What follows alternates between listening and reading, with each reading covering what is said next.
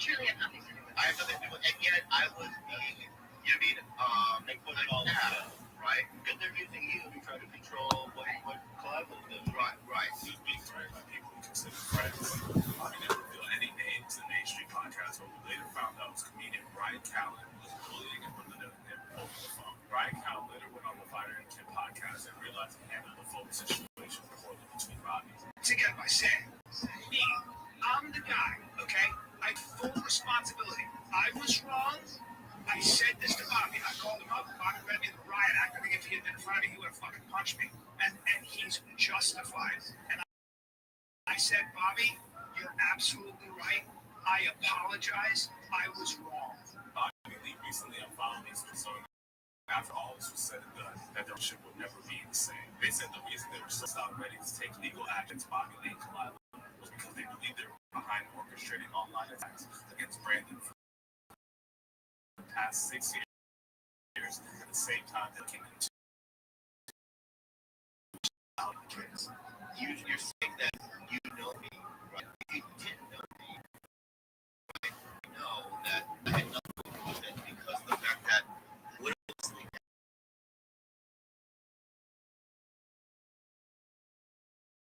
You don't own a computer. He answers the phone with his eye.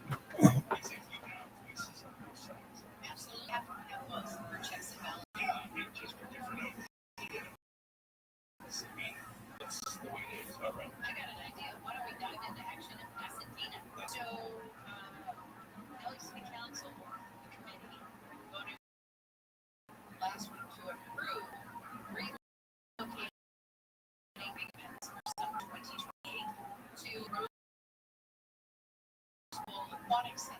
It was going to show a park, but they said, you know what, it makes better sense to do it here. And approved by the ad hoc committee. Now the whole city needs to look at it and vote on it.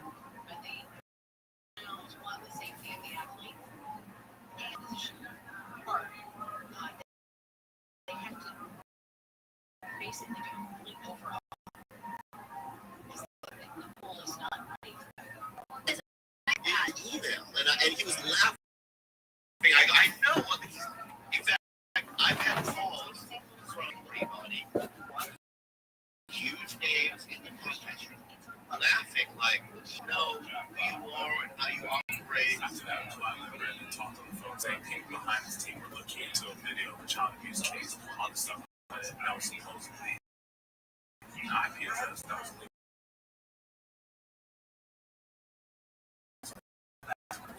That's on the podcast. Claiming that it was an ongoing investigation. Kalila also had her suspicions that Brett Shop could only be trying to frame them for all the harassment that him and his family, how foolish he looked for making a huge reaction about a minor anecdote that they made about him on Trash Tuesday. Bobby Lee shared him and Kalila had an open relationship. Bobby Lee didn't feel the need to share with him.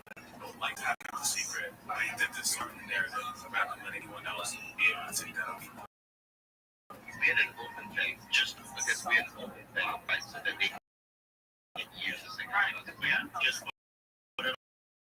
Right, but we didn't open it. You guys had an open relationship. Yeah, right? I was with Lila saw somebody. Something got like I know the in fact, Bobby hand selected him. Literally. Yeah, okay. Right. So you arranged something, or I didn't arrange it. Right? You he asked, is this going to be okay? And I said, go ahead and do it. Okay.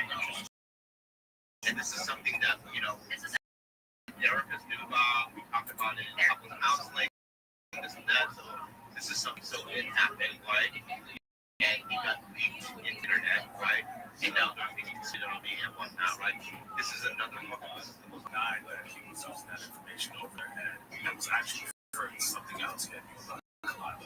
Kalila also heard from an outside source that when Brandon Schaub went to JRE podcast and wrote his new special, he was calling her all kinds of names behind her back and assassinating her character. I was hearing from our friends and to speak to Ruth about the situation. That you were telling Roach with Schultz. Anyone would hear slandering about me. That I was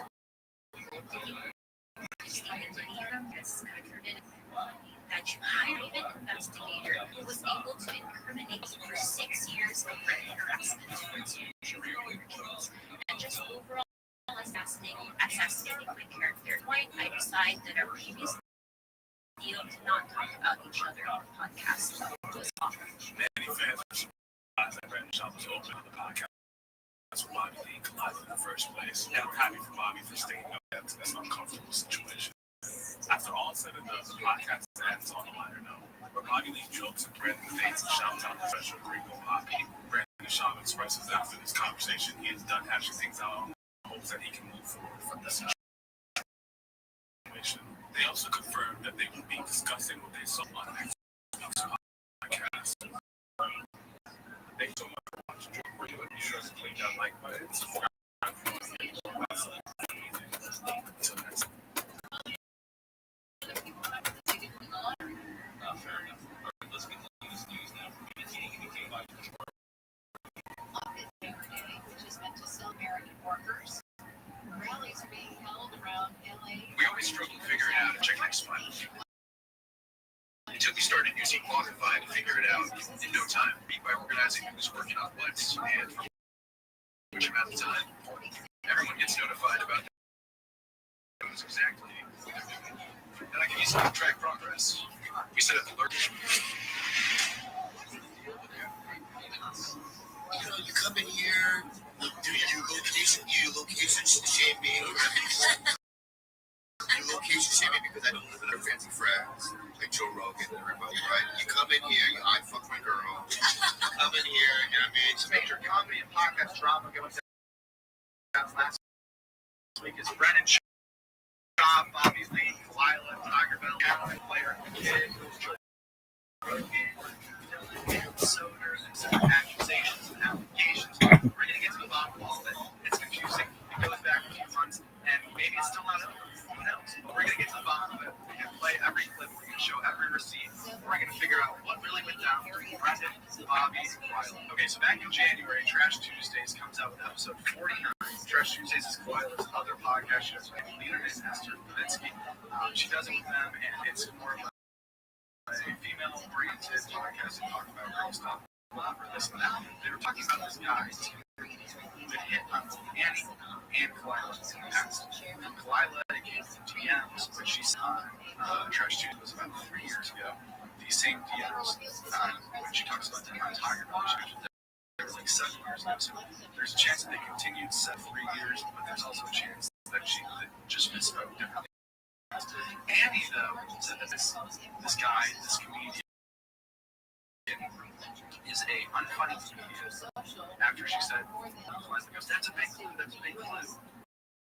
This guy asked to walk into his truck, implying that there was going to be some sexual activity going on after they loaded the truck. He just trashes this unnamed comedian as well. Guys do that, it makes me sad. I had a guy who's like, why don't you walk me to my truck, this married guy? Like, if we know him, I'm not going to say who it is. I know him. Why don't you give me a walk? Why don't you give me, like, you should walk me to my truck? I'm like, so what, I can blow you? Like, what? But it's just like, why would I? I love that we have the same people that, yes, the same ones who want to be, oh, he came for me so hard, and we know his chick. And like the thing that I think is like Esther's better. The guy Esther, he's coming for you. That is, it's just crazy. Esther, it's funny. He was talking to his family. He was like, what are you doing tonight? This year? 3 years ago. He was a honeymoon. Left in my honeymoon. I even with my in-laws right now. Do you want to go?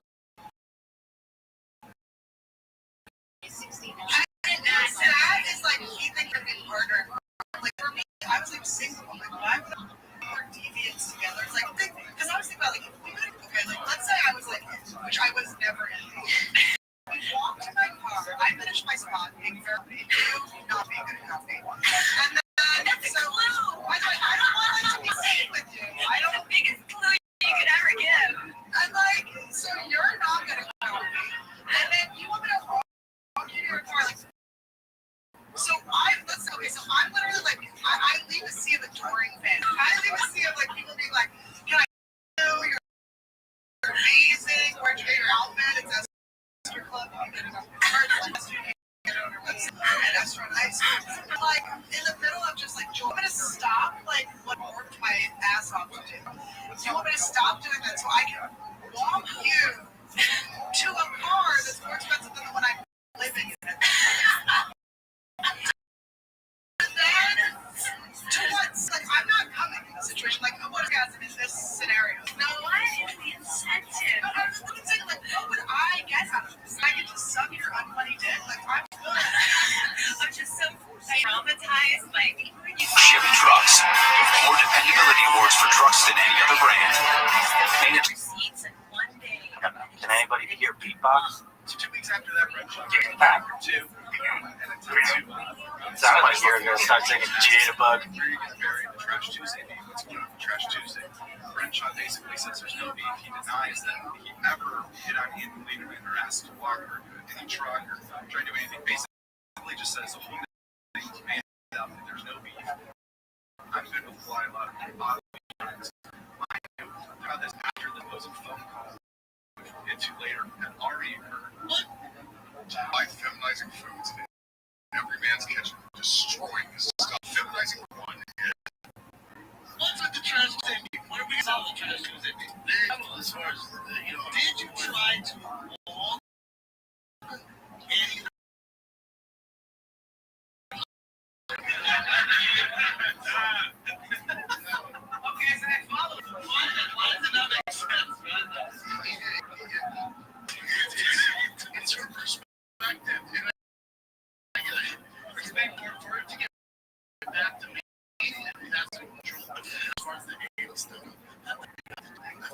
Okay, you guys didn't say my name, right? I get her. We didn't. The line was, "What am I gonna do if you're unfunny dick?" And then I came back to the three. She said that. I asked her about my car. Right? So I think that I cannot speak for her. I can only tell you. I can only tell you what was said on that particular. If that's how she feels, Can anybody hear beatbox? What was said was that there was a guy who was on money. I came back with, "Oh, that's a big clue," and that's something about a tree. And then, but I didn't say your name. It's. Hang on 1 second.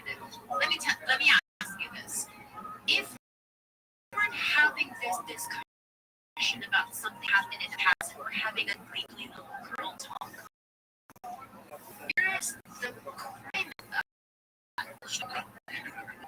Okay.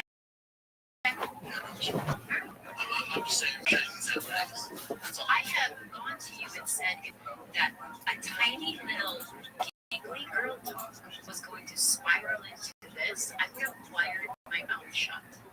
But in my heart of hearts, while you may think it's not nice, and now I admit this thing to say, it was just an anecdote. I didn't think much of it. I'm not saying that because hitting on someone, not a cancelable offense. That was my justification for it. Fuck cares who hits on you 7 years ago. Fake kids then. They were shiny. You liked them. And sorry. Fucking right. as far as Kalila goes, we were at a good position. Yeah, so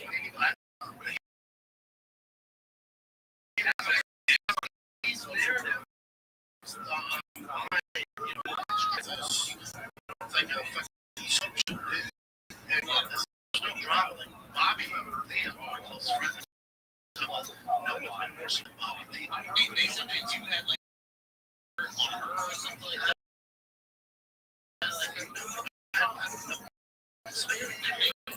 They're making this up. When it comes to like, I don't know, again, I don't get it that news. If he subscribes to it, I would be upset too. That's why.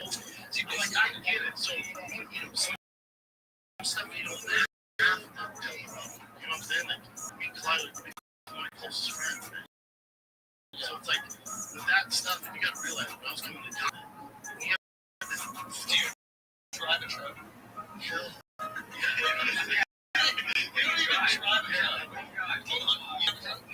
No, I have a problem that I got 6 months ago.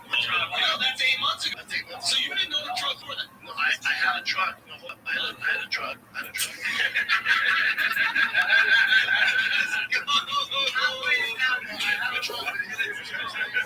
Did you park in the parking lot or you go walk in?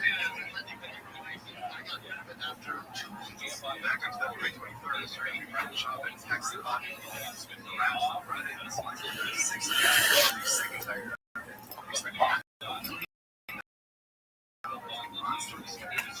We're going to get the job done.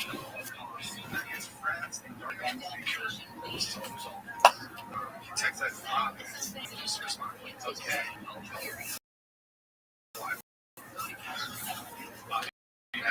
Perché c'è che c'è una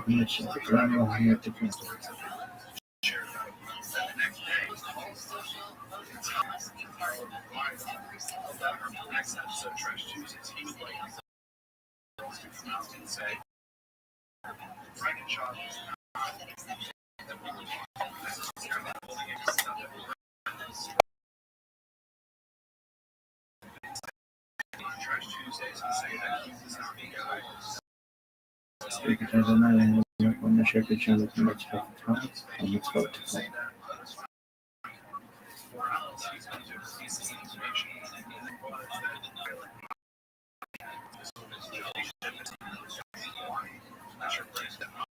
Shank it, not tell my bad.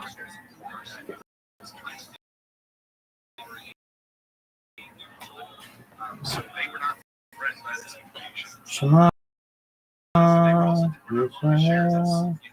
Arada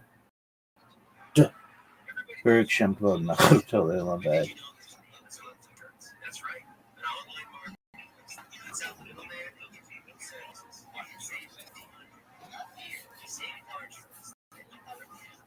Everybody's ditching their car insurance and buying new insurance. The reason why you're paying your car insurance is because 80% of emissions insurance is 80%.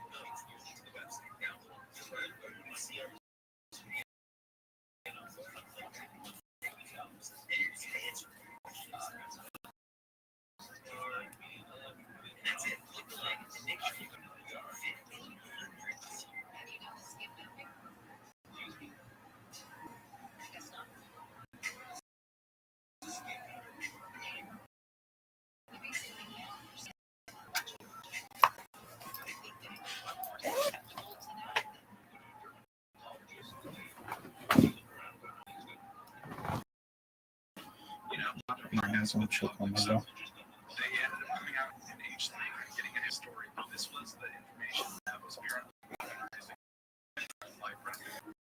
Also, side, I've always watched your show. What happened? Like, obviously,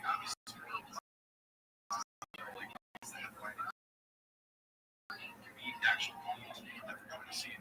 Sure, Violet had a lot to do with kids and stuff. She's her business. And was very, very proud of it. They broke up what happened to the show. And it turns out they were broken up for a few episodes and like fully broke up. And they just kept going on as co-hosts. So I guess that answers that question. Tiger Belly will be safe no matter what happens to Violet.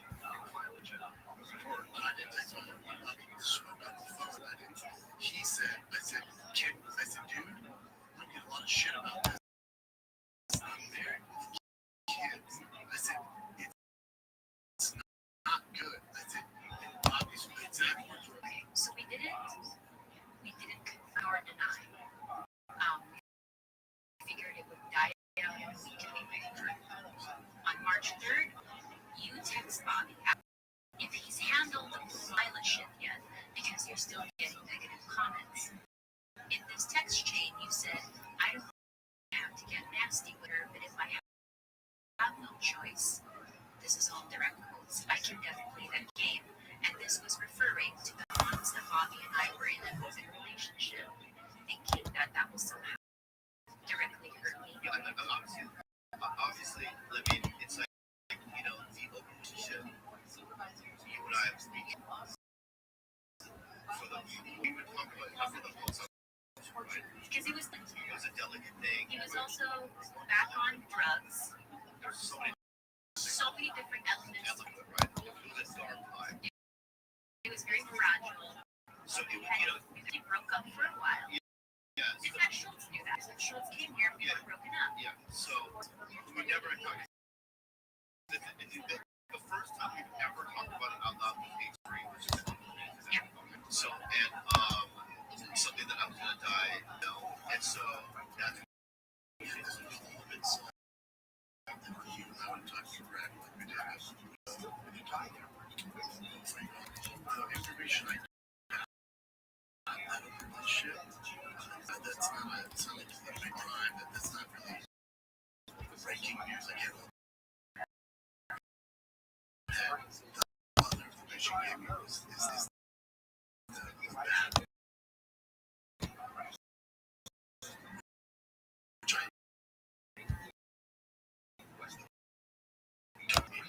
We can get into that. Wait, what is that? Yeah, we can get into that. The other. Wait, hold on. That it's the same with me being a gold digger and stealing money from Bobby. within those lines. So, oh yes, I mean, let's be real. It's a whole entire story for your accountants. So now on April 13th, there's a Trash Tuesdays live stream where Lila, Annie, and all the girls are on there and talking about how they might be being sued by bigger TV, bigger podcasts. There's this podcast around and he calls around podcasts with 3 girls that are being sued by a bigger company. He's hiring $500,000 monster.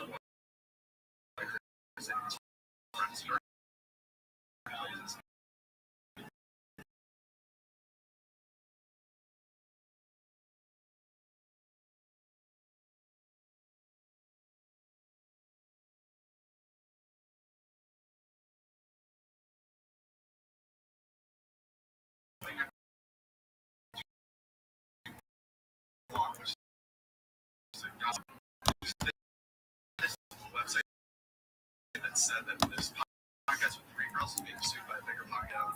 While I was talking about having a first seance with Brendan, she jokingly throws out there one day she would love to send it to Duquan. Coincidence? Probably, but I've never heard of Duquan in my life. And it's funny that the place, the gossip website she was joking about sending stuff is what leaks something to cause her to think she's being served in suit. Do you not know? Doesn't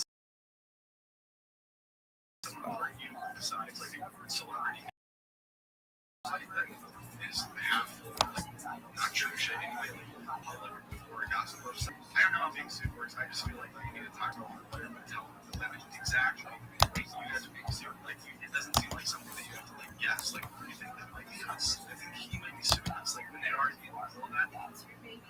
That might be completely off base. I don't know anything about that, but that's just what I always assumed as a young boy. I don't know. So, Dumois is a celebrity, like gossip account, and a couple, maybe about a month ago, they put out Pamela Wilson here from Big Brand System. Do you have the opportunity to get advice about speaking from Grand Boston? Our show, if this post someone said like this popular podcast, hey girls, thanks for going this popular, and it says that we had a lot of controversy, scenes, and tension. We were part of a big scandal, and that the tension you were feeling was real. But that scandal that they were referring to had nothing to do with the 3 of us, and it was because it's potentially we were threatened a lawsuit. And I'm like scared to say that out loud. Yeah, but someone like behind the scenes threatening to sue us. Even the thing that started it all was really just an anonymous anecdote. That person threatened us. I'll say this. You think you have one over me? I fucking dare you, motherfucker. I dare you. Let it out of your chest. And that is actually not a real threat. You think you're threat, but remember, if you go from It just also, I just want to say this, like, my currency is not money. And where I see value power is a joke. So I'm rich and you're broke, bitch. So come after me. You got nothing on me, you unfunny piece of shit. there was a rumor that said there's a podcast that is going to because a much bigger podcaster is trying to sue me. Maybe assuming it was us. Also, based on text that he had shown me about I'm spending $500,000 on monster lawyers. I assume, of course, it had to be us. And it's still Dumois is a site that picks up like insider information about either like celebrities and whatnot. I think they picked up on the drama of just the whole Trash Tuesday podcast.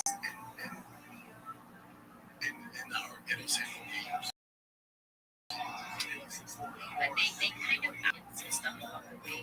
They give you enough information to sort of get anything. So during that live show, the girls and I talked about someone possibly threatening to sue us. We were really under the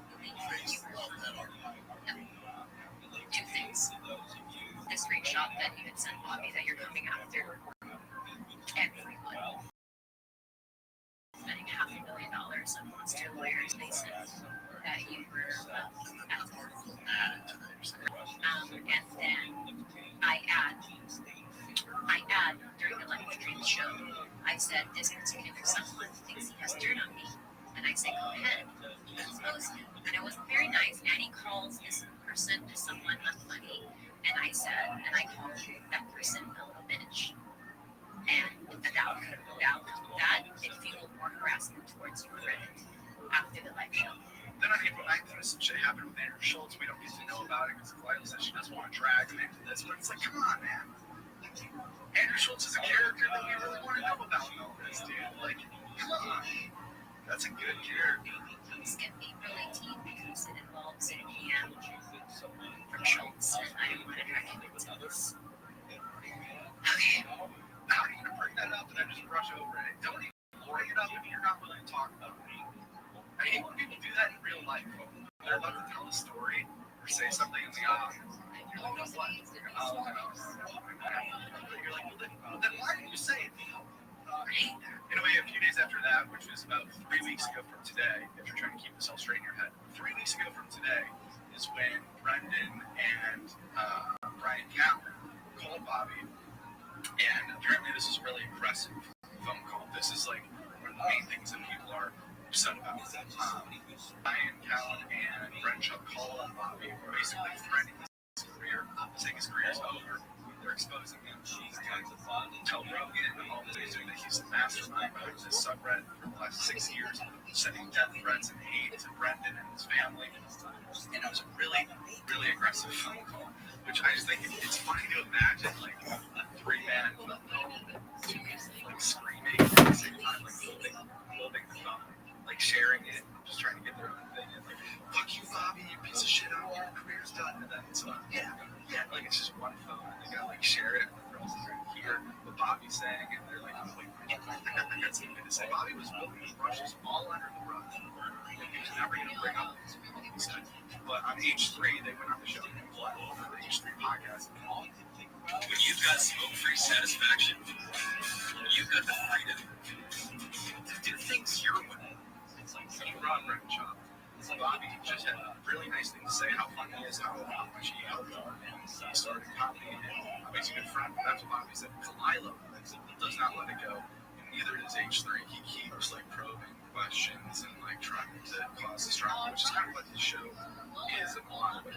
I've heard. I shouldn't assume that, but Kalila does not take the chance to end the conversation. When Bobby says he's a good friend, he's funny, this and that, she's just like, can we please move on? You just see the wheels turning. She's like, add one more thing. And then she keeps saying one more thing I'd like to add until it turns into this whole thing.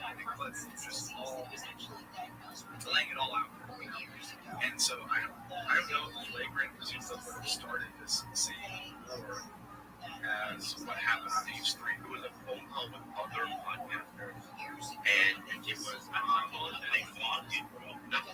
They threatened my career. They called me a coward, a pussy. You always said a pussy. I'm sorry, I know that. And they said they would expose me. They said that these things.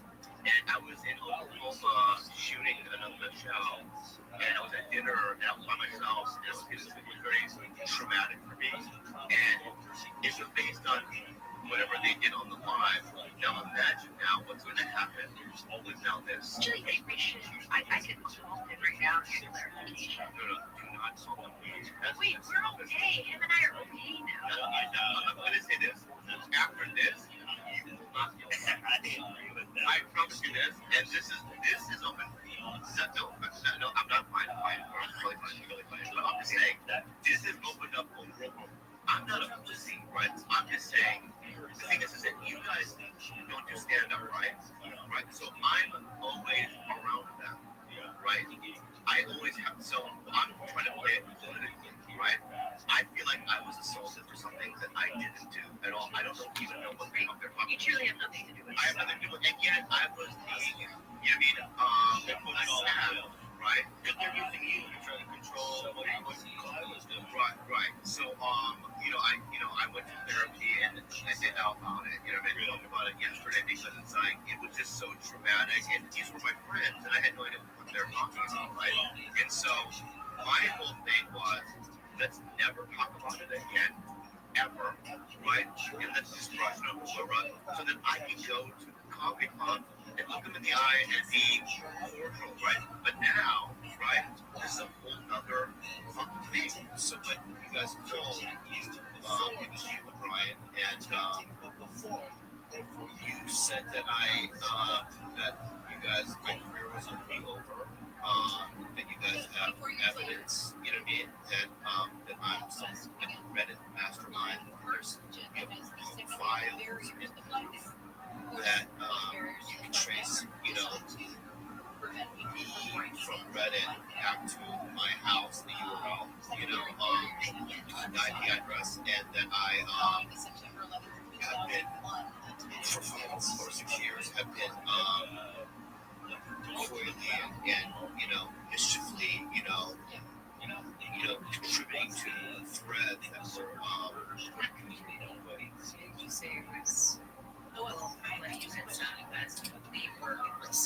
responsible, right? And that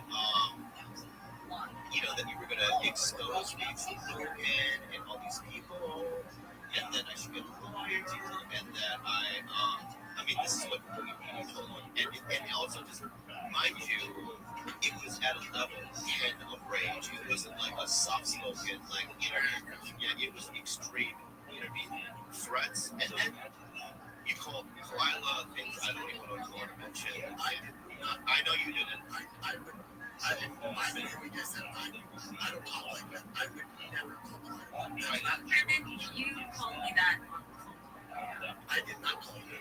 I did not. No, you don't know what they said. So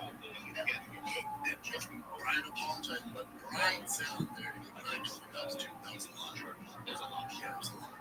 But what I found to be heartbreaking was going into a character assassination, where you were saying that you.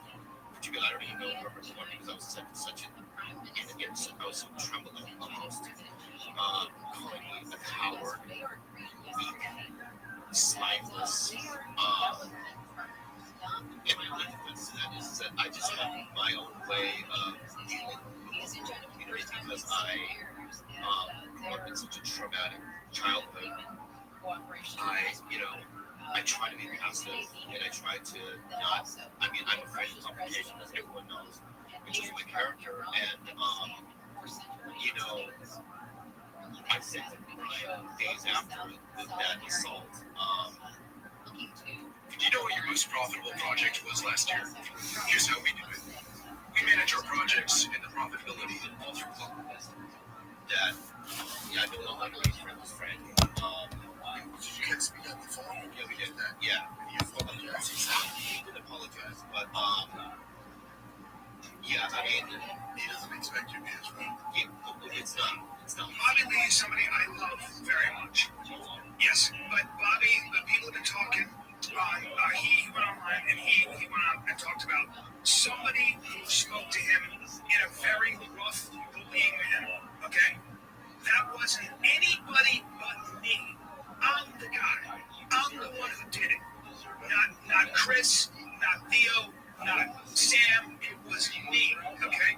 And the reason now here's the second thing I want to say. Bobby is 100% right in his anger at me.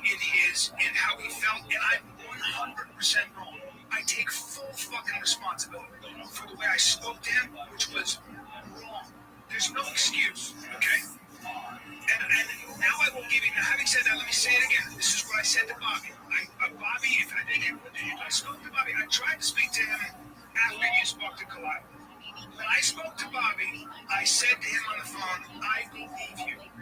And then I thought, I don't know Kalila. I thought that she was. And let me just say this. And I'm going to explain this. But I want to first own up to everything that I did. Because what I did at the end of the day, when I spoke to Bobby, was somebody I love.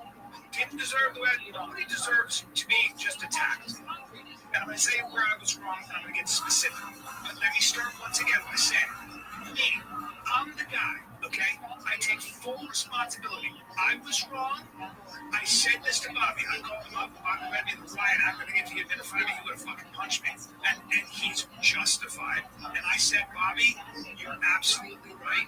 I apologize. I was wrong. I would also say one of the bigger issues on this is that after all this shit went down, Brent shot flew to Austin to tell Joe Rogan about all this and to expose Kalila who's being inside her belly, to tell Joe that Kalila was a gold digger and stealing money from Bobby Bobby, and also to tell him that Bobby and Tiger Lily are responsible for all this Reddit hate and accusations and threats on him and his career. And obviously, Joe's a very powerful person in podcasting, so this is a big accusation to weigh against Brendan, and it would be a really fucked up thing for Brendan to do, especially without knowing 100% if that's true or not. To go tell Joe that that's going to change his opinion on these two forever, you know.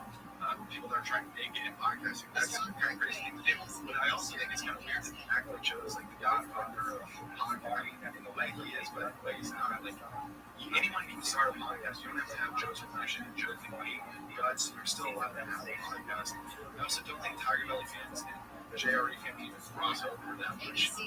Maybe Bad Friends fans do more because it's a relationship, but like, I even think Bobby's ever been on Rogan. I don't even know what the relationship is like. If Rogan hated Bobby, he could still go on his show. But it's still a really shitty thing for him to do, if it's true. However, Brent denies that. I don't really know what to think. I can't think that someone would fly to another state just to tell someone something in 2022 with phones, you know?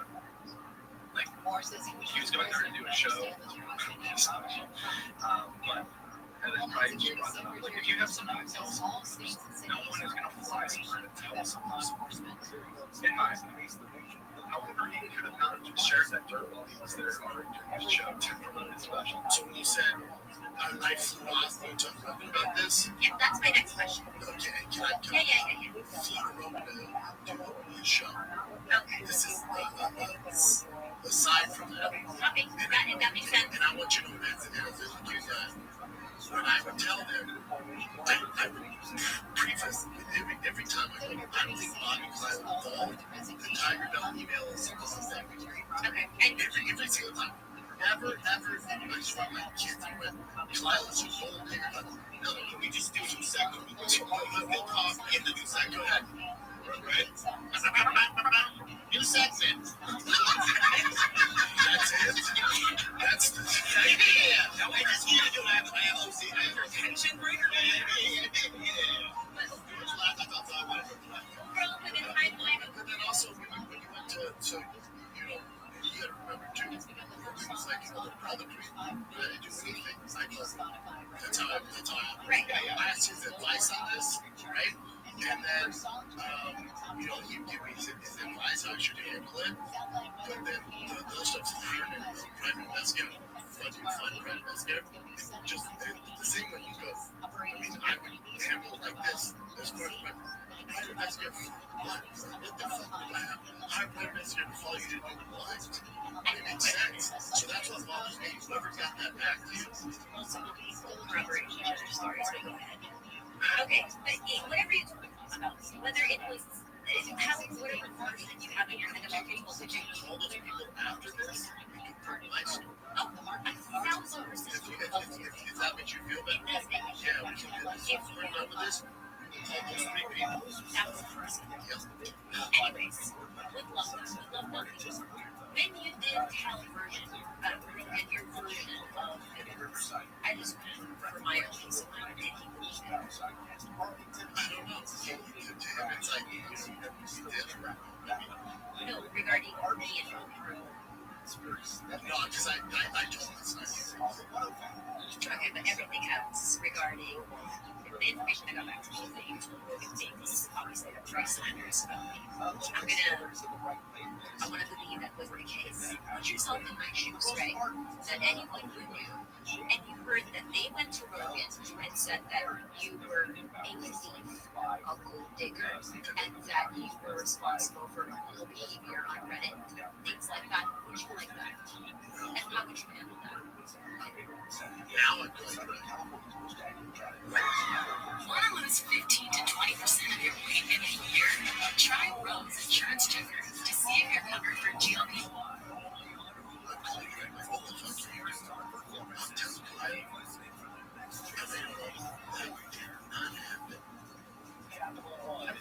don't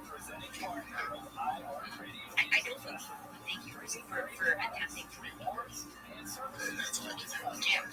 Now, you might be thinking this all sounds insane.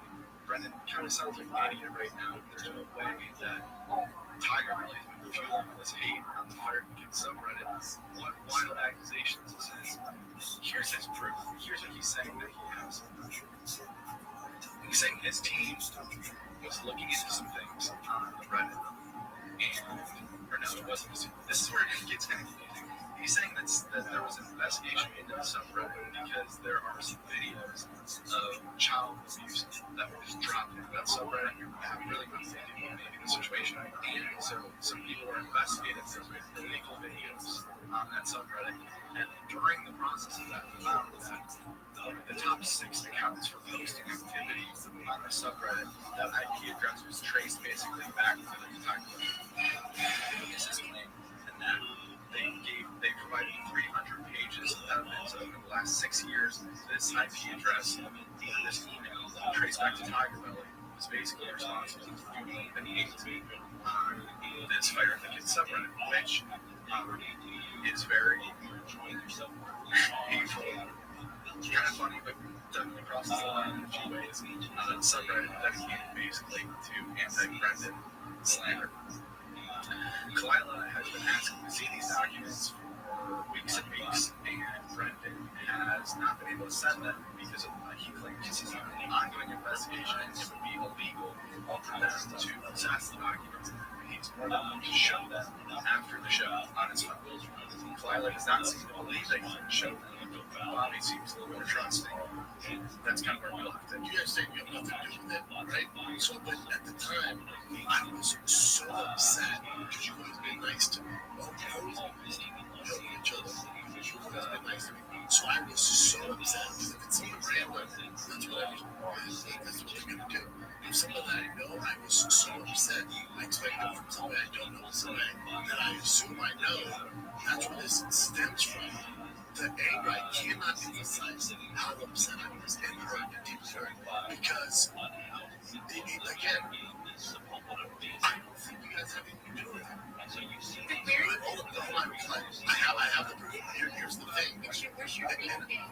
I don't need a briefcase. I wish I could laugh at that. I don't have a briefcase. I have it all on my phone. And the reason I can't send it to you is I'm on an investigation. I can't. On the investigation for this child abuse thing? Sure, there's 6 counts on that. You're talking about pedophiles, you're talking about horrible shit. It's bigger than me. That's going to be dealt with. I think for you, do whatever you want with this. But everyone, I'm good.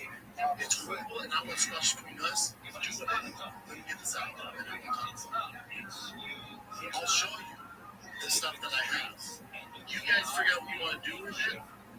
This is what's interesting. Again, I don't think it's you guys. Show me now. I'll show you. I'll show you. You want to know this? I'll show you. I would love you to think that you actually showed us something you never did. Well, I can show it to you. Here's the thing. This is what's interesting. Explain this. When I notified you guys of the harassment and going back to Tiger Belly, that account stopped posting, took the Tiger Belly email off, and changed it. It's never posted again. Do you know how Reddit works? No. So you seem to have very clear convictions about this alleged occurrence from my company, all the while not really knowing how Reddit posting works. So that's a little bit. This team, I promise you, this team. We've been asking you to speak to this team. Here's what I have to say about this. From my end,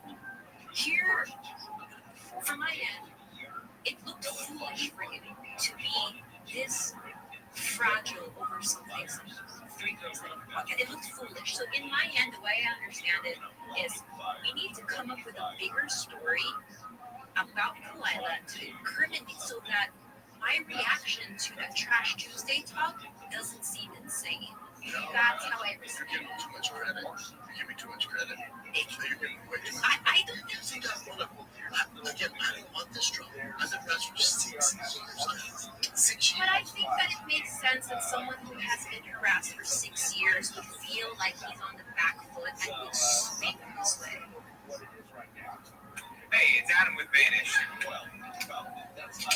Alright, so what you just seen right there is me using our laser strike system, which takes a little laser bullet like this inside of your gun and lets you It makes sense to me. I would assume if this team has nothing to do with content, those guys didn't show me this stuff. If that is an active investigation right now, that is the reason why you cannot show us that information. I can show you. I can't send you the documents. Okay. Physically have in possession.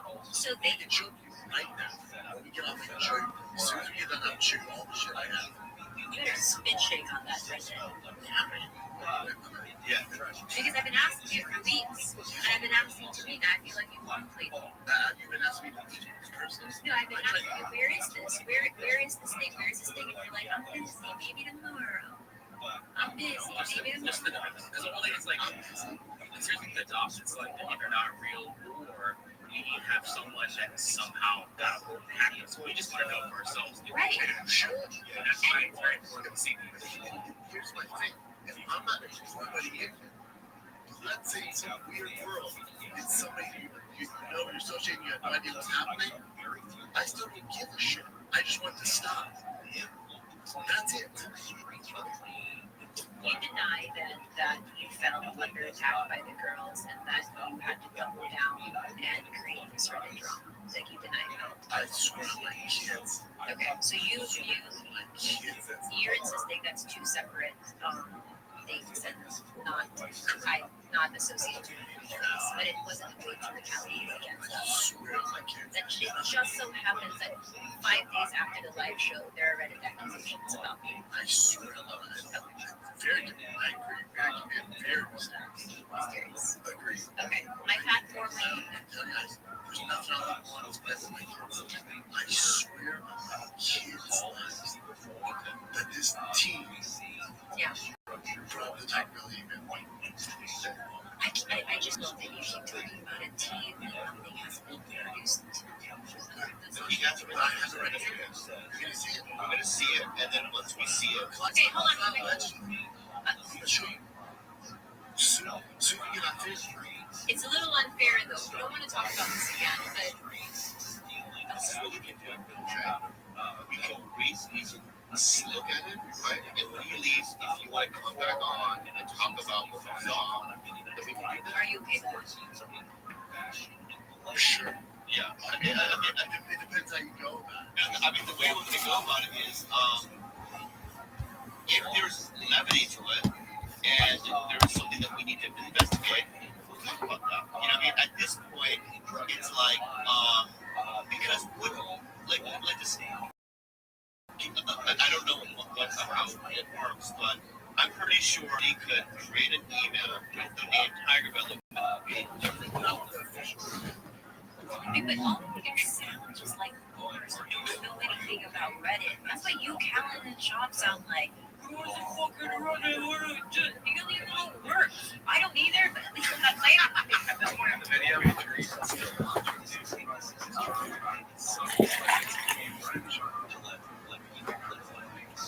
really, it's just like Bobby's not even involved in this. So one of the better things about this, one of the actual funnier things come out is Tim Dillon and Louis J. Gold commentating on the LA podcast scene in this drama, Radio Poppy, and really just blended by being comedians, dude. These guys get it. This is. I'm happy this all happened because these reactions. This is what we need to get back with you, dude. Not like this petty little drama, like subtweeting people on podcasts and shit. This stuff, this is real comedy.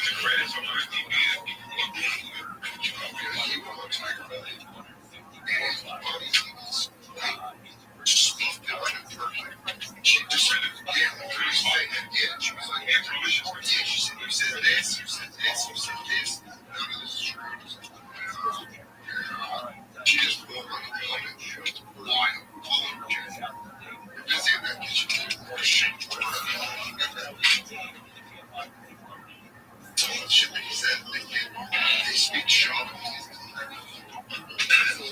Chemical Board Association, LA comic scene. Sure. I'm ready. He's gonna just fire it off. He'll be honest when he comes. Drugs. Bobby Lee. Korean. I mean, it's the first thing that comes to mind. Frank Callan. Ruffian. Gringo Poppy. kind of brilliantly funny in a way that no comedy special has ever been, because it's mysterious in a way, because you're looking at it and you're going like, there's a lot of choices made and you don't know why those choices were made. Yeah, comedy. Our most commonly asked question is, where can I get Jockey in store? In the past, we've only sold our products online, but today that all changes because we just launched our Fritzy coffee in every single store. Fine. I can't name another word. I mean, that's, well, here's what's amazing with the Ring of Honor. This is what's truly amazing about it, okay? You're watching it, and you're in kind of, you're in a little bit of disbelief, because it is, I wonder, and I know he's trying to get good at stand-up, and I respect the hell out of it. The question is, did it have to be a special? No. That's the real question. No, it didn't. Yeah, and I'm not one of these guys like, hey, Hassan Bradley, like, he's a nice guy, and I know he's trying to, the question is, with that particular thing, did that have to be? I said this on this podcast. He should have friends go, because here's the thing, he has a charming dude, right? Yes. And I think, I don't know, but I think there's probably something that makes me funny, but makes his friends laugh, right? Yeah, I think that he's really great at podcasting on that specific show for that audience, which they want MMA. There's an audience of people in America that want what he does, and he does it for them. I am not that audience, but that's fair. That's fair. And here's the thing, we all go out. Because I don't care about, everyone stinks at comedy for the first 5-10 years. 20. Stand-up's kind of gay and dumb. Let's be honest. When I watch Brendan do that, it's like I go, here's a big, tough guy who I should just see in a Ferrari, and he should be able to rip people's faces off with his catcher mid-hands. And I see him running around the stage going, ooh. I go, you're gay now. You've become gay. Why are you gay? He was a fucking knight. He's a knight. He's a knight. Now he's a jester. Now he's gay. He's a gay man. He's a fully gay man. When you watch the special, he's like, woo. And you go, what? Why? What is this disease? Maybe they should come out next week. What is this disease? You're 6'6", you're an Adonis. You can beat up 99%. You can kill men and fuck women, and you don't have to fuck these skanks at the comedy store. Fuck hot women. Danny Letterman. Fuck hot women. And instead, he's fully gay on stage in Dallas in front of 45 people, being like, the liar is that my dude? It's just, it's puzzling. The whole drama that's going on here, like, it's one of the gayest things I've ever seen. This is like high school level drama. It's so silly. Calling each other, and talking shit, and threatening each other, and it's like, guys. In New York, the drama is, well, you can't afford your rent. So it's actually real drama. Like the New York podcast, you see somebody being like, It's a weird thing. yeah. It's a weird thing. This is people in mansion talking shit about it. In New York, the drama is like, my parents just kicked me off the family plan, and I'm 38. I'm 38, I don't have a phone.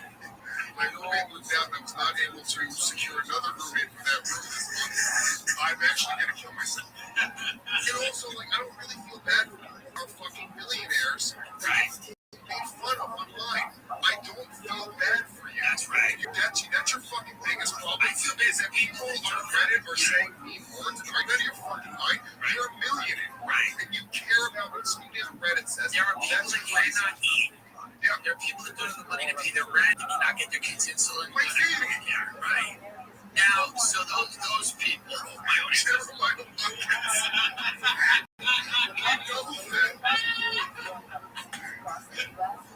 Jeremiah Wiggins is doing the star maps, trying to show people.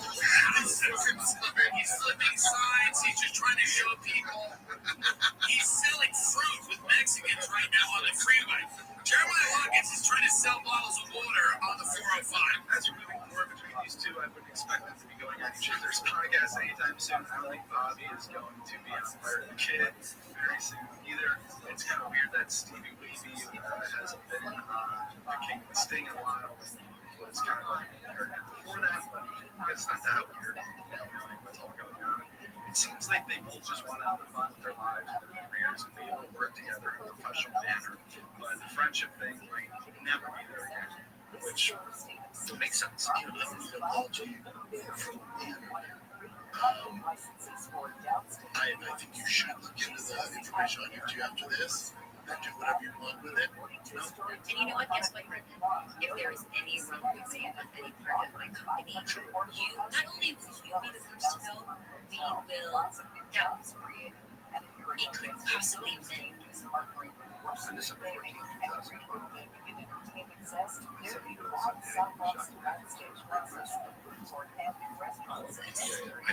I want you. If someone in our company you can fuck physically, you can physically fuck her. I kind of hope I hope that you Yes. I also want to be able to go to the left after it and see you and then not and do if I'm after you out of love, still be able to do the show and bring you up on stage and work together in that way, right? Right. In terms of Brian, I don't know. That's it. I'm Tommy Days, I can't tell you anything you see my work. He is so sorry. It doesn't matter. I'm just trying to know that he admitted that he's saying, I agree. He was not a 10. I mean, it was just thinking about it makes me trouble. Guys, it was a phone call. There's some stuff about it. There's some misunderstanding for the world listening. I apologized immediately after, and Bobby and I spoke, and he read me the riot act. He's mad at me. I apologized way before any of this. This stuff didn't happen, and then I apologized. I apologized. The day after I called again, I sent a text. You called me out. I'll just make very clear. It's not like man, I'm getting a lot of shit from this. I apologize way 2 days after I talked to Bobby. I apologized. Yeah, I don't think it's accepted, but that's all I can do. Yes, I did. I did everything I could. I felt terrible, but I did not threaten. Listen, the other thing is, people are saying I'm a bully, so I get it. It's all good. I didn't threaten. I didn't say I was going to get goons. I didn't threaten his life. I didn't threaten his family. I did not do that. I was yelling. I was mad because I was defending my friend. I was working on information that I believed to be true at the time, but my mistake was not giving him the benefit of the doubt or talking to him. And again, I apologize for that, but like I'm a fan too. Hey, I'm with you. I'm with you. I was texting with Bobby this morning. I'm like, dude, this is getting crazy. Like now at this point, my family's getting threats of violence. Now it's gotten to the point where my family, my fiance with the baby, she's getting threats of violence and she's afraid. Like it's fine. It's one thing if it's hate. But also, guys, I've been friends with Bobby forever. Yes, he's mad at me. I feel fucking terrible. We had a conversation, and I owned up everything, and he accepted my apology. He's still pissed at me, but he accepted my apology. It was a phone call. Yeah, you made a mistake. You apologize. You owned up to it. That's all you can do. That's all you can do. Neither one of us handle the situation, right? We didn't handle the situation. But there has been really, really bad harassment and threats of violence against you for a very long time. And when your team shows, when I see when your team shows me what I consider to be at least activity and long-term activity coming from that area, that's what set me off. And I was like, what the fuck is going on? I made them aware of that. Yeah. They're trying to get to the bottom of it. I would say that they're not. It has stopped. But they are. But it has stopped. It didn't seem like they were that great friends with Brian, so it's not that big of a loss. But it's just kind of sad to see people fighting like this. And it's stupid, dude. Just be funny, man. Bobby didn't do the right shit. I'm confident in saying that. Just relax. Just have a good time. LinkedIn said this stuff's so gay. So that's it. That's the drama. Thank you for watching this whole thing. It was kind of a beast of a video. It's a lot of parts. It's hard to explain. And the funniest part is what I found after cutting all these clips, hours of making this video, the result of it all is that this is so stupid. Subscribe to Joe World Stand-Up Comedy Loop, the first media brand dedicated solely to stand-up and comedians podcasts and their reactions, getting everything that you want to know from the world of comedy in one channel. Subscribe to Joe World. Follow us on Instagram. We're sending everyone free stickers. If you DM us, you'll get your free Joe World stickers in the mail right away. Thanks for watching. We'll see you Wednesday with another episode of the Joe World Podcast. Yes, Josh Potter. Anyway, that's my 2 cents. I love you, man. I have to say this.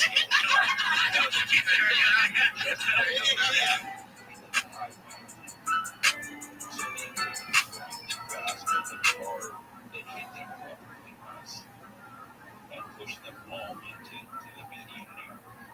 Because if they had gotten industry, they'd be further far enough away from the nature of where they're from.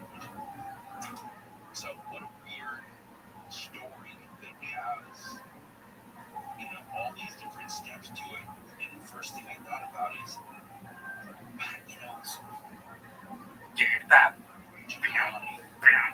It sounded like you were going to start singing Jitterbug.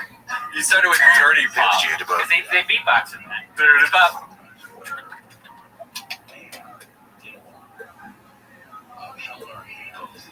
Wow, those sounds don't come through. Oh, I lost it. Should we start the show? Yeah, let's start the show. Welcome to the After Hours Pod. Hey, welcome to the After Hours Pod. Hey, welcome to the After Hours Pod. Yeah, welcome to the After Hours Podcast.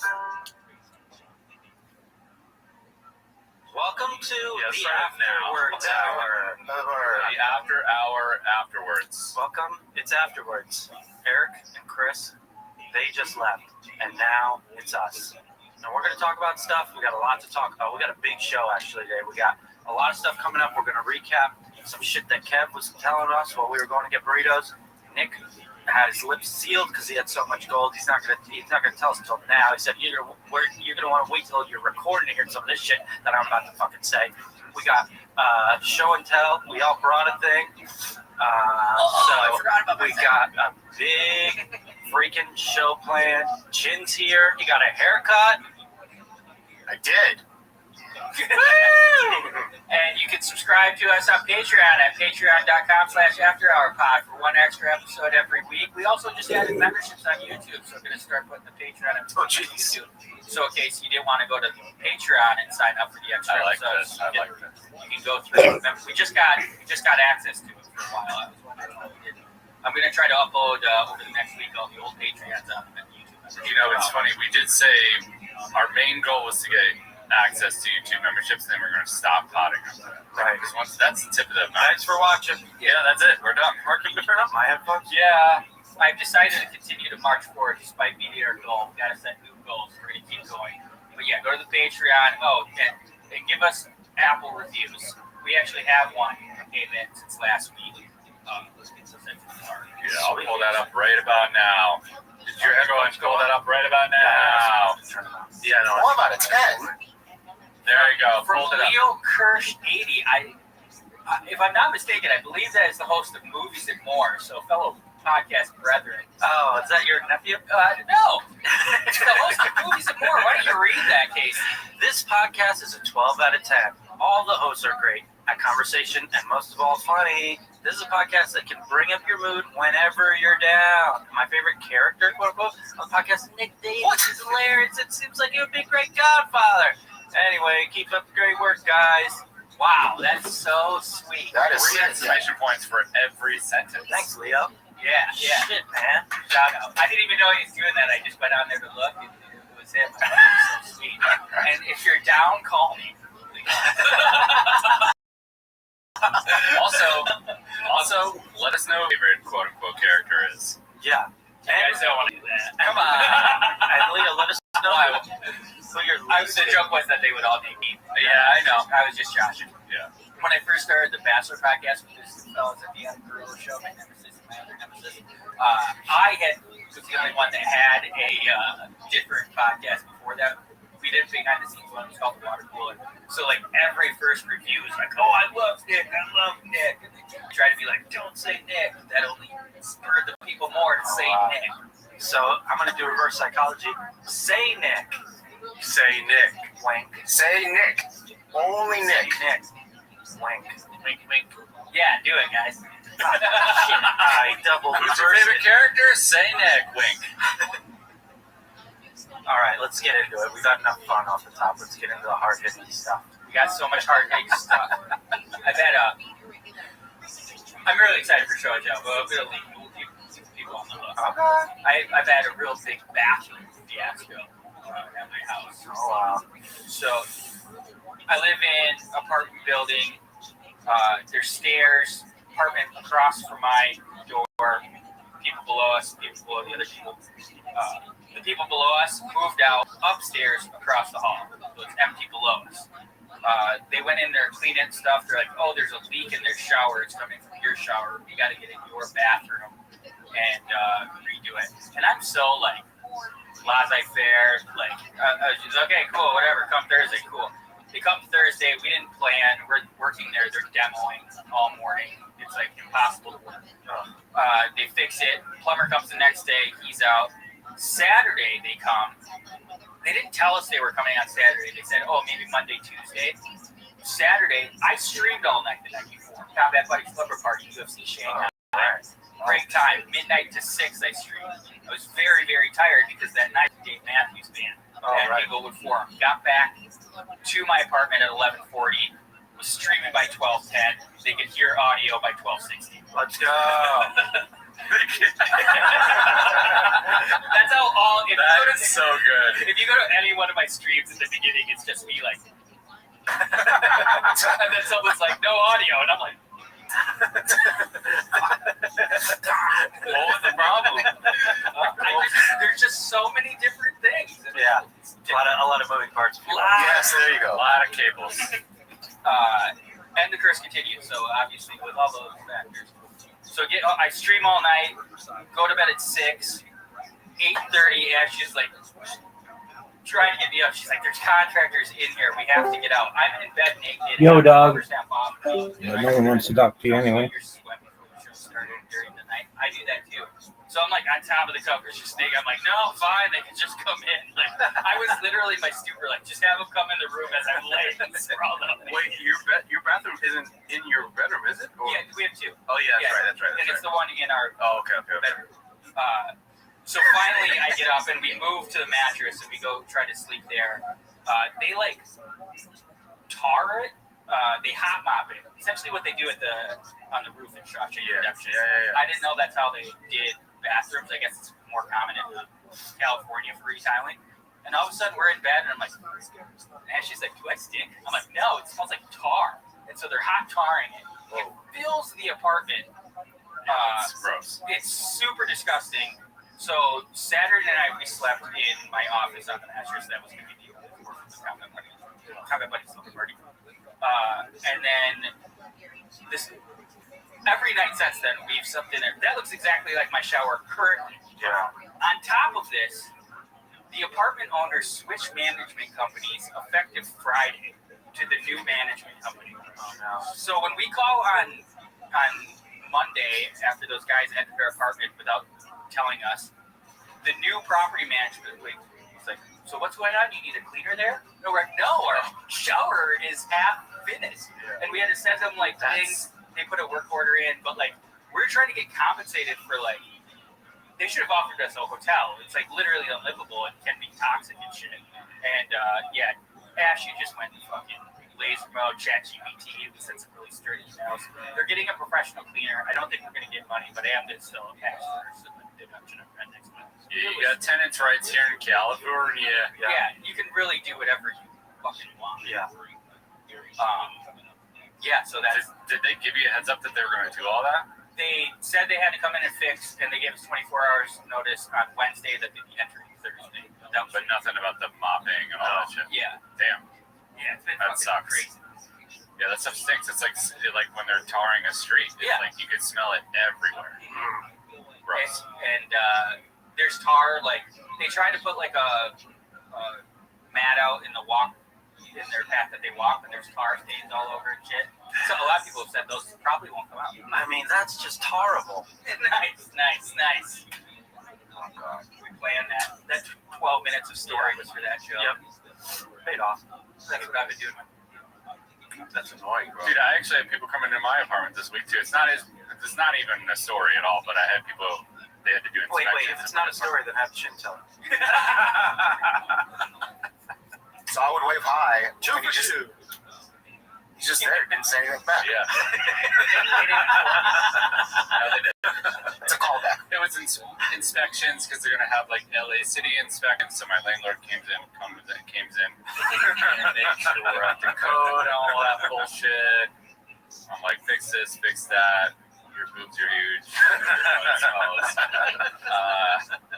Yeah.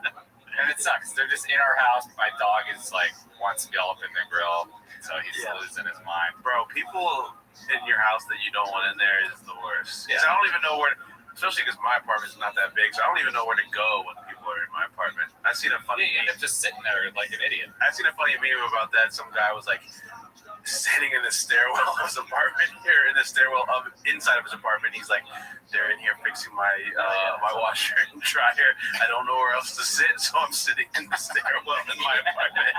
He's just chilling there. It's like, where do you go? Do I go to a coffee shop or do I sit around here because they might need something? Like, what do you do? I mean, my house is so big and expansive. I could be in any. There could be people working at any moment, and I wouldn't know. No. But when people do come to do stuff, recently I always go to offer them a drink, and lately I've only had beer to offer them. And they're like, no, like, you have water?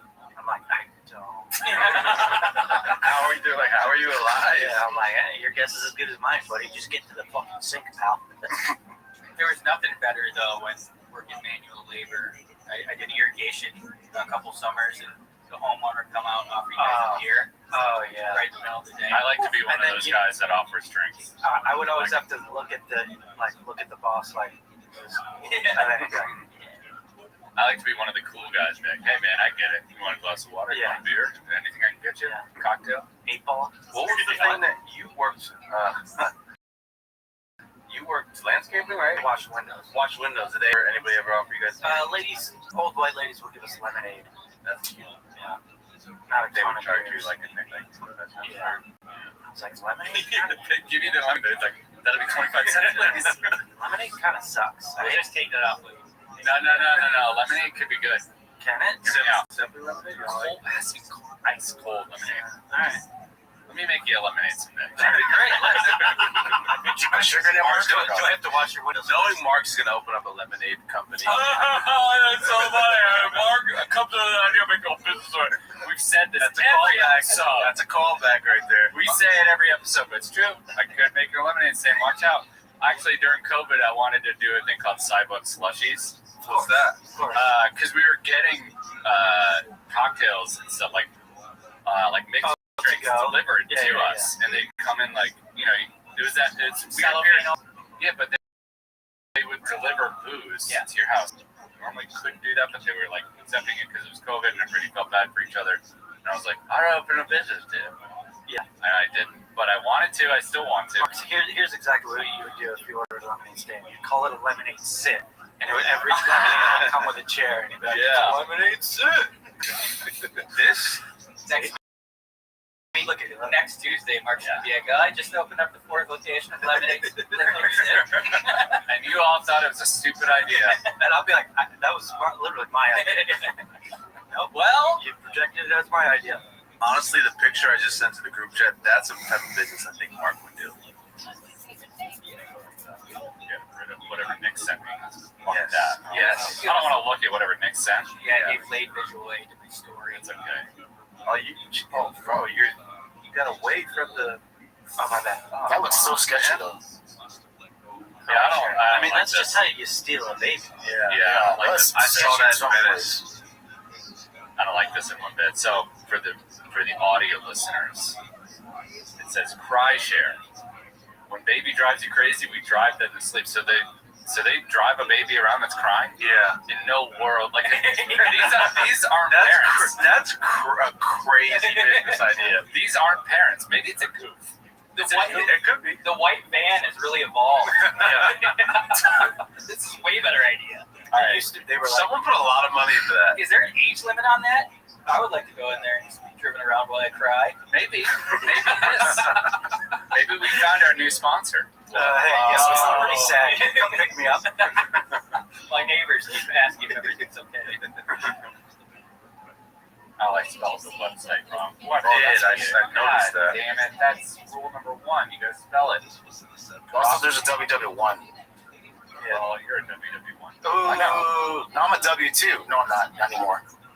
$10.99, baby. This isn't. Oh, and they got your Slate car. Dude, that was an ad for Slate. That was all right. That was smart. Prize share isn't real, but Slate is. Wow, Kev. Whoa. You got God. Dang. We all got God. Well, let's go back. Nick was trying to get picked up. Cry. We're like, this is stupid business. No shit, it's stupid. It's a fucking joke. All right. Who did I get? So that's a Slate vehicle. That's what I said. Yeah. Oh, you said that. I said they got your Slate car. Oh man. How did I miss that? How did I miss that? Bro, that's crazy. The bottom of that. Yeah, me too. Because my whole time. That's the only thing I've gotten to the bottom of. Dude, so they're banking on people Googling that name. The URL is pretty small on that car. Like, it's really big. Right away. First one. Yeah, you're right. They should have QR codes all over that. All right, now it looks good. Looks good. Was cast. Yeah. Have you seen it in person? No. Yeah, that was. Did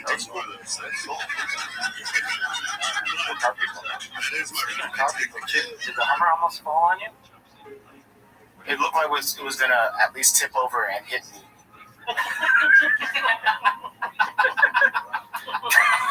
What? Damn it. The way you describe stuff, that's what. No, I was laughing at him almost dying. Yeah, that was the funny part. No. Jim, you're an adorable boy. Thank you. But yeah, it was like going tick, tick, tick, tick, tick, and then suddenly they're trying to put it down. And Casey's been in the studio. We're on the second floor, so the timer's all the way on the second floor, and then suddenly it goes stoosh. And I'm like, is there a video of this? Oh no, I was stoosh because it was that way. Is there a video of this? No. It was Brian. I saw. Maybe it's still on a story, or I could have him send it to us, but I don't know. I did see that video. I might not be able to have him figure that out. Oh, yeah, but I saw it on. Possible. It was Brian. It was on Brian's story. He was like touring the studio and be like, "This is a fucking garage. We do our podcast up there. And, what's going on with the Hummer? This thing almost falling." You can hear Brendan faintly say like, "Yeah, I can't get it down." and then Brian like brushes off his back. He's like, "Dude, you're all dirty, buddy. Like, what are we doing here? Like, why do we got a garage here? What are we doing here?" I know this is a fucking. Oh, sorry, a freaking garage. That's what it is. Yeah, it looks good though. You know, it looks good though. Like with all the lifts and everything, now it looks legit. It looks cooler, but it just takes up so much more space, you know. So it's, I don't know. Yeah, it's a garage. Wasn't that the point? Isn't the lifts the point? Just reducing the space. Yeah, but I'll never walk under those things. Oh, yeah. So I'm like, squeezing through like whatever crevice I can find where there's nothing above me. Oh man, I just picture Jim like navigating all the thing and then hitting his head on the post. Yeah. And I have that freaking cart full of a bunch of stuff, so it's even harder now. Yeah. I imagine just walking around like Captain Jones, you trapping. Oh, with the lasers. Yeah, but it's cars and yoga pants. Yeah. Dude, let's install an escalator for you. That's what I was gonna say. It's not handy. It's like this place has to be OSHA approved. OSHA 11s. Yeah, OSHA's 11s. Yeah. OSHA's 11s. All right, it's time, Mark. Let's get some lost or some show and tell. No, lost. All right, you said lost and found. Yeah. We're now doing a segment called Lost and Found. What was the last thing you lost and where did you find it? Great idea. You have to stick with this segment because you fucking said it. Lost and My found. babe in the bathroom. This could be just Nick because he loses everything. And then before that, it was my phone and I was in the bathroom. I'll go. I got one. I played golf with the homies, the country club homies on Friday, and it was Max's birthday. So we play golf. We're having 11 high noons. Okay, I had 11 high noons. Then we go to Max's house. Some food, some baseball's on TV. We're drinking s'mores and stuff. And then we go back to Ryan's. A couple garage beers at Ryan's, and then I'm like, I gotta go home. Uber home. Wake up the next day. I'm like, where's my purse? Where's my fanny pack? Where's my satchel? It's got my driver's license, wallet, debit card, birth certificate, and my car keys. And my car's at Ryan's. So now I'm home. No, that's like a proof that you're a person. Yeah, I mean, anybody could have stolen my tiny little life. And didn't have my car keys, didn't have my car, didn't have my wallet, didn't have nothing. I'm like, damn, I'm kind of fucked here. So I lost that. Then Max was like, I got your fanny pack, and I'll bring it to you. Brought it up and dropped it off. Little guy, happy birthday, man. Hell of a guy. Yeah. Nice. Kevin, when's the last time you lost something? Where did you find it? New segment. I don't really lose stuff. Because losing stuff is like one of my biggest pet peeves, and it drives me insane. So I always try to put stuff in the exact same spot so that I never lose it. For the guys who live with their ladies, do you ever put stuff in a place and then your lady moves it? I think I do the opposite. I'm the one that like puts stuff. You're the mover. Yeah. I'm the shaker. I'd be leaving like not entirely drunk water bottles. Did she get pissed? I don't know. You'll have to ask her. I think she does get a little bit. My thing is if I'm drinking, I got the cup. Did I tell you guys about the cups I got from Target?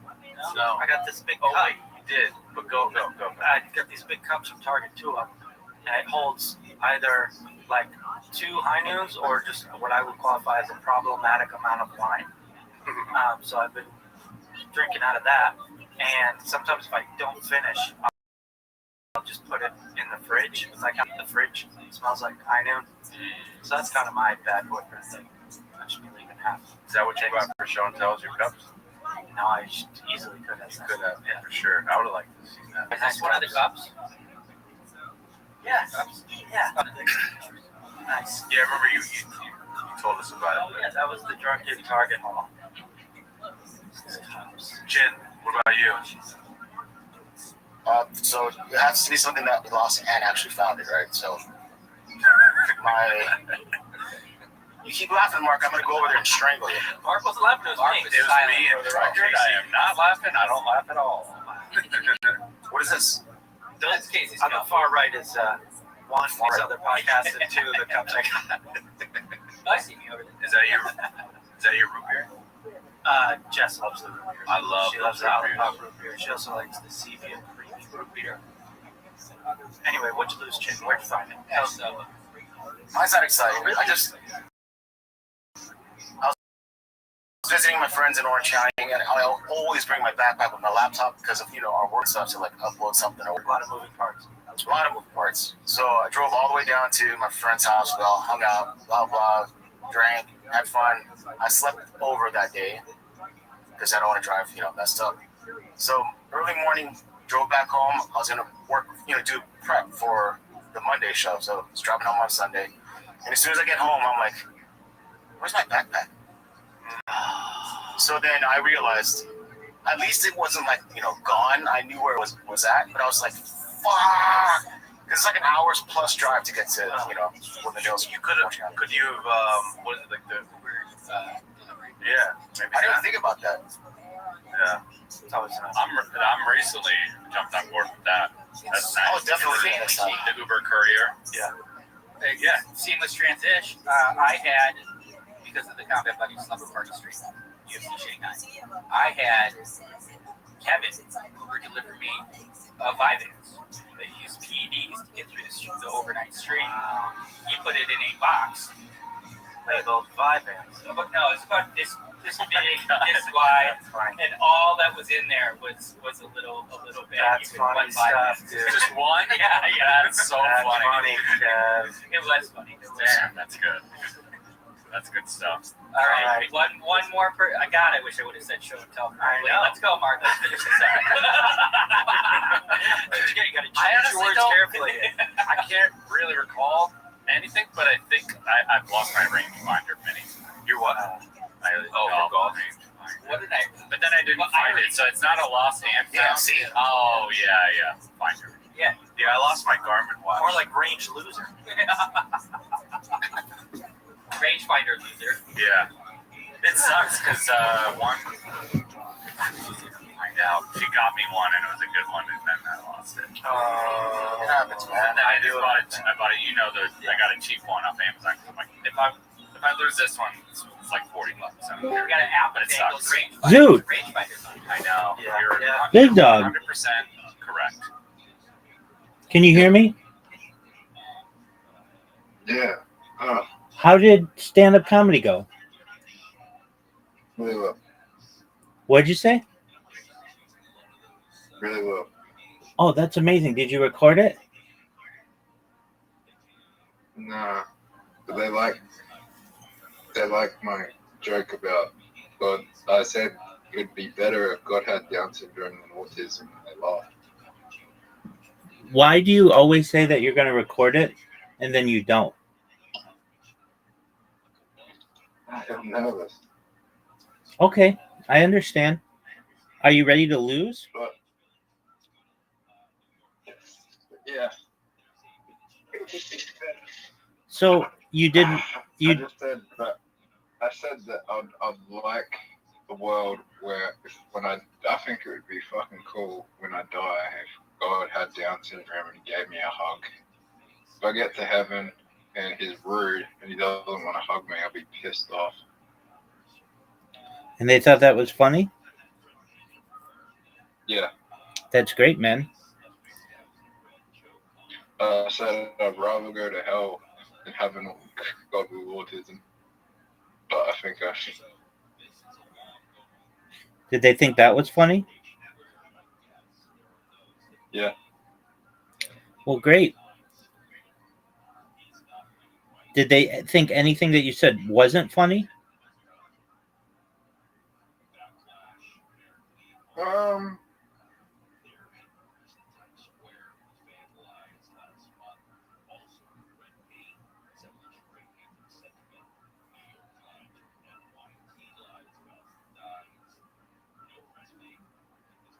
Yeah. Okay, what did you say that they didn't think was funny?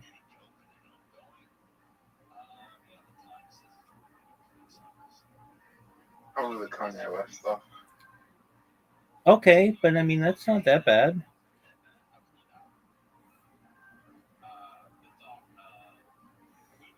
Well, good job, man. I'm proud of you. Seriously, like, oh man, that was bad. That's really great. I mean, you're getting the courage to do this and maybe make one of the most amazing shots I've ever seen in this game here. Oh, that would have been amazing. I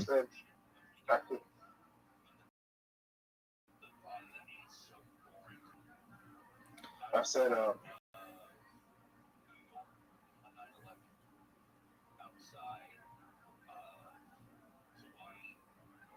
that I met.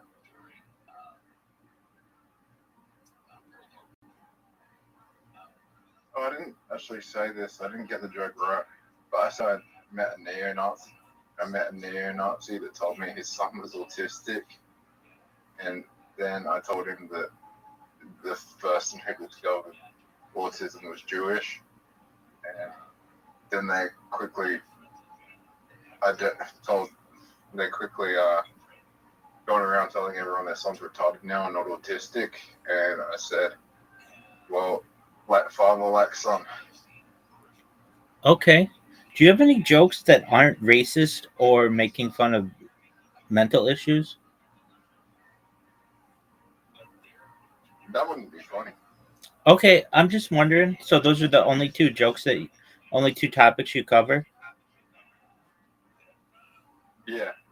That's fine. Everybody's got their thing. I was just curious. Have you ever? It's not racist. It's not racist to say things about neo-Nazis. I mean, just do you have anything that's not on race or mental health? And you don't, and that's okay. I was just checking.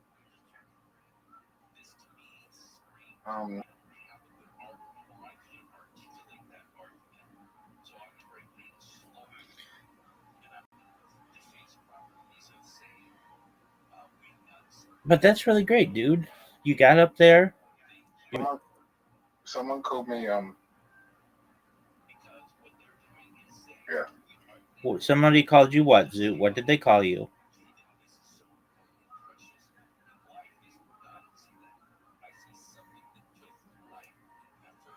What did they call you, Zoo? What did they call you? Oh, fuck.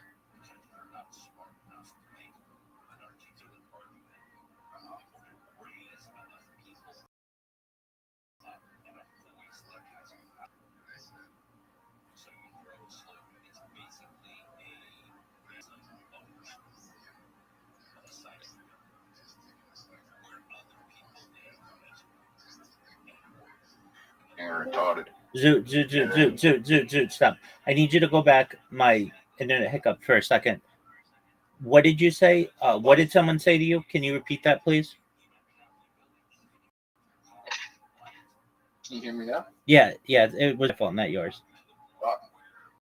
I asked them if they like being autistic, and they said, I like the fact that I can get away with saying retarded because I'm diagnosed autistic. It's like having an M-word pass. And then I said, then I asked them, they asked me if like getting what's the fuck? You still there? Yeah.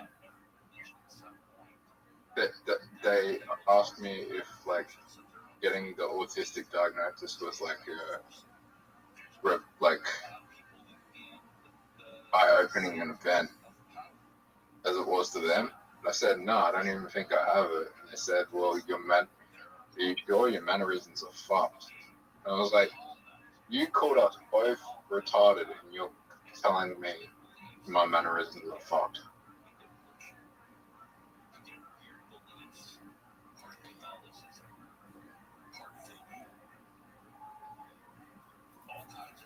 Did they take offense to your joke? Thank you. Did they take offense to your jokes? Sorry? Did they take offense to your jokes? Who? The person with whom you were talking? The guy who came up to you after the show? That's what no. This was today. This was before the show. Oh, okay. So it wasn't. Oh, what a shot, Zoo. So where did you meet this person? Oh, I've known them for 6, 7 years, maybe 7 years. Oh, okay. When do you think they're going to come out with the ghost mini golf? Yeah. Rabbi, I've known this person 6, 7 years, but I've only met them in person 3 or 4 times. 4 times. Okay, why that?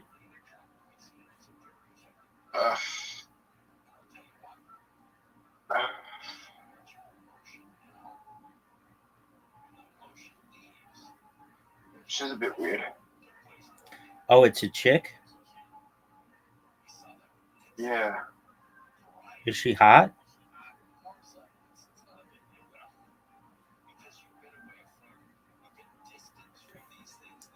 No, she's not ugly.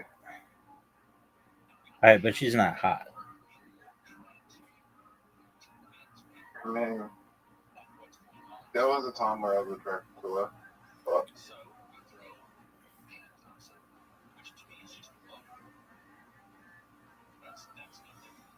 Okay.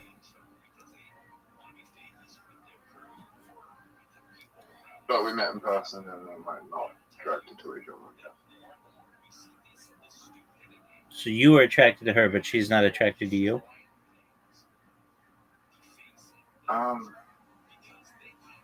No. Just at the time, we weren't attracted to each other. Okay, how did you guys meet? Tinder, but then we met in person and we weren't attracted to each other.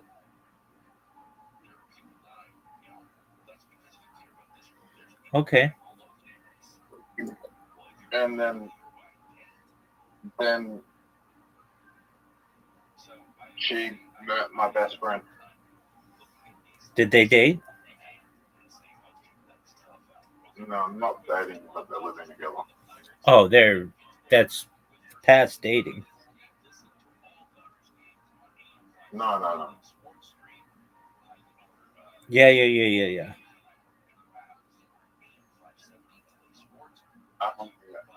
She's living in there because, like, you got nowhere to go. Are they fucking? Not regularly, but All right, so there's this chick you met on Tinder. You guys you met in real life. You're not really that attracted to each other. She's living with your best friend, and she has autism.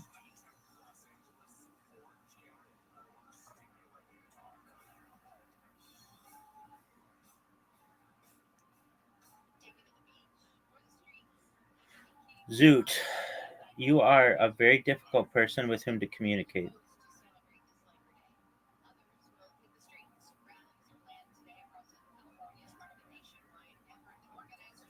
Did you know that, Zoot?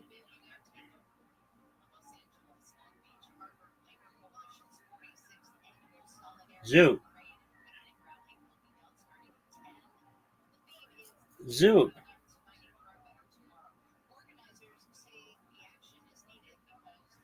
Zoot. That's what he always does.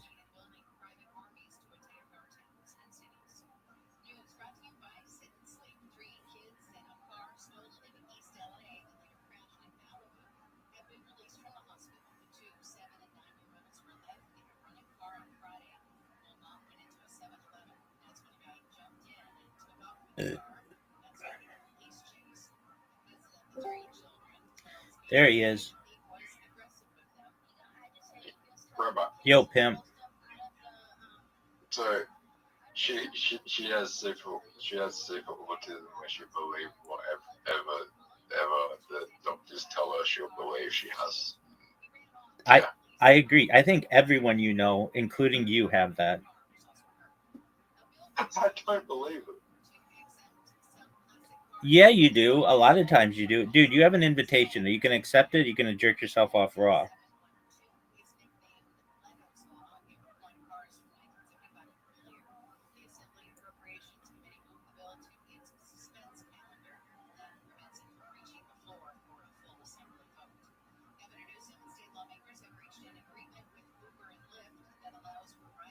Yeah.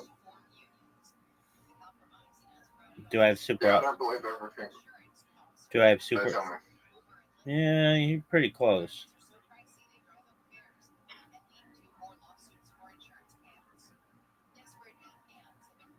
You should see the way I'm acting around these fucking mental health professionals.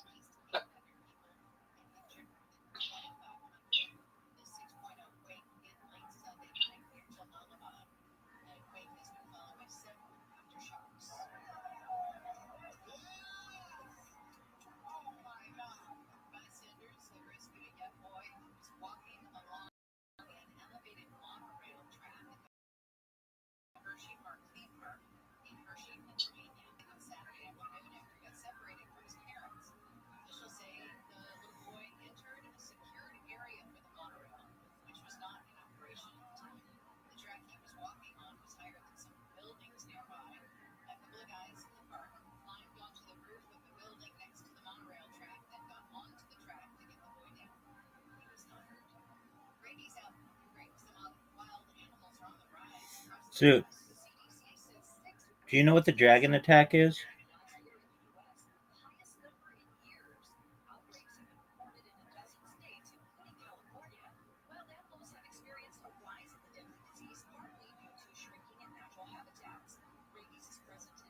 So, Zoot, are you going to do stand up in 2 weeks or in 1 week?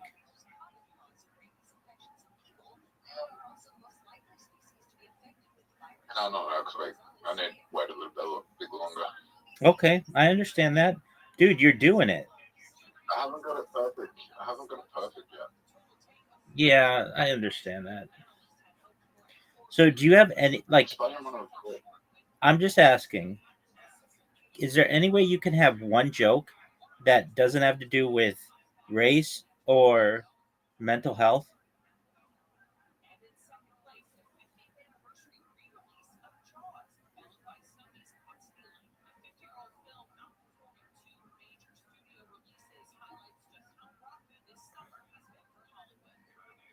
I need money to fuck a hooker, so that's that. Wow, Zoot, that's Don't ask me that's why. that's quite the tick, man. That wasn't the tip. Okay.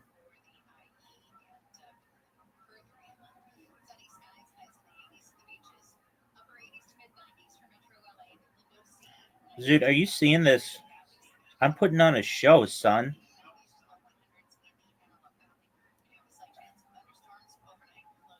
Zoot, are you seeing? Oh, fuck. Zoot, you have a chance to get 2 right away. Get those 2. And don't fuck up. Get them. Dude, you fucked up.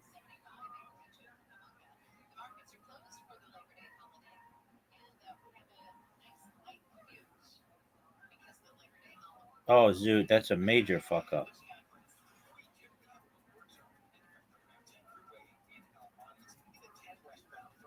Look how good that was. All right, Zoot. Oh, no, I just knocked your balls in. Or your discs. Yeah, Rabbi. Yo, pimp.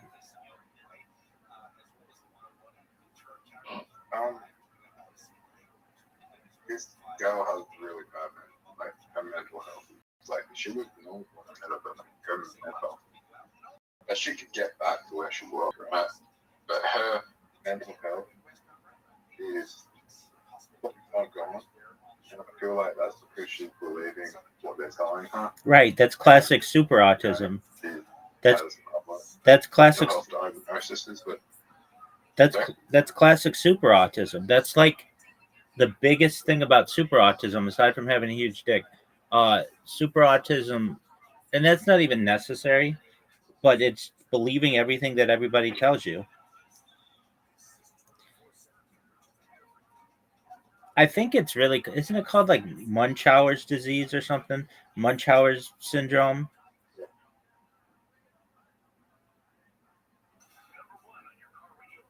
Dude, are you ready for this? I'm gonna put you out of your misery, son. I'm gonna. I think it's Zoot, I'm a gonna. lot of people. A lot of people are believing that they need medication to have a healthy function. Oh no, there is no medication. It's not. It's not Munchausen's disease. Munchausen syndrome. Hold on. What is the disease where you think you have everything?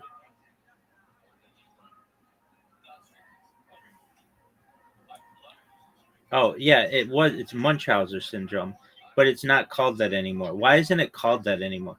Well, it's hypochondria. Rabbi, What up, pimp? do you believe that any mental illness can be fixed without medication? No. You don't believe that? No, somebody who's had a lobotomy, no amount of fucking medication is going to help that person.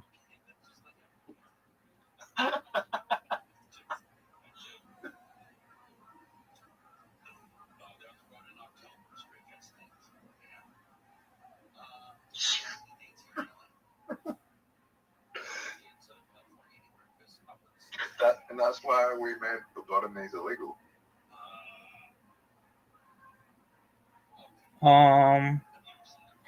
Yeah, I mean they're super dangerous too, and they didn't really help anybody. They just destroyed a lot of people's lives, and they were legal in the United States up until the modern age. It's really sad. When did they become illegal? I think 1967 or something. Let me look it up. lobotomy and one flew the cuckoo's nest. Dude, I knew a guy. Jade kills it. I knew a guy. Yeah. Just a moment. Did Dad have? Dad had? Did my dad have a fuck? I knew a guy. I knew a guy who. Yeah. He didn't have a lobotomy. He had this really interesting thing though. He is married to a very predominant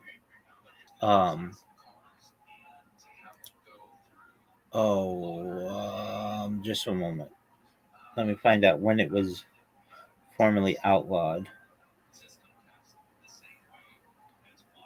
Like one of the most famous linguists in the world.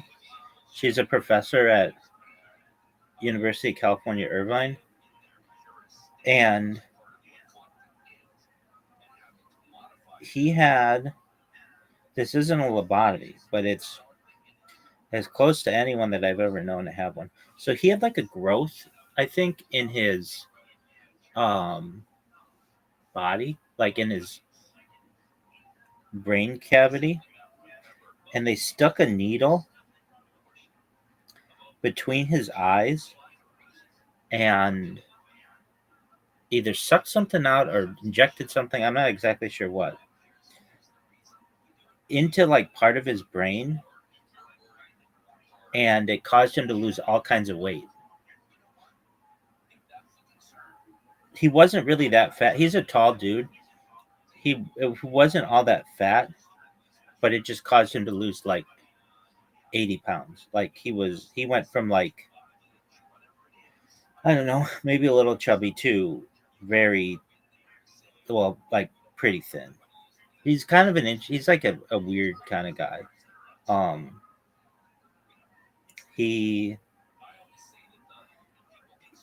He's really into computer, like programming and stuff, and like virtual reality.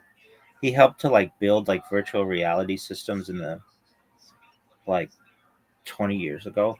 Anyway, that's the closest I've ever known anybody to have a lobotomy, that's not what he had, but I've never known anybody to like stick anything in their brain. It seems like the Soviet Union became the first nation to ban it in 1950, and the USA. Dog, why isn't it? It should just be like boom. During the 1970s. Okay, California was one of the first states to outlaw it in 1977. That wasn't too long ago. No, I'm just looking up. That's right. The last recorded case was 1967.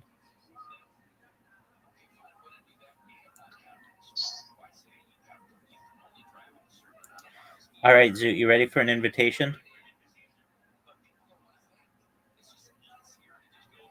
Zoot, you have an invitation, and everybody's waiting on you. Zoot, you have an invitation. Zoot,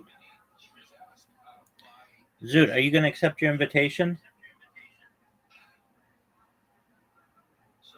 Zoot, I'm talking to you.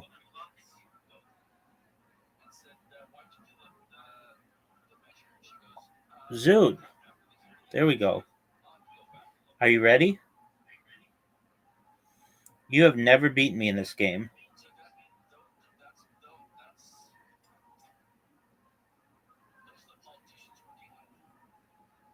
Though you came close once, at least to my knowledge. Zoot, are you even playing? Zoot, are you there? Zoot, you're not there. Oh, yeah, you are. You're going. Why can't I hear you?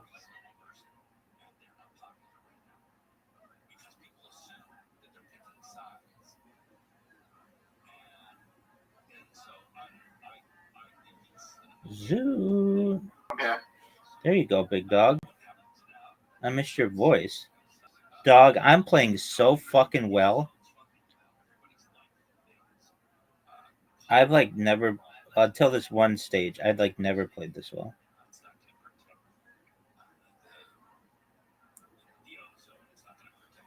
Zoot, are you happy with the results of your stand-up?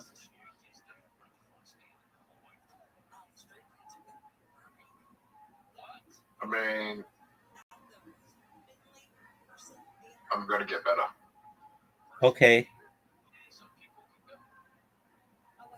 Are you gonna record yourself?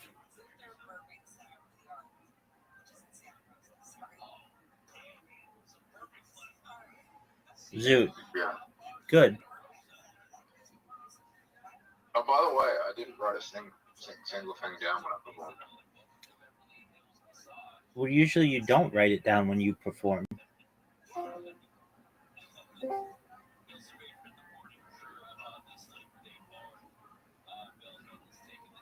I know what you're saying. Oh, you should write things down, but like, Rabbi, Yo, pimp. a lot of there was things that I thought of today that I performed that were just things that happened today. Okay. Are there any people who go up there and they're really funny?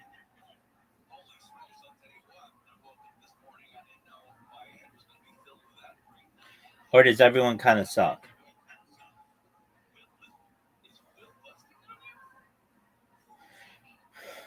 Oh, Zoot, look at you, dog.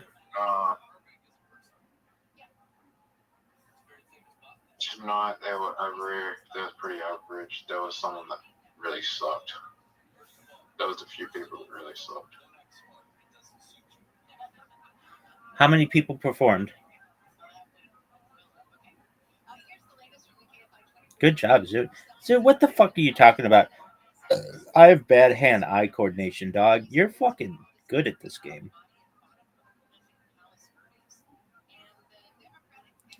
Zoot, fuck. I got diagnosed with severe autism and I fixed it. I figured that, dog. Well, you're not even aware. You might be in a class that you didn't even know existed, and it's known as Uber autism. Did you know that you might have Uber autism? My friend is like super autism, but better. I think you have. No, you do. I think so. Uber autism is where everybody tells you that you've got stuff wrong with you, and then you believe it, but then you sort of don't believe it. Okay.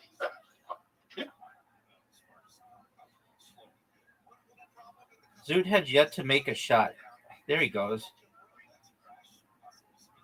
You can't just make up things that I say and then turn them into diagnoses. Zoot, that's what the medical community has been doing for 200 years. Really? Word, dog. Look at these shots. I'm already tied with you.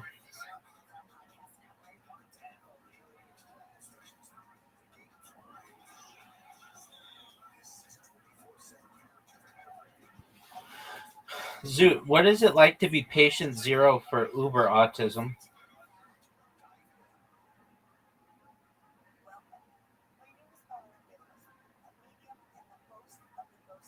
Zoot, Zoot, do you think... What about physical health?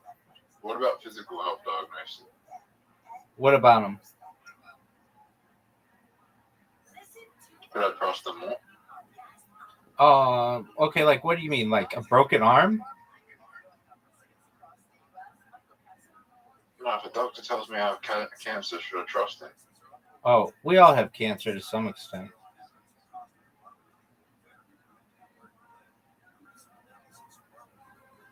I know, but it's not life-threatening. Right. How did cancer become life-threatening?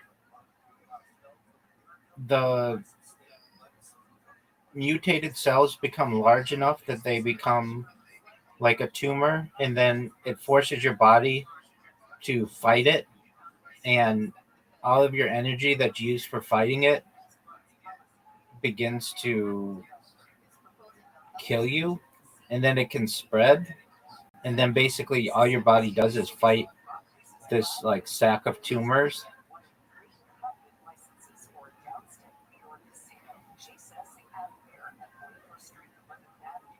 So the mutations get worse. Like the mutations become more likely as we get older. Yeah, it's just more time for them to develop.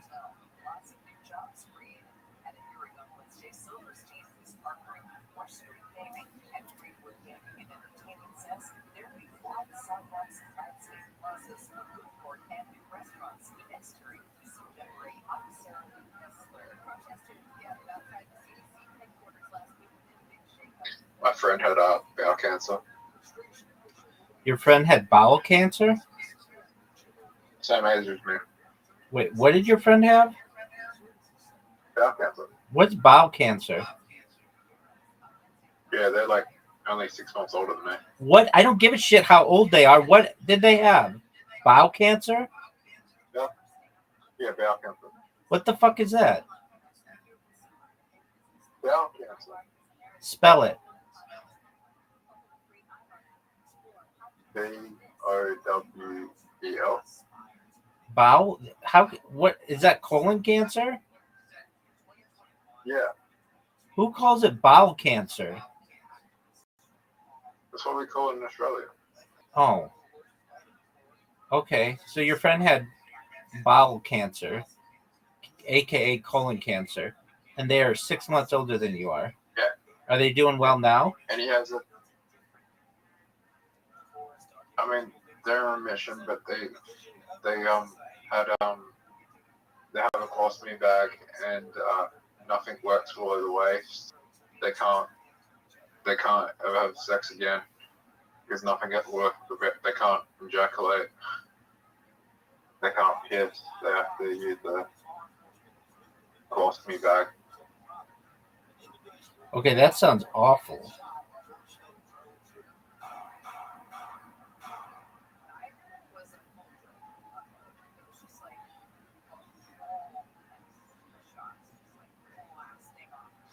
Dude, I want They you. can walk. They can talk. Yeah, he told me. I was there at the beginning as well. Like I walked in. He worked at like EV Games, which is basically GameStop. Yeah, It's our dog. version of GameStop. I know, Electronics Boutique. So I walked into EV Games one day, and he was just like, "Yeah, I'm really, really, I feel like really, really sick. Got like bad stomachache." And I didn't see him for like a year and a half after that day. Like, he just looked really sick, and I didn't see him for a year and a half. He comes back and tells me he got bowel cancer. I'm just like, oh, that makes sense. Why you were so sick that day. Weird, dog. Zoot, did you know that I got all 10 cups? Yeah. Yeah, he was. Yeah, he nearly died.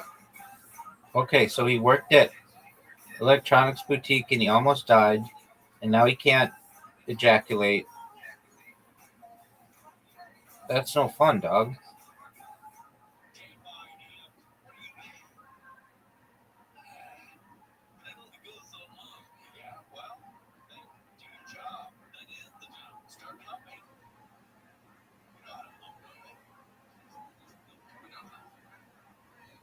Better him than me.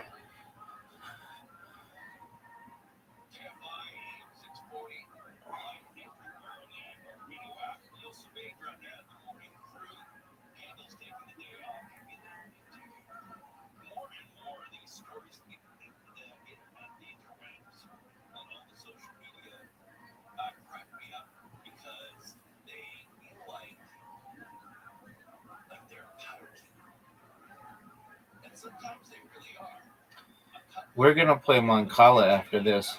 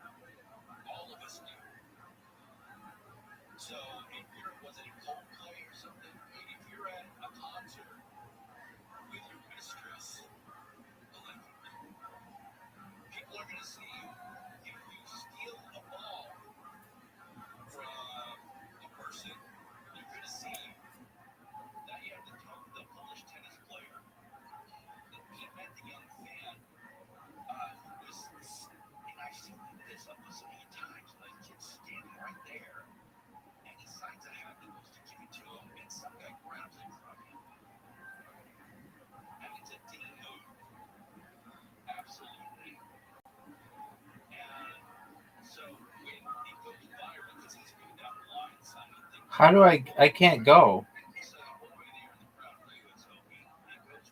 I can't go.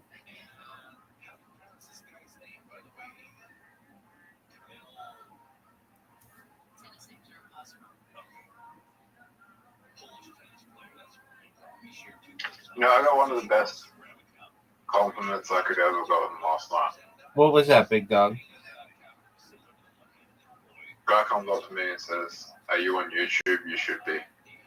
Yeah, you are on YouTube. Say, go to Rabbi Rothschild's 25 fucking concurrent streams, and I'm on there every night.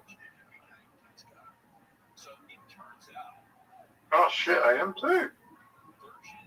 You're already on YouTube, dog. I've made you into a superstar.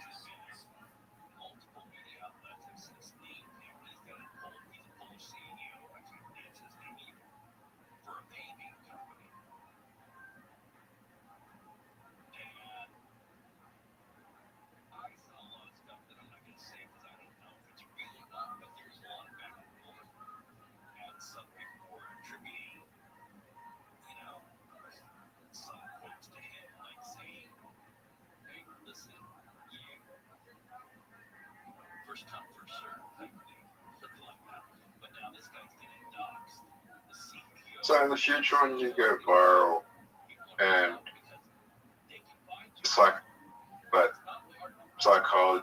psychologists want to diagnose you with stuff because they want to investigate your mental health, will you read their reports? Will you take them seriously? No, I know I'm good. I've already seen mental health professionals, psychologists, psychiatrists, and they say that I'm perfectly normal. Yeah, but you have. I have nothing. I'm very well grounded. I'm well spoken. I'm intelligent. I'm smart. I'm confident. I'm all the things that are healthy in an individual.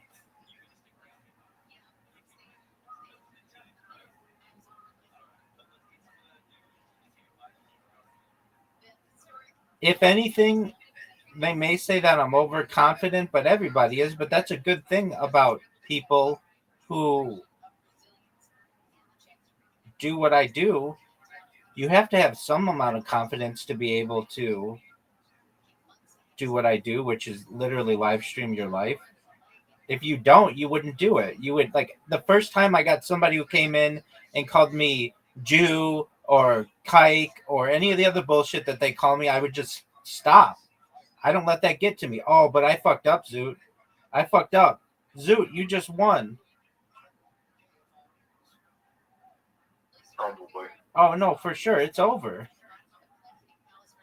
You won. You've got 25. Nice tick.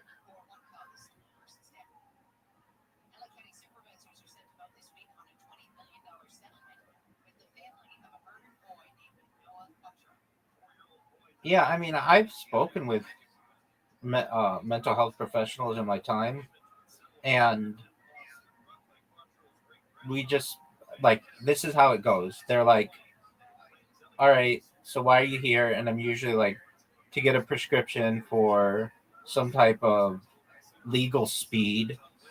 And they're like, all right, well, what's going on in your life? And I'll be like, well, I'm doing well at work. I have good social skills with women. Doing well in my personal life, in my social life.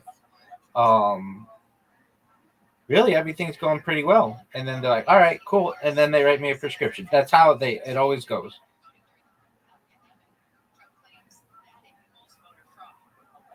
Do you feel like you could Some Democrats say President wants to suppress the vote in reliably blue state. Governor Newsom do you feel like in future people will be like this guy has to go to? Perhaps I might have mega, which is where you are so normal that it just leaves people in absolute shock. Everybody, you are not fucking normal. Sorry. I'm very normal, dude. The only thing that's different about me, literally, the only thing that's different about me is that I stream my life. I give people a portal into my world. That's the only thing that makes me different about what I do. Aside from that, prior to live streaming, I had a very normal life. And if I wanted to, I could just shut off all the live streams and have a very normal life again. And it would just be this like time capsule of society. But I choose to just live stream my life. Literally, it's like if someone in the past wanted to just sit out on their porch and talk to the neighbors. That's what I do. And everybody'd be like, well, he's always on his porch.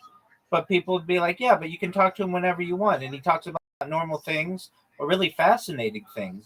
That's essentially what I am. I'm just like on a porch. Meaning I'm available to you. You don't have to go and knock on my door to find out about me. You can literally observe everything that you want about me. Of anything, I think people in the future will say like that. I don't know what it is. Okay, so whatever the opposite of a voyeur is, someone who like likes to watch other people, I'm the opposite of that. I guess they'd say like I like to be watched, but I don't really care about being watched. If I cared about being watched, I would like do everything I can to get viewers. I don't really care about that. I honestly am fascinated by the fact that I can record my life and watch it in the future, and other people can do that too. That's super real. That's super cool to me. That's frankly why I do what I do. Wow, Zoo, you're doing really well. I want people to be able to watch in the future. I like to sometimes go back to my old videos from like now almost 4 years ago and watch what I do. It's really funny to me. I really kind of love it. The longer I get away from having made a video, the more I love it. Meaning the older videos that I have are some of my favorites. I have where I sing, where I dance, where I play golf, where I drive, where when I eat, like all the stuff that I do is just like I just think to myself, wow, I'm watching this now like 4 years later. I wonder what it's going to be like when people watch it 40 years later. Zoot, are you going to go or are you just going to jerk yourself off raw?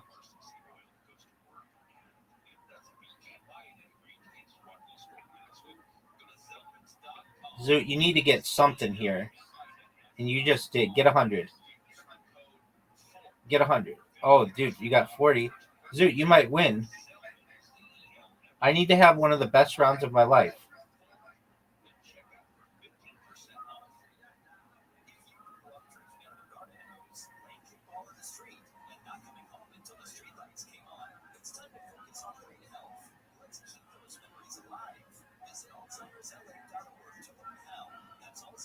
Oh, Zoot.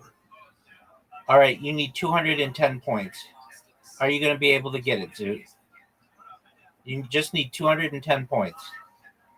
Zoot. Oh, and you got 100 right off the bat. It's over.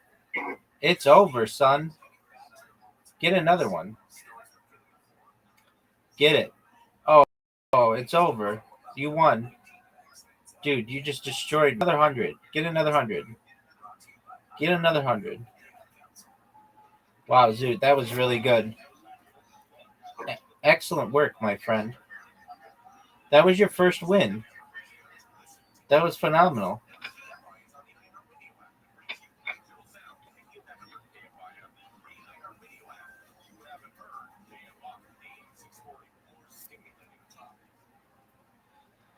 Zoot, at least with my streams, one thing that I do that people will think is weird, but I talk about it vocally, is I say when no one's in here, I talk out loud so that people know what I'm doing.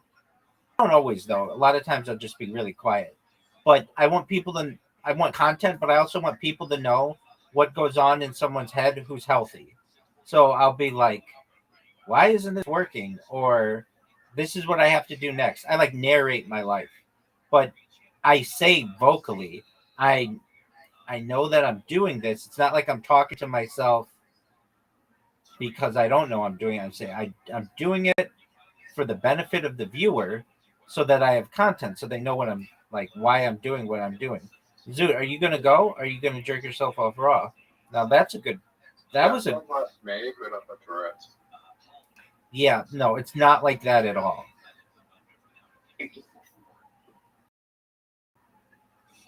What you do is uncontrollable, is spontaneous. A lot of times you don't know what, Zoot. That might be the most. Nah, there wouldn't be the most vocal kicks on one. Nah. Most vocal? You mean most? What do you mean? The most amount of ticks on one. Tourette's. I see this one girl who does it, and she's like on TikTok. She doesn't like. Yeah, but she doesn't have as much footage of herself archived as you do. You have. I could tell you exactly how much. You want to know how much footage you have of yourself archived online? Or do you want to know the exact amount? More than the average person. Oh, for sure. After this game, I'll get you the exact amount. In fact, I might even be able to do it. Because I have this bot in Discord that tells me how long people have been in voice calls. And you rank in the top 10 of people. I'm on the Discord. What'd you say? I'm on another Discord. What did you say? I started a new Discord like 2 months ago. You started a new Discord? Yeah, 2 months ago. Okay. You're gonna have to combine both of them together. Oh, fuck, Zoot. I lost my move. Looking this up. You're good. Dude, I just gave you really good positioning.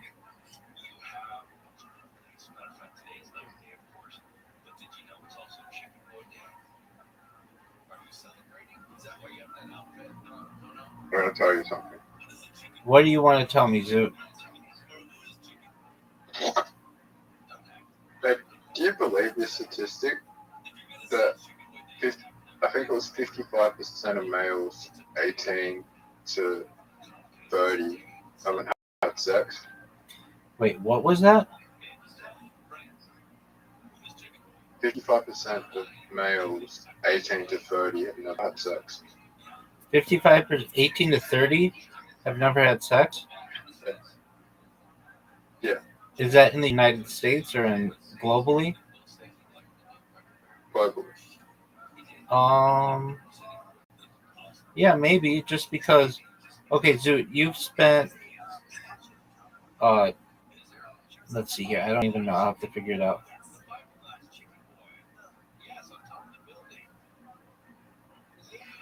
You're ranked number 8 in this Discord of people who've been here the longest.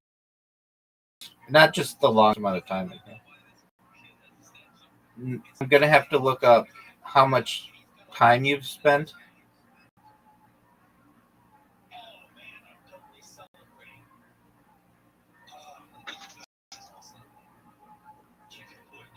I feel like I'm the main character. Yeah, in a lot of ways you are. Okay, you've spent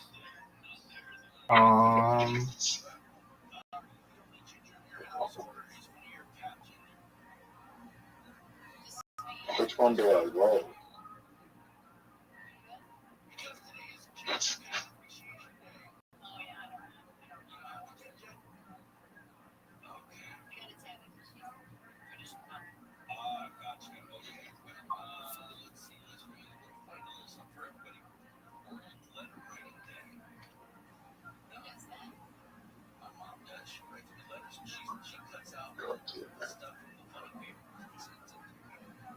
Robert, I want.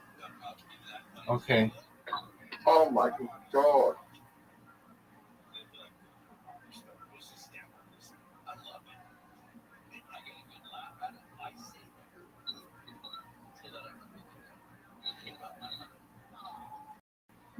Zoot, you're beating me.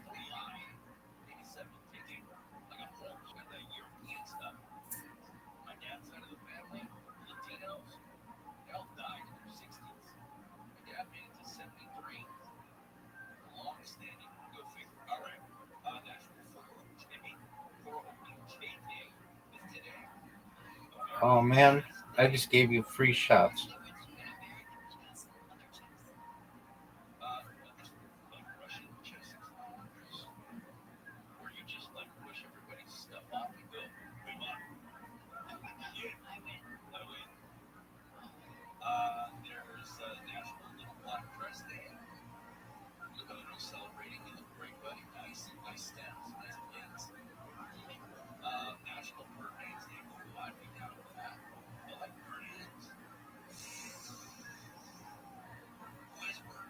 Oh, Zoot. You have multiple accounts, though. Yeah, that's what I said. Oh, so you've spent a lot more time in here than I thought.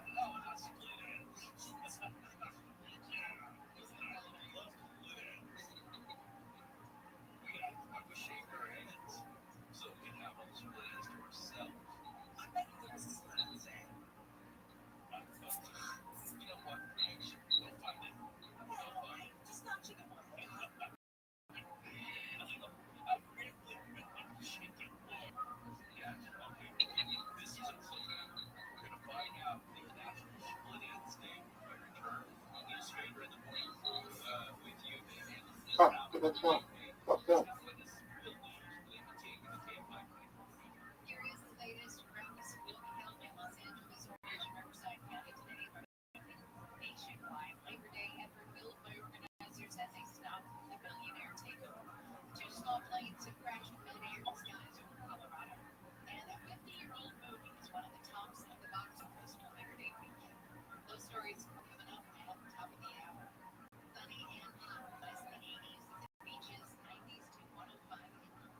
This report brought to you by Online. From your Toyota dealer's traffic center, find a Toyota hybrid sedan, truck, or SUV that's right for you at Toyota.com. There's a stall of new home on the thumb.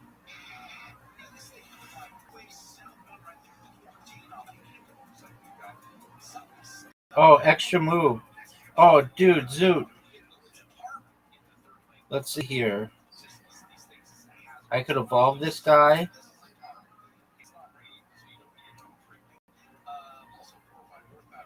That would be, or I could boost myself. This is a risky move, but it might pay off. It's a really risky move. Incredibly risky. Maybe one of the riskiest moves in the history of this game. Zoot, what are you going to do, son? I am 1 point away from losing to you. Oh, but Zoot, look at this move. Zoot, you ready for this, son?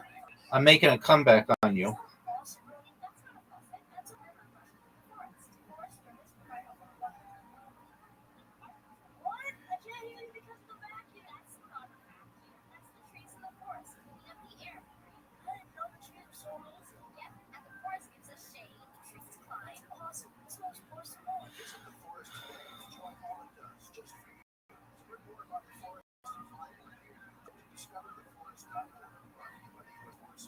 Oh, Zoot, this is big time. That was good. You did 20 damage, son.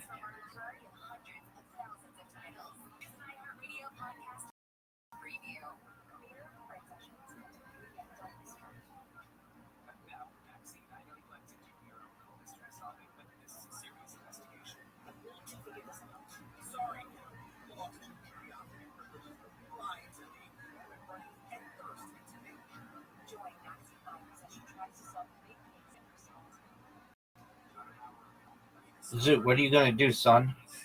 Oh, you beat me. What a smart move. Zoot, are you proud of the way that you just played? Yeah, I only needed to evolve one.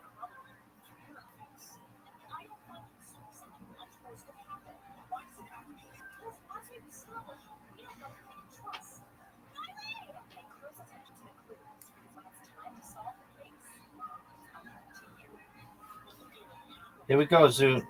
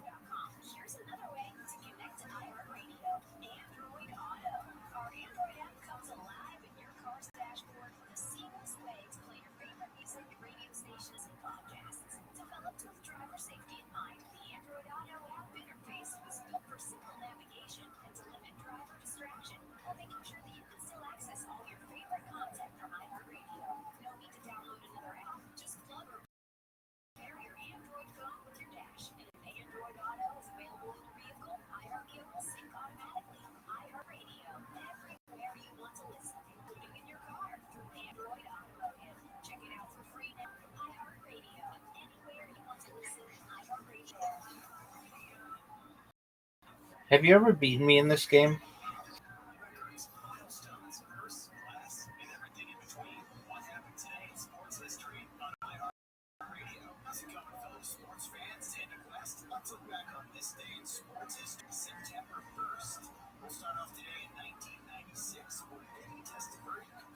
Hey, Rabbi, why do you think the people won't kick at you? Dog, they hate me so much. I emailed them earlier today. Not kick, just people won't kick. Why do you think that is? Well, I get to the point where they start to like me. It's known as mere exposure effect. Basically, if you're someone enough, you'll eventually start to like them. Like, even if you hate them so much that you like them. It's like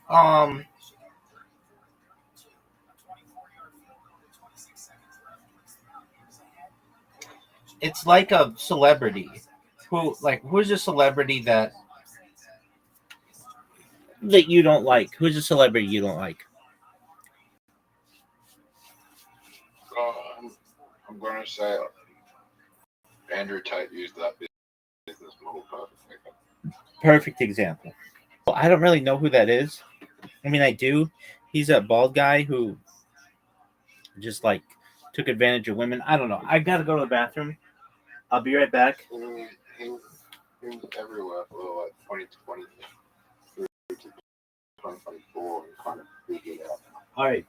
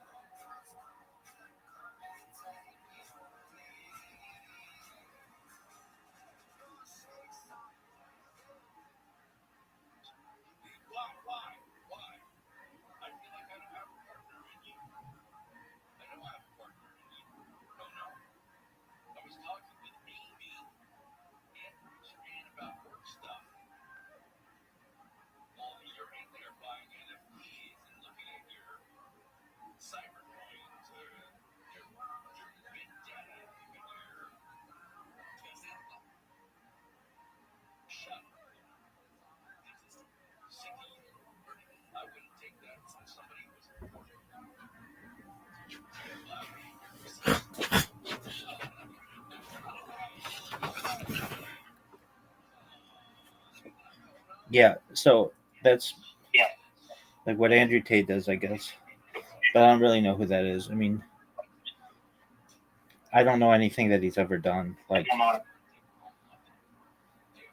he's just someone that would viral spamming content. there you go, Zoot. Zoot, are you ready for an invitation? Zoo, you have an invitation. You can accept it. Do you see the background on this? It's like vaporwave. I fucking love vaporwave.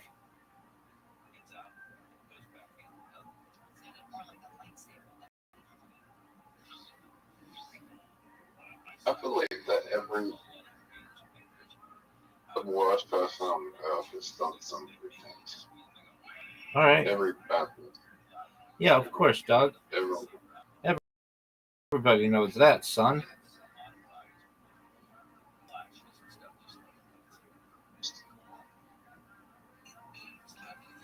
So I was watching today an interview with a guy in prison who ran over his children. All right, that's sad. And the dad forgave him, and was in there, and they met. And he said that he can't hold any anger if he holds anger against this person, that it's not right. There you go. His kids. So why would he be angry? Why would he waste his time being angry? Right.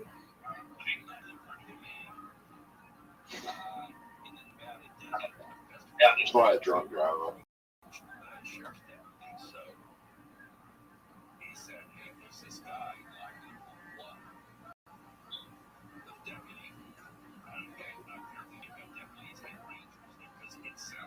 But yeah, it is his fault being drunk. Zoot, you just fucked me, dude. Zoot, you just fucked me.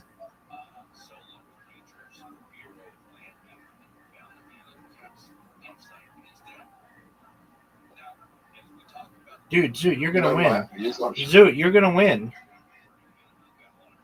Are you proud you're gonna win?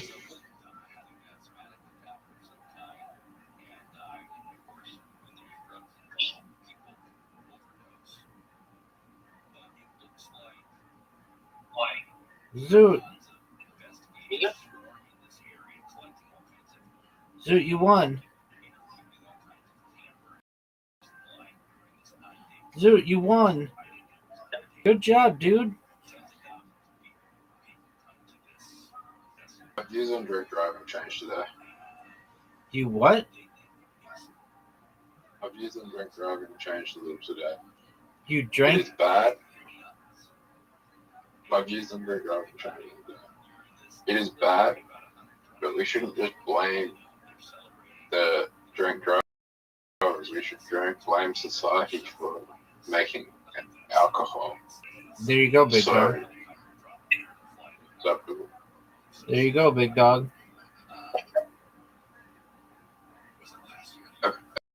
Imagine how many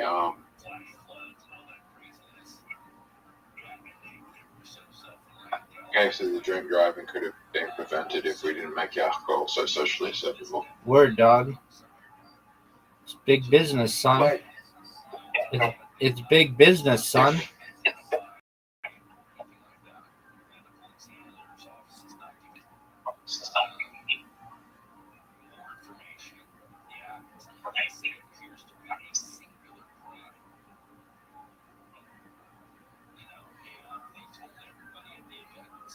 If I told you what alcohol did, and it wasn't socially acceptable, and it just been invented, there's no way in hell you'd want to try it.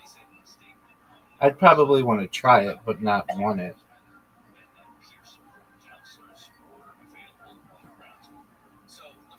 You want to try it? What? Yeah, I mean, I like to try everything just to have the experience.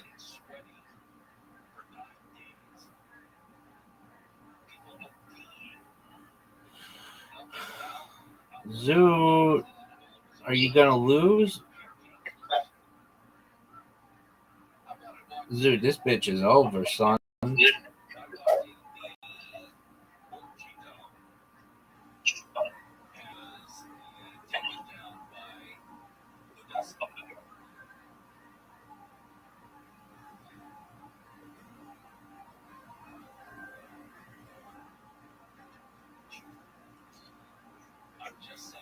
So you're up, big I'm dog. about to go. All right. Well, this is our last game then. You're up, pimp. Zoot, you're up, pimp.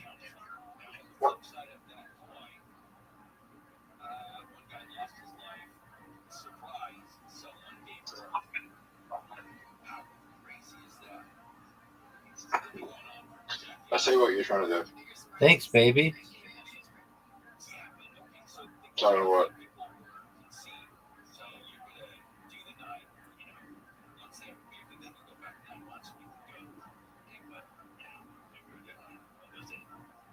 Rabbi, you on? Not necessarily.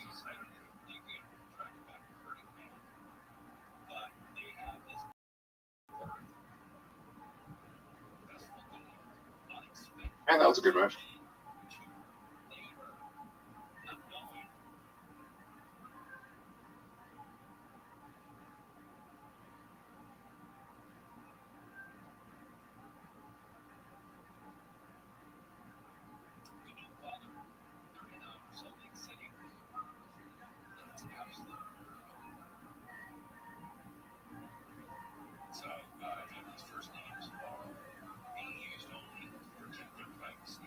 Zoot, get out of here.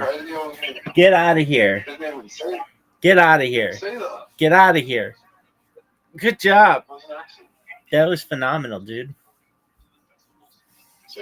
Peace. Shout out to Zoot for overcoming a lot of fears that people have with stand-up comedy and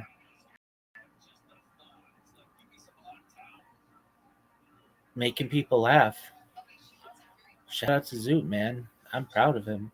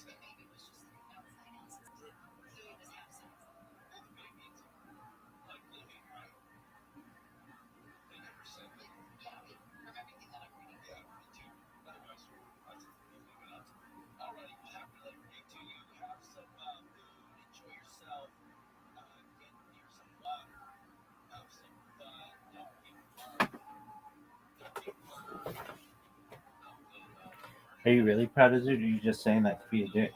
No, I really am. It's the one thing I've known him to say that he's gonna do, and that he has actually. I mean, he does something, but he freaks out a lot too. But he did really well. Good for him.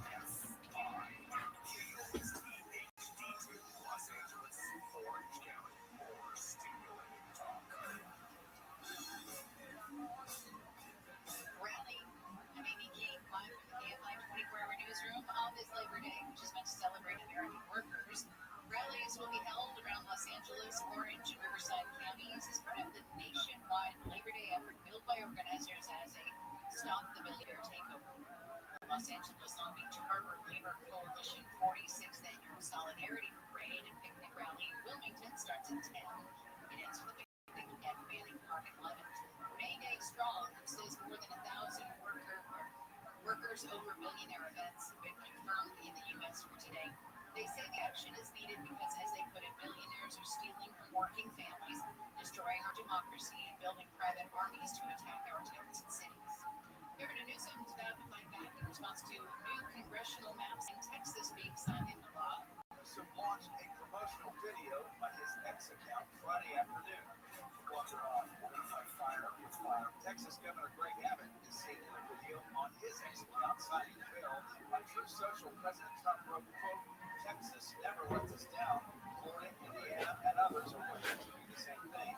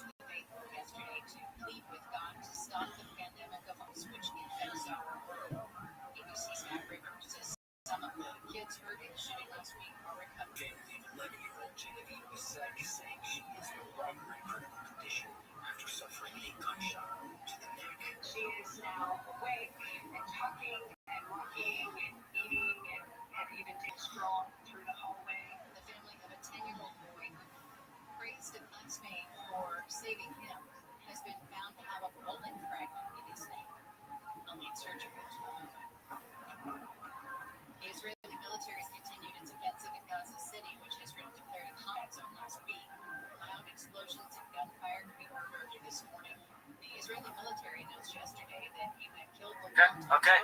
You're right. All right, let's hit it. Let's hit it. Show and tell music. Let me Google show and tell music. Googling show and tell music. Do we have a song in mind? Unlicensed. Chin, just Got it. Chin, sing for us. I like that. In a world, it was at that moment he found out. Yeah. Is this good? Yeah, I think so. Yeah. Okay. Because you're like, yeah, this is good. I was thinking it was something more goofy, but I like it. I mean, is it on? You tell us, man. What the fuck is going on? Jim, what to bring? This is your segment, Nick. Jim, what you bring? Can't hear you. I can't hear music. I turned it down as much as I could. I gotta go get mine. Alright. I gotta go get my stuff. Alright, go get it. I'll go get my stuff. Check. Jim, what'd you bring? Check.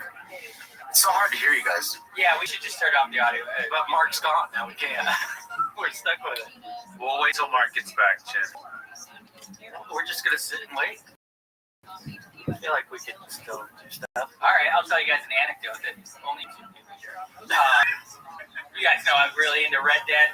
Recently, we went to Costco yesterday. I was just pretending I was in Red Dead. Oh, yeah. What's the other thing? Jesus. No, there's more. Oh, so I wanted to watch Westerns. And I remembered two Westerns, but I was getting them mixed up. Have you ever watched The Assassination of Jesse James by the Coward Robert Ford? Absolutely. I was thinking that was with this guy, Colin Farrell. But he's in a Western called American Outlaws, which is a lot more fun and actiony. And I suggested Ashley, I was like, oh, we should watch The Assassination of Jesse James by the Coward Robert Ford. She was like, is it sad? She said, kind of a rough week. She didn't want to watch that. I'm like, no, it's not. And I checked ChatGPT and it said, largely considered one of the saddest westerns of all time. So I'm really glad she asked. But American Outlaws, I want to watch. Cool. Thanks. I got a movie idea. Nice. American In-Laws. Starring Robert De Niro or something. Meryl Streep. Maybe Ben Stiller. It's kind of similar to a movie that they've already done. Yeah, that sounds very. Anyway. Where'd Chin go? Did he die? I guess Chin's gone. I think he got crushed by the Hummer. Do you guys want me to do my show and tell? Yeah. Okay. I'll go. Where should I go? Should I go front and center? Yes. Okay. Here comes Mark, everybody. He's walking around. Yeah. What are you going to do? Shout? Shout? Let it all out, perhaps? What do you got there, Mark? Here. Alright, everybody. Hey, I've got my golf clubs. I'll put them up right here. That's my golf bag. What's your club set up there? Let's get into it. These are. I got a Nike golf bag. I've got a TaylorMade QI10 driver, and it's a designer series. It's a red.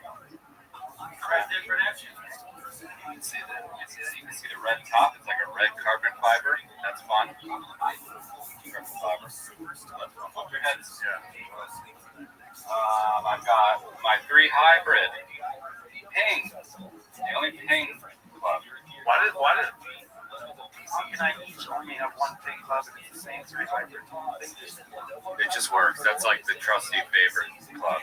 And then all the irons are TaylorMade because me and Case are TaylorMade guys. And then I've got my wedges are Callaway. Jaws Raw. See? Raw. One time Mark had gotten into a wedge and he hit it and then kind of spun funny into the air. And he was like, what the hell? And he still has the plastic on it. Yeah, it was right after I bought this one actually. It had the plastic on it. I hit it and it was all slippery. What an idiot. That's right. Look, you don't expect there's going to be like some adhesive on the stuff, but there is. And this is my putter. I need new grip, clearly. It's all fucked up. But, why do they need the things? covers way. Because you want to protect it. You don't want to protect it. Oh, you want to protect your investment.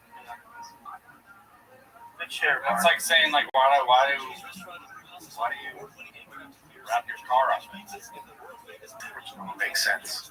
Totally get it now. Who wraps their car? I put a sleeping bag over the car. Alright, good show and tell. Hey, I like that. Right? Yeah, you'll never get invited. Just like me. Great job, sir.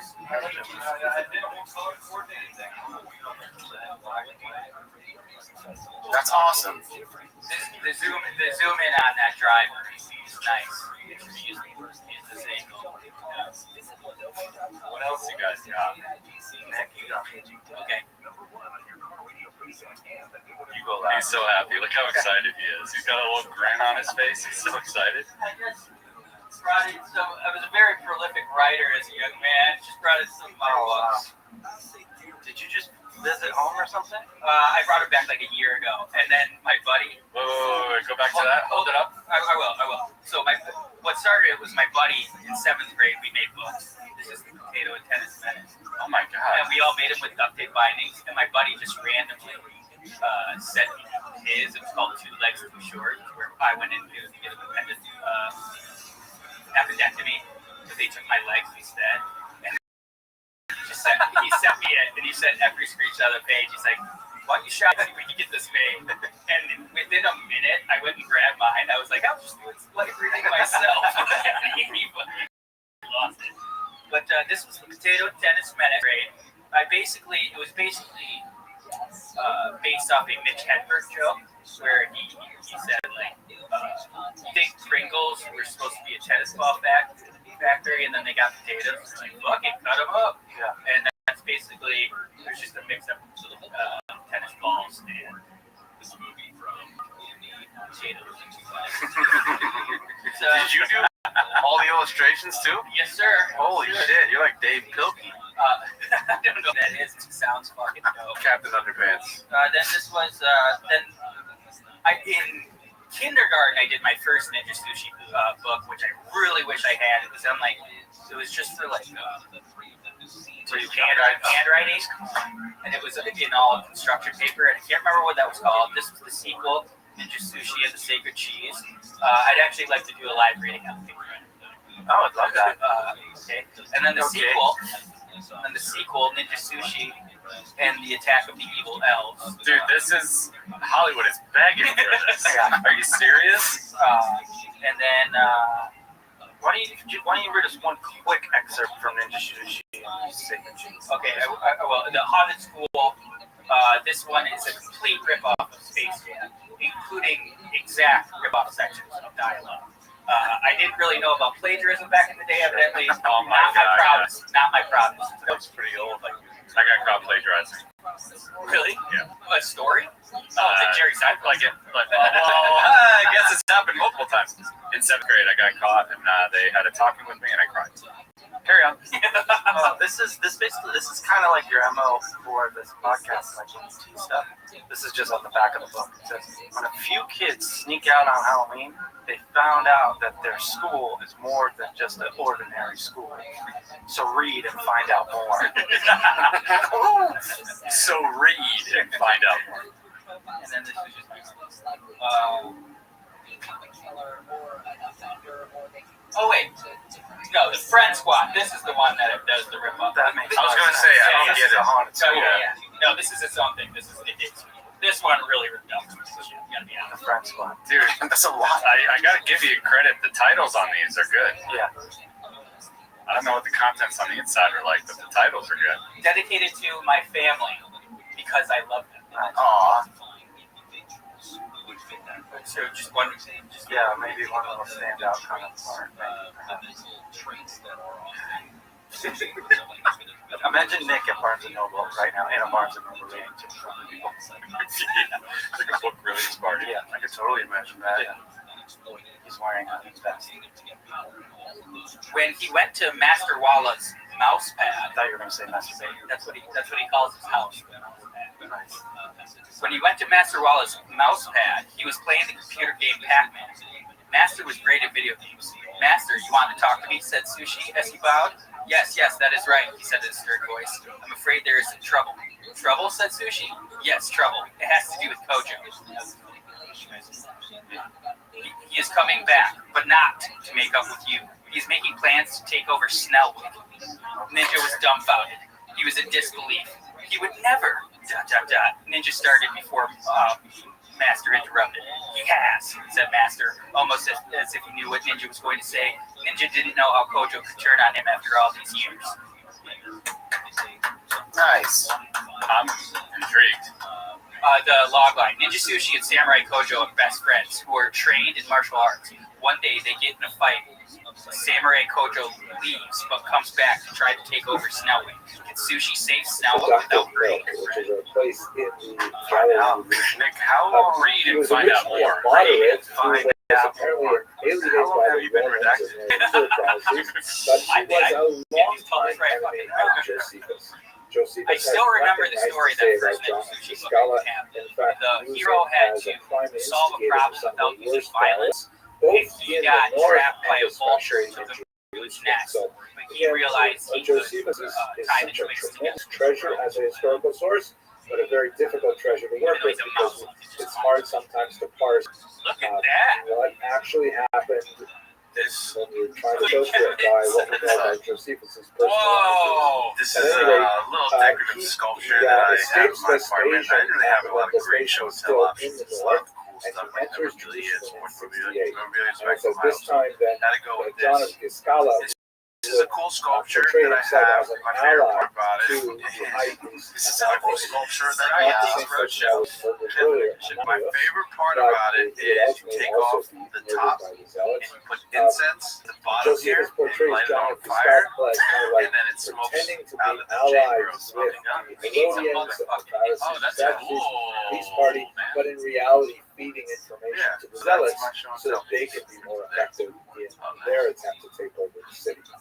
He ultimately is successful in taking over a large band of followers of Elazar ben Shimon, so his forces were very large. And also we should remember at this time that there's different populations entering Jerusalem.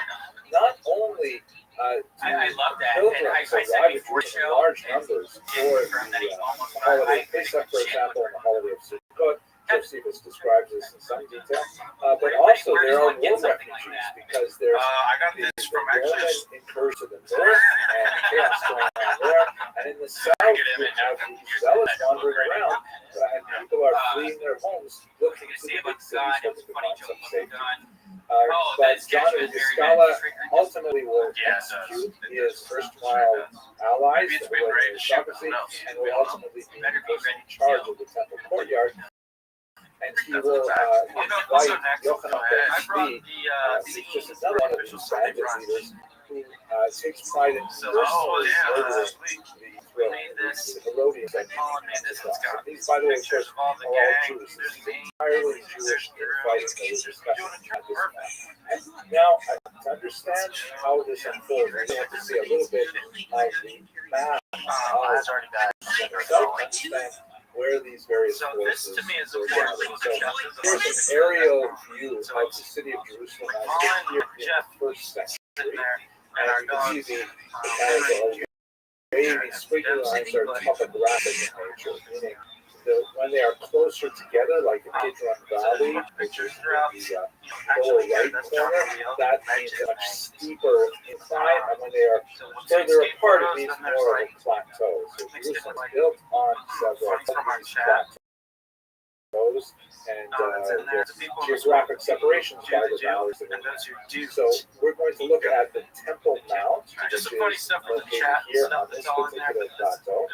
We're also going to look at this tower called the Antonia Tower, which is the most significant military fortification of the Temple Mount itself. It was actually home to a contingent of soldiers at several points in the war, and it is the base from which most of the military activities are being. We also have this region called the Lower City, and of course this higher class area called the Upper City, where Herod actually built his own palace. There are also several walls around Jerusalem. There is the so-called First Wall, which is kind of an extension of the wall surrounding the Temple Mount itself that encapsulates the Upper City and the Lower City, but and so it's sort of like a larger expression of the Temple Mount wall itself.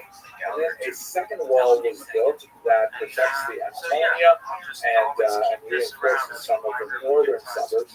And finally, especially as the population of Jerusalem would grow, a third wall was built outside. In fact, that would be penetrated very early outside.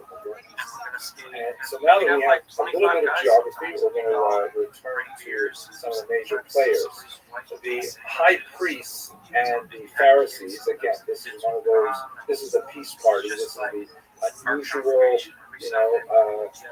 coming together of ideological enemies saying, we may disagree about a lot of things, but we certainly can't have fighting in the streets. They call upon the larger population to repudiate the zealots who are actually engaged in wide-scale massacres. The zealots end up taking over the temple ground, where they become trapped because they can't get out of the multiple walls, and this is their only base for self-defense. They do manage to sneak out a messenger, however, who goes to the south to the Idumeans, which is an interesting population, and asks the Idumeans for support, claiming that they have been oppressed, like the Idumeans, by the aristocracy, by the Herodians, and would they please send troops to rescue them in Jerusalem. Now, Idumea is here in the south of Israel.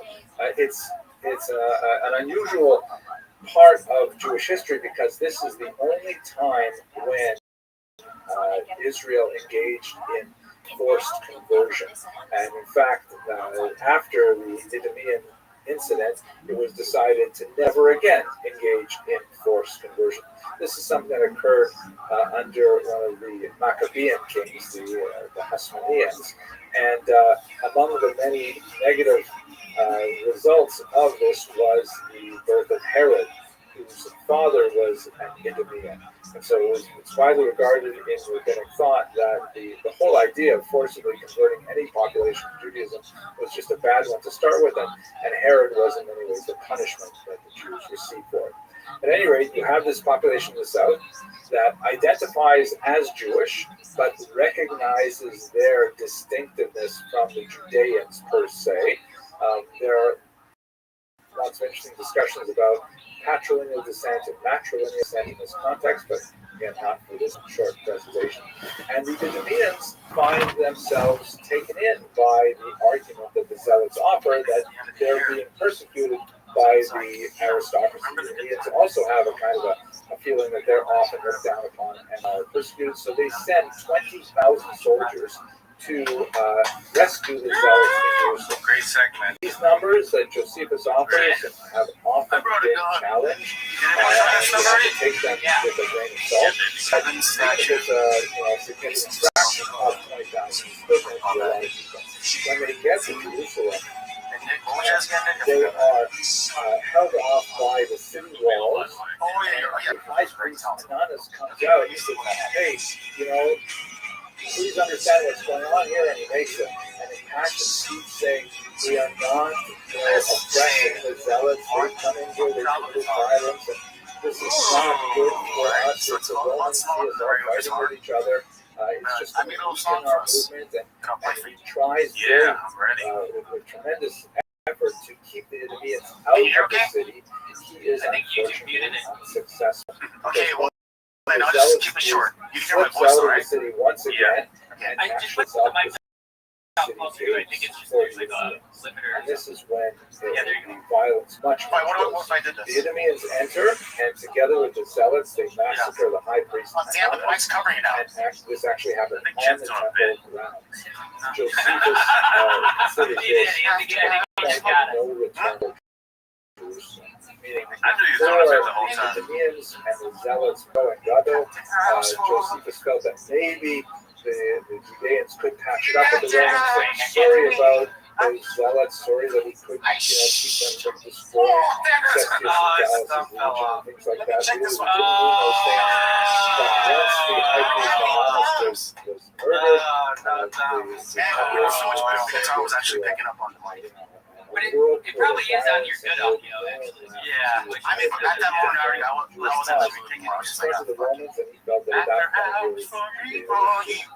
the violence extended beyond Play the for you guys attacks live. on Let's do this, Herodians, and you'll but really it went enjoy into it. the civilian areas as well. The with no thoughts. local defenses of Jerusalem, civilian militias were attacked and overwhelmed by the Idumeans, and also door-to-door attacks on the general population happened at this point, where I'm talking about like the what's Idumeans the themselves would simply run around I want to look raping and killing. intimidating the sense.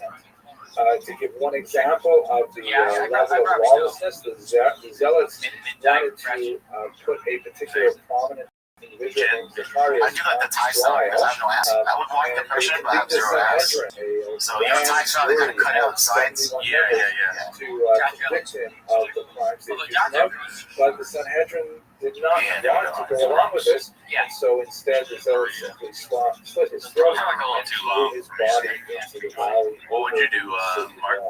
Just I think what the other guy said, like these are too long. I think if these were shorter, finally, it that's gets where I'm so at. bad Like that lots of even the brief style. Europeans regret their A war, little bit of Trump, and but not they that say, much. wait a minute, we came here because, Yeah, we long thought was- I we don't were know, the my clothes oppressed, but now flapping we see around. that you are the I don't want to oppressor, be able to describe and that. they decide to leave. They leave in It's just disgust. wow, Before they this leave, they release all of the prisoners, Never know. and many of them end up going to join another one of the zealots. I'm trying to Shimon go Ryan bar Ebersol. Yoria, Google who was Ryan also Ebersol active at this short. time. This particular point shows possibly Shimon ben Yoria led off in Oh, no, there they chains are. by the state That's Holman. on the Oh, yeah, that's like there.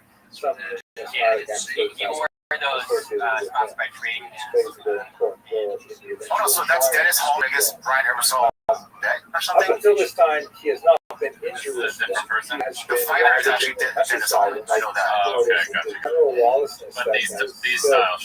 way beyond Yeah, the that's city definitely of Jerusalem, those are way beyond the Galilee region. Speedos. Yeah, I think the other guy got an extra bonus for beating the guy who wore those. highway robbery, Yeah, literally Dana paid him extra for beating the guy. not That's so only funny. the regular Jews of Judea, but the Idumeans as well. Incredible savagery associated with the area.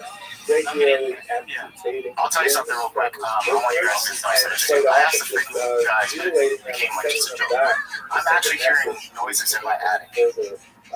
Right, so at first I was like, stirring it around, like, or something like They it's gotta actually be try squirrels to or threaten raccoons them or into something. submission by But more recently, kidnapping his it wife. goes from my These are all living Jews fighting room each to my other and bedroom. criminal Jews fighting So each my other bedroom, at I heard time. this kind of The sound. Herodians are largely displaced. The Pharisees have decamped the Christians decamped. Like they're trying to get your attention. But when they kidnap his wife, he actually comes up to the walls of the city of Jerusalem and puts on such a tantrum that the zealots are actually afraid of It's probably the standing origin of the outside the curse, walls and we're yelling gonna at have them, to find and they it. release his wife, hoping So that you're the do you have an attic? Yeah. He ends up being Throw part the of the camera up in invasion of Jerusalem. You know what's creepy too? Because Because you can alert on your phone. That'll fucking scare the shit out of you. What if you see a little not a person in face? What if it was a fucking person?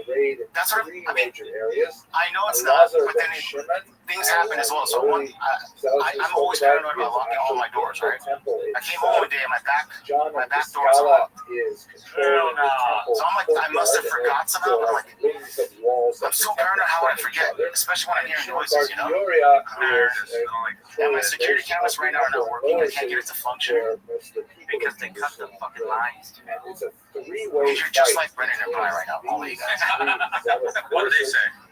Same thing. Oh, it's a ghost. What's that? This Oh, it's definitely that. I mean, That's what it is. that's what it is. we should do that. Do that. Yeah, I mean, you could put like a camera up there, but it's just going to show you that exact same image. You know what? I might have to, but then it's so when you walk upstairs to get to the attic, there's like this little rope that comes down, and you're supposed to grab the rope. It looks so creepy. Hoping that they will hell no. each other. Why are you doing this? Leave me alone. Such an incredibly that's stupid and short-sighted Strangers 3. because We get the shit in Romans this are town. going to use I'm strapped a weapon, but by destroying the grain storage opponents, I don't like scary stuff. they have no way to withstand the ultimate. I mean, you're not in my place, so you're fine. I know, but I'm scared. Well, one time I was so out in the living room, I thought 100% someone's on the roof. So I just ran out, turned the lights on, ran outside with my gun, and I have a flashlight looking over. The north central part of Israel down into the south of Israel, and he won't attack Jerusalem until What if he you is completely fired it? and that's exactly what happens beginning in the spring of the year 7. This map illustrates It's almost like standing around Texas. If you feel like if they're putting force on you that feels like kill you, then you know how to kill them. But if they're just standing on my roof looking at me, I can't do anything about that. Jesus thinks that he's going to have a fairly easy time. You freaking flew over just to do this shit. Because rebels provide unusual stimulus. Even though they're busy fighting each other, they end up becoming quite ferocious fighters. Jen, you're gonna get a camera. At the same time, a couple of And examples cameras that it's gonna last the for like Romans 24 settled hours. in on one of the surrounding hills nearby, Marco Mount said Scopus and also Mount Olives. Yeah, And they get you know, themselves set it would be so kind of they cool can if I just put that camera in the attic, things like let that. it go for 24 The hours, and then rebels we just watch it all surprise together. them by Do a whole pouring review out of the of footage city together. Jerusalem and actually I guarantee attacking it's uphill. gonna be a mouse. Tremendous disadvantage That to stuff's like a themselves. human being. And they actually managed to make tremendous progress.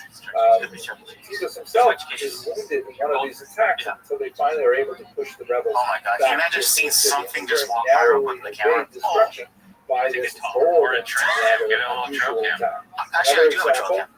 the Romans, I their did way see that you of talked destroying about the this city on is going to Kid, be and with there was a lots of comment that said, people and speculating as to technology, whether specifically the that's building of Sanaa. siege engines, which are these massive towers that they can Oh my wheel God. up to the walls and Before then they can next throw week's things card, over and catapults and they can climb over UFC is a the week walls off. with them. But it Next takes week, time to 2 build weeks, these they're in things. And France. there are certain Benoit places Saint where they're I bet him at plus most 180. ideally situated. Still get him at So plus while they're 150. busy building It's the these most things, times I've been in the rebels actually dig underneath the ramps that they intend to use for the siege engines. Oh, I do And like they that. build a tunnel Yeah, underneath, they it's fill like it with he's like the wood, Brazilian and cop. when the That's how he Romans likes them. place their But I laborious think product of Benoit their Saint work, the siege engine in gets place, back on track. the rebels set Absolutely tears fire to the wood in the Sub round tunnels, 3.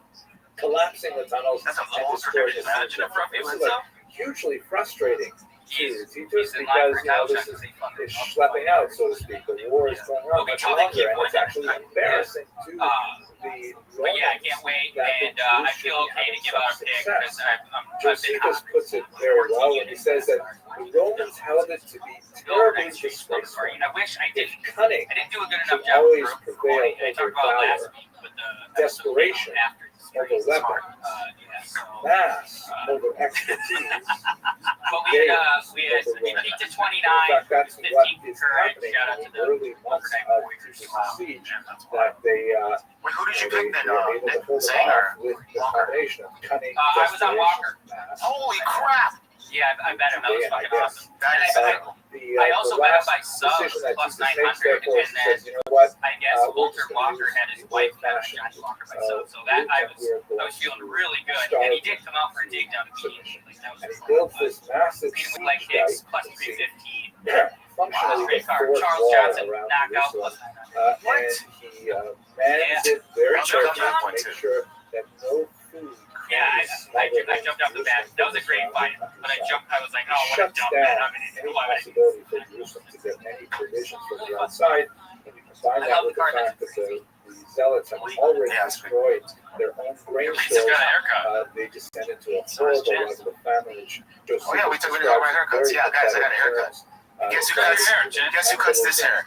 And the same kind of terrible things that my hair is described in the book of Jeremiah. And whoa, that's crazy. Guess who cuts this? Wow. Case. In the end, wow, you guys saved like $50 a cut right there. I haven't cut my hair since like 8th grade. High five, Case. The story behind it, Never however, go get is your haircut? Josephus says that he's the war council and says that he wants to burn out the temple complex and take care of the last rebels, but he wants to actually preserve the temple itself. Now, it's possible that Josephus places Titus in a very positive light here.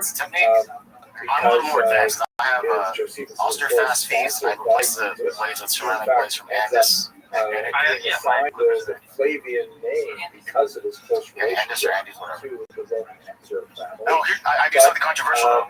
And everyone's going to disagree with me. I never oiled my blades. Because after all, it was like to me, for whatever reason, when I oil it, it gets so clumpy and it doesn't cut as good. I haven't oiled my blades in years, and it has the same awesome amount of cut ability. Well, I bet it's different because your hair is probably way thinner than mine. Jews and my hair gets as well. So we don't really Did you say Brennan's hair is thick as well? But it's not impossible to imagine. I faded him up too. Not actually. Okay, so that's one time the temple itself. He wants to destroy the rebellion. I don't But oil he it may have every single time. rededicated the temple to Jupiter or something like that. Did you know we talk about the hair color on hair color? Oh yeah, we talked about it. Not just signing him. Now, Did you rebels, basically roast it? the context of this fighting, which we've discussed in Let's say that they did or did. they rush out to engage the Romans, and in that context, I don't even have one. one of the rebels grabbed They did a disservice with the picture. threw a window. He was roasting himself. Yeah, he said that it was actually the spark that ignited IG story or something like that. It's like, himself, she was a which better continued from the night of well into the 10th. And his color is brown? I couldn't tell. He said it's brown, but I didn't see why. I mean, he is big brown. Yeah, it would make sense. Let's just go back to Aeneas Schiller for a minute. You don't say, kid. What weight class, Kev? I remember reading. Heavyweight. Nice. Any more brain busters on me? Now, what is heavyweight? Yeah, Kev, what's the limit? Century. And above? By saying Can't Jewish authority in the earlier Don't you do 266? We're not chatting shit. they had destruction of the temple, the ending of the sacrifice that actually why occurred 265? A lot of guys are more. That's a dumb, yeah. That's a dumb. And the jump from light heavyweight to heavyweight is insane. To God, They need another weight class in there. So no longer existed. So my Itself assessment of has saying disappeared. 265 and above Only center left to the people. would be a good one. Yeah, they didn't They do it now another rallied organization. around it. Sumo. It's called sumo wrestling. Got it. Okay, so I'm onto something. Yeah, The yeah. unwavering hope Jen, that who would you have in a fight? Topuria versus Makachev. Who would you have? the world itself. That's a damn good question. I would take Makachev. Nick, who would you have? I think I could do Makachev. Like, he seems just so much bigger. Hopefully, this will be the It'd be a last great fight. night of love that we have Anybody else want to together. The next time will be a celebration and a rebuild Jerusalem. Thank you very much for your attention. I hope that you those who are fasting conclude the fast well. Justin Top actually fought at 267 pounds, missing weight. Oh. He missed the heavyweight limit. Fat. I don't think so. I eat because I'm unhappy because I eat. It's a vicious cycle. Say goodbye to people. Bye. Bye, guys. Thanks for listening. Hello, everyone. I hope you And if you want to see some video accompaniment that this scene represents, go to Official Sunday Brunch YouTube channel. We got a ton of content up there. Spend all weekend if you want to spend some of it. I'd like to take a moment.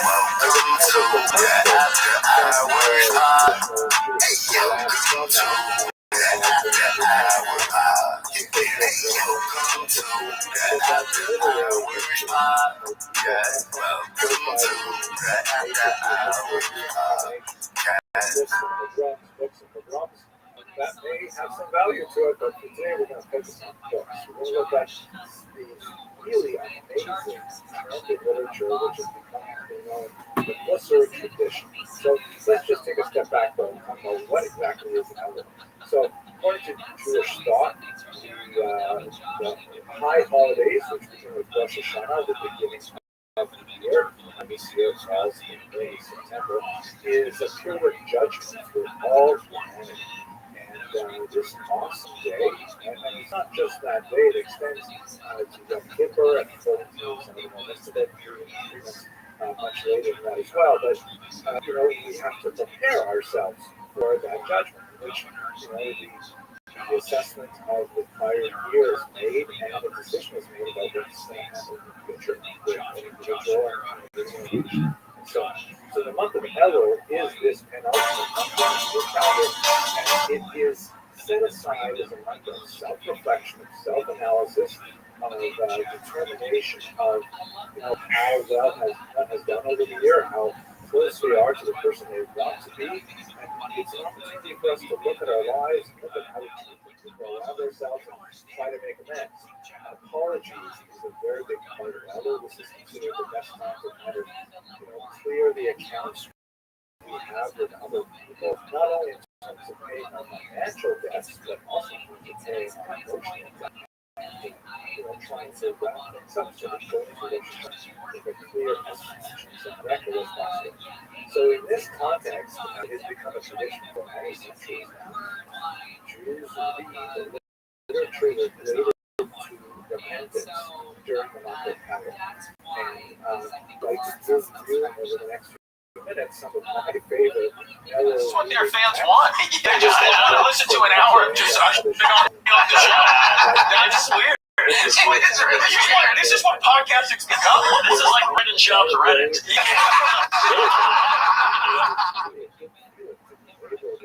Reach deep, think hard about how to resolutions about how one should try to improve. This is what their fans want. They just listen to an hour. Something called the This is what their fans want. They just listen to an hour of just us picking on the show. That's weird. It's really weird. This podcasting's become. This is like Reddit jobs Reddit. The Two Bears One Cave summer break is complete with Chrissy D and Stuffy posting their final guest episode. After 6 weeks of carrying the show in Tom and Bert's abs, when they first announced the guest host plan, most of us assumed it'd be a few filler episodes just to keep the ad reads going for Tom to cover his car payments while he was off chasing his Hollywood dreams.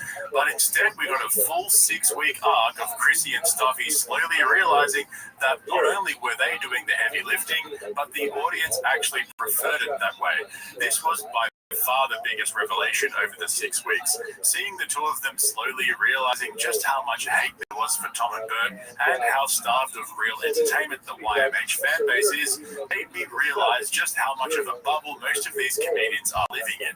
And by the end, it wasn't even subtle. They openly joked that the only reason they were brought back for a 6th episode was because Tom and Bert just didn't want to do it. And even though the whole thing was supposed to be temporary, you could tell Chrissy and Stuffy knew they were killing it. They know the audience likes them more, and they even started talking more shit about Tom and Bert. Stick around because I'll show you exactly what I mean later on in the video when they call Bert and how he manages somehow to bomb over the phone. He fumbles this fucking weird bit about which products comedians should really be selling.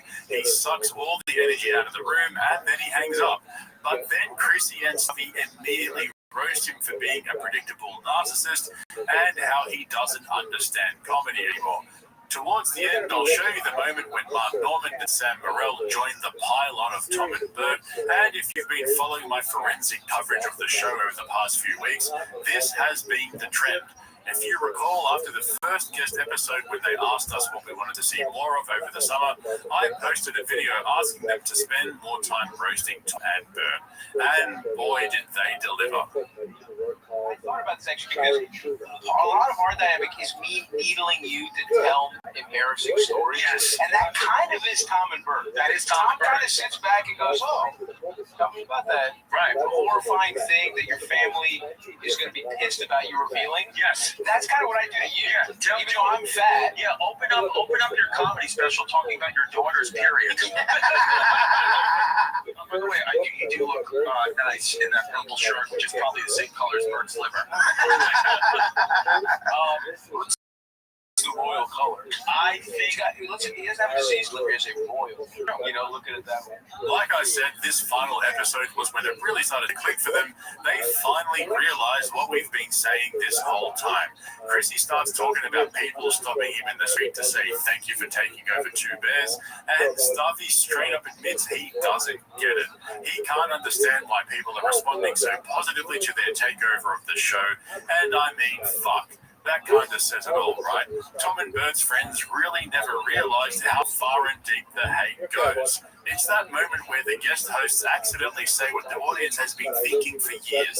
This show hasn't been good for a long time, and nobody on the inside seemed to realize it until now. Next to Brendan Schaub and Brian Callen, Tom and Bert are some of the laziest, greediest, low-effort podcasters there are.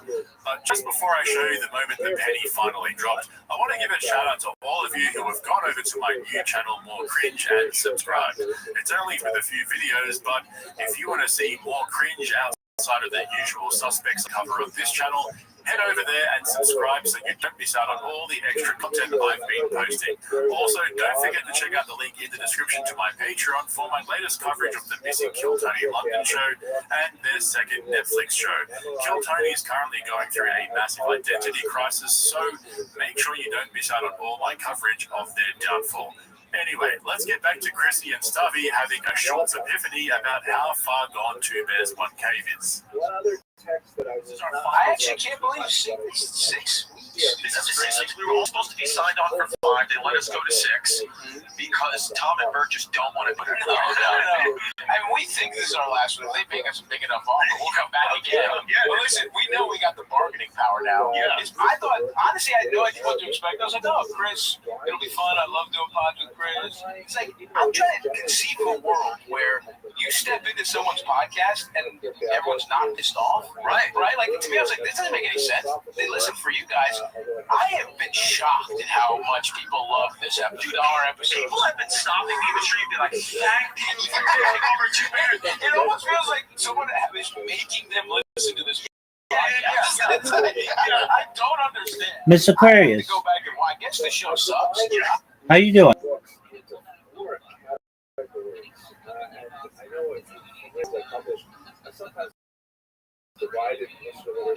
Yeah. Rabbi. How you living, girl? I'm eating caramel cake right now for lunch. We're getting me and Papa eating caramel cake. That's amazing. Is it good? Yeah. It's good. Excellent. What are your plans for your Labor Day? Nothing. Just gonna sit here, relax, and train up and get ready for tomorrow. I got work tomorrow. Absolutely. Are you gonna take a nap? What about you? Oh, I'm building robots, entertaining the masses. Are you gonna take a nap? Yeah, after this. Excellent. How's the cake? Good. Just getting there. I'm doing my exercises, so I'm getting there. Yeah, so have spent your first full week without rehab. How's it going? Yeah. It's going good. It's just tough, but it's going good. All right. Are you going to be able to do I'm not it? going to get out of the way 100%. I just got to keep going to exercise, you know? Word, girl. Are you feeling stronger? Yes, I am. Strong and company. That's what I like to hear. I got to get ready for next year. I'm officially bridesmaid for one of my best friends getting married, remember? Absolutely. In April. Oh, okay, I thought they were doing it in the fall. Okay, so in April they're going to get... That's what I thought. But, she was like, hey, and she asked me to be a bridesmaid. I said yes, and then she put me in a group chat, and she told us that they decided that they're gonna do it in April 26, 2026. Oh, that's beautiful. Are they? Do they have? I know that last time we spoke, they were picking out a location and stuff. Got a venue. Got a venue. It's right up the street from me. Yeah. Excellent. Any idea what your dress is going to be? She showed us one right now. I know I told her the colors are sage green, ivory, and lilac. We're gonna be dressed in green. Sage green. Sage green is beautiful. Yeah. So she showed us one of the dresses. So she said she was gonna order them and perform these other decisions, other dress decisions to us, and then we just rectify the decision when it comes. Excellent. Are you gonna find a date for the wedding, or are you going by yourself? I'm gonna find me a date. No, don't be by myself. Maybe my best friend comes. I know I'm gonna probably have a man with me. I don't know who's gonna be walking with me down the house. I can walk by myself. It don't matter. Absolutely, you struck, girl. Word. Is it gonna be a big wedding? Yeah, hopefully it will be a big one. She's from New Orleans, so she got a lot of families from Mississippi, New Orleans, so yeah.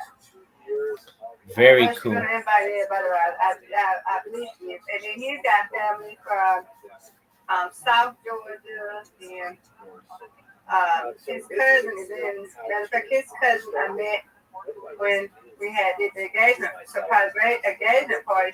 She's gonna be a bridesmaid. And best friend she known for elementary school is gonna be that, and her cousin or her two cousins, and then me. And I know I know mostly her family from not all of them, but yeah, it's gonna be a big wedding. Who's the maid of honor? Yeah. I have no idea. I don't know. All right. I don't know. I just know there's 5 of us in the bridesmaid bridal party. So I don't know. Maybe somebody. I don't know. Very well. I will ask her that for next year. Who that? Absolutely. Yo, what up, Odachu? How you living? Odachi. How you living, pimp? I had a question. What's your question, my friend? How long would you go until you file a missing person report for somebody? Oh, that's a good question. All right. How close are you with the person? I've known him for like almost.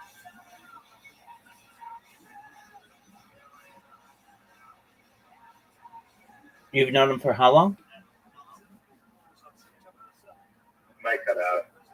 Hold on, I got to go.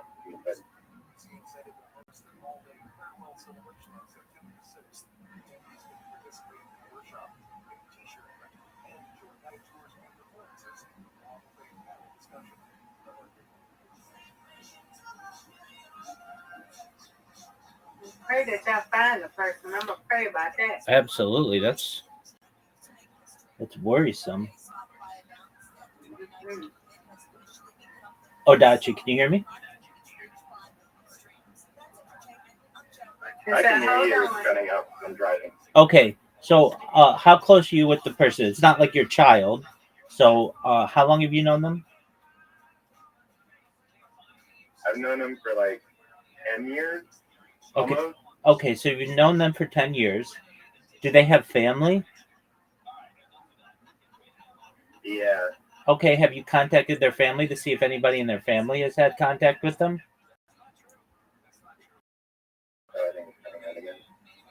What did that? Have you contacted any members of their family to see if anybody in their family has made contact with them? Yeah, I talked to his mom today, and she said she hasn't heard from him. And then I texted his roommate, who does he's been working all weekend, but he said he hasn't seen him at least a day. Yeah, it's too soon to. And but here's the thing, right? I last talked to him on Friday, and his phone has been going straight to voicemail since Saturday, and it's now Monday. Okay, I mean that's fine though. What if his phone broke? For 3 days? Yeah, absolutely. Especially on a holiday weekend, definitely.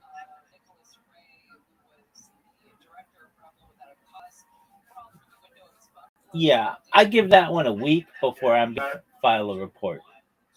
And and I'm not even going to be the one to do it. I would tell his mother, look, I'm worried about him. I don't know what you consider to be that worrisome, but I advise that you seek a missing persons report.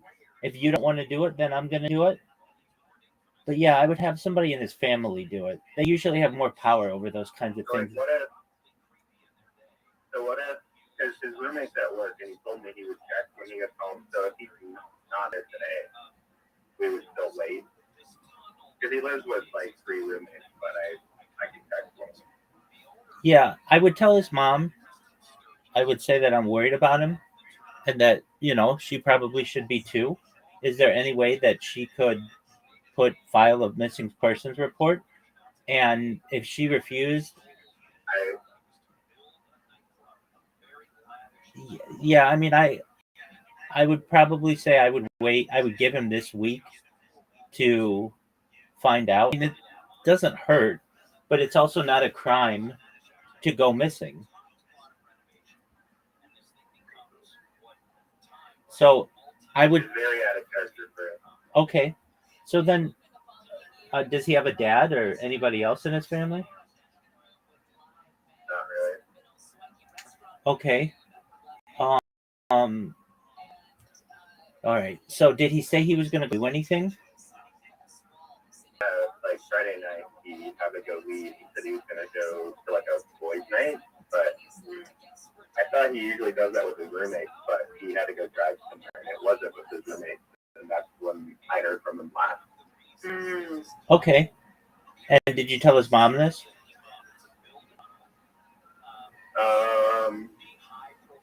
No, I probably should. I just told her that I haven't heard from him. Yeah. So I would fill her in on everything. I'd say, look, I spoke with him on Friday. This is very uncharacteristic of him. He hasn't answered any of my telephone calls. I'm just wondering, have you emailed him? No, I don't think he's his email. Okay, but I mean, it's worth it. We're not that old. Okay, that's fine. His phone's going straight to voicemail, and I'm worried about him, and I know other people are worried about him. Would you please file a missing persons report on him? That's basically her responsibility, as she's the next of kin, and the police are going to cooperate a lot more with his mother as opposed to just a close friend. Now, let's say she hasn't done it by Friday, then I would do it. But I'd give his family a week to do it. I'd give him, especially because it's a holiday weekend, I would give his mom a chance probably to file it by tomorrow or so. But I would fill her in on all of your concerns because, well, firstly, let's just say you're an amazing friend, Odachi, for having this much concern for your friend. And especially because this is out of character and everything, I would fill his mother in on everything. Hey, his phone's going straight to voicemail. He said he was going out for a boys' night. Does he have a car? Yeah. Okay. Was he drunk or anything Friday night? He's very religious. He doesn't do that. Okay, well that's good. So, I would say, he was sober. He was going out with friends, but it wasn't the friends that I thought with whom he was going. His roommate hasn't heard from him, and I'm concerned. Is there any way that you would file a missing persons report? And you just fill her in on everything, and when she has the prodding of someone else, she probably will.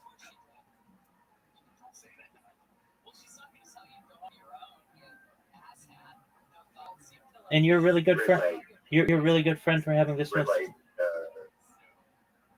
it's hard talking to someone every day, and then like when it does kind of stop, it just feels weird. Oh, absolutely. There are things though that. Well, when's the last time his roommate saw him? He said he hasn't seen him in at least a day. Oh, so his roommate could have seen him on Saturday.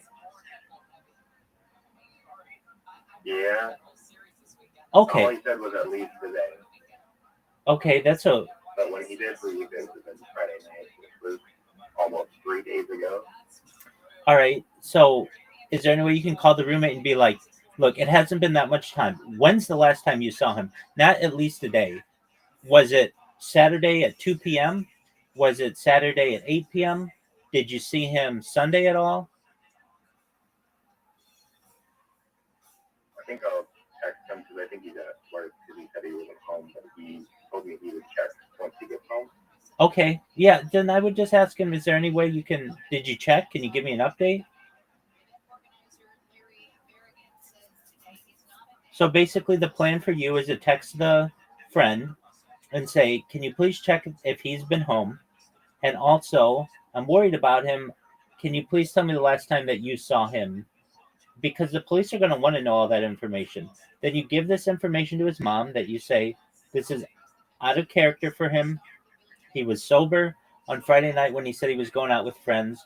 No one's heard from him. His phone's going straight to voicemail. He hasn't been home. Is there any way that you could, well, I just think it's prudent advice to tell you that you should fill out a missing persons report. We're worried about him. It doesn't cost anything, but it'll allow the police to have a 411 on what's going on. And if she says, I'm not going to do that, then you would say, then I'm going to do it on your behalf or on the behalf of your friend.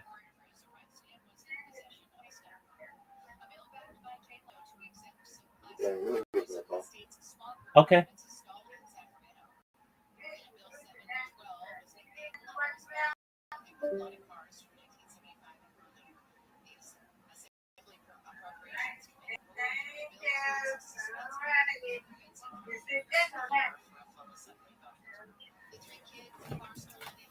Their trap of argument that you present is inevitable and it is really change the way you speak.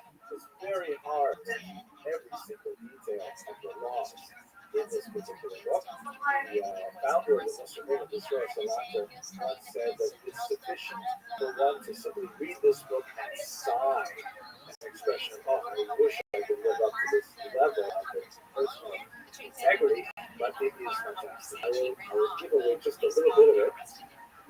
One of the huge, perhaps the latest contribution of this book is pointing out that, according to Jewish thought, it is forbidden to relate any negative information about anyone. Full stop. What? That just eliminates every conversation I've ever had, or maybe like 90% of every conversation I've ever had. So there are 7 preconditions that if one meets all 7 of these preconditions, one may in fact relate negative information. But otherwise, no, we can't speak ill about anyone. It's a really good book. Highly recommended. If you are not familiar with rabbinic thought, it's hard to read it in translation because it will introduce you to so many other ideas and it requires a pretty strong foundation. This is also because we wrote it not for regular people, but really for other rabbis. From the initial chapters, it's really intended to convince the rabbinic elite that, hey, we're not speaking properly, we have to do a better job. Look at all these things. He left. Yeah. He left, Rabbi. I know. He's very concerned for his friend, which is an admirable quality. Absolutely. Rabbinic thought, and it's also laid out in a very manageable size so that you can study it over a period of time. They're like days. You just met him? Yeah, I met him last week.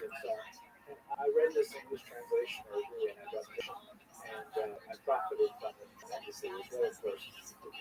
several times. It actually informs not only my personal speech as best I can manage it. Where else you hang out at? Just socialize?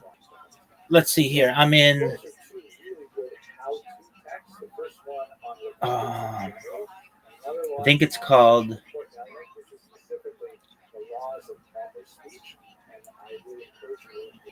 Just one moment. It's called Adore. It's got 260,000 people in it, and it generally has people who are in the VC. Then I'm in E-Girl World, which has. No, what you doing in E-Girl World? What do they do there? Well, do they do what they say they do? I mean, it has 500,000 people in it. It's one of the biggest servers. I mean, it's just like people who like to play video games. E-Girl World? Yeah. Oh, that's about video games? Yeah, it's they have voice channels, social, call, nitro, anime, active, emotes. It's not sexual. An e-girl is generally a girl who likes to play video games. Oh, I thought something totally different. That's okay. Thank you for telling me. Absolutely. I kind of thought the same thing. Now it can get, there are women who do more than that, but not in there. And the reason why I'm in there is it's like a top 10 largest server on all of Discord. It's very big. And so I'm in there. I don't ever talk to anybody in there, but occasionally I get groups of people who come and hear from there. And then I'm in Socialize, and then I was in this other server. I was in it longer than any other server last week, and they told me, they basically said I can't stream in there anymore. And I keep asking why, and they don't tell me. So that's fine. So I have another device in which I could stream. And like basically if it's a big server, I just post up in there, I turn on my camera, I leave it, and then they eventually kick me out or ban me or whatever. And that's fine. You know, I don't understand. Well, here's what happens. You get somebody who comes in and they're like, who's this person in the VC always streaming their camera? And then somebody else says it. And then they say, well, yeah, they do that in Socialize. Exactly. They say about you about that. He be on here every day. They can ban him. Yeah. Exactly. You know exactly right. So then you'll say, I don't like him because of his profile. It's advertising another server. Or I don't like him because he's always online and I don't like looking at him. It's just because people have nothing else to talk about, then you become a subject of the conversation, just like you've witnessed in Socialize. And I mean, as you can tell, like I don't interact with those people. I literally don't even know what they're talking about. They're muted. And if they have an issue with me, that's fine. You can literally shut off my camera and you can mute me so you never have to interact with me. But people, and then people also like to, I don't know, want to call it bullying, but pick on people where they'll be like, hey, moderators, I don't like this guy. And it's like, okay, well, he hasn't done anything wrong to you. Now, I get some moderators who say, frankly, we like that you stream in the server because it makes other people want to go into the VC as well. If one person's in there, then it's not like no one's in there. And that means other people will go in there eventually. Like I've described it like this, but this is exactly what it's like. No one wants to be the first person to get in the pool. They don't want to be the leader. So if somebody's already in the pool, then you're not the first. There's somebody else in there, and then everybody will go and enjoy the water. Yeah. But I got this thing called Robot, and they do everything. So I got what it's called Lounge. Have you heard of that one? Yes, I have. They got one you were saying kitten category. I can't get in there. Hold on. Let's see. This is one on just kittens. Okay, this is an invalid one. I don't know. I don't know that's what it is. Okay, it's the same stuff. Okay, well, I just keep sending me the same stuff. All right, let's see. We got one called Move Cat Therapy, Social World. They got one called Blessing. They got one called Fun, FAWN. They got one called Dulce. They got one called Anime Pirates. They got one called, this is it's called Cutie. The Egos and Social. You heard that one? I have heard of that one, yeah. That's a big one. One called Princess. One called Daily. We got one called Social World. Let's see, Coma Cafe. Heard of that one. I got one called what's this? Auralis. AURALIS. On Daily, I already said that. Yeah, I think that's it. Yeah, they send me a lot of stuff. Like if I go in a service, it sends me different stuff. Yeah, there's some kind of Go ahead. there's some kind of program in which you can enroll. I think you pay for it, but basically, whenever someone joins your server, it'll send them invites to a bunch of other servers, and those are all the other servers that they promote. Yeah, I don't know about interviews.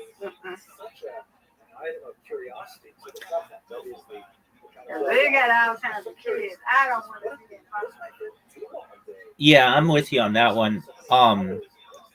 Now I have been a member of 18 plus servers, but those usually get to be adult, and I don't want that. I just want adults who keep their clothes on, basically. Like, yeah, exactly. And in order to verify on those 18 plus ones, you've got to send them your driver's license, and you've got to you have to do all kinds of stuff. You have to be holding your driver. You have to show them a close up of your driver's license. Then you have to hold your driver's license in a picture of a selfie, and then you have to do a hand symbol. Like they send you an emoji, and you have to do a hand symbol. And on the one where you're holding your driver's license, you also have to be holding a picture of yourself with the name of the server, your username, and the date. Oh, it's incredible, Miss Aquarius. It's absolutely incredible. And then when you send it to them, oh, it's incredible, like how ridiculous it is. Right. It's ridiculous. And then on top of all of that, they'll say that your picture's blurry or that they can't read it or whatever. It's like, look, no, you can obviously tell that I'm over whatever age you need me to be.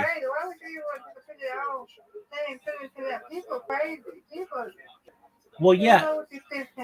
And then it's like, well, I don't know what you're doing with this data. They're like, no data is saved. I'm like, quit that. Like, I don't believe it. You've got weird people in your moderation team. Who knows what they're doing with this information? They got one called Bougie.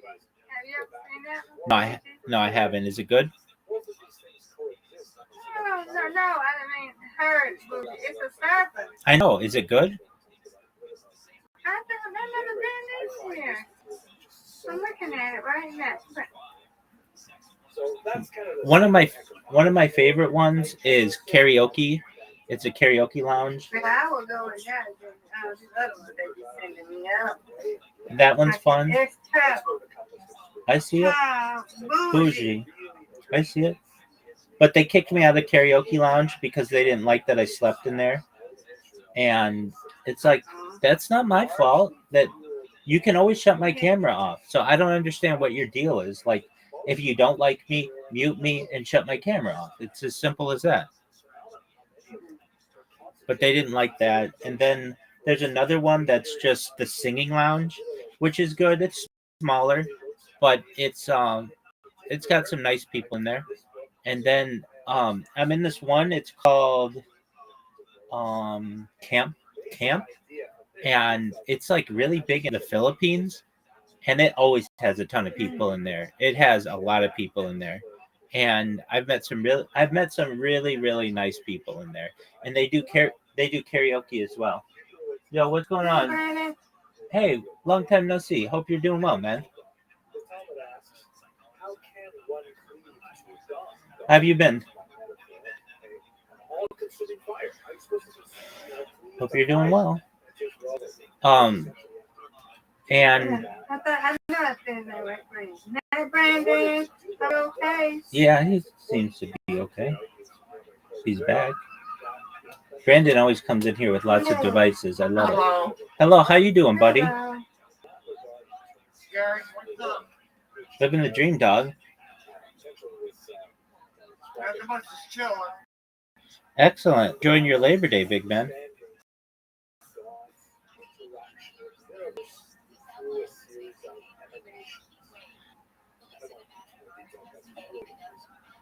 I'm in some other subreddits.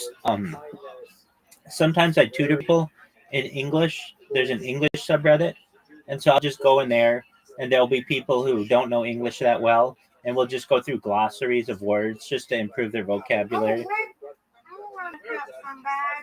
Yeah, sure. It's discord.gg/English, ENGLISH.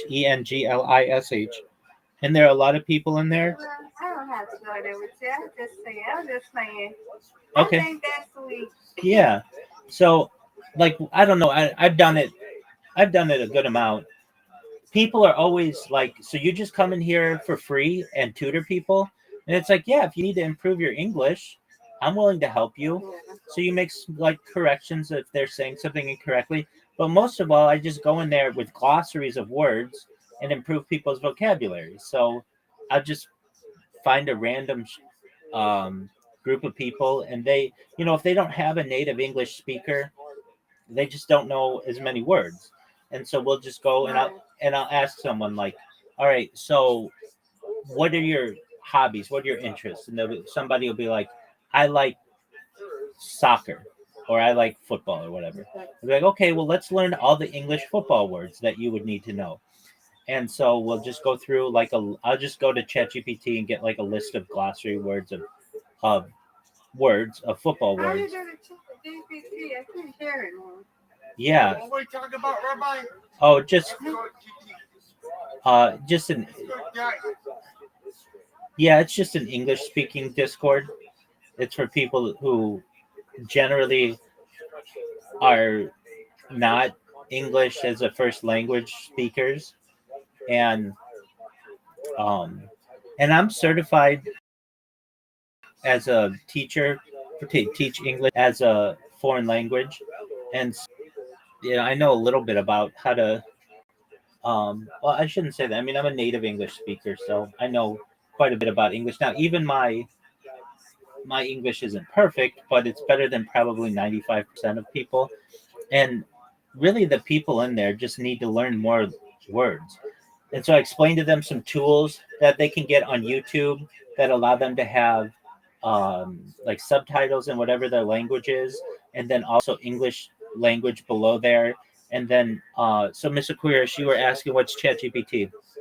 It's amazing.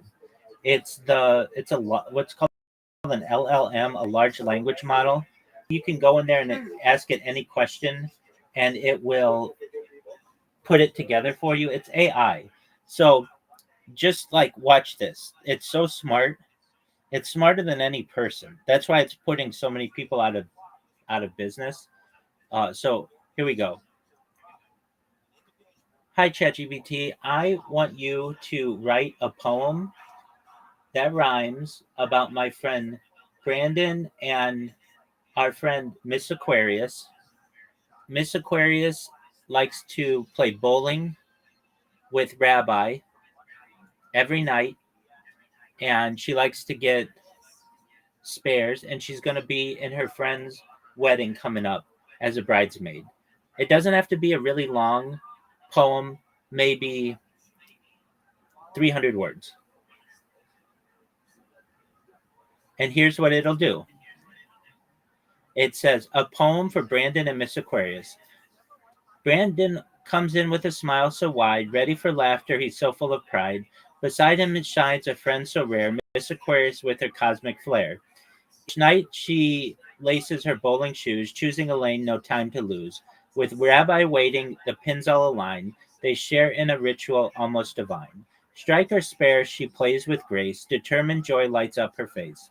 The ball rolls smooth, the crowd takes note. Her style's a song, her throws a quote.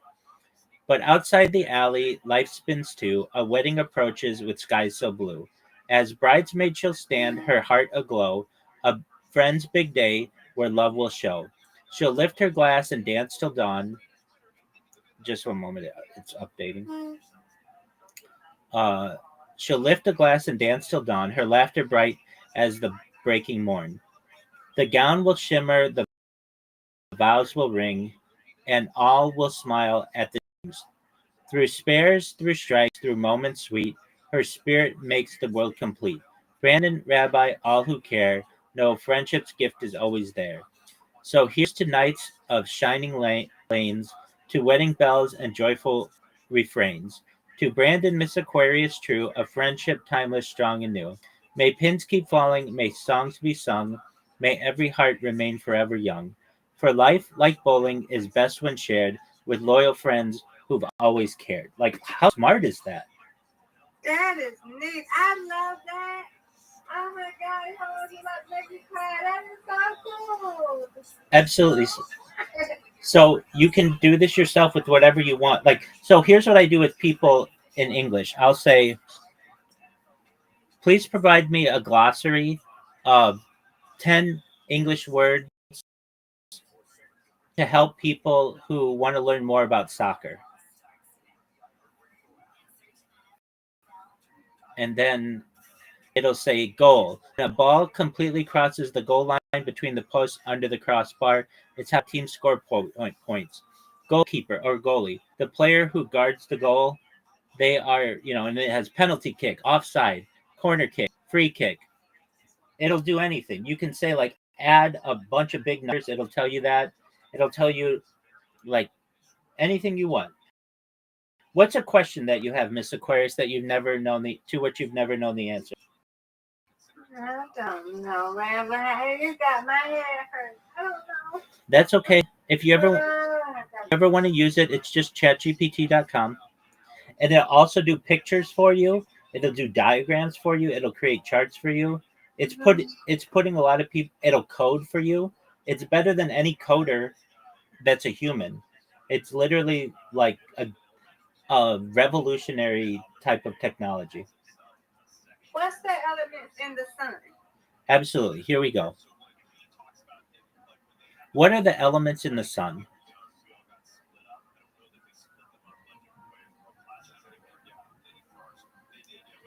Great question. The sun is mostly made of gases, plasma, and while there are many elements inside it, a few dominate. Main elements in the sun by percentage of mass. Hydrogen. It's about 73% hydrogen, the primary fuel for which powers the sun. It's about 25% helium, produced from hydrogen fusion in the sun's core. There are trace elements, together 2%. These are much smaller amounts, but still important. Oxygen, carbon, neon, nitrogen, magnesium, silicon, iron, sulfur. These heavier elements are often called metals in astronomy, even though many aren't metals in chemistry. In short, the sun is mostly made of hydrogen and helium, with a sprinkling of heavier elements that influence things like solar wind spectra and the sun's evolution. Would you like me to also explain why hydrogen and helium dominate? Yes. All right, so then we just say yes.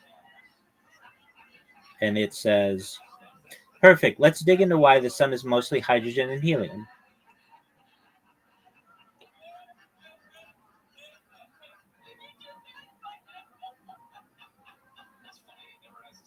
All right. So it says, Big Bang origins. After the Big Bang, which is 13.8 billion years ago, the universe was extremely hot. As it cooled, the first elements formed, about 75% hydrogen, 25% helium, and tiny traces of lithium. Heavier elements, like carbon, oxygen, iron, didn't exist yet. They were created later inside stars. How the sun formed. Around 4.6 billion years ago, a cloud of gas and dust collapsed under gravity to form the sun. The cloud was still mostly hydrogen and helium because those elements were most common in the universe. A small fraction of heavier elements had been produced by earlier generations of stars that exploded, also known as supernovae, which is why the sun has 2% heavier stuff. Nuclear fusion in the sun's core. The sun shines because of fusion. Hydrogen atoms smash together under extreme heat and pressure. The process turns hydrogen into helium, releasing enormous energy, light plus heat. Over billions of years, more helium accumulates in the core with hydrogen slowly decreasing. Why hydrogen and helium dominate? Hydrogen is the lightest and most abundant element in the universe. Helium is the direct product of hydrogen fusion. Heavier elements are rare because they can only be made inside stars or in supernova explosions, so the sun naturally has only a small fraction of them. So the sun's composition reflects both the early universe's chemistry and the physics of fusion happening inside it. Would you like me to also explain what happens when the sun runs out of hydrogen, basically its future evolution? No, I got it now. There you go. Yay! There you go, girl. That is neat. It's very neat. I think that was a good question I asked. I think it was a phenomenal question. Great job. Yes, that was a phenomenal question. Word, girl. I'm going to see Brandon. Look at Brandon. I see him. He's just doing his thing. Yeah, that's what we got to do, I think. That's right. Yeah, and I get a big How's that been? A few friends. Yeah. How's that been? Excellent. I like it. When I get bored, I get on over there. There's no other, and I'm level 20 on what's that name of? But I don't be on. I don't go live over there. I just know. Right. I'm good. Yeah. The thing I don't like about Big O is that I can't trust the numbers. Whenever I start a new stream, I will have exactly. I have no one following me. I'm a brand new account, and every time I get 50 people following me, and I'm like, how is this even possible? This is fake. But I do like that you can get 16 people in the same call. That's really neat. Yeah. Yeah, we could do a multi. Yeah. Instagram changed recently. Before you could just always go live on Instagram, but now like TikTok, you need 1,000 followers, and it's just like, yeah. On Instagram. On Instagram. Really, right. Know about me? Yeah.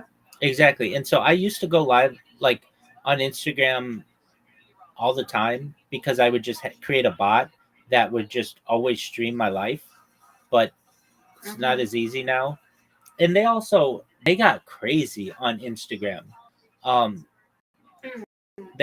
If you say something against their terms, sometimes they ban you for as long as a year. Well, they can permanently ban you, but sometimes they'll just tell you that you can't go live again for 365 days, which is just like such a long period of time. And the reason is they'll say, like, I don't know, I'll be watching like a stand-up comedian or something, and the stand-up comedian will be like, man, my daughter's or my girlfriend's so ugly, she makes me want to jump in front of a car. Just like a joke like that, nothing crazy, nothing super funny. But they'll take that as self-harm and then ban you for 365 days. Yeah.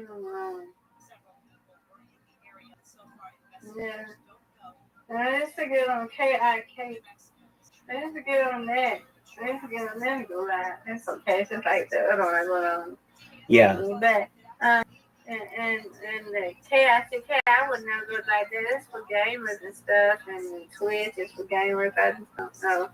Right. I use Kick a lot, KICK, which is really confusing that there's KIK and then KICK. Right. I spam a lot of people on KICK. I just go into their stream, I make a clip of them. I put my Discord in there. I follow them and then I spam them. But I'm the nicest spammer in the world because if they ask me to stop, I tell them how they can stop me from spamming, which is basically put a 1 minute timer on me and then I never spam them. So, but I am all over Kick, and then Twitch. I've been doing more, but Twitch has a thing that, and I think it should be an illegal practice. Like basically, if you do something that one of these platforms don't like, they can do what's called shadow ban, which means that you still think that you're chatting, but you're not, and so it just causes Twitter used to do. exactly. Now Twitter has become. I think it's not a good platform anymore. It's just become the same people on there are always just promoting their stuff. This is what I can't stand, Miss Aquarius. Twitter judges users on their interactions and their how much what do they call it? How engagement is the big word for them. So here's what a creator will do. They'll take a picture of the sky that's blue and they'll say the sky is red. And they'll get a bunch of people come in who are like, no, it's blue, and here's why it's blue, and blah blah blah blah blah. And it's known as engagement farming, but all of those people arguing get them more money at the end of the month when the payouts come. And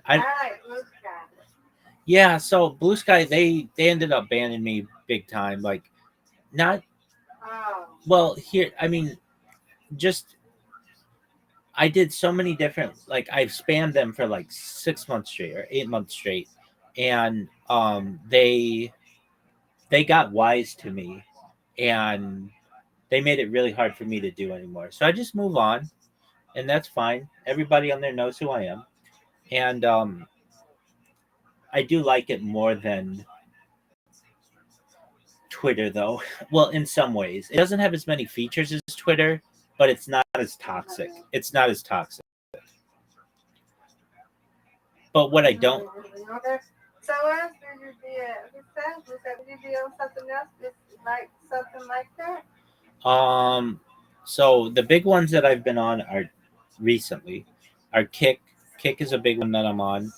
KICK, and then Twitch, TWITCH or whatever. And then I'm live on Twitter right now. I've been live, but like nobody ever comes into my Twitter. I think I've been shadow banned on there. And then I'm live on Discord, and I'm live in Telegram. So Telegram's another one. I don't know if you've used that, but it's. Wait a minute, how you throw that on Telegram? So you can.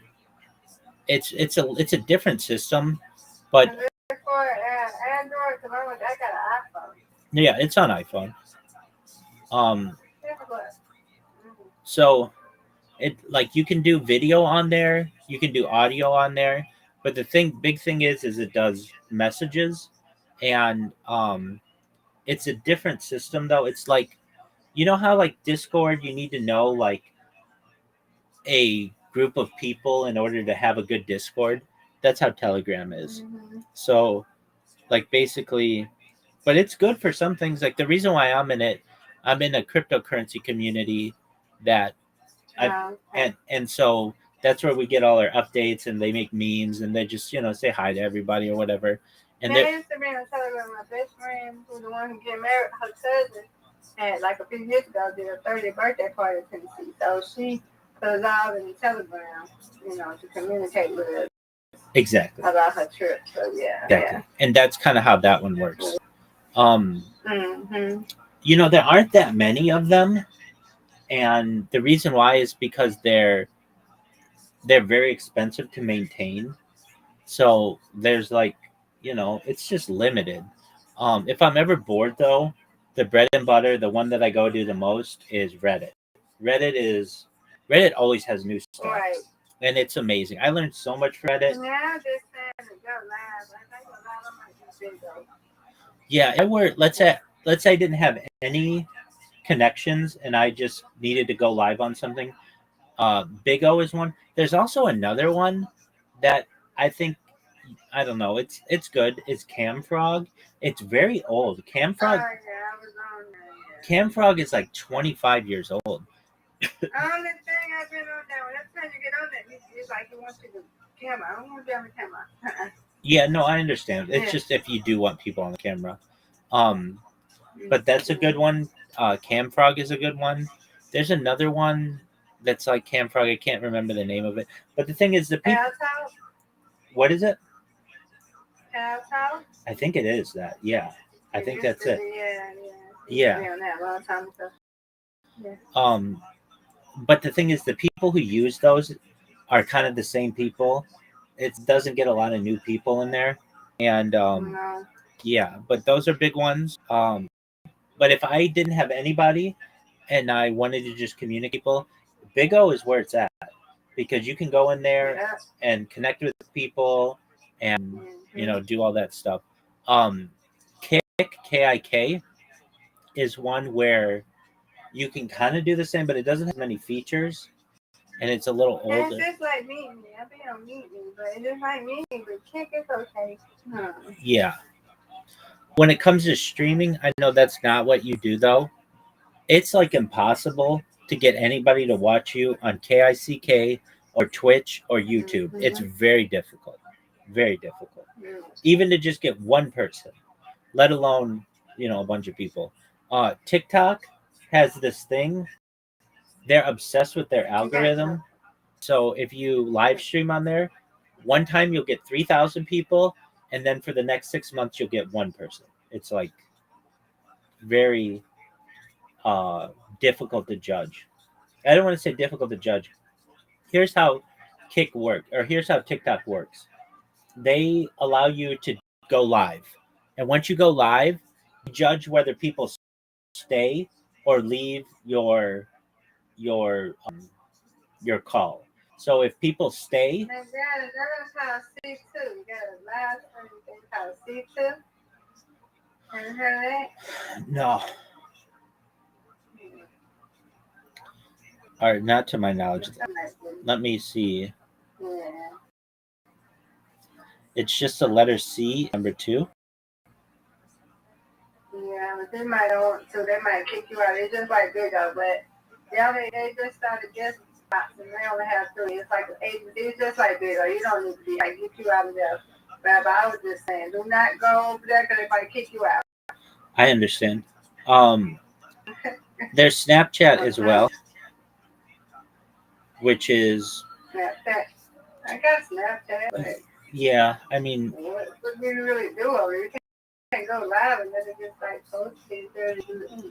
right. You go somewhere. Exactly. I've never really thought that it was a good platform because when it was popular, it was popular amongst people who were young, and I always felt that it should be an 18 plus. Not like an adult, but like just be an adult to be on there, and they didn't do that, and so it's a lot of young on there, and it tracks a lot about you, and there's just not a lot to do.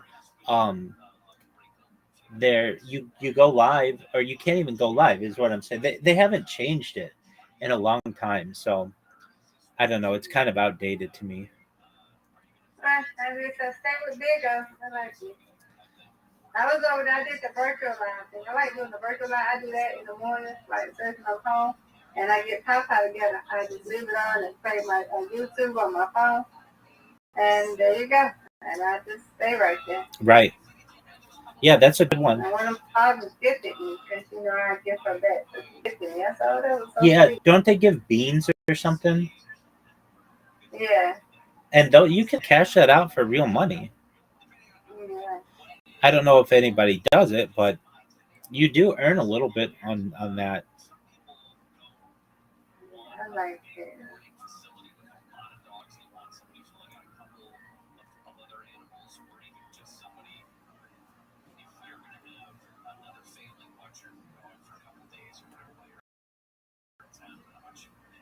Yeah, that's the way to stuff bigger.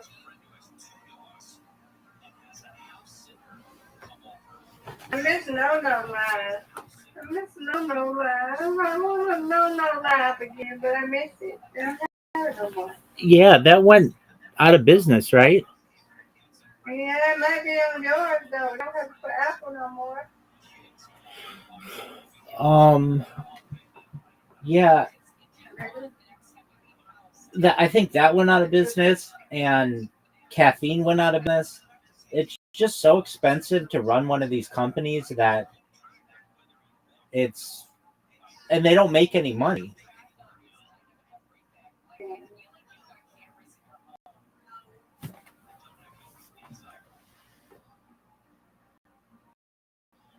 People don't realize, but not even YouTube makes money.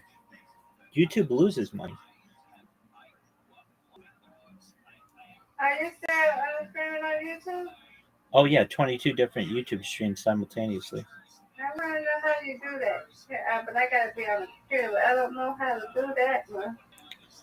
Yeah. So they do it, but they only get 7 people there. Yeah, I mean 7 people on YouTube is what. Usually, if you stream on YouTube, it'll be 0 people.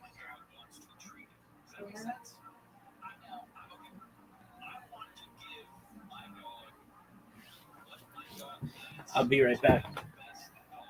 Okay.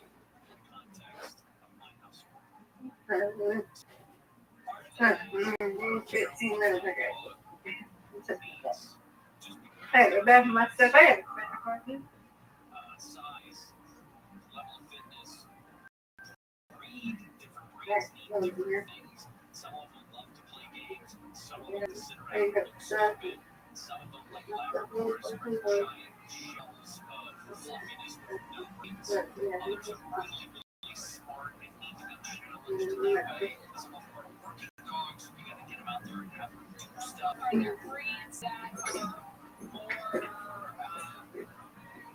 Motivated by acupuncture, hydrotherapy, and chiropractic care? No. Although there are dogs, I suppose, that probably have love languages like humans, right? So physical touch, maybe one of the love languages for dogs. Hydrotherapy or acupuncture may make them feel better, but it is not what they need. They're an entire dog wellness industry, and where is Ground Zero? You guessed it, Los Angeles. Among the services are acupuncture, hydrotherapy, chiropractic care. Now, one of the therapies that I gotta push back on a little bit. So then I get angry as I get later and say,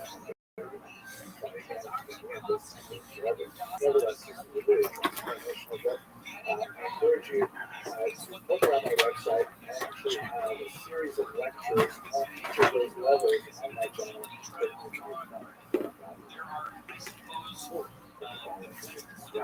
Now, finally, let's go to the last stage, which I have called postmodern. The truth is, I always have fun when I do it. I didn't realize people hate it, but it's been great for me. Watching Stuffy process in real time what hate watching actually looks like. Watching a kid being told that Santa Claus is a Thank you, ma'am. He's sitting there mid-convo trying to understand. People are coming up to them and saying how much they love the Summer Bears episodes, and then out loud he just blurts it out. Okey-doke. It almost feels like someone is making you listen to this podcast. That was the moment that dawned on me. All right, if you want to do YouTube, you have to have a Google account, which I'm sure you do. And then you need to verify your telephone number. And then after 24 hours, you're able to go live. Oh, you're making me hungry. Now you're going to want to get some chips. You're making me hungry. All right. Then you got to eat.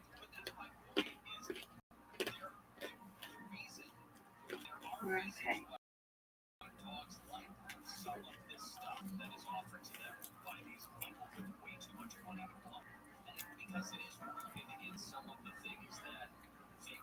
Now let you eat. I'll be back. Okay, I'm here.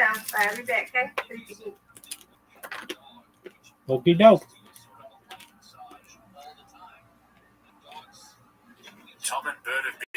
us over the last few years. And the best part is you can tell this thought genuinely hadn't occurred to him before.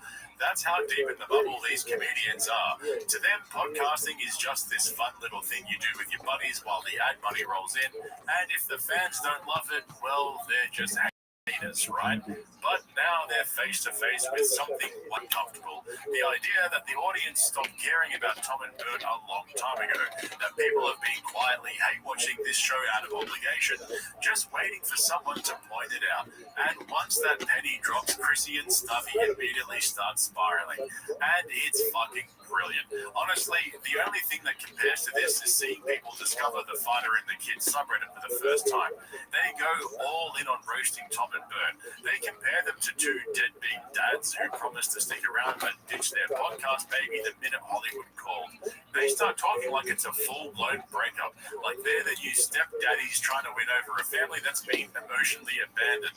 And it's not even subtle. They say outright, we're just fucking around, and people act like this is the best entertainment they've ever had in their lives. That's not a joke, that's a diagnosis.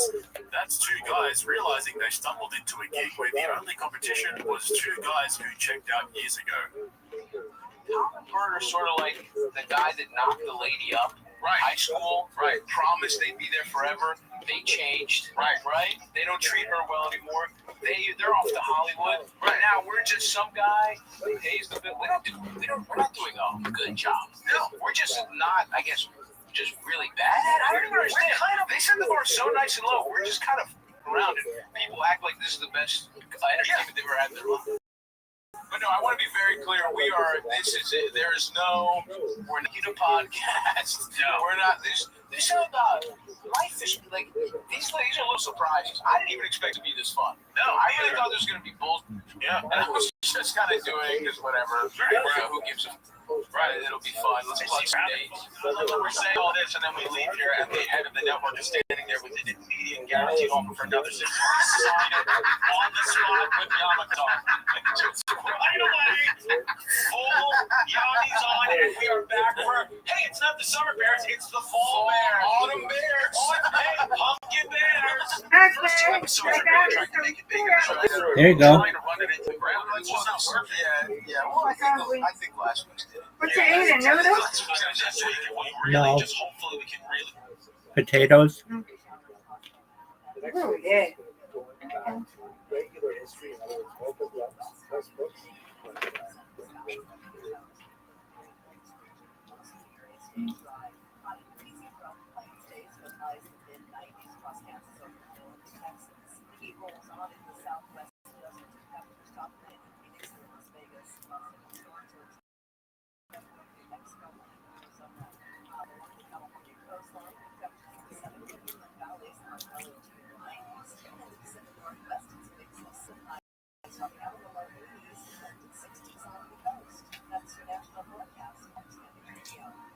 Really get into the weeds of comedy and vaccines process. Let's talk seriously about the geopolitical climate. Bring up Mamdani as many times. Votes are on for sure. Yes, that is true. We figured last episode, Tom and Bert must have sent some fun videos. Sure. They don't give a at all. They're out. Didn't even send videos. Couldn't bother. And we saw the production value last time. It was literally just Bert doing this outside. This is really the one where we're like, all right, 52 minutes. This is, because you know what this is? This is, ironically, it's the last day before summer vacation for us. Really? This is our last, did you know? This is it. Are they going to fire us? Seriously. And just when you think it can't get any more brutal than that, they call Bert. Now, keep in mind, like they were just saying, this is the final Summer Bears episode. You think Tom and Bert might have recorded a quick thank you video, maybe a little send-off message to close out the run? Fuck no, nothing. No video, no message, no effort. So what do Chrissy and Stubby do? They just cold call Bert mid-episode on speakerphone, and it's everything you'd hope for and more. Bert answers the call while taking his blood pressure medication. Like, actually, I'm not even joking. And then launches into this bizarre half-baked bit about what kind of products comedians should be selling. He's pitching it to them like he's on Shark Tank, but every idea is somehow less funny and more cringy than the last one. And don't forget, guys, Bird is one of the top-selling comedians in the world. Never, ever forget that. And so while he's talking, you can feel the energy in the room slowly dying. Chrissy goes quiet. Stuffy starts that polite podcast laugh people do when they're trapped in the mothership green room, forced to listen to Rogan ranting about the pandemic and free speech. The contrast between the old Bears and the new Bears could not be clearer. Then Bird hangs up and Chrissy and Stuffy immediately start roasting him. Not behind his back, not passive-aggressively, full-on, this guy doesn't get comedy anymore energy. Like they've been holding this in for weeks and finally had to say it out loud. Guys, we finally did it. We got it. This is amazing, is that literally it's our last Summer Bears episode, and Tom and Burr didn't even send in videos. They couldn't have cared less. Don't give a, should we call them? Do you want to call them? Or we just see if there's some famous, some of their most famous videos to us to see. I bet you they're not going to answer. Yeah, so just call, see what we got. Burr, what's up, baby? It's me and Stabby. We're live, the very last Summer Bears. We're coming to, we want to call you.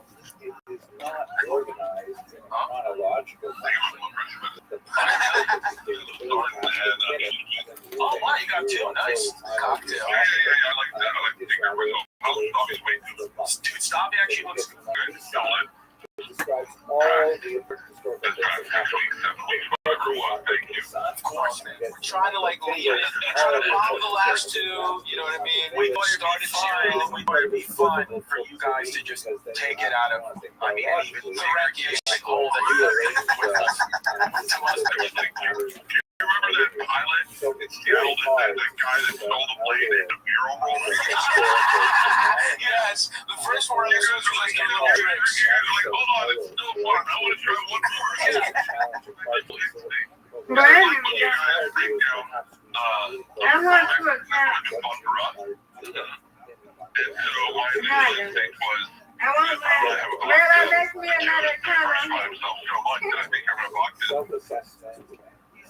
That's on you, girl. Megan, you know how to do it.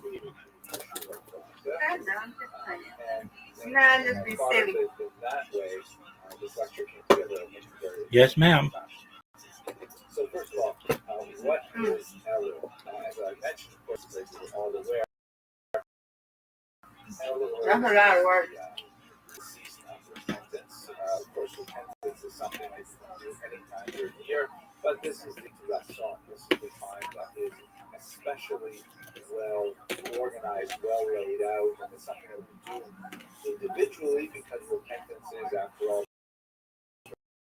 very much a private affair, but knowing at the same time reinforces our resolve to make this often very difficult process. The Hasidim, particularly the Alter Rebbe that is Chabad Hasidim, has a very wonderful way of expressing it. They like to say, the king is in the field. And normally, if you want to make an appointment with the king, if you want to, petition the king and apologize for your years and taxes or whatever it is that you need to do right over the year, you've got to make an appointment, you've got to wait, there's bureaucracy, there's uncertainty. But in the month of Elul, says the Alter Rebbe, the king, as it were, comes out into the fields to greet the common person working in agriculture. It's probably derived from this verse here, but the field itself and all that is therein, then shall all the trees of the forest sing for joy before Hashem, who has arrived. This is the time of year, Elul, when the king will leave the palace, as it were, and come more than halfway to meet us. We don't even have to expend any effort in order to engage ourselves in the Shuvah process. That's really what the month of Elul means. Here, so far, every morning, So I was going to have you guys build a comic, and they really, their fans would buy based on who they are. Okay. Flip-flop. You could sell blood pressure medicine. That's the next frontier. Forget about Pfizer's pressure. Pressure vaccine. You know for a fact that I keep my body's been with the 100%, I know you do. No, that is I can survive. And I know that your liver's the same color as the skin. I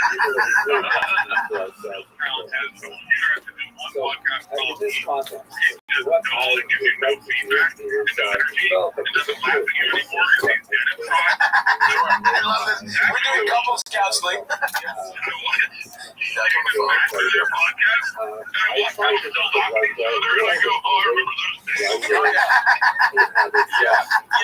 Yeah, you guys are like the married couple at an orgy watching them doing what's just they shoot out of each other. Oh, yeah. You guys are just trying to jack off each other's limp dicks. I roll. Oh, yeah. That's it. Okay, yes, all right. Excellent.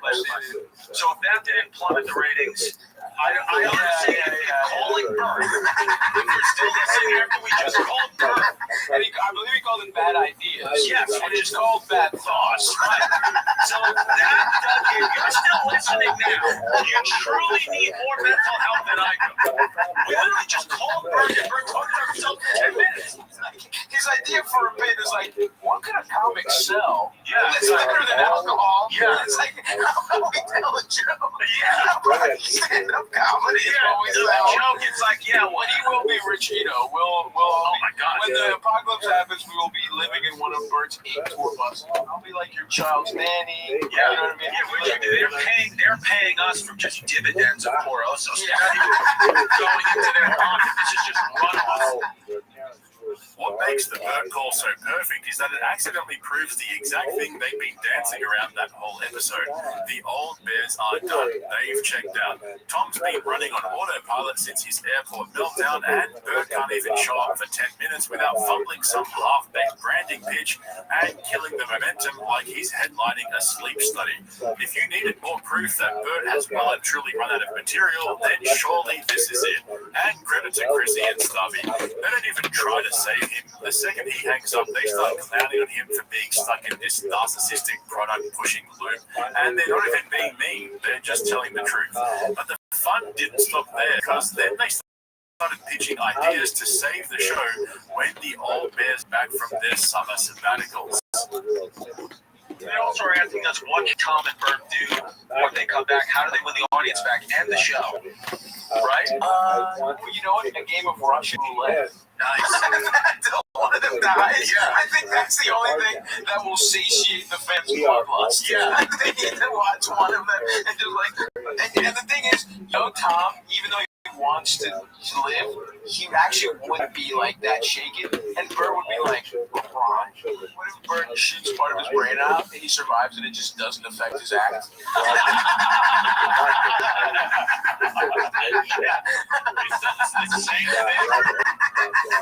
That's hilarious. That is crazy work from Stubby. First the Russian roulette, then shitting on Bert's material.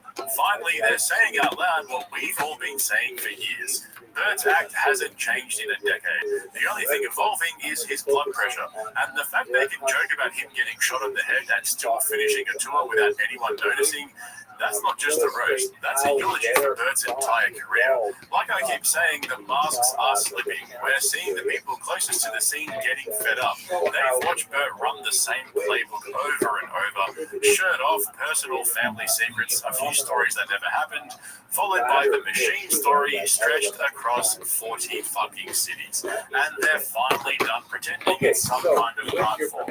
But instead of trying to fix it, they lean into it, because at this point, there's nothing left to fix, right? And then out of nowhere, Martin Norman rocks up and drops one of the best singers I've heard in a while. I'll never get tired of seeing Bubba catching strays.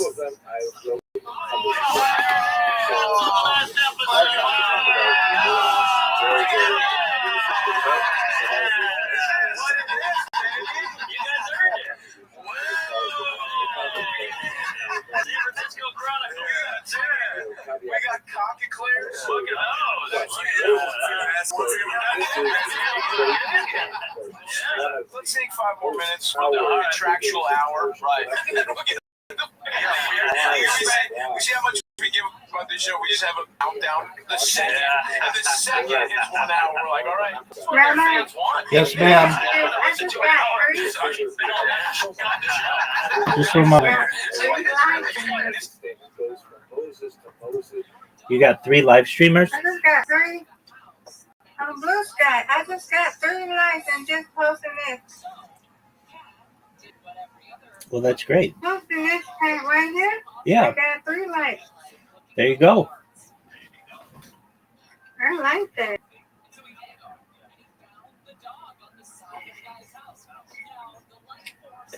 Yeah, I don't post it all the time. I just post them. I feel like it.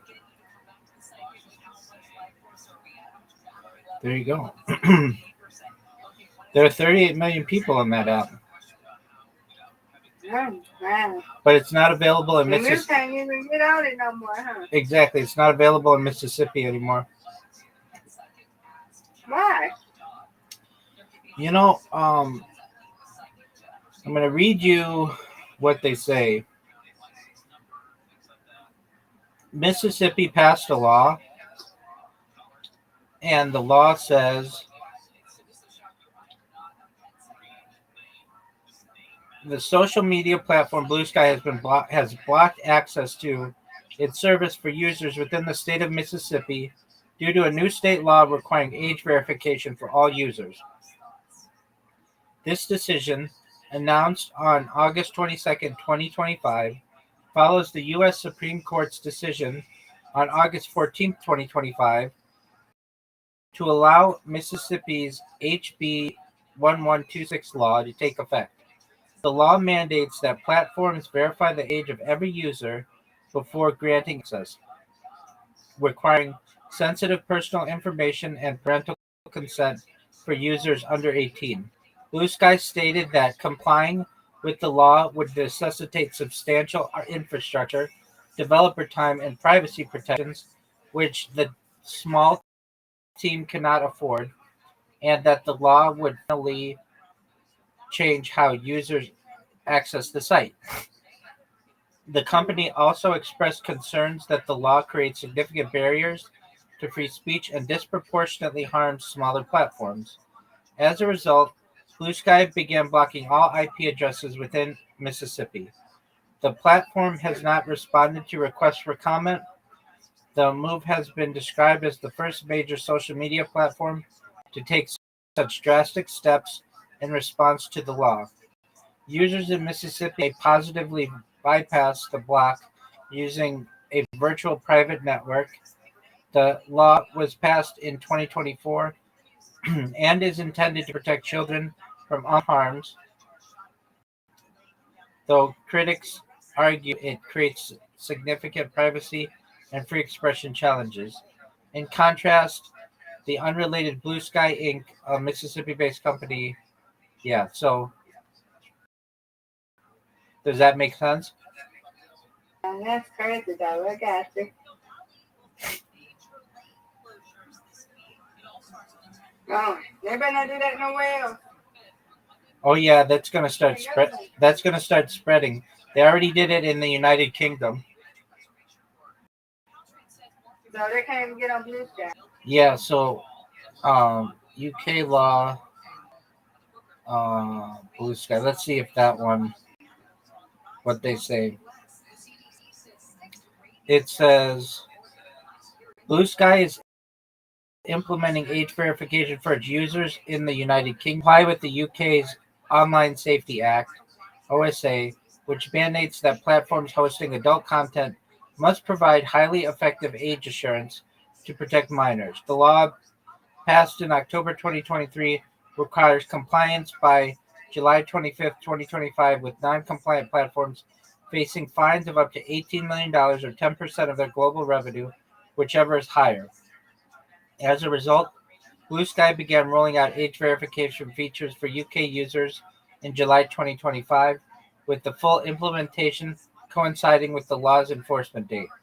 To meet these requirements, Blue Sky has partnered with Epic Games Kids Web Services, a specialized verification platform that offers multiple methods for age confirmation, including facial age estimation using a model, uploading government-issued ID documents, and payment card verification.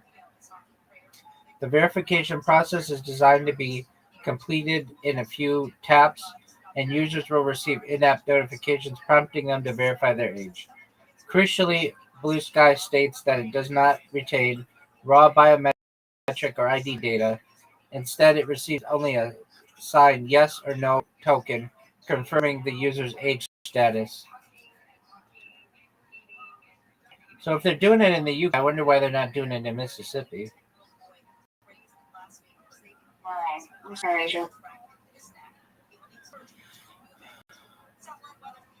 Well, I need to find some other alternatives so we can have, where we can post stuff and all that. I understand Reddit, but sit down, Papa, sit down. Why you stand up and take them off?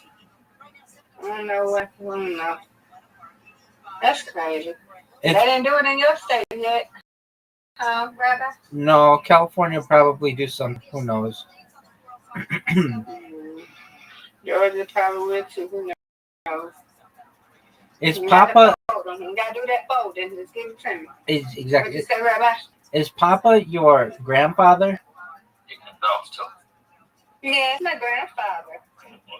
Very nice. You okay, Grandpa? Just take the jacket off.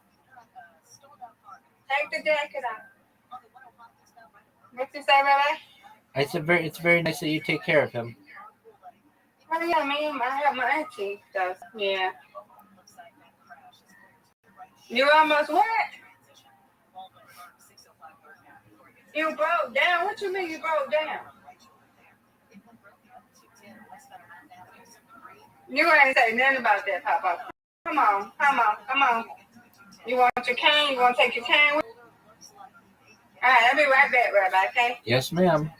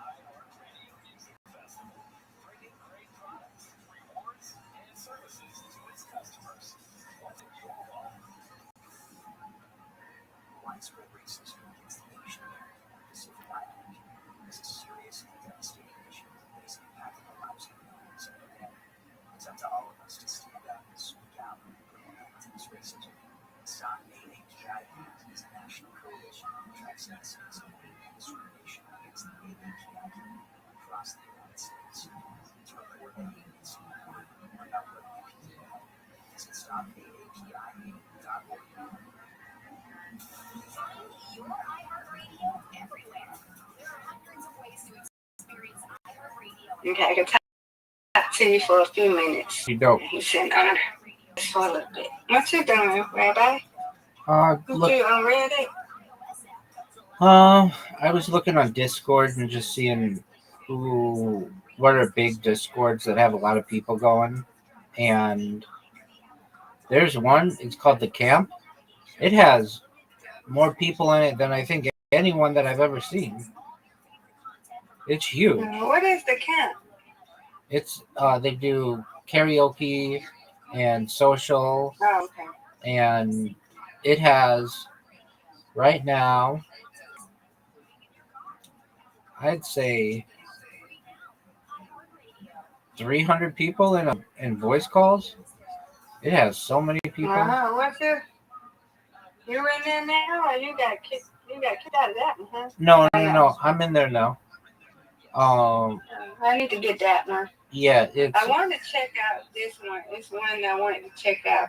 Yeah, I forgot what it's called, but I want to check it out. I'll send you an invite. I forgot what it's called. Is it Bravo? I think I said I wanted to try. I just sent it to you. Bravo. Look at your messages. Look at your messages. I got it. Thank you. You're welcome. Go in it. Look how many are in the calls. Yeah. Oh. What do you say? Okay, I have to make sure I read because they might not let me nothing if I don't read this. Oh, I know. Isn't that stupid? Sometimes if you don't read it, it'll be like, oh, the timer's up. Gather it to shop fees. This. Okay, I want to make sure I can get in because I don't know.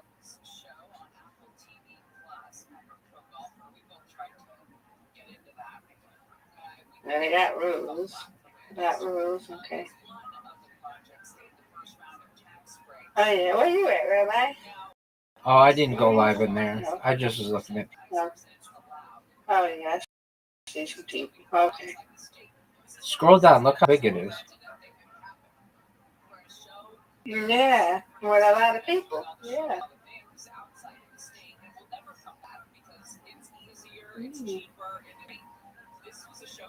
Can't verify. Hold it. Let me see. Okay. So what do I have to do before I get in these things? Do I have to do anything? No? I don't know.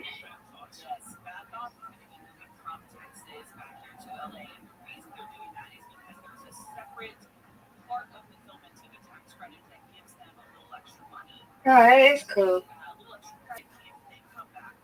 That profile. Okay, just select your game roles. Use the buttons listed below. Oh, game roles. Oh, game roles.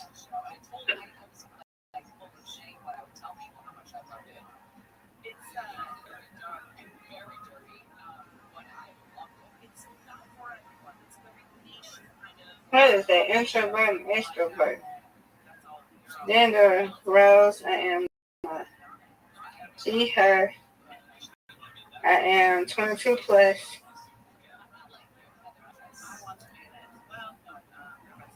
You put in them roles like that?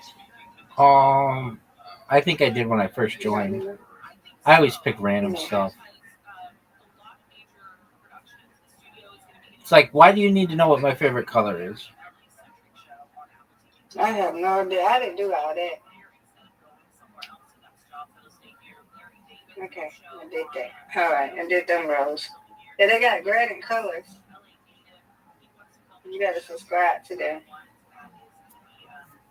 Okay, well, that's good. I ain't going to no. Scroll down. Look how many people are in the chat. I've seen it already, Rabbi. I've seen them all. Oh, okay. What number are you looking for? What number are you looking for? Oh, I'm not. I'm just. Usually it's like 10 people. I see them all. Yeah, usually it's like 10 people in a given one. That one has hundreds. What are two? Where? Which one? Oh, just they combined. Okay, they got hundreds of them, yeah. Got one that got an English one. Yeah, yeah. Got one that's got 1, 2, 3, 4, 5, 6, 7, 8. Yeah.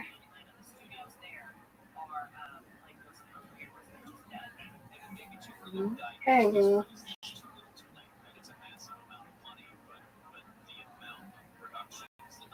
Chat, they want to chat. Okay.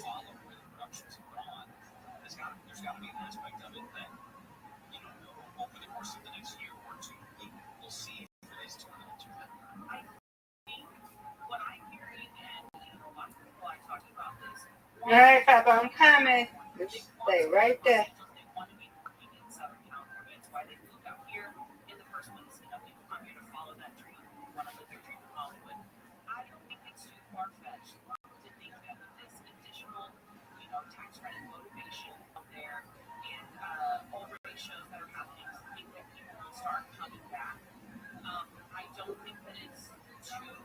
Yeah, that's cool. You don't be in there a lot, do you, Retta? I used to. I used to see Carrie in there a lot. But, pardon me, I only have so many devices, so I can't always go into a bunch of them. Okay. They're really nice, though. I used to just keep my camera on, and they used to message me like, hey, can you please shut your camera off? Not because we don't like you. It's because you, if you want to have more than 25 people in a call, everybody has to have their cameras on. And so, basically, they wanted to have more than 25 people in some calls, and I was the only person with a camera on, and that maxed out the amount of people who could be in that call at 25. However, when I shut my camera off, they got like 150 in there.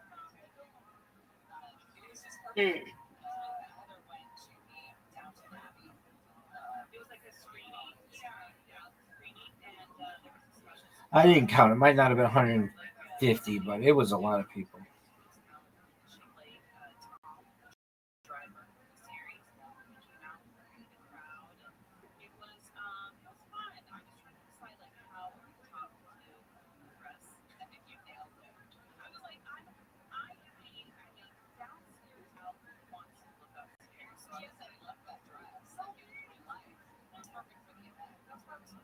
All right, be right. I gotta check on him. Be back. Yes, ma'am.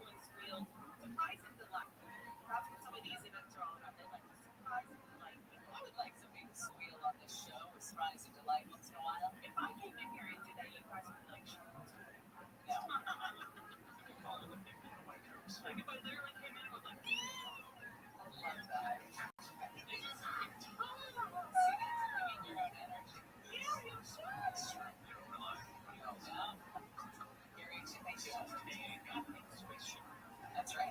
Gary and Shannon show will continue. Talking an update from the KFI 24-hour newsroom.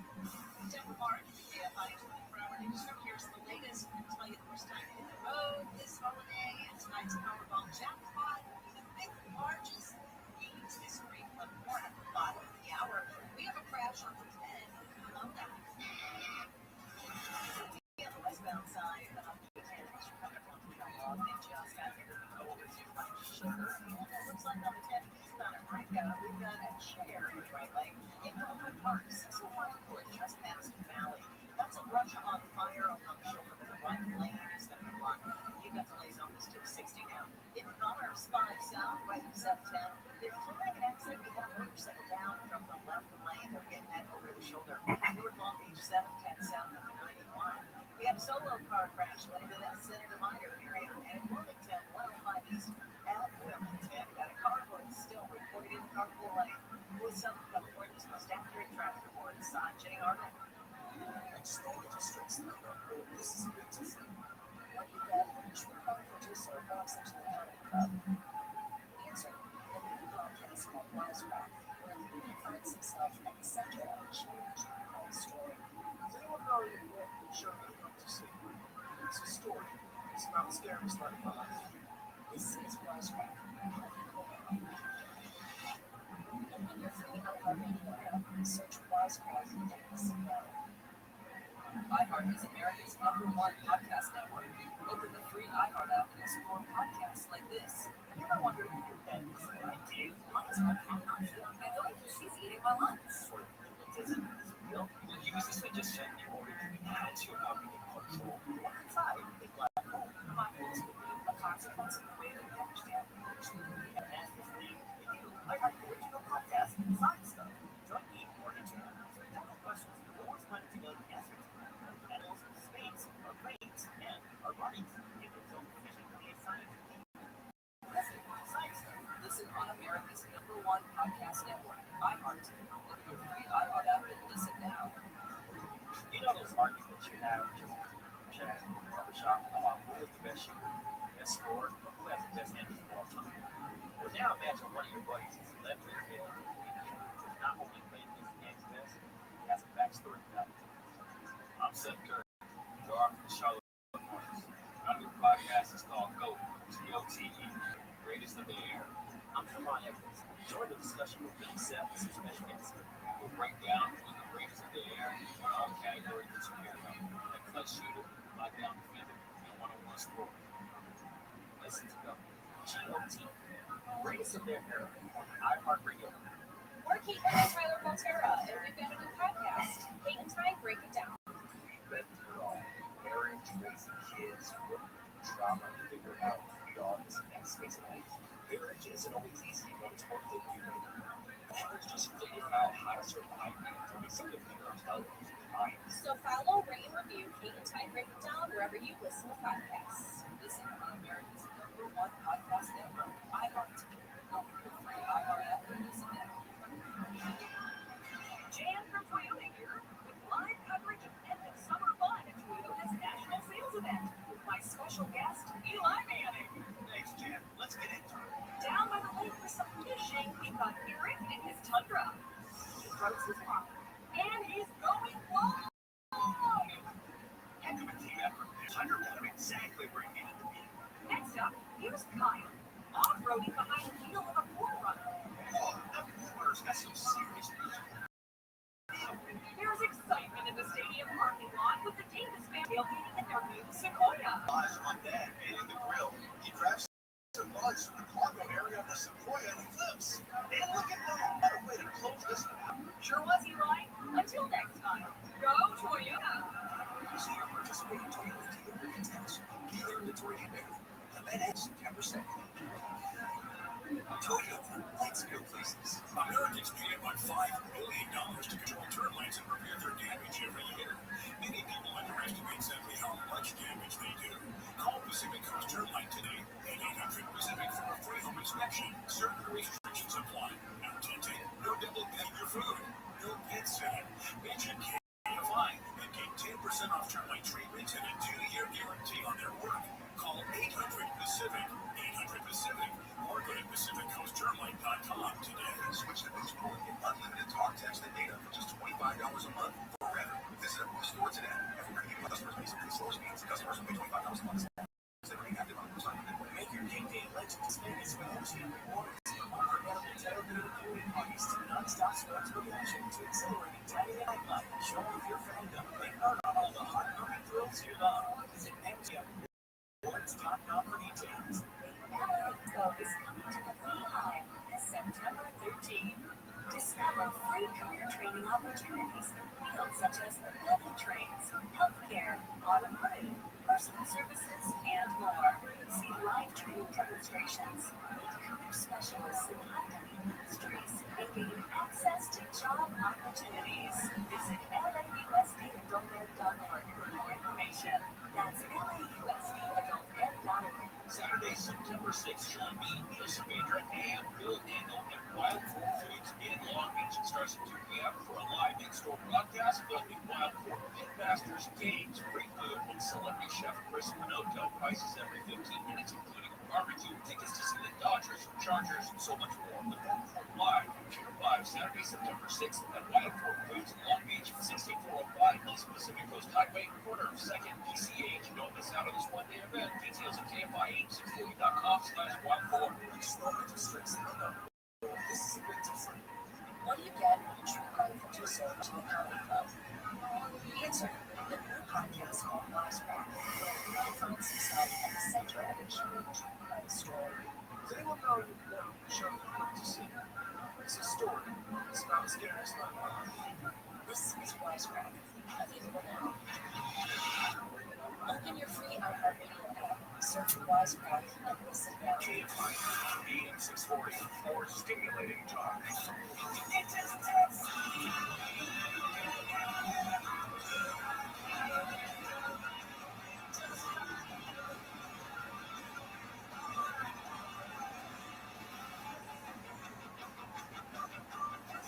Okay.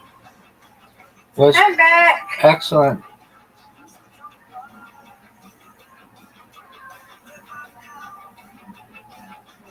Showing me. My mama's showing me something. I don't know what she's showing me.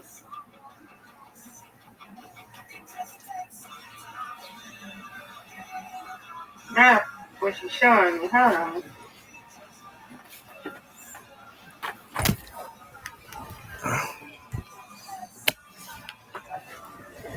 So what else she does, Reb? I'm bored. I know you are. I'm gonna do some computer programming, some robots on Twitch, but I'm here. I'm gonna do robots. All right. I just I mean, If you want to, they can be really helpful to you. If there's like what would you use a robot? You could get a robot to, you know how on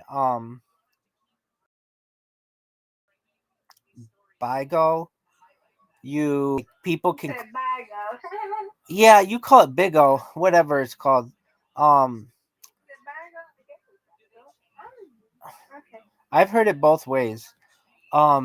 But you okay, so you know how there's a thing that you like press that like boosts your room. I know it's on TikTok, like you just likes. You know what I mean? Mhm. Like basically, you know when you're on TikTok and somebody presses the heart button and it makes a bunch of hearts come up and it um boosts your live stream. Oh yeah. So it'd be pretty easy. I could teach you how to make a bot. Pardon me, I've got the hiccups. That does that. I wish I could get on Twitch. I'm just not a gamer. I don't have a computer. And yeah, be on Twitch and they have people that do stuff, but I just don't, you know. I look at people. I watch them. I watch people on Twitch, right? Because you don't really get views if you go live, right? Over there. I mean, it's really hard. That's why everybody buys views. It's a very big business. Mm. Ah.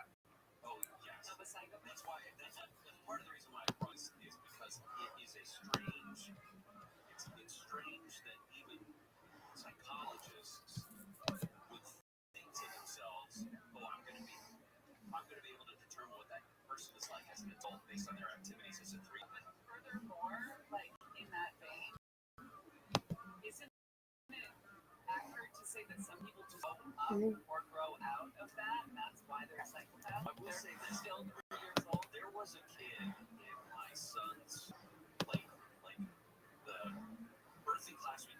Mm. Then I go back on Big O again. Huh? What's new with people on Big O? Hmm? What's new with people on Big O? Not really got people that be dancing, singing, and all that good stuff. What about And people really do stuff.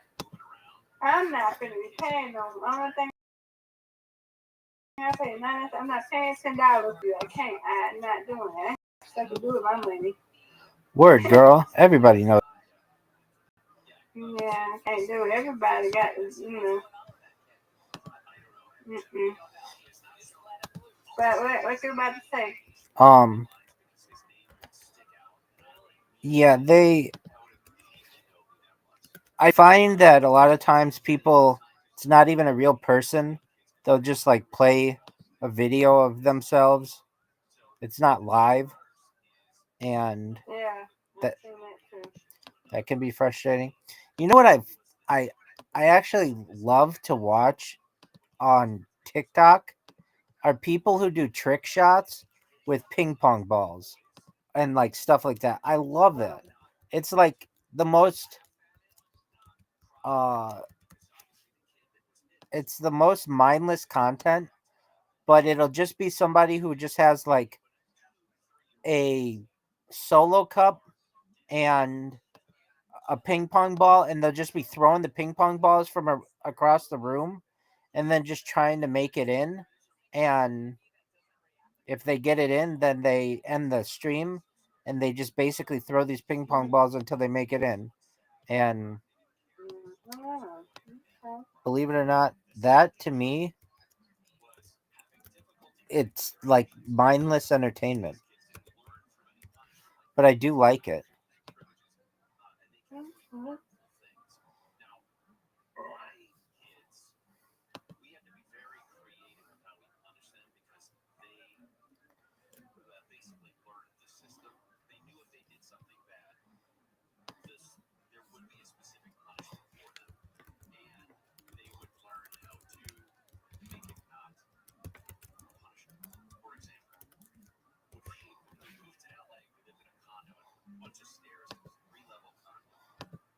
Yeah.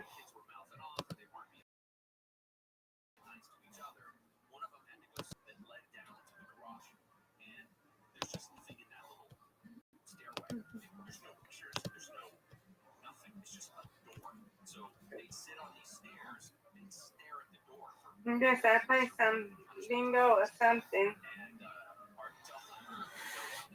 Is Do you chat with people on Twitch though, Rabbi?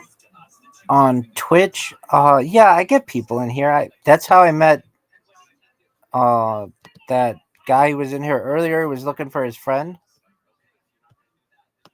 Oh, okay.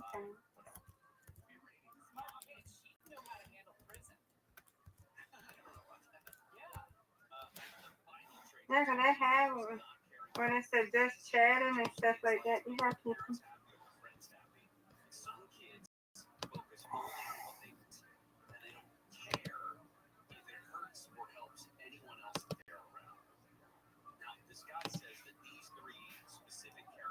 I said just chatting. Yep.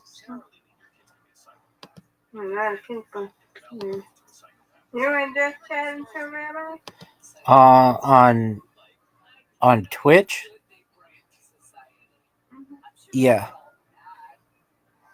Yeah, they got people there. Like this will be 11 zeros. That's me how they do that on the computer. I wonder how they do this stuff on the computer. That's cool.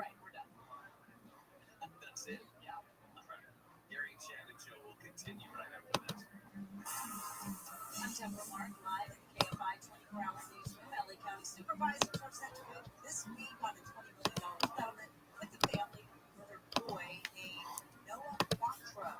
4-year-old boy died in 2019 after being abused and tortured by his parents in Palmdale. The payments would settle a wrongful death lawsuit brought by Quattro's great-grandmother, Evangelina Hernandez, in 2020. It claims LA County social workers ignored repeated reports of abuse before Quattro's death. The Board of Supervisors will consider approving the settlement on Wednesday. Daniel Martindale. I hate these ads. Found President Trump's tariffs unconstitutional, but left them in place for now. The court ruled Friday President Trump is not legally allowed to declare national emergencies and impose import taxes on almost every country on earth. Trump posted on Truth Social that more than 15 You're not getting up on Kick, do you? What'd you say? Do you get anybody on Kick? I'm banned from Kick. That's hard to get. Darn, people just be hating for no reason. I'm on Rumble. Yeah, I can't do that one, but I don't know. Rumble has a lot of ads. Yeah.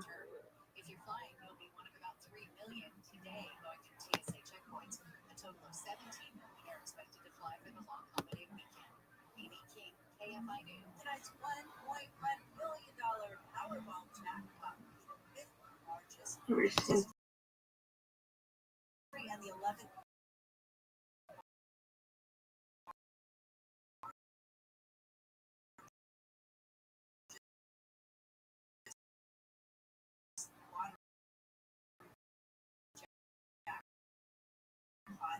U.S. history, the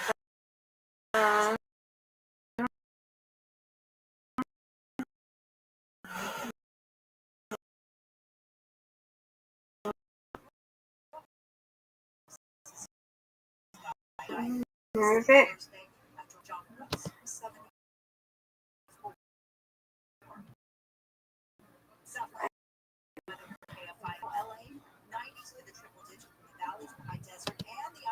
Yep.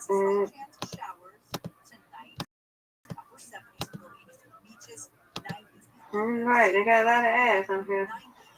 Alright, there we go. They have to be able to pay for it somehow. It's really expensive.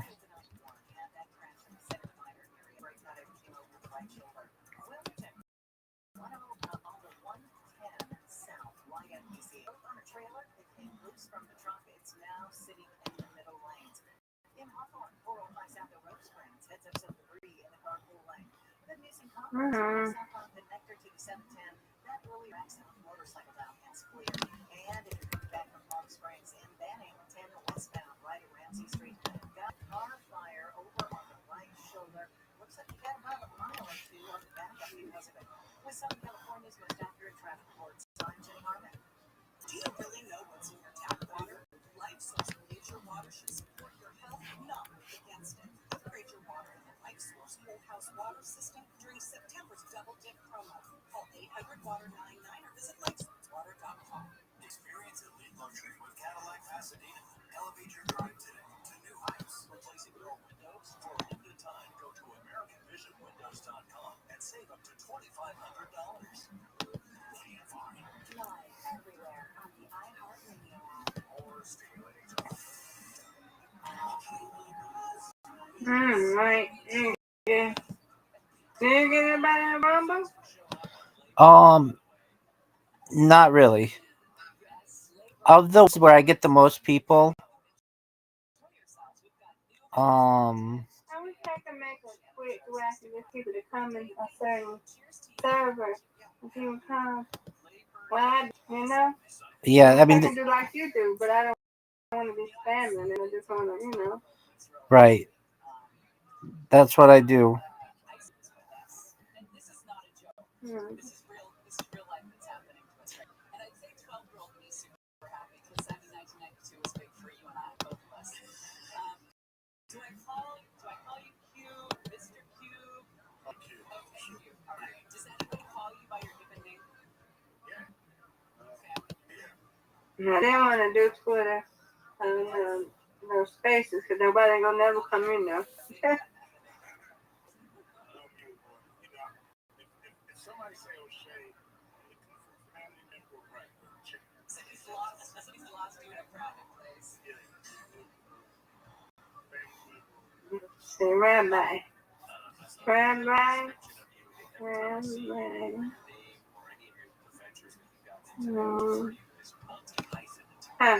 There we go. Rabbi. Right. How you say your name? Rothschild? Correct. Right? Correct. Right. I like that. That's different.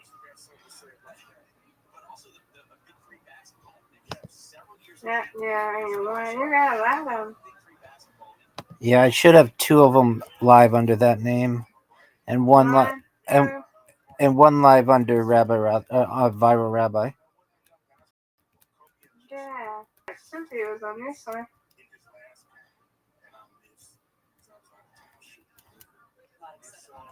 I hear myself over there. I had to mute. There you go. I had to mute myself over there.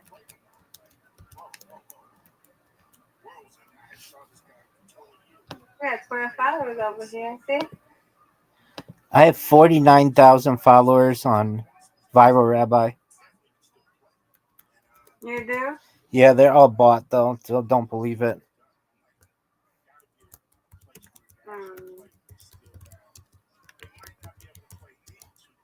Yeah, one, you got a lot of them. You got one that got 127 followers.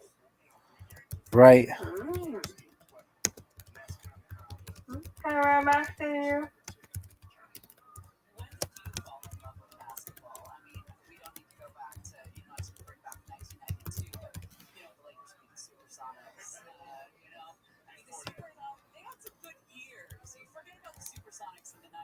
How did you get a lot of them?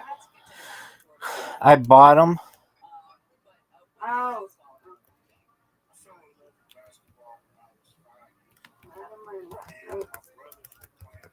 But they would never talk.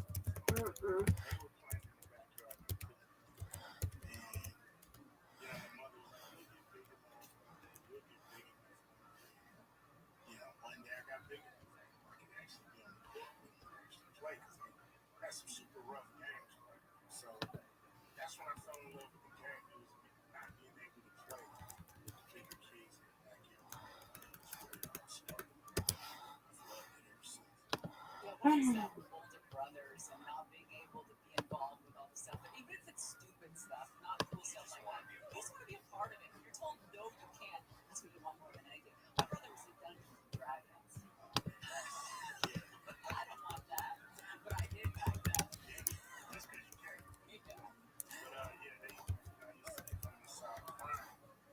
Oh yeah, you got a lot of followers on that, Rabbi. Right. On the TikTok. Oh yeah, I've got like 3,000 there and 10,000 on Instagram. How you get a lot? I get a lot of followers over here. How you get a lot of followers? They have these things called follow for follows. Do you know what a follow for follow is? Yeah. I think we follow. What is it? So they have a thing where you go into a TikTok live and you type in the chat, and everybody who types in the chat follows you, and then you follow them back when they follow you. And then Yeah, they don't. So you got videos. I don't have nothing. I need videos.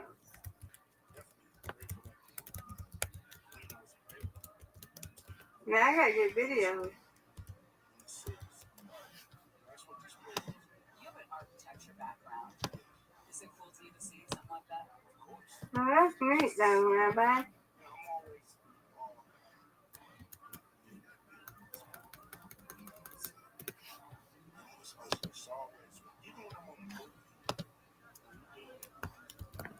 Mm-hmm. That's neat. Okay, Rabbi, I see you.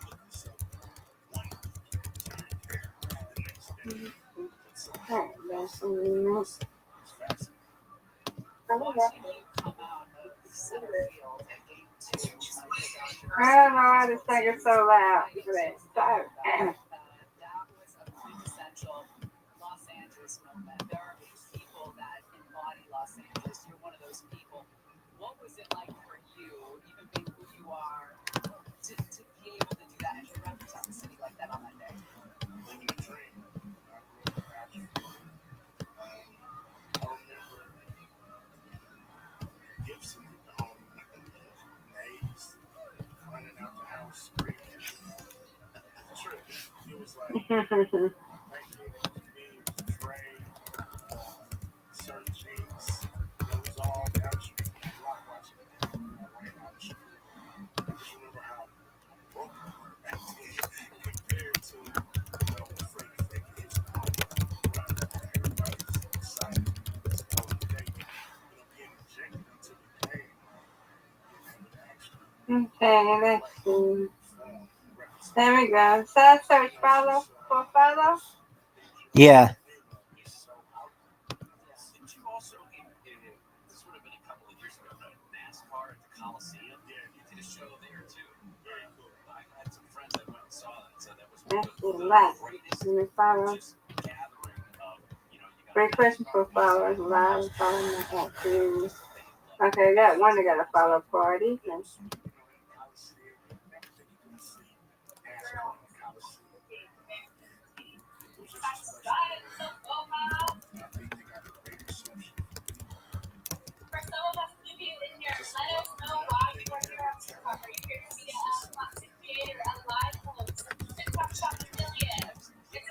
No, I ain't trying to do nothing. I just want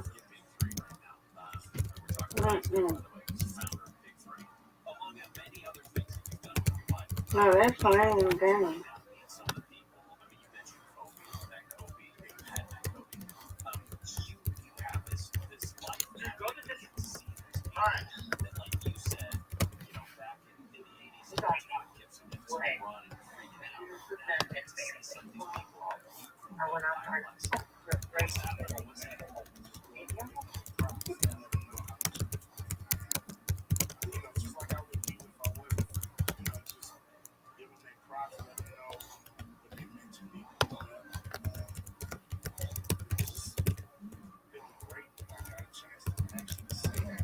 I gotta do it, babe. I only got one follow for you right now.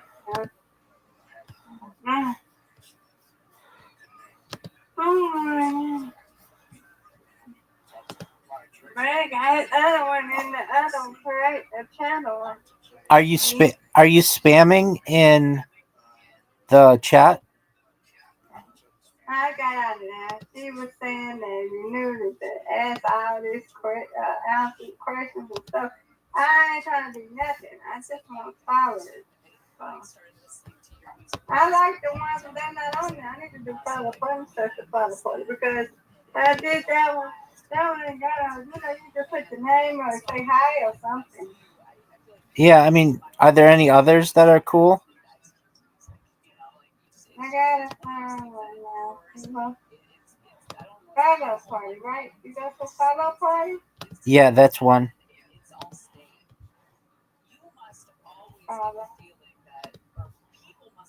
Have you seen one, Rabbi? Let me. Oh, you blocked, don't you?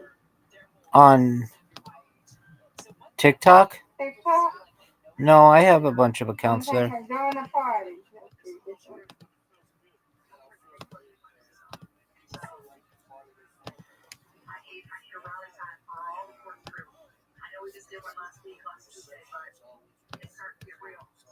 Oh, okay, come down there. I'm going to the club party. When they come by some pearl stuff, I ain't nobody coming to the Saturday night party. Welcome to the party. What's this one? They ain't do no insurance stuff. Home party, let's find a diamond. Follow the ride. Now they best to chat.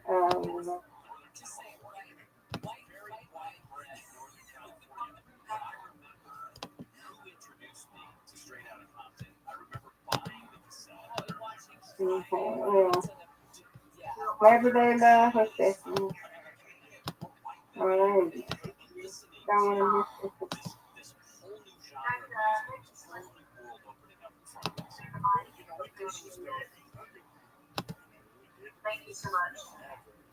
Okay, when I say smile, kindness, share, temporary, grab your daily bridge your community.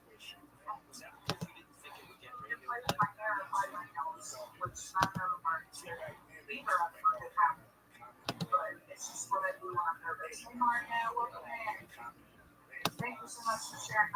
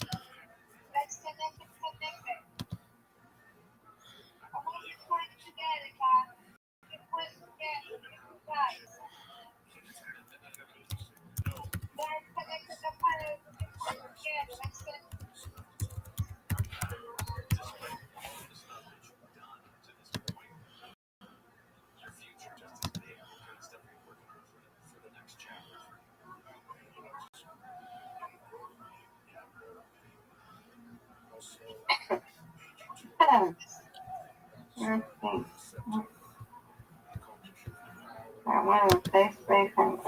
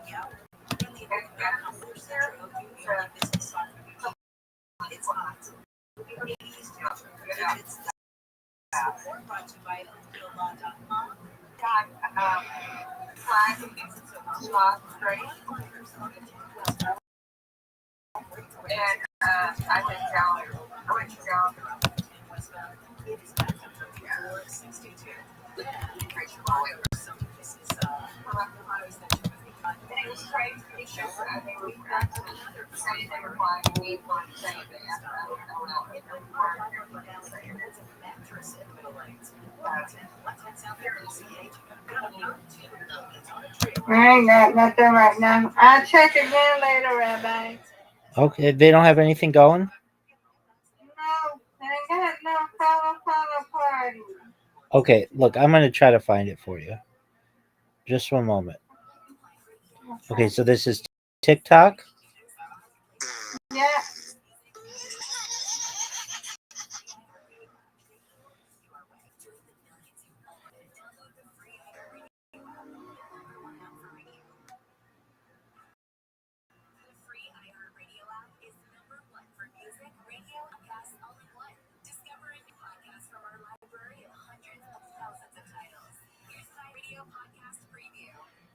All right, so if I go follow for follow, and I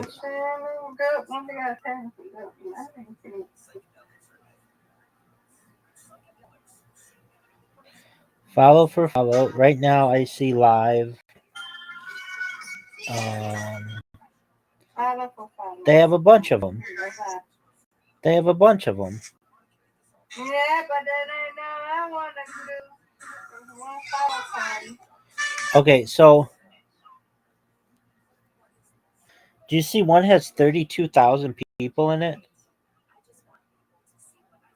Where you at? What did you search? Okay, I searched the word follow, then the space, then FOR, and then a space, and then follow. Follow for follow. Okay, and then look at DJ Tifuman. You can just join.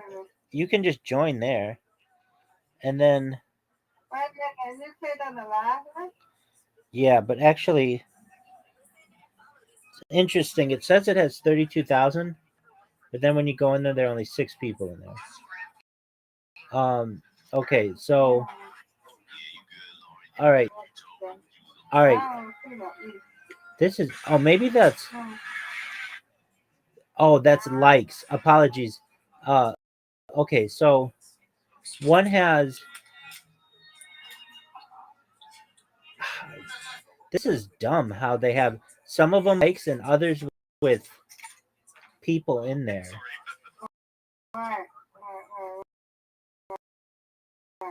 Okay, so here's one with 236. Go to. See, this is what I see. Because this is what I see. Okay, read the first. Okay, this is what I see. This is what I mean. Yeah, that's what I see too. Okay. Okay, so the first one, let's see here. The one that you want is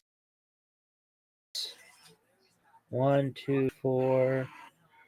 Look at the fifth one down. It says go for 700K followers. What's the one? It's go for 700K followers. It has 212 people in there. I wrote it down because I see that, love. Okay, it's the fifth one down. So just scroll like on the left side. Fifth one on the left side. 1, 2, 3, 4, 5. Nope. All I see is follow and drop your question. That's my system. Okay. Um. Is it all the way down at the bottom? I'm not sure. Here's how many this one has. Okay. This one has 846 people, and it's like a guy who's selling hot dogs, and Where's this at? I don't even see it. okay, so type in Byron Stanga, BYRON ST Wait a minute, how you spell BYRON it? YRON. No, BY. That's okay. Don't do that one. I'm gonna try to find a. I'm gonna try to find a better one. You don't like that one? I mean, it's okay, but it doesn't have what people usually do. Well, how many followers do you have? Followers? Here's what you do. Apologies. That's a way to do it. Okay, so type in follow for follow in users.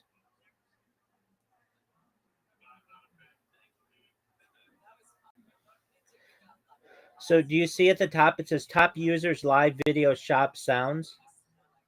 Hold on. All right. You want to go to user? Yeah, go to users, type follow for.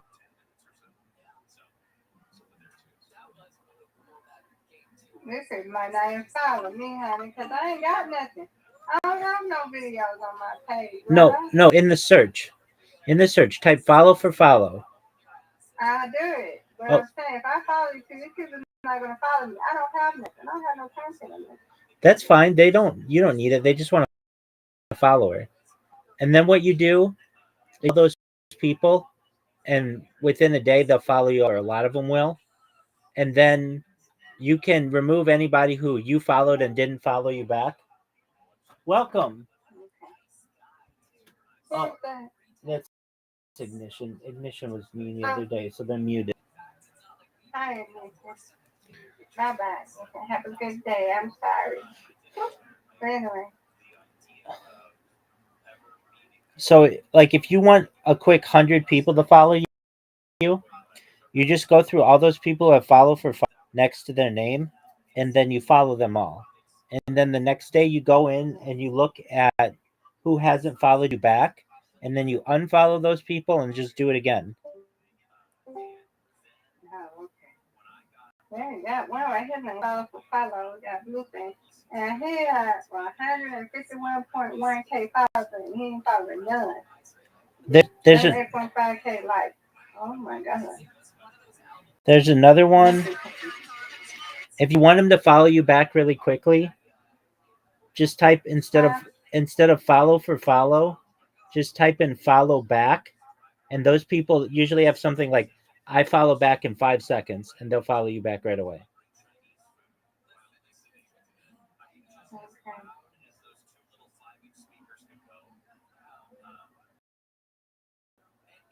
Okay.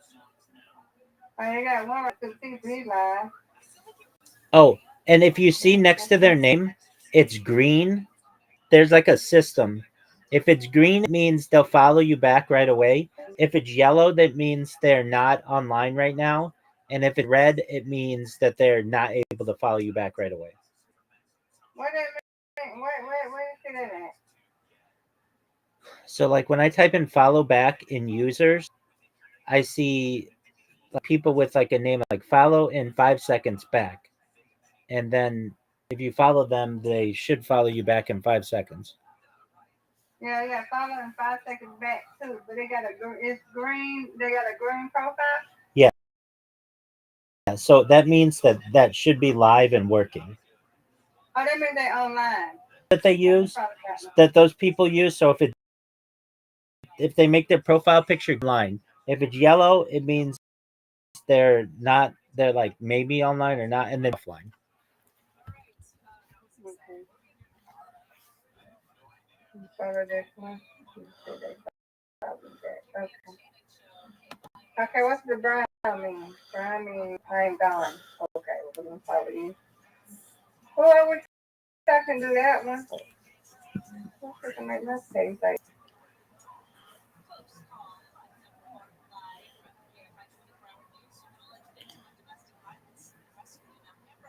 Okay, what black mean? Probably they're not online. Black mean. It probably means they're not online.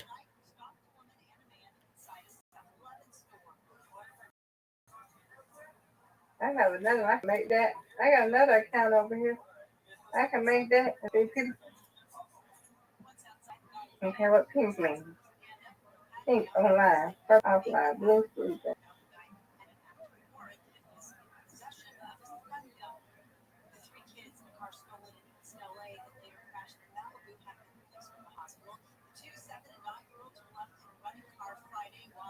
Oh, that's crazy.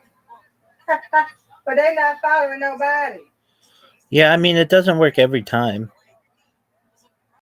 Yeah, well, I don't need to follow them. Okay. Well, let me see, yellow.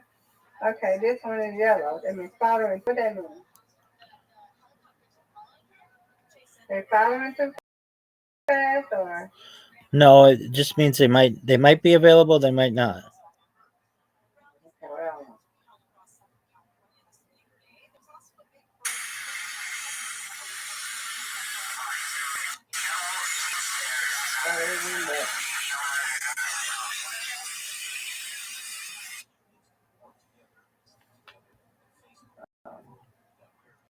well, I don't know.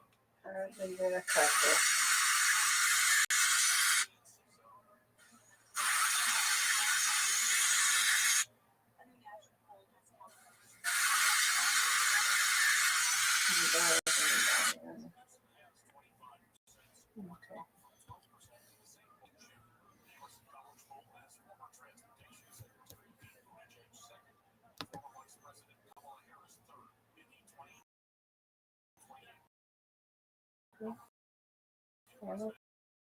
This one.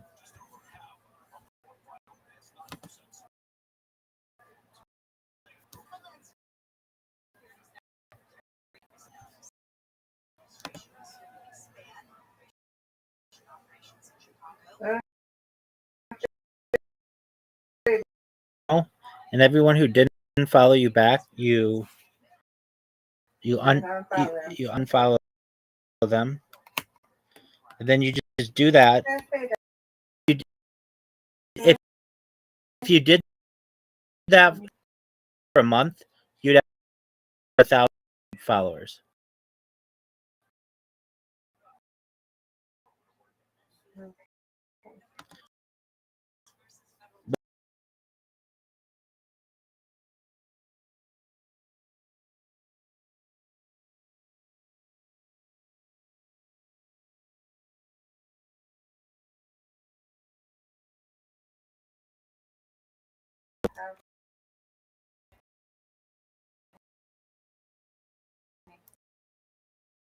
And then you're able to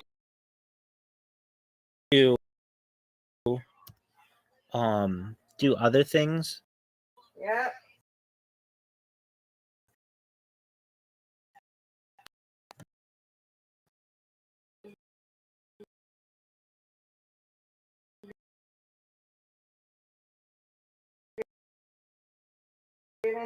Exactly.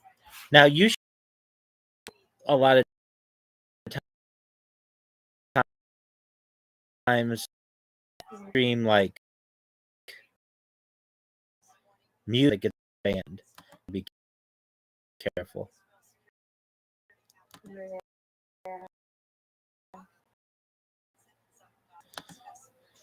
I did a few. Did you get anybody to follow you back? Not that I know of. They didn't give me an invitation. Let me see. Did I get him? Let's see how many I got. Only 43 followers, followed 100% followers. I followed some people that I got way more followers than I have. So yeah, my following. Yeah, we friends on that one. And that's a big job. Nope, not yet.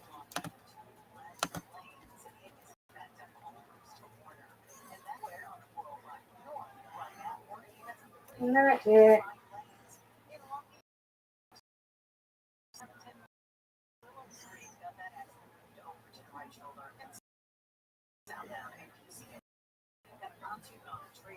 I ain't got.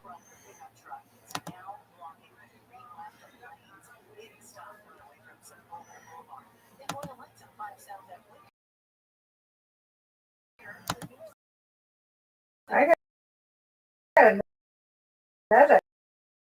I can do that. I can do like they do, but I don't think I'm gonna follow them. Until you try.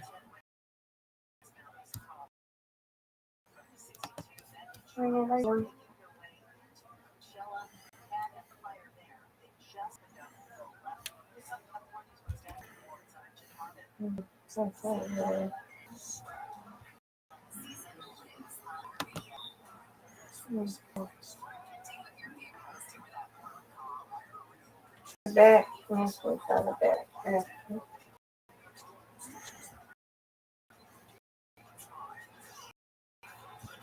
Okay, I just my Wednesday.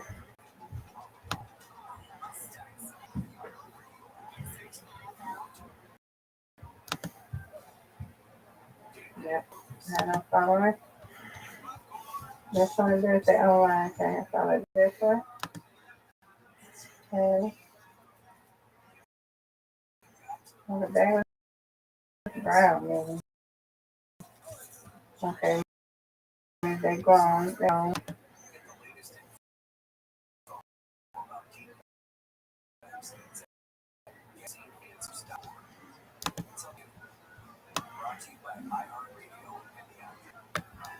Free video app is #1 for music, video, and podcasts all in one. Discover podcasts from our library of hundreds of thousands of titles.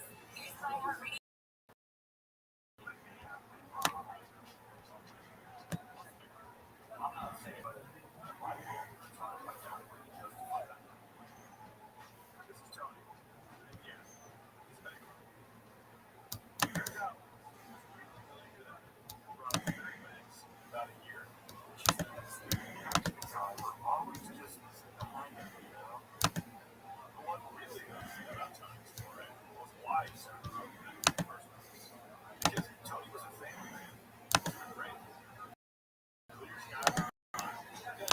Oh yeah, Brawl Stars. That's okay. No. I never played that. What game? Something called, what is it? Brawl Stars? BRAWS? Is that a good game? I've never heard of that. I have never known. I just seen it on somebody's TikTok. Mm-hmm.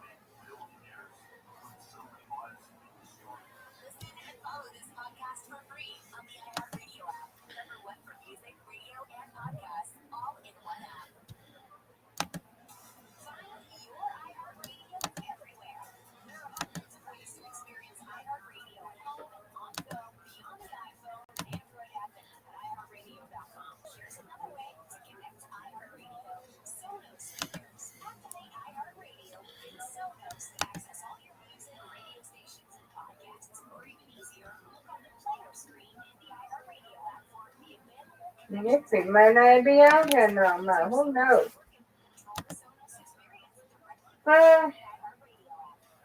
Yeah. We will wait and see.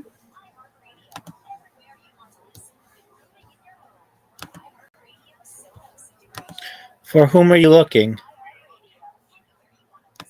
Let's see. Oh, I got the app. I'm still in the follow back thing. Just looking. Just following people, but Did anybody follow you back? no. Well, boo on them. Sorry, that's also I'm gonna stop. We'll see who's gonna work on that.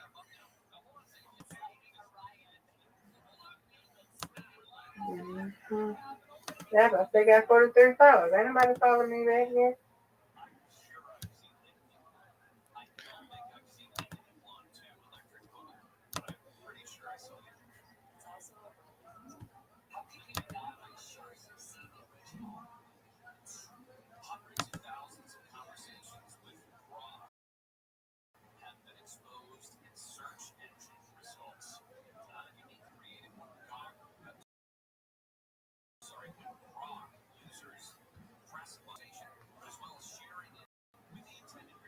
I know, right? You heard of Lemonade? Well, Lemonade? I don't think they have a lot of things yet. Oh, Lemonade? Yeah, Lemonade. Yeah. Yeah, I have heard of it. I think it's owned by. They own the same people own TikTok. I don't know why they might they don't go live on that, do you? I don't think you can go live on that yet. Oh, no. I think you can. Don't look like it. Download that one. It might be fun.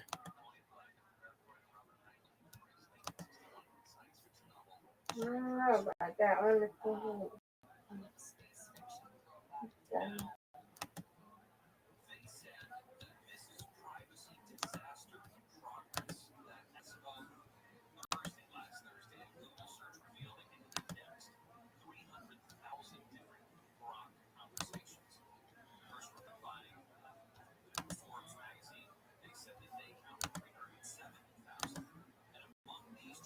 No.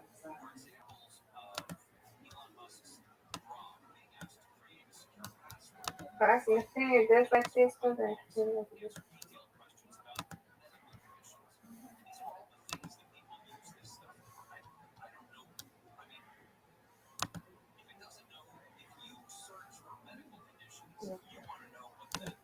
Same thing. See. That's good. I just don't feel they're doing. Yeah. Next. No, I don't let nobody goes live on here. What is? Lemon. I know. What do they say you can do? No, I'm looking at the tab, baby. So what is it? Looking at the tab, Rabbi. I'm looking at the tab. I know. Usually I have a live thing. It's not a live thing on here. I know, but like, what is it? Is it like TikTok or is it like? Yeah, it's a little bit like TikTok. Yeah. Okay. Yeah, it's like TikTok, but yeah.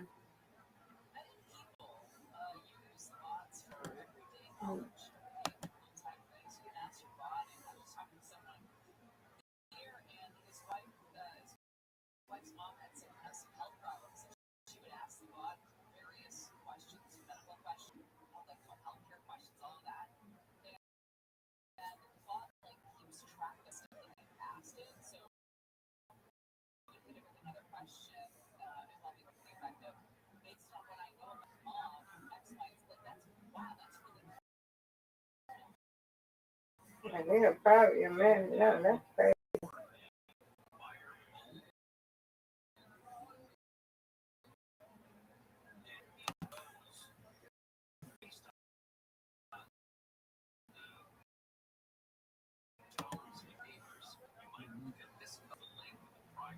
Okay.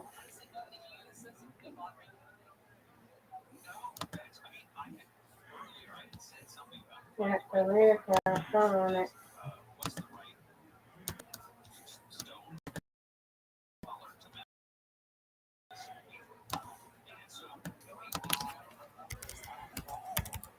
I'm not going to do it after a minute.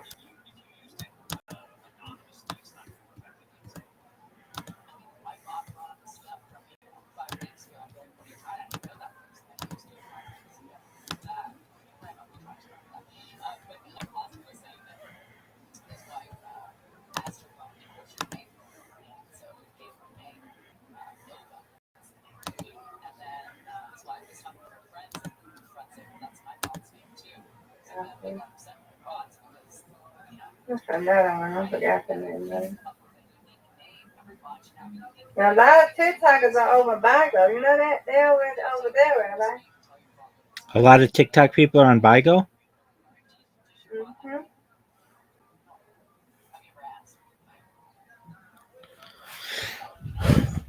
Yeah, they over there.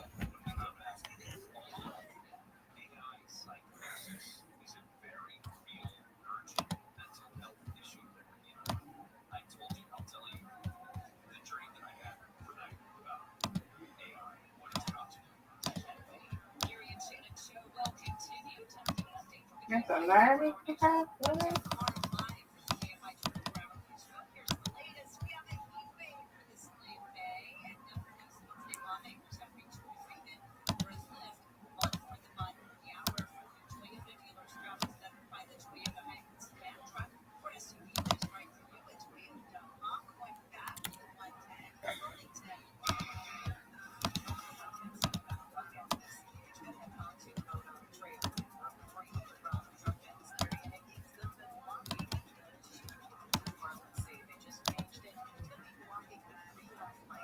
Yeah, I'll see about it tomorrow. Nobody still ain't followed yet.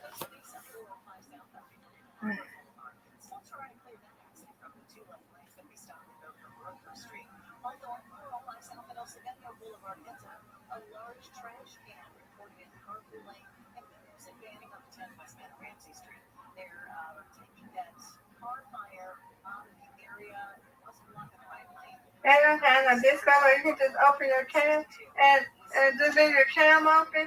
They don't have no discourse like that, Rabbi. I mean, people be tripping. I mean, that's what I do in Socialize, Miss Aquarius. I know, but you know, people be talking junk, and I ain't got time for nobody talking junk. So I'm too grown for that. I've been like somebody out there, right?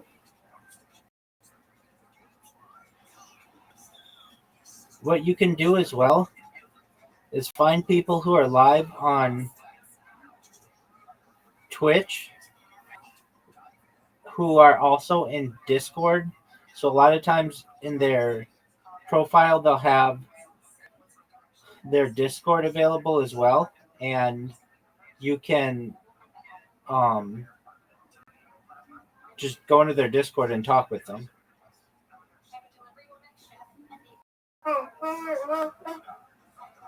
Do you know any? Yeah.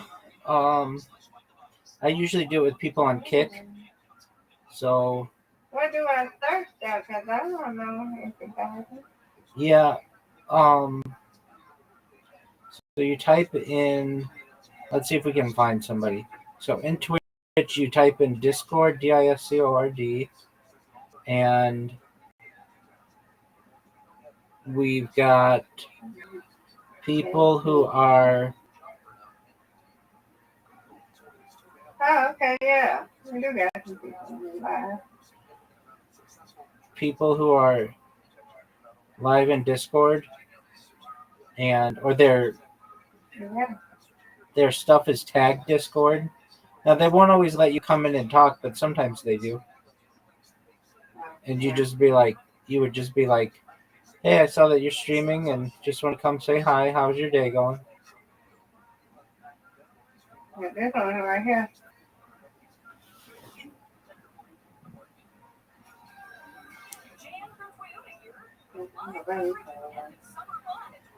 We don't got 800. I don't want to do that. We got 823 people. Let's see for Discord. Right here.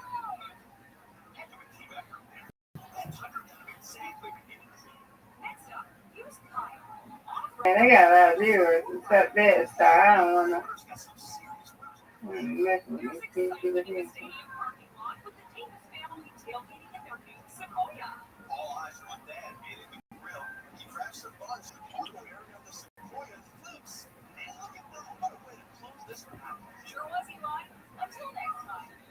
Do you know how to use Disboard? Disboard? Board.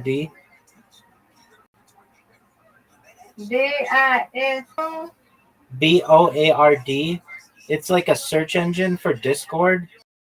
So you just go in there and find, like, You said, oh, DISB? yeah, DISB is in boy. That's how I found my service. Yeah. Yeah, so go to disboard.org and then you just, like, what's something that you like volleyball. So Right, volleyball. Yeah. So you type in volleyball. Now, I don't know if people are going to be live talking about volleyball at this time, but there'll be people with common interests there. Yeah, volleyball, okay, yeah. Okay. So there's Volleyball Future, Hayuku Revival, Volleyball Cafe. Yeah.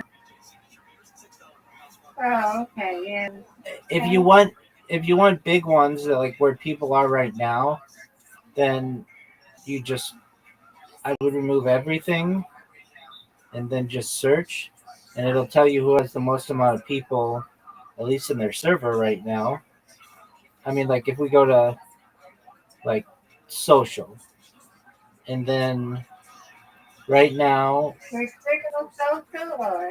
no, we just changed. That's just the category.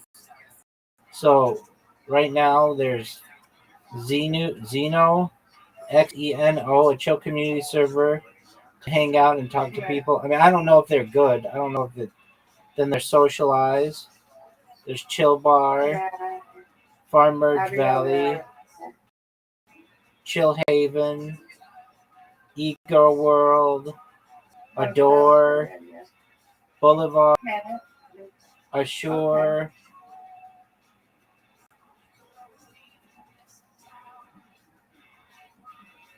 We got 8 people in this thing. Okay. The interesting, I don't mean to say interesting, but it's like the suspicious ones that I find are the ones that are like, they say they have got like 100,000 people in there, and then no one's chatting. It's like, where'd you get? Oh my God! Yeah. I had there's a guy who was trying to recruit in his Discord because nobody was streaming in his Discord. He had made a new Discord, and then he bought 100,000 people to join, but nobody was participating. And so I streamed in there for a little bit, and then I stopped, and he said, "Why did you stop?" And I said, "Because I've been in there for 2 weeks, and nobody came in and said hello. So if it's that long, well, then I'm going to go find something else to do." All right. That's why I don't want to do no servers. Miss Aquarius, it's so much work. I know. What's the point of having a server? I mean, let's say you created a server. Who are you going to get in there? Me? I'm going to be the person that you're going to get in there? I'm already in a server. You know what I mean? You have to like... Right. I want to get you in there, Rabbi. I mean, I would go in just to say hi, but I'd say we already chill in my server. I got people from everywhere that can come over. Well, right, but they're going to say, you wouldn't be in here if I wasn't always available, but I'm generally always available, so there's always something to do. But if if we went into your server, unless you're streaming in there several hours a day and people know it, then there's no reason. Right. I'm not doing. I'm good. I can stay here. I can make me a room in here. I'm good. Yes, you can. I'm not worried about nothing. I mean, even my server has 1,900 people in it, and it isn't always that busy. I mean, it's like, so imagine if you got 1,900 people in your server, it's still, you might get a dozen people in it a day to talk, but it's not like hundreds of people are going to be in there at once. That's just not how it works.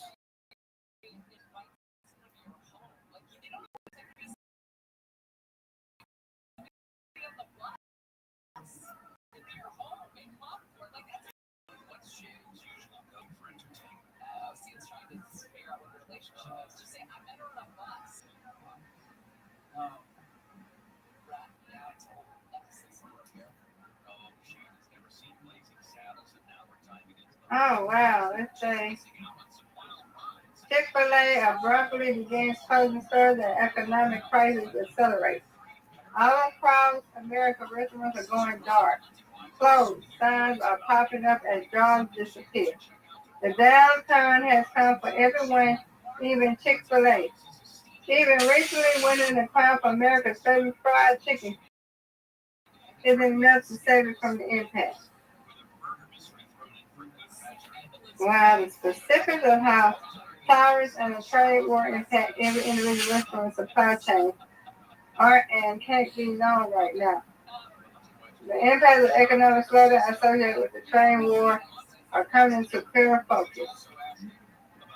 Well, I hope it ain't gonna be down here. What's your favorite chicken place? Oh, they got two at the Circus Mall, Lafayette, Georgia, permanently closed at the end of July. That's fine. After 20 plus years of operation, Chick-fil-A at Green's Place in downtown Jackson, Mississippi closed early this year after 30 plus years of serving local. What you was asking me, Rabbi? What's your favorite chicken place? No, that's my favorite chicken. For right now, Okay, Chick-fil-A was and could take it all the time. Churches would do it. Popeyes was good, but I like Chick-fil-A. All right. The chicken crazy to be churches.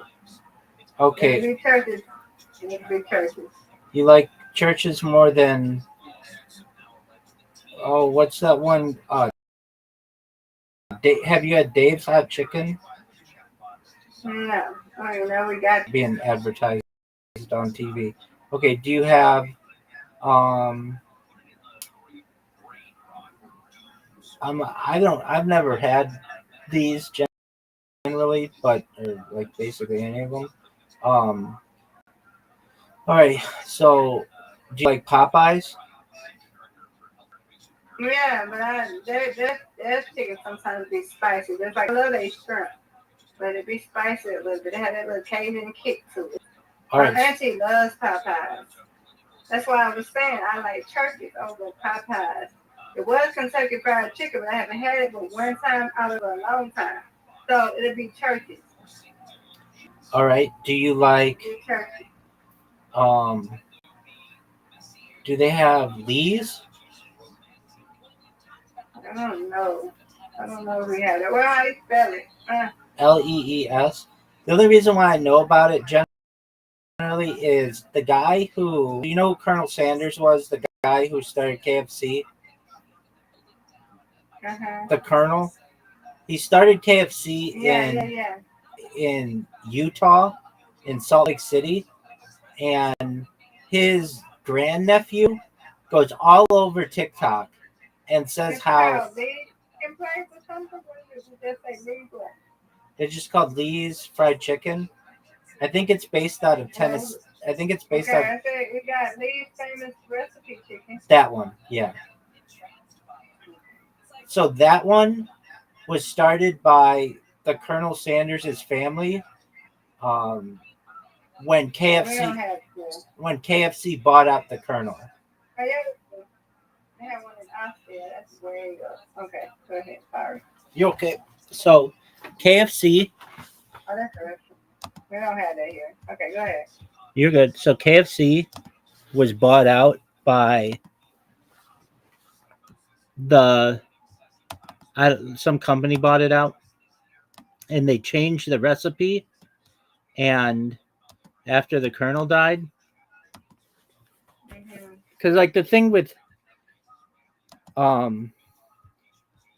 The thing with KFC is it has like 11 herbs and spices or whatever. Well, apparently they changed the recipe. So there's this guy who's all over TikTok. You can see him. His name is like Harlan Sanders. It's Colonel Sanders' grandnephew. And he comes out and he just talks about how KFC screwed over his family. And he had an uncle who started this other chicken place. And this other chicken place, Lee's Famous Recipe Chicken, is one that supposedly has the real chicken. The only reason why I know about this is because this guy's on TikTok. And they talk about all that stuff. All right. Remember a few years ago? We could have a day's hot chicken though, Rabbi. It's in another part of Georgia though, but yeah, it's over my uncle don't stay. But yeah, go ahead. Have you ever been to one? Like again, I don't eat at these places, but I'm fascinated by them. Have you heard of Cookout? We got one right up the street. Mm-hmm. Is it busy? Yeah, it gets busy. I hear the prices are really good. Is that true? Do you know? I haven't had it in so long. Oh, okay. Long sometimes. I think they shape the clothes, but I haven't had it like that in a long time. I had like one twice. It was okay. Okay. It's cool, but yeah, their price is a little bit. It's a little bit okay. So yeah, I haven't had it in like a long time. Something like that, and yeah.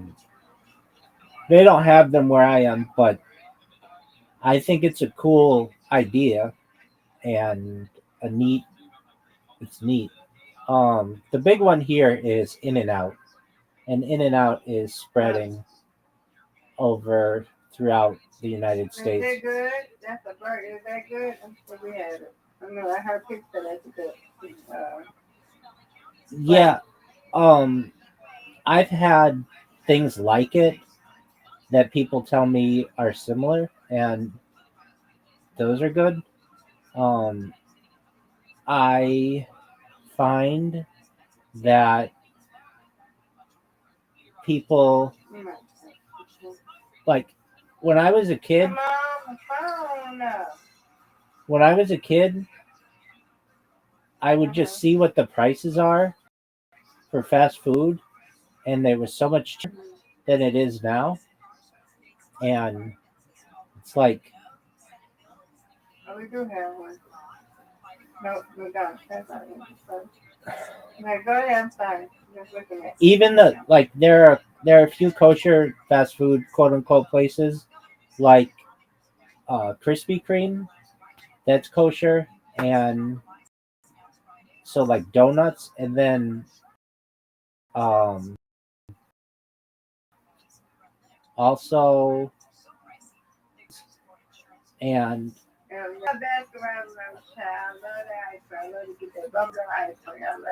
word girl, I love that too.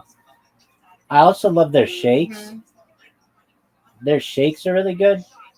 But everything got really expensive, and like I like what is it? Ben and Jerry's. Ben and Jerry's is good. Yeah, I like Ben and Jerry's a lot. Like the pints. And Marble Creamery is really good. And they make Ben and Jerry's makes dairy equivalent, basically like ice cream, but it's called like frozen dessert. But it's very, you can't tell the difference, and so they're like Cherry Garcia and all that stuff, Chunky Monkey, all that stuff is really good. Yeah, I love ice cream. There's some Dunkin' Donuts that are kosher, and some 7-Eleven Slurpees. So I've seen those. But we don't even have 7-Eleven here. You don't have 7-Eleven? We don't have it here in Georgia. They have it in Florida, but not here. What? Do you know why? It might be another. I think it might be in Albany. I have no idea, sweetheart. I just know we don't have that. Wow. We've got them all over. There's like one. Yep. There's like one on every corner. I mean, I know I say that, but it's like Oh, okay. So when I put 7-Eleven, we got a Circle K. We got something called Royal 7. Miss E Mini Heart. We don't have we don't have no 7-Eleven. wow, that's fascinating. I like on every corner, and I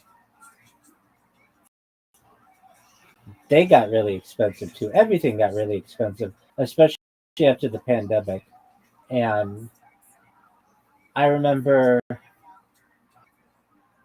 you could go there and get like I don't know, whatever drink you want, whatever it is, a Coca-Cola.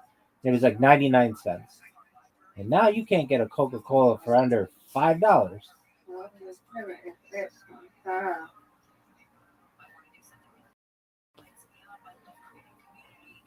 Yeah. Do you have a Wawa and a Wawa here? No, that's like a New Jersey thing. They got one of them. It's kind of, I don't have one here in Georgia. Yeah. We got a Quick Trip here. We got a Speedway. We got a lot of Quick Trips. We got Circle K. Yeah, we've got that. Yeah, that's 7-Eleven in Florida. Yeah, 7-Eleven is pretty cool in Florida. That's interesting. I wonder why they're.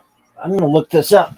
So, Miss Aquarius, when we have a question to which we don't know the answer, we go to ChatGPT, and it's going to tell us the reason. Because Georgia's a big state. There's a lot of money there. There's a lot of people there. Why doesn't it have 7-Eleven? Here we go. Why doesn't Georgia have 7-Elevens?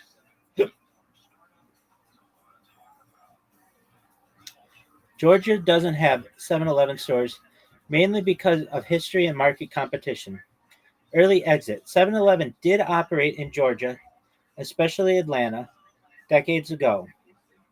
But the company pulled out in the 1980s and 1990s when they sold off their stores in the Southeast to competitors.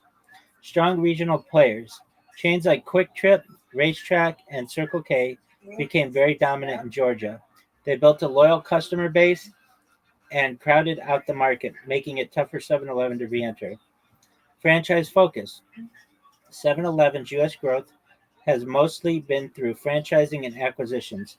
Instead of rebuilding from scratch in Georgia, they focused on expansions in regions where they already had a strong footprint, like Texas, California, and the Northeast. Recent expansion. In 2021, 7-Eleven bought Speedway, which has a presence in Georgia.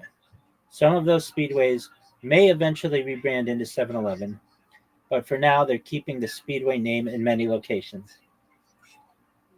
Very interesting. See, we got an answer.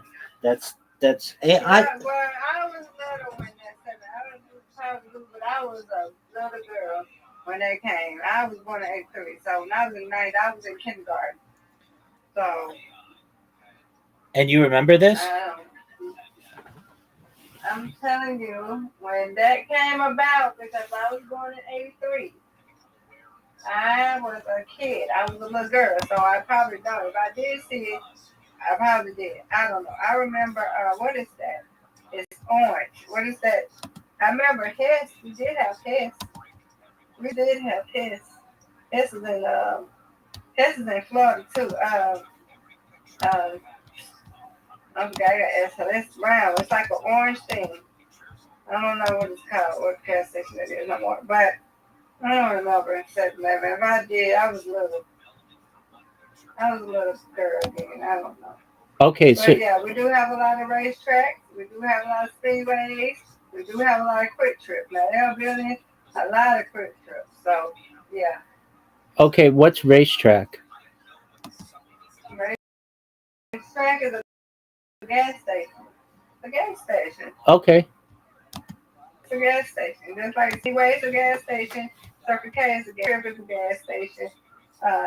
Marathon is a gas station. They got too many. Valero is a gas. They got so many gas stations. Like. Right. Yeah. What gas station do y'all have? I know y'all got 7-Eleven. Yeah, We big. used to have Hess. Do you remember Hess? I don't know what that is. The It's big a one. gas station. The big one we They have have. it in Florida. The big one we have is Chevron, Okay, yeah, we got that. and We got Exxon, Amoco. Exxon. No Amicos. There's BP. Yep.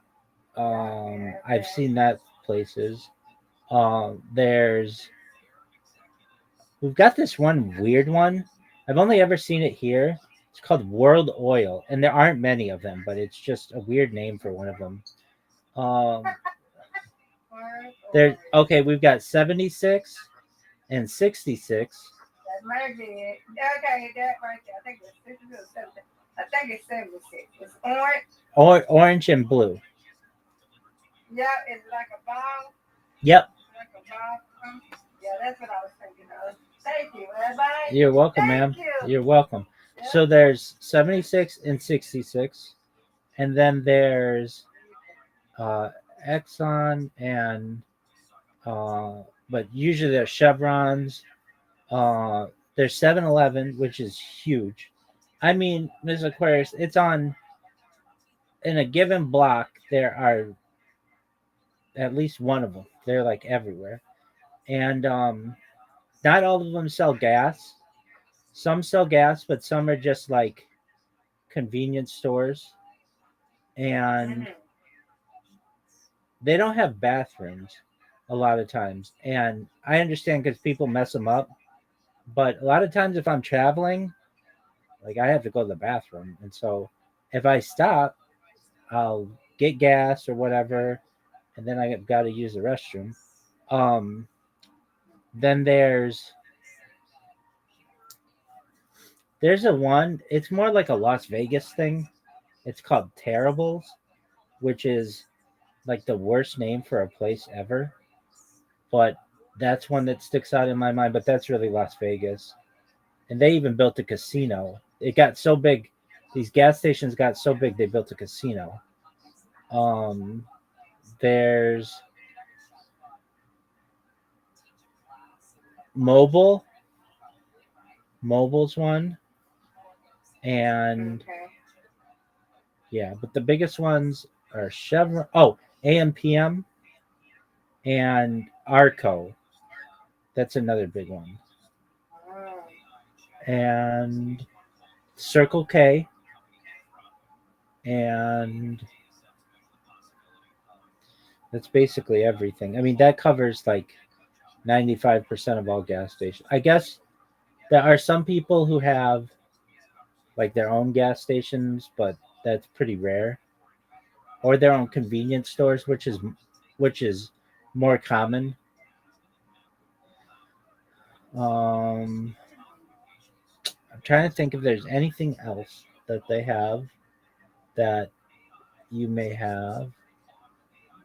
That's basically everything.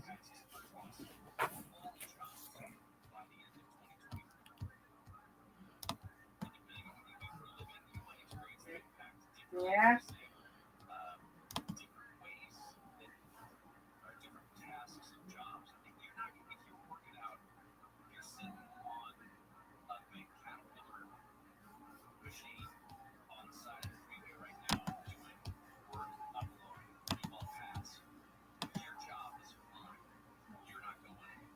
Yeah, yeah, they say 7-Eleven, but it's okay to do it, man. They have a lot of stuff in there.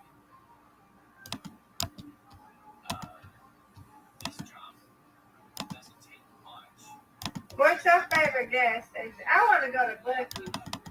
I want to go to Bucky's too. We'll go together someday. Um, Yeah. yeah, they don't have any where I am. Yeah, I hear you. Do they have them where you are? No, they're having a wedding in another Georgia. Yeah. I want to see what that's like. Everybody talks really highly about it, but it's like at the end of the day, it's just a gas station. But they have all kinds of stuff there, like brisket and like things you don't normally have in a gas station. Um,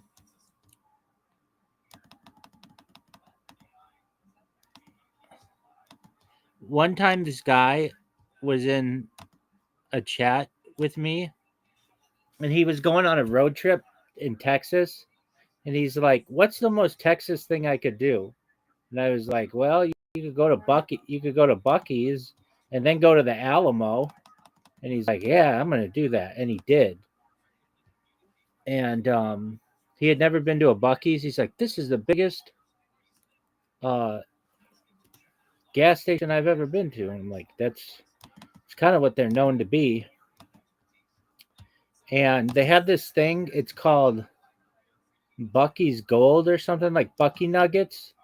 I don't know what it's like, corn puffs or something that they have on the wall. They're known for that. And so I was like, I've only known of any of this stuff because of social media. Basically, people just take pictures of it. But people get excited for it. And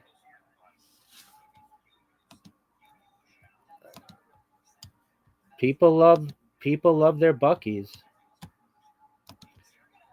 Yeah, it's like a good thing. It got everything in there. Right. And they've got good marketing too.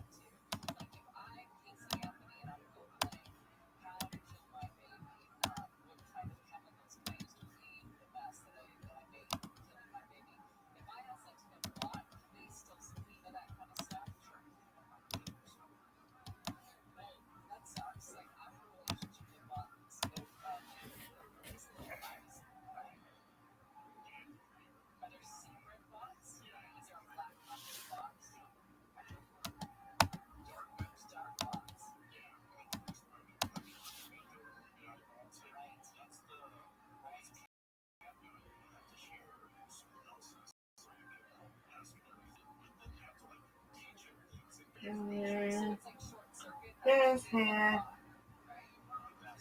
Excited for the Falcon season to start up? I said the Falcons like that. I do my best friend get married. She's a Saints fan. So until the just sit up here and do what they need to do, then I am with the Saints. Oh, okay. You better not let the switch on it. I said nope. I like the Saints. Okay, so you're a Saints fan. Yeah, I was a Packers fan. Well, my birthday, so they had made the playoffs. And they made the playoffs, and they never went to Super Bowl. But that was a memorable moment, though. On my birthday, they went to the playoffs, and I was happy on that. Can you name anybody on the Saints? No, you don't have to ask my best friend. Absolutely. No, they don't have a lot of really good players anymore. Yeah, I forgot his name. He got dressed or something like that. Drew Brees? He used to play when he played no more. Drew Brees? Yeah, that's him. There you go. I like him. Yeah, he was good.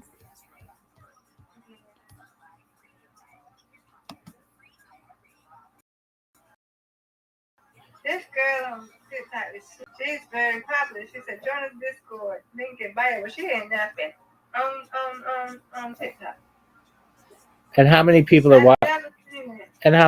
watching her? I don't know. Oh, only 11. I'm 12. 12. I can't remember that.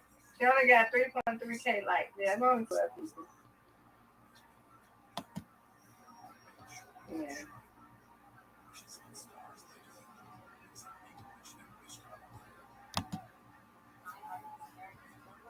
Yeah, she is really sweet.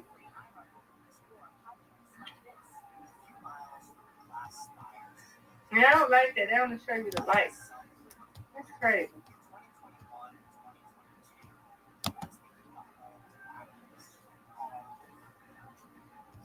Oh, he only got this other guy.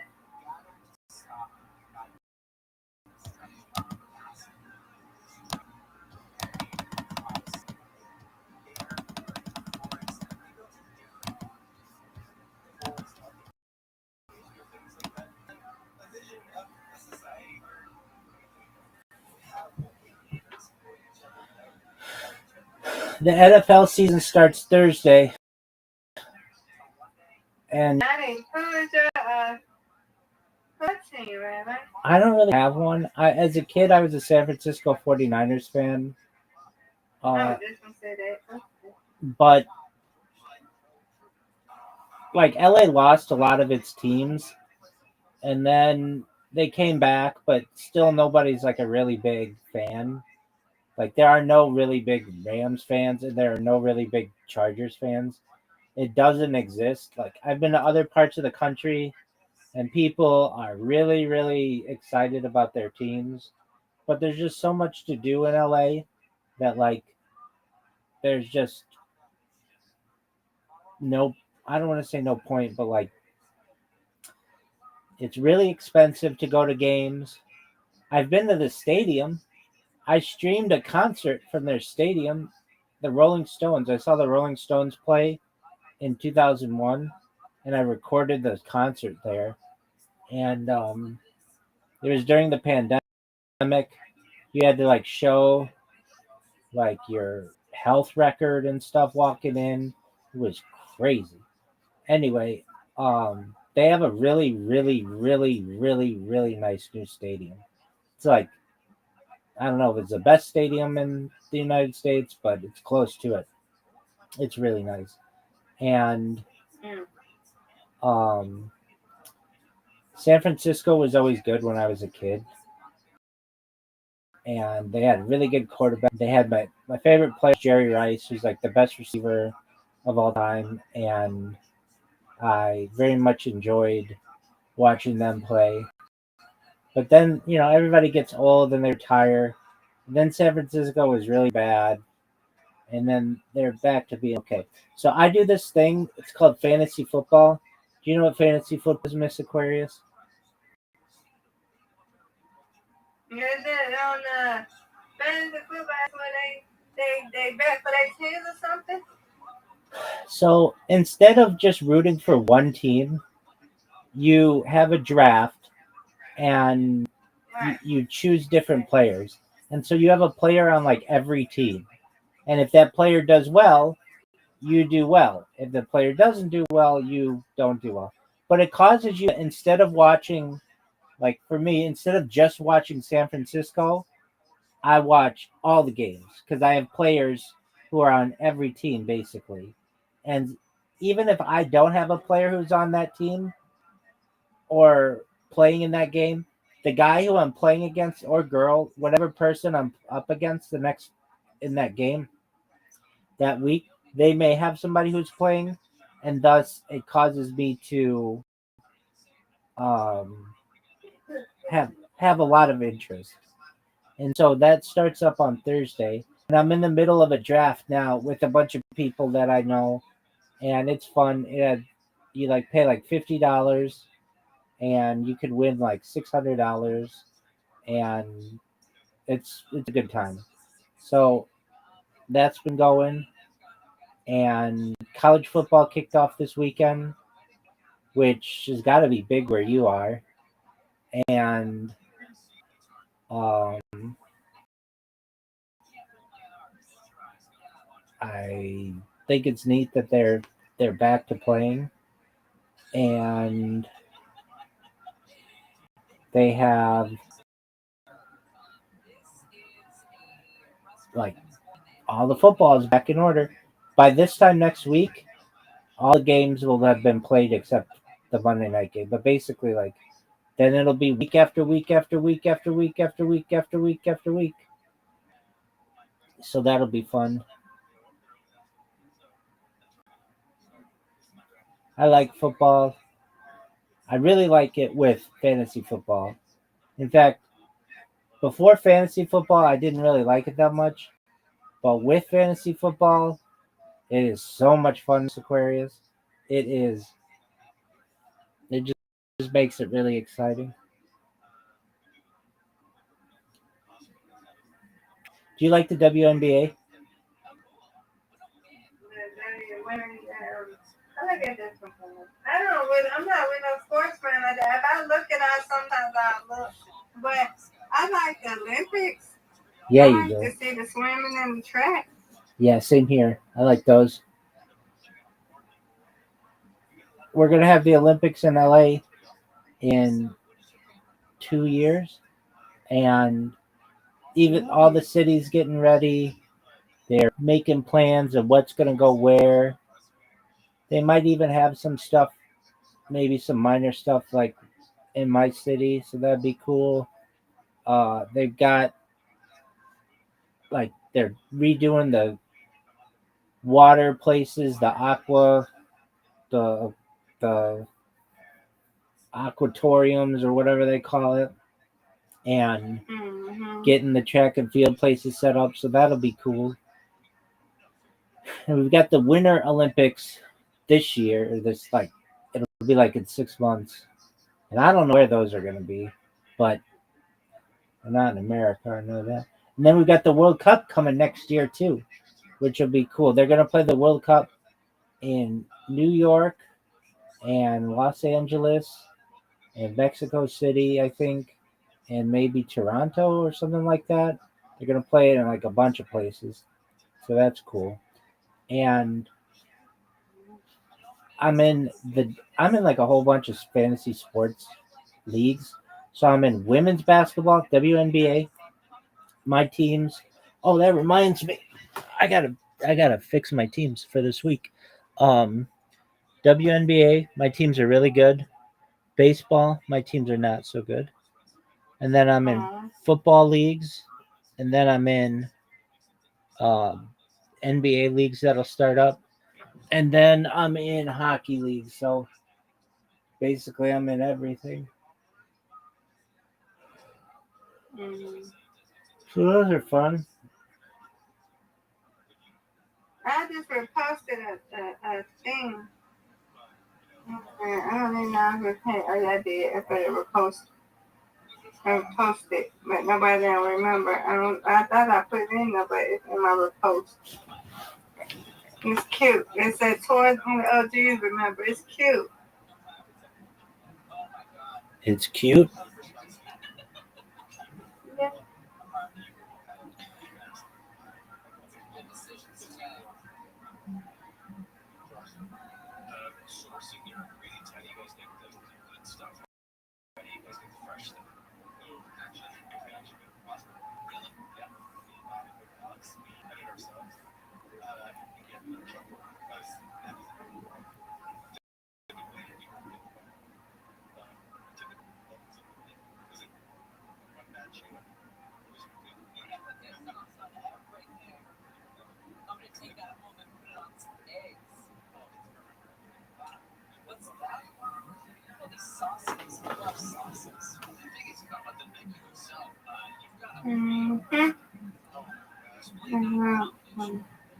I don't think nobody else. Do you like the Braves? Oh my, huh? Do you like the Braves? Yeah, I went to a Braves game. I loved how I was little. I was in Sunday school, and my Sunday school teacher took us to a Braves game all the way in College County. Yeah. They were really when you were little. I don't know. Yeah. They're not doing so good, huh? Rabbi? Not like they were. They were, for a little while, they were like America's team because they were on TBS, and you could get TBS anywhere in the United States. So the Braves became like a really big team. and they had Ted Turner as the owner, and he owned TBS, so he made sure that everybody saw their stuff. He also owned CNN, which is really big where you are, and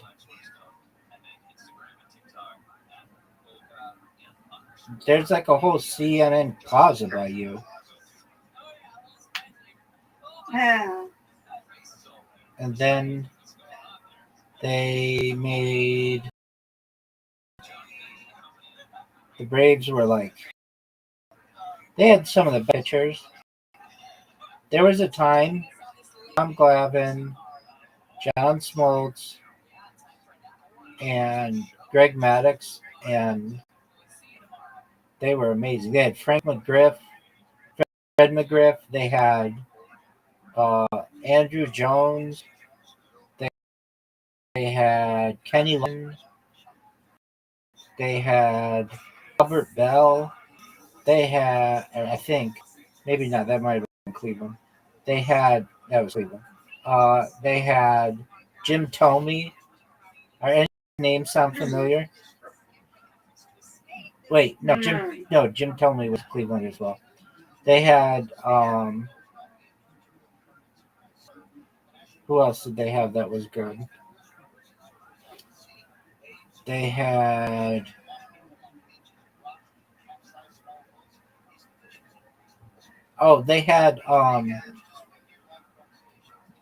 David Justice.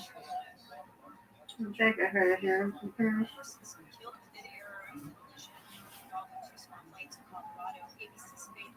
Do you know anybody who likes hockey? No. You like hockey? No. Well, that's what I'm saying. Like Atlanta, I know they had a team. I think it's the Thrashers, but I don't know anybody who likes hockey. Yeah. Atlanta Thrashers? Yeah. Right. Yeah. That's what they were called. I don't know if they call it now, but yeah, Atlanta Thrashers, yeah. Right. I don't know if they still have a team. Let's see. What is Atlanta's hockey team called? That be still called the Atlanta Thrashers. There you go. Yeah. Excuse me. Yeah, I like them. Okay. Everybody knows UGA. It was Georgia. That football. They love that, and they love Georgia State. Oh my God, they love them. Yeah, they love in Athens. Yeah.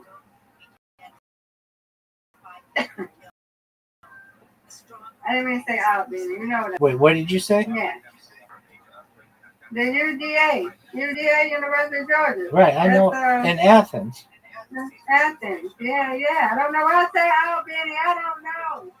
But then they got Georgia State here. What about Georgia Tech? That's a good school.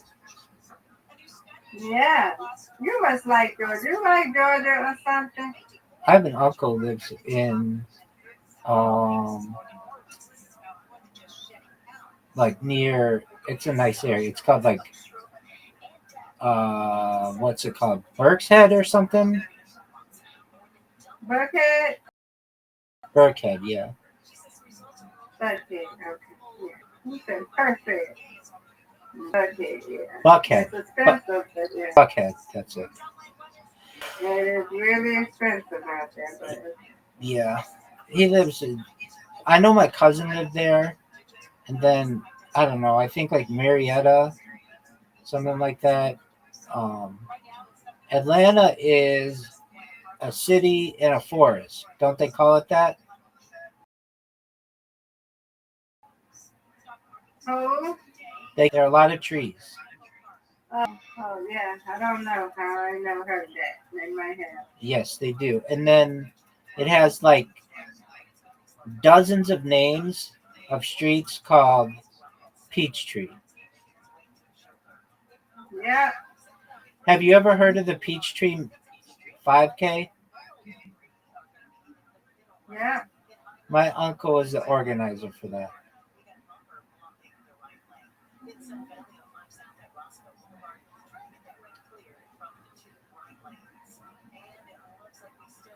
He worked at Rockwell, which became Boeing. And he now owns like all of the Jackson Hewitts in the southeastern United States. He's doing okay for himself. Okay. Aside from that, I think I've been through Georgia, not Atlanta per se, but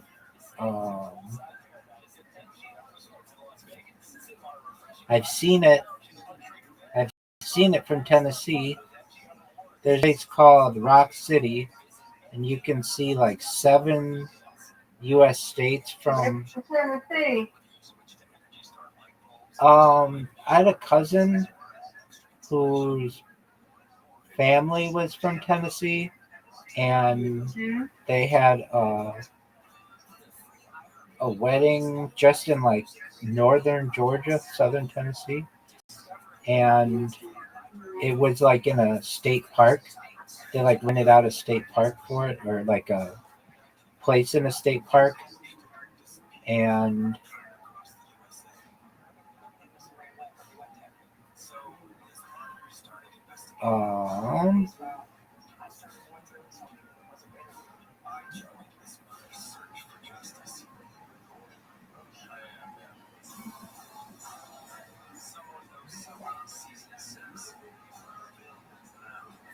Follow this podcast for free on the iHeartRadio app. #1 for music podcasts. That's a little good. there you go. I'm good. Burn my sleep. There you go. Yeah. I'm fighting my sleep.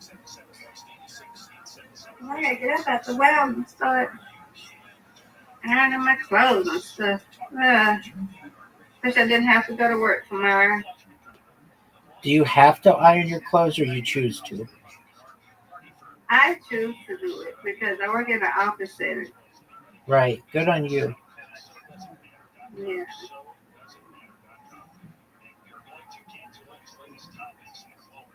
I don't want to have lunch in my paper, so I'm going to do it.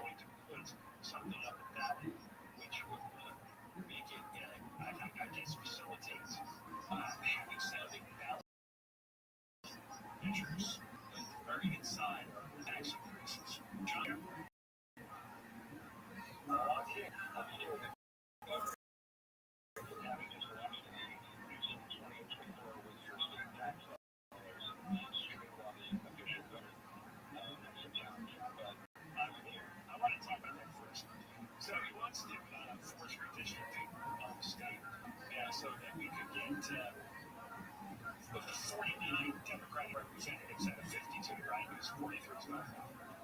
And he wants to, he wants to, like 37% of the vote in California, and they want to make 30% of the representation. Well, it's absolutely nuts. So he has this rally today. He wants to withdraw funds.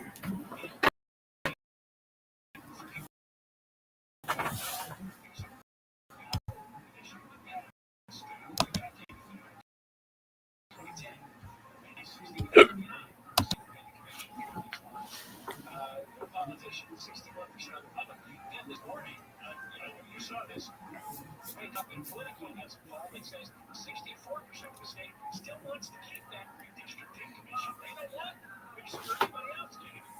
So he's behind 2-1. He's behind 64 to 36, and then he holds a pep rally. Is it insane? There was no one like Moses because he really was incredibly unique. This is the statue of him that is erected in his home region of Cordoba in Spain. It's rather ironic. I'm going to go to bed. I'm going to take me a little nap, Rabbi. Okay, I'll be here, okay? Sounds like a plan. Okay, I'll see you later. I'll be here. Sweet dreams. Sweet dreams. And Brandon must be good. He's doing his thing. Yeah, I went. Oh, there you go. Am I spoke too soon?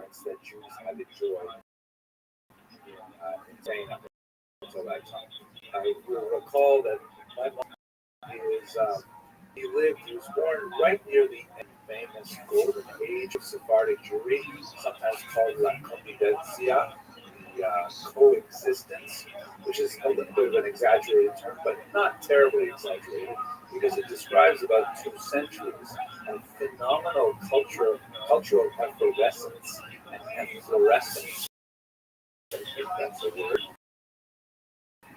Where the Muslims of Spain to the Jews were living, giving them incredible privileges and advancement.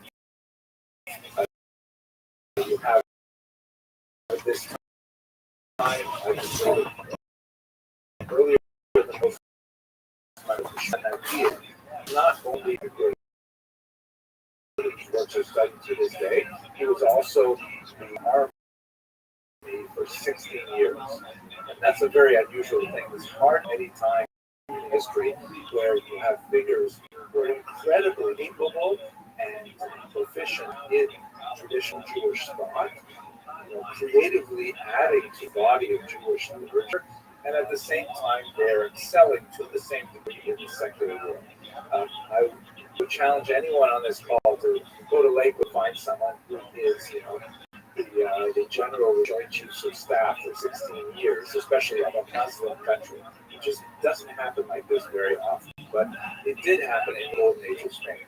However, the part of the reason why that happened is because Spain was so far away from the center of Islamic activity, which is all the way over in Baghdad, and so the periphery get away with a lot of things that the center might not tolerate to the same degree. They were famous, or infamous, depending on the perspective, for having very convivial kind of gatherings where alcohol would be served, which is of course forbidden to Muslims, but these kind of drinking parties would just be part of the thing that you did if you were an educated Jew or Muslim in southern Spain in, let's say, the 10th century. And you would have these poetry slams where people would compete to compose on the spot the most creative kinds of poetry. Yo, I'm sure this is sideways and you're listening like this much. North African Muslims invaded the territory. All right, we have to take a kicker. We're going to take this kicker from his rookie. 10 generations of judges to flee they made their way across the coast of Africa. Himself there we are. We got a kicker. Medical education, which is more of a kind of intellectual pursuit. They were heavily reliant on his elder brother David, who was a very successful merchant. But when they got a suburb called Fustat, David was shipwrecked.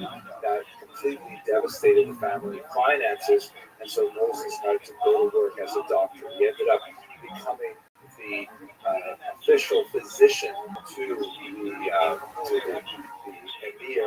not sure what the correct title for the head of government in Egypt was at that time, but he was essentially the family physician, and since they had harems with many wives and many children, he was, the chief medical officer of Egypt.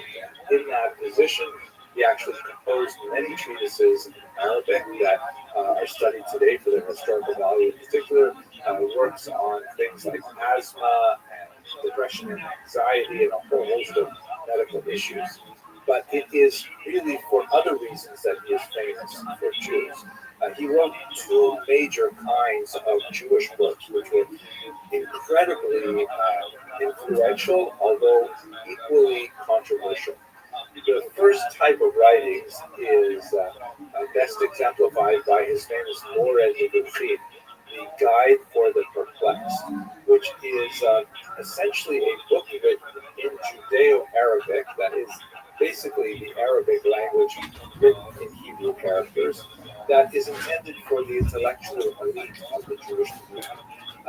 Young men, for the most part, who were quite tempted by the tremendous strength of Islamic culture, philosophy, Islamic sciences, and so on, because the Muslim regions were so ahead of the rest of the world at this point. This was really the future of the globe, and young intellectual Jews were drawn to it, and by extension to Islam itself. So the Guide for the Perplexed essentially is Maimonides' response to Islam, and it represents a certain amount of intellectual synthesis of absorbing those elements of Islamic culture that he feels of value, such as its sciences and so on. But at the same time, staking out more traditional Judaism defense for the ancestral religion. He, by the way, incredibly criticized for his work because his opponents, primarily in the south of France, argued that he was overly influenced by Greek philosophy, and his perspective on Judaism was thereby tainted. But what is more relevant for us, specifically for Elul, is his amazing magnum opus, a huge work called Mishnah Torah. And whereas the Guide for the Perplexed was written in Judeo-Arabic for a rather elite audience, the Mishnah Torah is written in really a very basic Hebrew. Middle school student in day school can easily read the Mishnah Torah. It's written unusually lucid, clear text. And basically what he did in this rather audacious project is he said, Judaism is so complicated. There's this Talmud, which is, hard to understand. It's cryptic. It's hard to know when it's providing a halakhic answer to the question, and you have to know so much of it to make any sense of it. So instead of that confusing text, literally he wrote an introduction. I'm going to give you one book, the Mishnah Torah, which means literally the repetition of the Torah, and this is everything you need for Judaism, period, full stop. That as long as you have a Chumash, the first 5 books of Moses, which has, of course, ritual significance for eating, and you have my Mishnah Torah, you will know everything you need to know about Judaism. The massive document that composed 14 different books. He himself called it also the Yad Chazakah, the strong hand, because the word hand is Yud 14 for the 4 books. And he essentially explained everything. It is essentially a halachic work, telling Jews how to behave. But unlike later works like the Shulchan Aruch, he went into areas that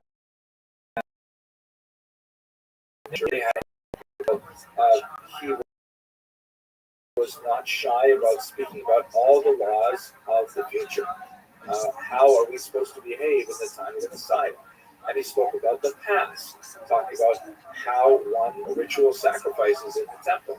And he also talked about the laws of repentance. This is what brings us to the Elul moment for Maimonides.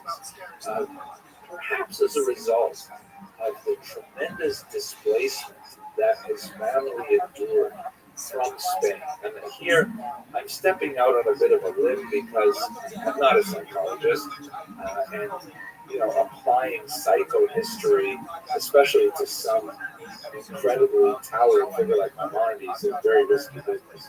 But it's not hard to imagine that as a young boy being forced from his home and then fleeing across the entire northern coast of North Africa and enduring tremendous uncertainty, going from place to place as refugees for many years, and then his older brother, who he loved dearly, dying early in a shipwreck, losing all of their money. These are tremendously traumatic things, and it is my suggestion suggestion that perhaps when it comes to something as important as tshuva, what he wanted to do is he wanted to make sense of it. He wanted to organize it. He wanted to say the world seems so unpredictable and dangerous.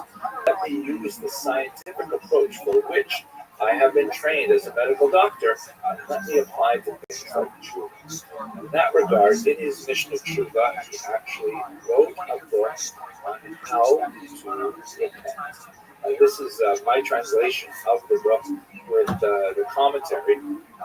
I actually, this is a strange kind of project. About 12 years ago, I decided to translate this particular book for my own, just as my own project of repentance. I translation is a way to really get to know a text. Some friends and they liked it, so we're going to put it on the internet, and other people liked it. And what I've done for the past 9 years, I skipped a couple of years because I was not always up to it, but I have the commentary, and I've reread it, and I've refreshed it, and put it out on the internet again. So this is the version that speaks quite a bit about the coronavirus pandemic and how that has impacted my own personal tshuva. It has some really cool pictures of it too. Let me show you. These are some fun pictures. I'm holding the hardcover edition right now. So here, for example, I hope you can see that. This is at my synagogue in New York, where we're all praying outside. You can see the tent is collapsed and we're all full of snow there. There's us davening outside in February. It's freezing in February, unlike in Beverly Hills, it's really cold here. So what happens in this particular book, say, is that Maimonides, you think of repentance as kind of like a really squishy kind of idea, right? Like, change yourself, repent. What does that even mean? How does one repent? Maimonides in 10 chapters goes through the actual stages of repentance and talks about feeling regret. It's important. Talks about resolve. He talks about if your past has harmed others, how do you rectify it? How do you ask forgiveness? How do you ask forgiveness if someone wrong has already passed on to the next world? Really concrete, important questions that give us a foothold to climb this incredible mountain of tshuva. And since much of the material is philosophical question, he has no compunction about saying, like, for example, what happens, like, why should you repent? Well, we have this idea of rewarded punishment. How does rewarded punishment work in Judaism? So we'll have whole discourses on how God, rewards our punishments. And of course, that says, well, how come we see so many people who don't deserve punishment and they get punished anyways? What does that mean? So there's a discussion of this incredibly difficult concept, sounding problem, why do the righteous suffer? It is incredibly important and beautiful, and I encourage all of you to have a look at it. There are English translations available online, very good translation available, and of course lots of others. So that's Maimonides, and his element is trying to respond to the chaos that his family endured by creating a logical scientific framework for Maimonides himself, by the way, did endure tremendous controversy for a few hundred years. There are many groups that said, as I mentioned, that he was, too unduly influenced by Greek thought, by Arabic thought. There are others that said that his Mishnah Torah was essentially a work of arrogance because he was putting rabbis out of business, saying, if it's all there in one book, what are we doing with all these other books and all these other specialists who are explaining it to us? And in a very, very sad moment in Jewish history, France denounced the Talmud to Dominican friars, who then arranged to have Maimonides' incredibly valuable manuscripts in Paris in 1232. years later, having had a taste for burning Jewish manuscripts, the king actually ordered 24 wagon loads of Talmudic manuscripts to be similarly burned, a day which has been observed as a fast day ever since. So there was tremendous controversy around Maimonides' approach. When we move ahead 300 years, of course, the next great phenomenal upheaval in Jewish life was the Spanish expulsion of 1492. Moses Cordovero was a child of survivors from that expulsion, although probably once removed through Portugal. Although I rendered his name here in the traditional spelling of Cordovero, he was actually of Portuguese extraction, and he wrote his own name, Cordoero, which means rope maker. His family was probably involved in creating ropes, perhaps in the nautical trade, which was very important in Portugal. What basically happened to many Spanish refugees, perhaps somewhere in the neighborhood of 150,000 of them, made their way across the land border to Portugal, which is, of course, on the western edge of the Iberian Peninsula. And they received a certain amount of hesitant welcome at first. It was definitely qualified. Jews had to pay a very heavy tax to be allowed to live there. And the vast majority of Jews who crossed into Portugal were not able to pay that tax, and they lived there actually as immigrants. But it was a short-lived respite, because 5 years after they arrived in 1492, as part of the proposed dynastic union between the Portuguese king and a princess of Castile, Spain, the Portuguese agreed to expel all of their Jews as well, which would make the Iberian Peninsula completely Jew-free, or Jew-free. Now, the Portuguese king at the time, Manuel I, realized that the Jews are highly valuable, and in fact, Portugal had been a place of refuge for Spanish Jews for over 100 years, and he always valued the fact that the Portuguese Jews were highly urbanized, very literate, very numerate, and incredibly capable of contributing to the Portuguese economy, so he really didn't want to let them go. Instead, what he did was he forcibly converted them to Christianity through a series of horrific measures, which included, among other things, the removal of children from their parents as a way of coercing them to convert, mass starvation, mass arrests, until finally in 1497, he baptized the entire refugee population, which placed them in an unusual circumstance, because technically they were now Christians with freedom of movement and ability to enter into any profession and things like that Christians enjoyed. But as I believe we spoke a little bit about in our previous series, when they were able to finally leave Portugal, many of them, of course, making their way to the New World, to Brazil, they tried to adopt their Jewish identity. Once again, it's not a lot of places like Amsterdam and so on. One of those key destinations for the Portuguese Jewish escapees was Sfax, a tremendously scenic town. You can see it in the photograph in the background here, in northern Israel, in the lower Galilee, with these beautiful vistas. In fact, the word Sfax is related to the word sofa, which means to look out over a wide area of territory. And for a very brief period of time, less than a century, Sfax became an incredible magnet for these luminary figures, many of whom had roots in the Spanish or the Portuguese diaspora, but also attracting Jews from all around, and it became an explosion of Kabbalistic creativity.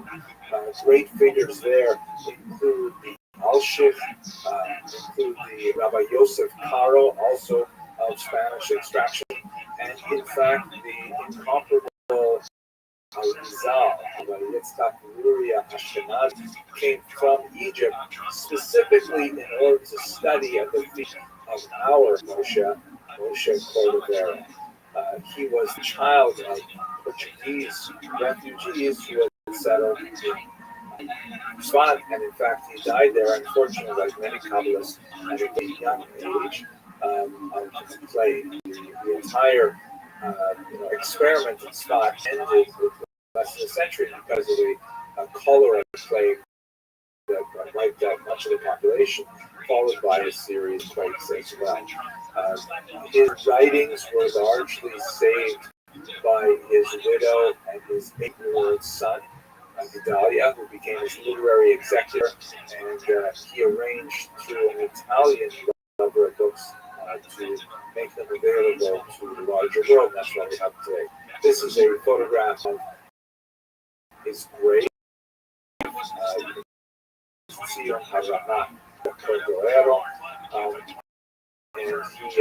it's blue paint, which is distinctly associated with the Kabbalistic style. So just like Maimonides witnessed what his parents went through and what he himself went through fleeing Spain a few centuries earlier, Rabbi Moshe Cordovero, who was probably born in Spot, certainly grew up in a household in which Portuguese was spoken, and his parents, remembered what it was like to have been displaced forcibly from Portugal. And his response with regards to Elul has been one of the most incredible works of spirituality, in my humble opinion, in any tradition, Eastern or Western. It is really a remarkable book. He's contributed quite a bit to the study of Kabbalah.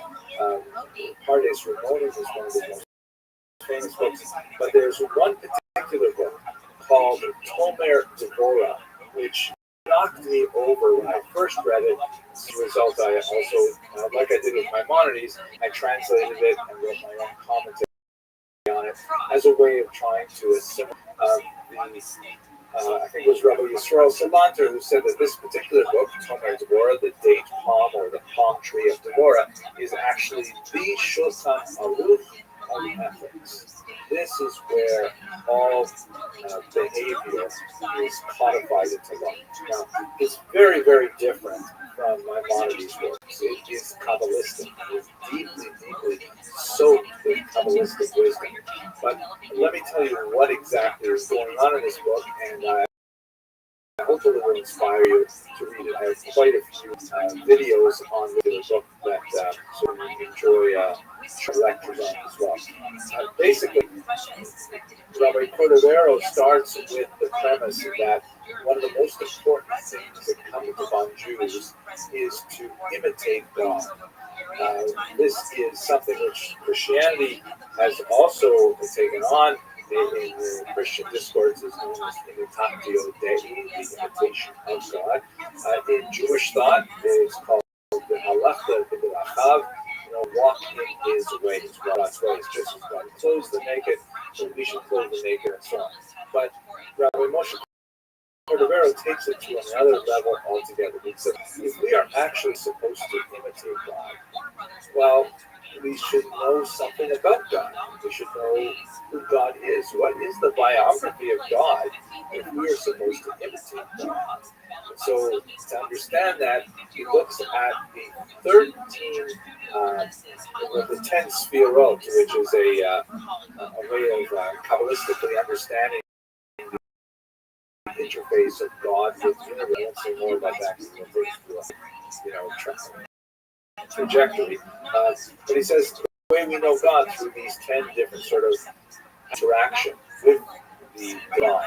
And so we should try to imitate each one of those 10 different spheres. They have names like chesed or kindness, gvura or severity. Keep going for a ramp. So you think you're going to but that first one called Keter is all about God's first interaction with the world. By the way, so if you will start taking steps to this, if his face ever gets close back together, like, no mother come out of It's a genius gimmick. Keep it going for the ramp. So you think you can come after mashed potatoes, do you? Everyone's just like, this is just he was really sad and upset. No, actually, his son turned himself in. I'm not sure. Oh, he turned himself in. Yeah, no, this is very, but you don't want to officially say it's very not happy. Are you want to go Snoop? It's just like I wouldn't be able to we're just gonna fuck you guys up. Alright, that's otherwise known as Legion of Skanks, episode 901, What's in the Barrel, featuring Anthony Cumia, Jake Shields, and Mickey Gall. The central drama, as you already know, is the Rasha Jackson story, which is one of those rare cultural events that manages to be tragic, hilarious, baffling, and a PSA against mixing MMA fighters with pro wrestling cosplay all at the same time. The breakdown of the conversation felt less like a podcast and more like a panel of bewildered stats trying to narrate a murder they accidentally tuned into while channel surfing. Cumia, Lewis, Big J, Shields, and Gall were essentially playing verbal ping pong with the absurdity of the event, and the ball was Rasha Jackson's reputation getting smacked back and forth until it finally landed in the corner with Rampage Jackson staring at it like, oh god, my kid's a felony in sneakers. So we got the biggest story in the fucking MMA fighters here. It's like one of the biggest stories going around right now is this Rasha Jackson story. So Rampage Jackson's son, 25 years old, professional MMA fighter, seems to get called a bitch a lot. He's great at MMA. Terrible professional wrestler. Yes, the most professional wrestlers I've ever seen. Just I'd say when a little too hard. He sells that. Put someone over. That's the truth. Real quick, I'm really good at Rampage. Of course, that happens. But just about the church is dying. And we had a father always lived inside. Of course, extremely sad. I saw him. No, I understand. Look, I'm not going to I feel bad for Rampage. His father's name's Rampage. His day was coming. Let him slide on the fact that that was the benefit, but his son didn't make it. It was terrible. Rampage. It was terrible. I got sad. So angry. What's done is done. I'm taking it out. I will say, and I do the things that happen. Listen, all we need to do is try to find the funny in tragedy and to find sometimes the science and do the plans and knockouts is something that should be studied by geneticists. Like it's just in their blood. It was not for slam knockouts in legitimate MMA competition. And then there was video production that part was cool. It was about 3 more hits and 4 eyes. I mean, aside from doing a slam, it's not the first time they went up with real. And on the slam, I went, no, I think he's doing children more. Notoriously difficult. Yeah, especially when it's not. It's naturally with Rasha getting brain by Psycho Stu, a man whose wrestling name might as well have been Welcome. an actual fighter. The beer can shot to the head was the spark, but the real said defending himself and reacting like someone with fight training. He apparently stood there like a guy who just realized his driver was driving the opposite direction. Observers only debated whether it was work because, you know, if there's one place you want to get big Q&A. Yeah, he's muted. He was mean to me the other day. Wrestling show with a man named Psycho Stu. They even shook hands afterward. Unfortunately, Rasha then went on stream and basically announced he was going to turn the ring into a quality crime scene. This is like promising that to drink and drive while live streaming your Oh, I believe another Discord. that telling an MMA fighter to get revenge in the ring is the worst advice, since maybe the Titanic should go a little faster. MMA isn't choreographed. MMA doesn't sell the spot. MMA is specifically designed to turn human skulls into cracked cantaloupes. Yeah. So look, right here's where you're going to see why I think he describes the outside line. I think I think Will carried away. Yeah. Punch and he's missing. I think he got hot. Right? But I think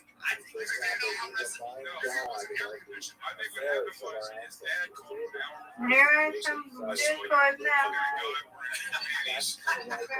I know you've been socialized. Word, girl. I'm about to go to jail. Okay, guys. No, thank you. This guy, Roger Jackson, Rabbi Rothschild, is a professional wrestling event, I think, in California. They're backstage. While they're backstage, wrestler. Oh my God! I've heard of it. Wrestling way better. He stomps. I gotta shoot her. And that's the part that's so weird. Why did he not put his hand up or like wait? No way. His reaction because he has terrible instincts. That's what it is. That's why he's the world. And it's like the first thing that matter. It almost hit you in the head, especially a big one like that. Put your hand up or like move or get something. He just ate that shit right in the head. That's what we do. Even for the word, make it work. So for about 7 to 10 seconds, the wrestlers and referee stood there clapping like theater kids watching improv, not realizing Raj was committing aggravated battery live on stage. By the time anyone figured it out, Raja had allegedly landed 35 direct punches. 35. That's not wrestling. That's what happens when a Tekken player puts the controller down and lets the AI finish the round.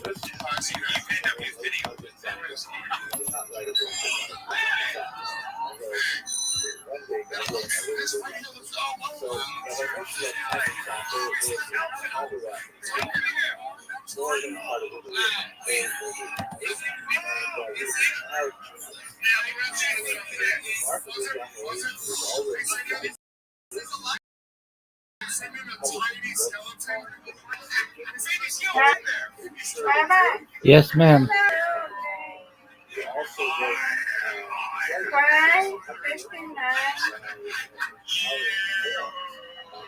Yeah, I do actually.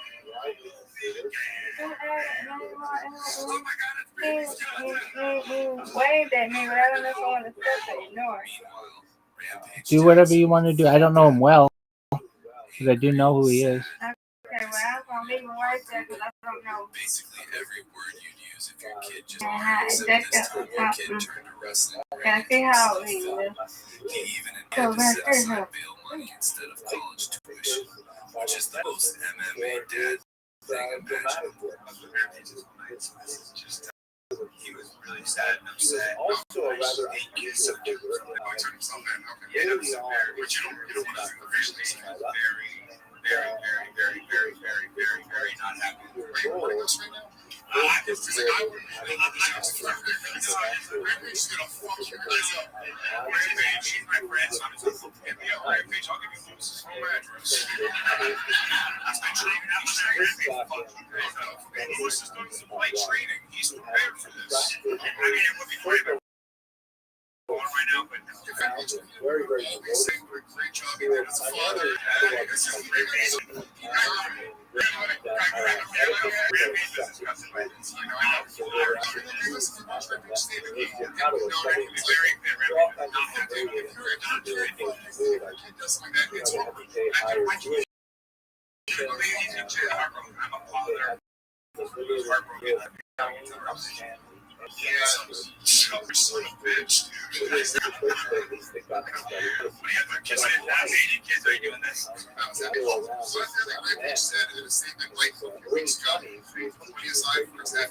College.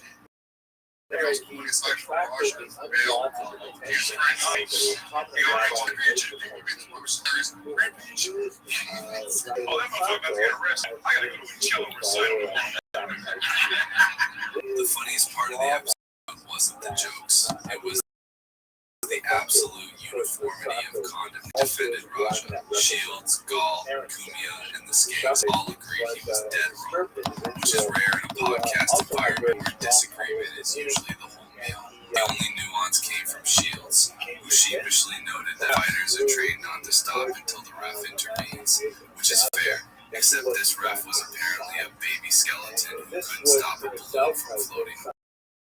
By the way, you will also take a chance. Never gets us back together. Like, you mother commando. Yeah. Keep it going for the real. Keep it going for mashed potatoes.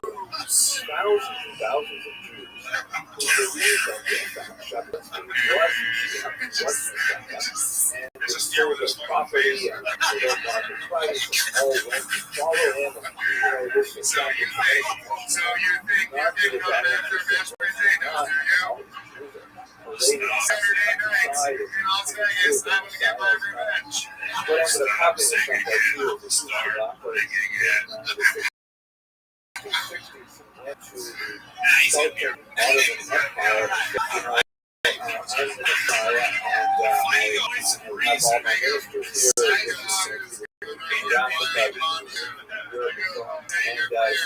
ministers here. What emerges from this episode is a parable. Put a real fighter in a fake fight, you don't get theater. You get felony charges and a GoFundMe scam. Raja Jackson managed to ruin career prospects, break a man's face, and disappoint his legendary father, all because of a beer can and the inability to understand the word work. The vast majority of Jews realized that they had been duped, and they went home penniless. Tremendous displacement of the population. A small number actually opined that if their leader had become a Muslim, and perhaps that was Messianic history.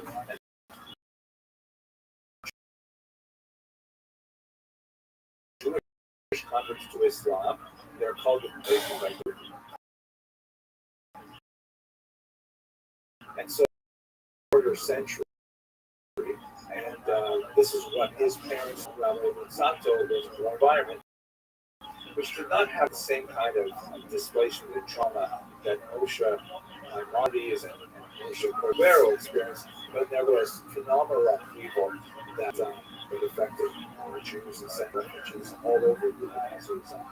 So, what happened though to this young Kabbalist, accused of being a follower of Shabtai Tzvi, which was not at all true, he was literally hounded across Europe himself. His family business collapsed, and so he decided to move to Amsterdam, where he had a brother working in trade there. He took his young family, and on the way there, he was arrested in Frankfurt because the Venice state was revoked to Christian more than risk. And in Frankfurt, he was arrested,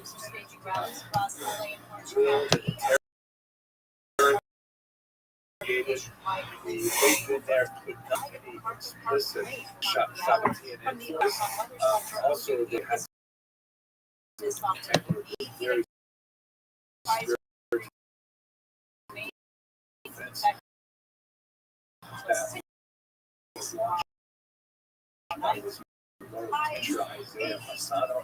What they did do was they burned them because they might have been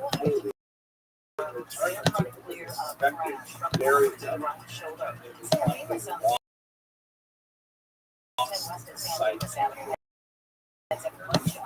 somewhere West Connector. That brush fire, and they're going to be holding the right lane, trying to work on that one. Bellflower, 605 South at Alondra Boulevard.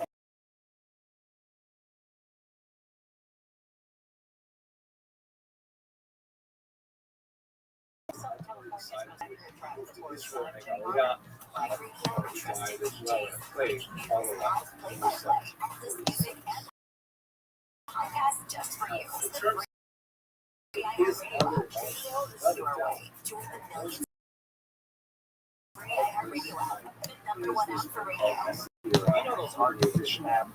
What we studied for hundreds of years as a Judaism, basically what he does is he takes a particular passage of the Talmud that describes personal development through a series of characters. the character or characteristic, perhaps I should say, first break down with watch from all the cash, and then you proceed to alacrity, one-on-one score. The third level is called cleanliness. Each of those levels refer to a certain kind of personality orientation and behavior change. Very worthy. And tremendously excited to read. What made it especially interesting that we lived in such wonderful times. In 1991, earlier version of Messiah was discovered. Autographed manuscript. Manuscript written in Rothschild's own hand in a library. A medium at the host of those things. It was ultimately published. That's why it's called the Discovery Year Complete Messiah, because it comes in two versions. The first version, the first edition, which he never published, and the second edition, which has been published. What's the big difference? Oh my gosh, it's a world of difference. Not in terms of the content and sense of what are the levels, what happens in the levels. There's a very dramatic opening that is so different in the first version that was discovered in Russian. The version that most people have studied is essentially kind of like a didactic, long lecture, much longer than this one, in which the author explains to you what these levels are and how to get dialogue. This is covered in long lost friends who meet each other after years of separation. One of the friends is called the Chacham, and he's kind of like representing one aspect of Chacham's personality is like cultural. He's interested in the sciences. He's kind of like a Renaissance man who appreciates so much complexity and nuance of the human condition. And the other character, who dealing with friends when they were younger in school and they had such many years, the other one is called the Chassid, the pious one, who suddenly, to use a modern term, he's flipped out. He's a Haredi.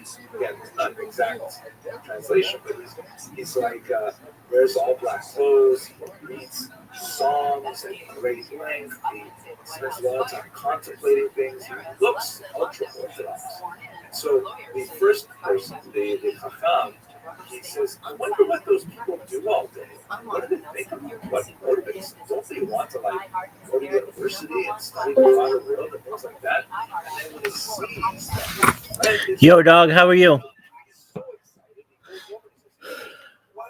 Can you hear me?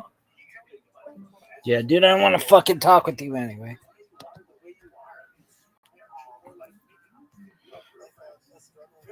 Morning, where? ways it speaks to the kind of dialectic tension that is present in American Orthodox Jewry as well. One pole really drawn to the more extreme kind of religious life, another pole trying to kind of keep a synthesis with modern secular life at the same time, and to clash or coming together of both of these things is described in the show. And this is a work of phenomenal genius. Bring it into my thesis. I think that the motivation for producing a work of this nature is a phenomenal is in terms of the spiritual upheaval that his parents went through during the revival of the Sabbatean era. Even some kind of structure like Maimonides has some kind of levels of development, but it also had to recognize that Jews were engaged with the larger culture as well. That there had to be some kind of meeting place where the real fire of the Torah could burn, even in a modern, sophisticated spiritual economy. The Jews had to Yo, dog.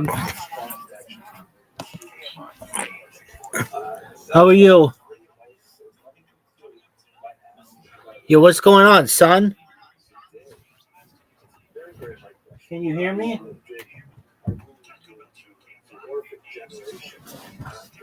Yo, dog, everybody's talking to you.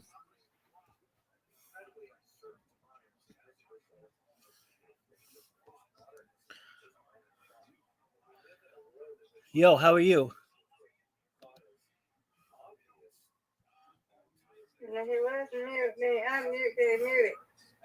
Yeah, it happens.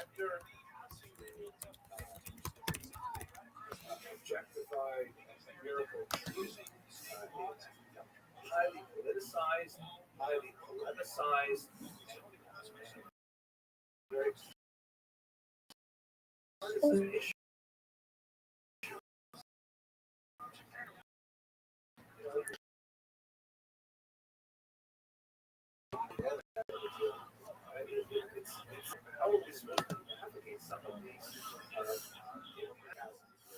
I would like to suggest that perhaps one of the greatest things that I've read recently in this book here, Jonathan Sachs, the late Jonathan Sachs, who just passed away last year, wrote I really enjoyed it.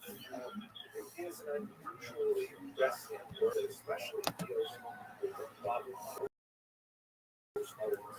speaks of the changes that Holocaust community have within the context of larger Western European and North American societies, and does not lay out a system clearly as sophisticated as the previous processes that were studied.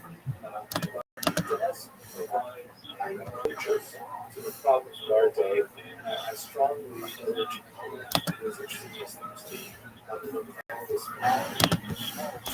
With that, I realized we spoke about 10 minutes longer than I originally budgeted, but so enthusiastic, excited about these thinkers that I appreciate your endurance with me.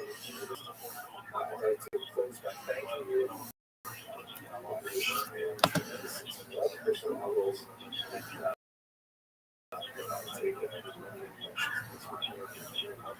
Dr. Emerson, thank you so much. I'm sorry, I think I made you really that presentation. I just wanted to share a couple of questions. First, I feel like this little thing you mentioned was really helpful. Well, and like you, your curiosity is definitely nature, but like you is not to share what you're doing, which is that you talk a lot about the visual life experience of these authors so deeply heavily influenced the lives that they put together. Talk a little bit about elderly readers in their generation who would be influenced by the special talk about it in college. Really that sense of personality. But really all of the different authors. How did it land? People that they put out Those are two incredibly important questions. Let's do the easier one first. Shmuel Hanagid was the way he was known among the Jews. His Muslim name was in Arabic, was Ismail.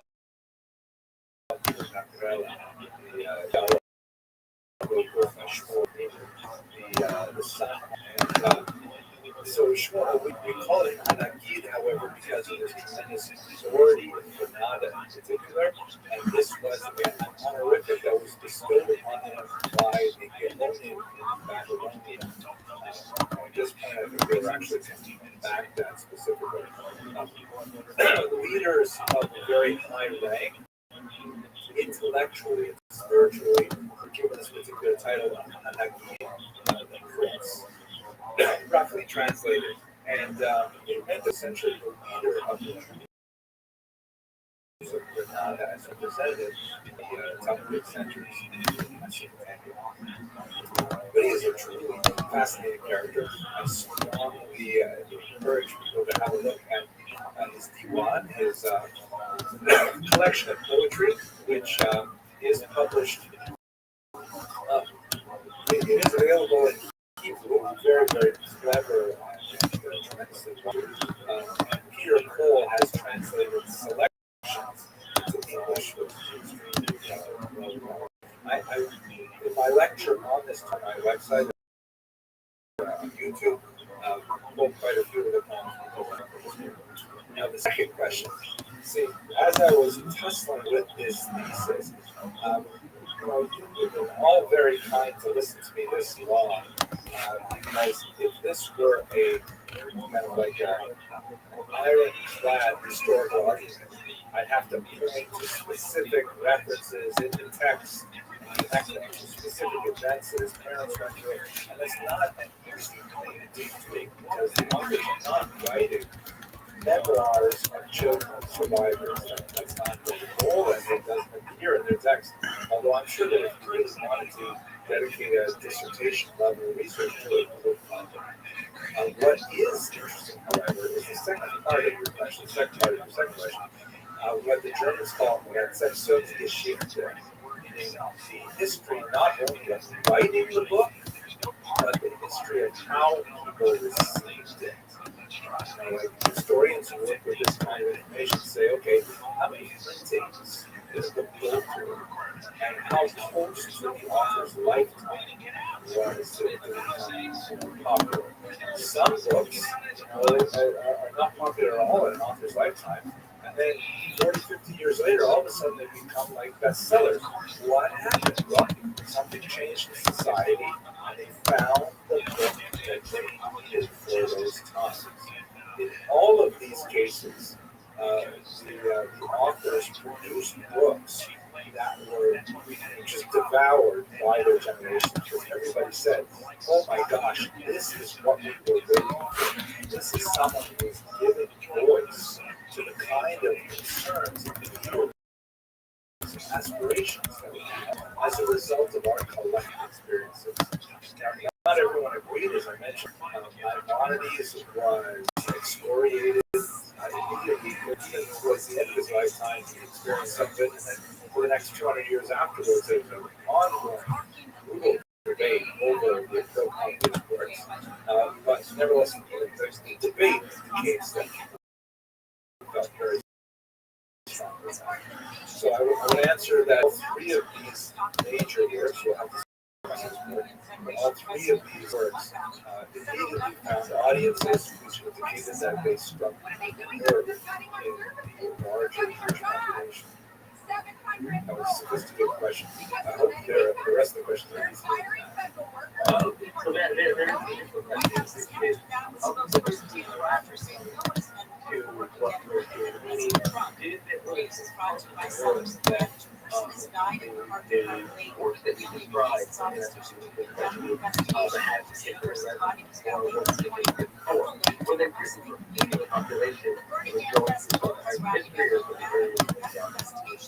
Yes, absolutely. If we look at it, and we have to add to this, Yo, it's B. Alexander and our new friend. How are you? Welcome. What's good? How's your day going?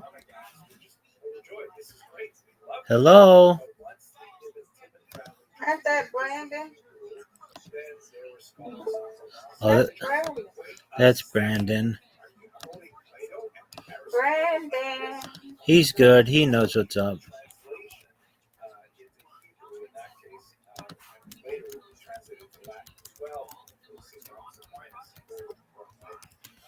Translation has its own reception to the shift that builds on the earlier. But in all three cases, they were definitely speaking to the generation in which they lived. It's hard to say if that's true in the same way I think maybe it was for Vermont.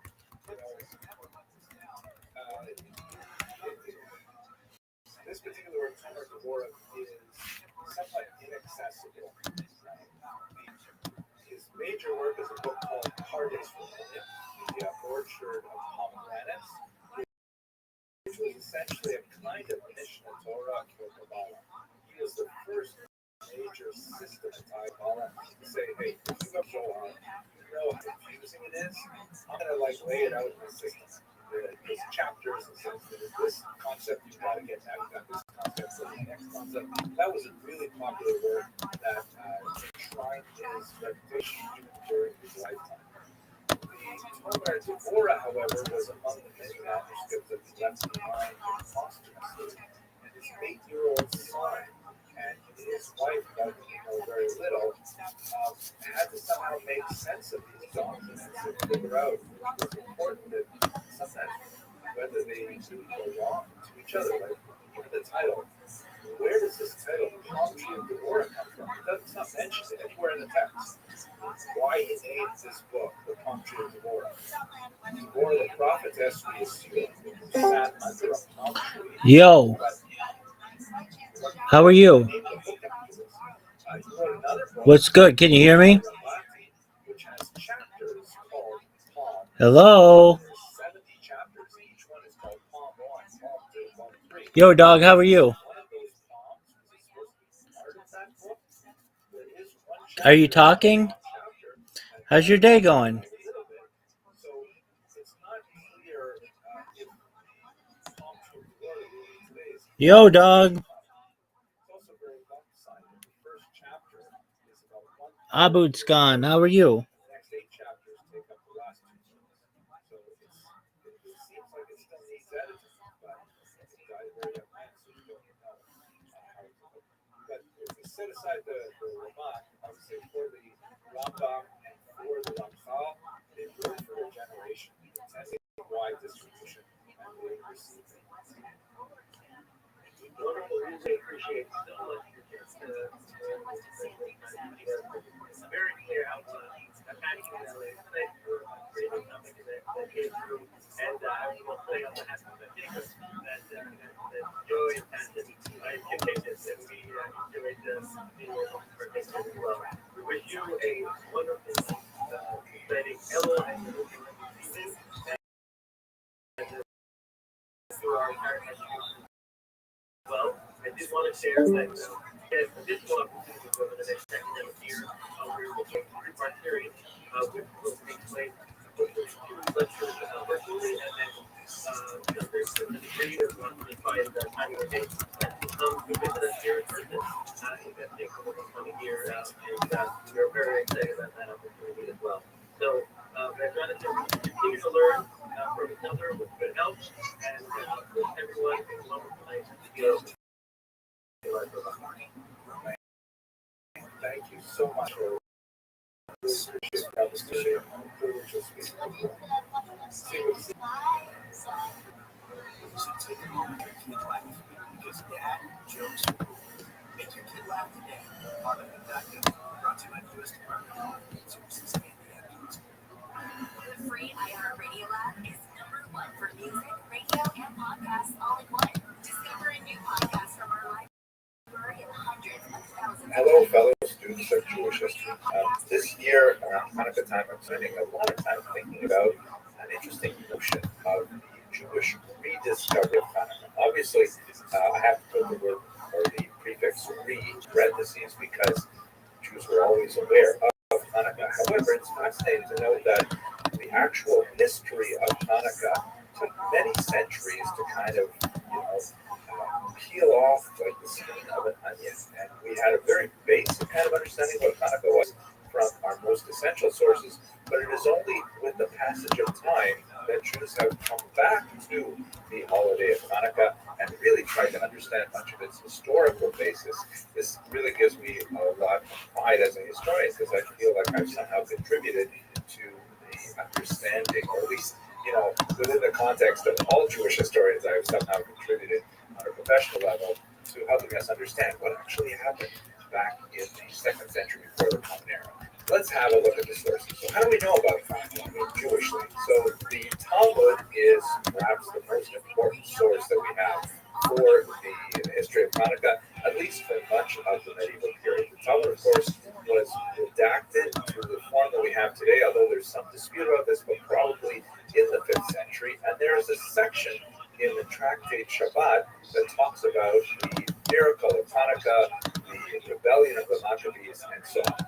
It is not, however, really focused on the history, and it gives us very little detail as to, why did the Jews rebel? Who was Antiochus? What was going on there? And certainly doesn't give us any of the blow-by-blow events of this rebellion, which actually took several years to completely unfold. We have a little bit more detail in a document called the Megillah Sinus, the Scroll of Fasts, which is a 2nd century document, quite fascinating, that lists a whole bunch of days in the Jewish calendar upon which it is not permitted to fast because they are great celebrations, and other days which of course are fast days. There's also a later addition to the Scroll of Fast, which was probably written around the 5th century. It's called the Scholium. Just a Pardon me. little bit more detail about the entire Maccabean rebellion, but not enough to really satisfy those of us that have a historical curiosity. There's one other really important document from late antiquity that is still studied today, the so-called Scroll of Antiochus, also known in the medieval period as the Scroll of the Sons of the Hashmonaim, the sons of the Hasmoneans. Pardon me. Probably written between the 2nd and the 5th century. It's first mentioned in another source in the year 615 and then discussed to a certain degree in the Gaonic period. But the problem with the Scroll of Antiochus is not quite the same kind of problem that we have with the Talmud and the Megillah Sinus, in that there's not a lot of detail. In the Scroll of Antiochus, there's lots of detail, but it's almost completely erroneous or fabricated. It does not seem to correspond to any of the material that we have from many other much more reliable contemporary sources. So in terms of understanding what exactly happened in the events of the Maccabean rebellion, it's not especially helpful. What is especially helpful is if you go back to early sources that are contemporary to the account. Perhaps the most important of these is a book called the Book of the Maccabees. Now, there are actually several books of the Maccabees, and the first book in particular is especially valuable because it was likely written by a Jewish individual who was embedded in the actual revolt itself and was able to report on the unfolding of events from a first-person perspective. Incredibly valuable, very well written, actually, for an ancient document. There's a lot of drama to it and so on. So how come Jews aren't studying this? Well, this book of the Maccabees ended up in a collection which was later called the Apocrypha. These are books that of these were by different people with different perspectives, and the rabbis, as they are slowly the canon of what we would call the Jewish scriptures, the Hebrew scriptures, they decided to pass upon the Book of the Maccabees. There are several others that are discussed in the Talmud, for example, references to Ben Sira and other important, fascinating works. So they were set aside. The Christian world, however, picked these books up in Greek translation and preserve them at the back of the Christian Bibles. There's a whole section, for example, if you look at a Catholic Bible, that has all these really unusual works of historical significance, often wildly unreliable, with the exception for our purposes of the first book of Maccabees, which is very useful. And they tell us a lot about life in ancient Israel. So from a religious perspective, these are definitely not canonical, but from a historical perspective, they are fair game. And the Book of the Maccabees gives us a lot more detail about what's going on in the Jews' life during the period of the Hashmonaim rebellion. Now, another very important source, also roughly contemporary, is of course Josephus. Very fascinating individual. We've spoken about him many times on my channel. He was a Jewish member of the rebellion against the Romans in the 1st century, a disastrous First Roman-Jewish War, which ultimately resulted in the destruction of the temple. But Josephus, seeing that he was about to be conquered and killed, decided to switch sides and he joined the Romans. He turned out to be a very valuable translator and culture broker for the Romans. And after the rebellion had ended with the defeat of the Jews in the native land, Josephus went on to a really illustrious career as essentially a court historian. He was extremely prolific, wrote a massive multi-volume Antiquities of the Jews, which is essentially a history of the Jews since Genesis. And he wrote a very important book on the war itself, our go-to source for the Roman-Jewish War. Now, he's a problematic figure in many ways, as I've just mentioned. You know, he switched sides from the rebels to the Roman conquerors, and we don't know a lot about what he actually thought, what he would have said about the war to Jews, because the only words that have survived of Josephus are in Greek. That was like the language of the educated classes at the time. And the example of the Jewish war that he wrote in Aramaic has been lost. So we don't know how he would have explained his position to a Jewish audience. But to the broader audience, he essentially tells everything about Jewish history to Romans and Greeks, and that's who was fascinated in knowing more about the Jewish people. And Josephus gives us a lot of history about the Maccabees, much of which, fits with the description in First Maccabees, and we learn a lot more about the war itself, why it happened, its unfolding, and its denouement, and so on. And we've talked about those stuff today. So what's going on here is that you have the inside Jewish account of Hanukkah, things like the menorah and the miracle of the 8 days, and has a very superficial historical why the Jews were rebelling in the first, and how the war unfolded, how it ended, and how we had, a Maccabean rebellion. Part of the reason why it seems that the rabbis who were in charge of charity for Jewish memory is that they're not entirely optimistic about the kingdom that was Maccabean rebellion. The Hashmonaim are not always so high. Also issues with regards to the following Herodian dynasty, which was even more problematic. But at any rate, the rabbis elected to not put to our history, but we do have the history of the century in southern Italy, where there was a large Jewish population. And here you have an author who puts together a book called Sefer Yosipon. Yosipon is clearly not Josephus, and although the author made some really egregious errors, Josephus' son of Buri was Matisyahu. I mean, it's unusual. Nevertheless, it's kind of like an adapt of Josephus for a Jewish first time, publicly talking about the kind of sources that that would have been much more among Christians and would have been much more available to professional historians. Well, one of the most important problems of Sefer Yosipon is that the author did not know any Greek, so he couldn't read Josephus in the original. He relied on a Latin translation, which was not the best translation, and it was also partial. He didn't have access to the entire corpus of Josephus's works. He actually wrote quite a bit in several different places about the rebellion that we're discussing. But he also had the Apocrypha. He had the Latin of the Book of Maccabees. So it's only a century when we get to Jews historians looking back and say, wow, it's such a fascinating story. Why don't we know more about it? And again, put it flat on the bones of the story that we have in the Talmud, giving us a much more robust picture of what's going on. There are many errors in Yosipon because of the very nature of the sources that he was working with, but nevertheless, a huge leap forward in Jewish self of the history of the Maccabees, so that Yosipon is still studied to this day, including this amazing Yiddish edition that came out in 2020 that all countries are still studying. Yosipon, this 10th century adaptation of a first century work written by Josephus. Now, I'd like to bring this together with a little bit of a Dvar Torah because this is for my community at Young Israel, Lawrence Cedarhurst, and it brings to mind something that Rabbi Lord Jonathan Sachs of blessed memory once wrote. He really emphasized the importance of narrative, or working with the narratives as a form of moral education, not only for Jews, but for the broader world as a whole.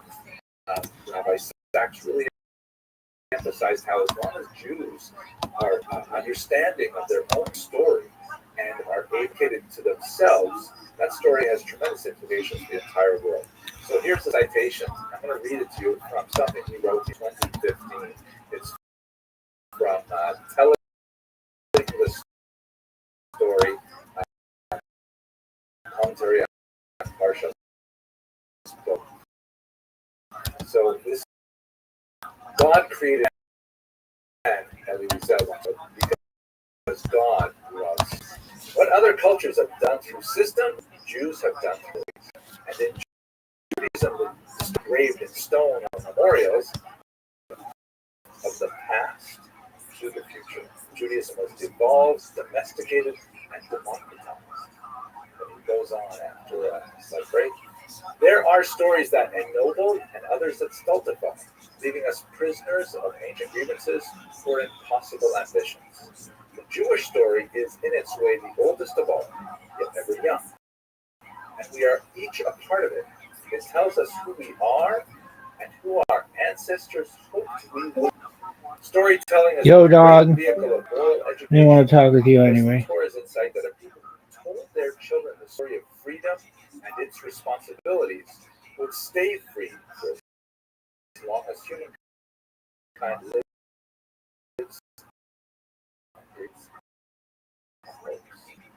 I hope you'll have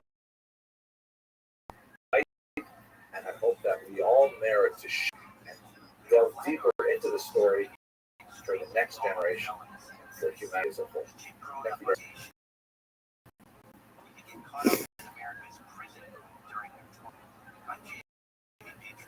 Music and culture writer. For the past, I've been talking to the band's three surviving members, Jamal Jahan, Neil King, and Cole.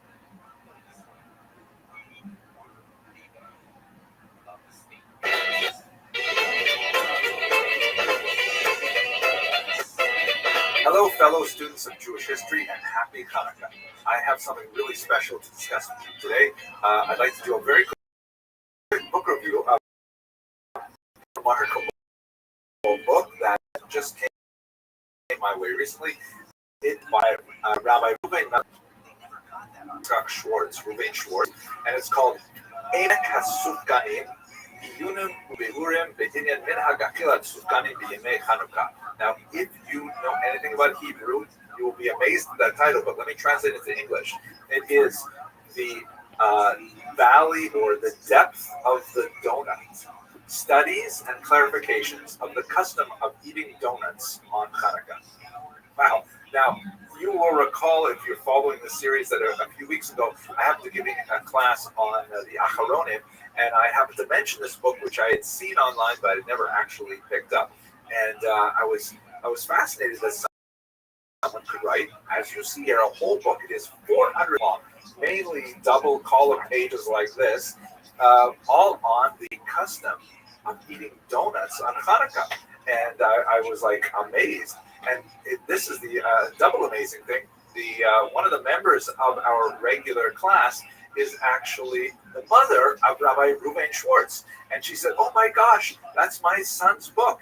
And she got me a copy, and I was so excited.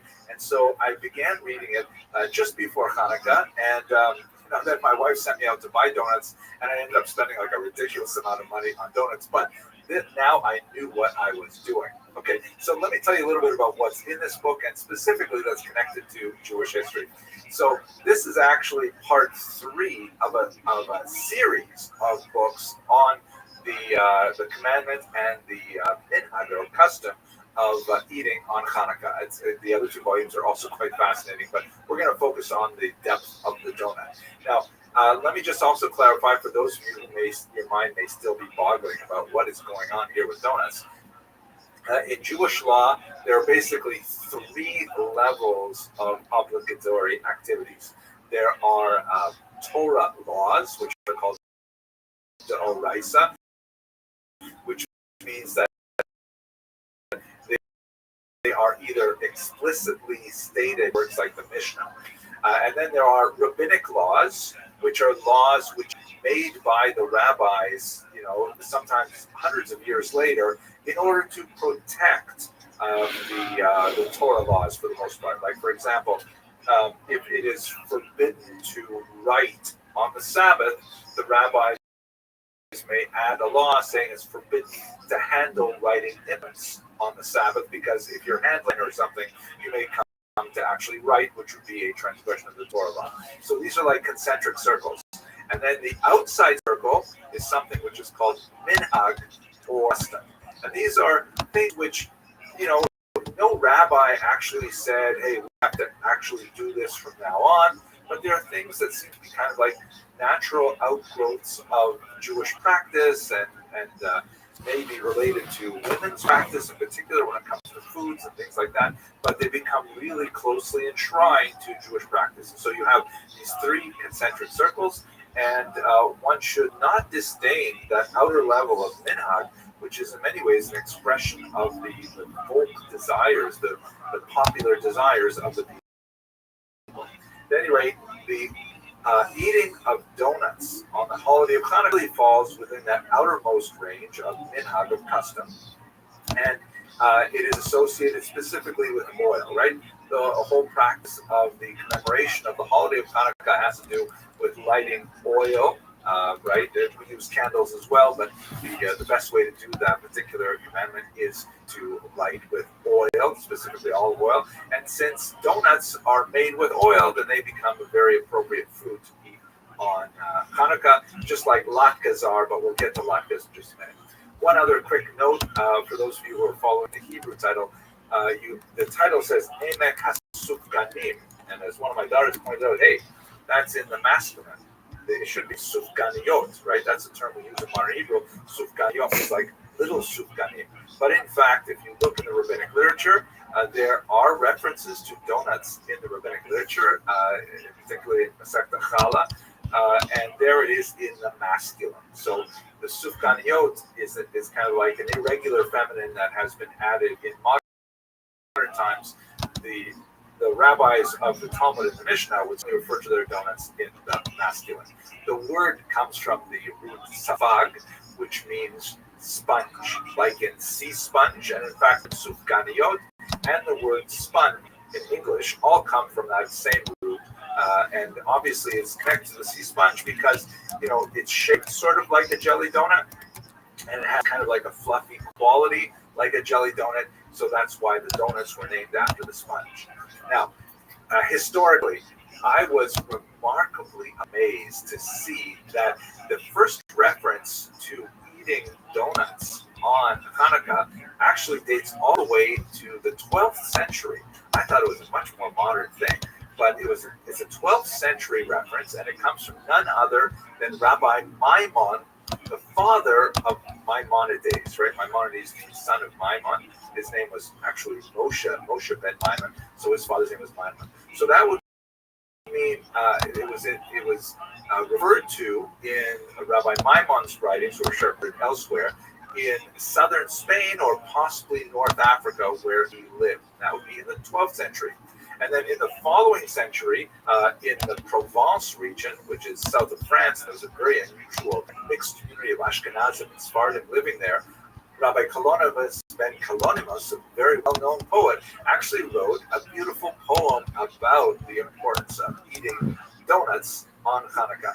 So clearly, by the 12th and 13th century, this was a widespread practice. Who knows how much further back it goes, but those are the earliest references to it as a common practice, both in Sephardic lands and at least through the Ashkenazic portion of Provence in Ashkenazic lands. Now, this book is not specifically a history book. It is a halachic sefer. It's a book of Jewish law. So there's a lot of discussion here of how does one behave with regards to this custom.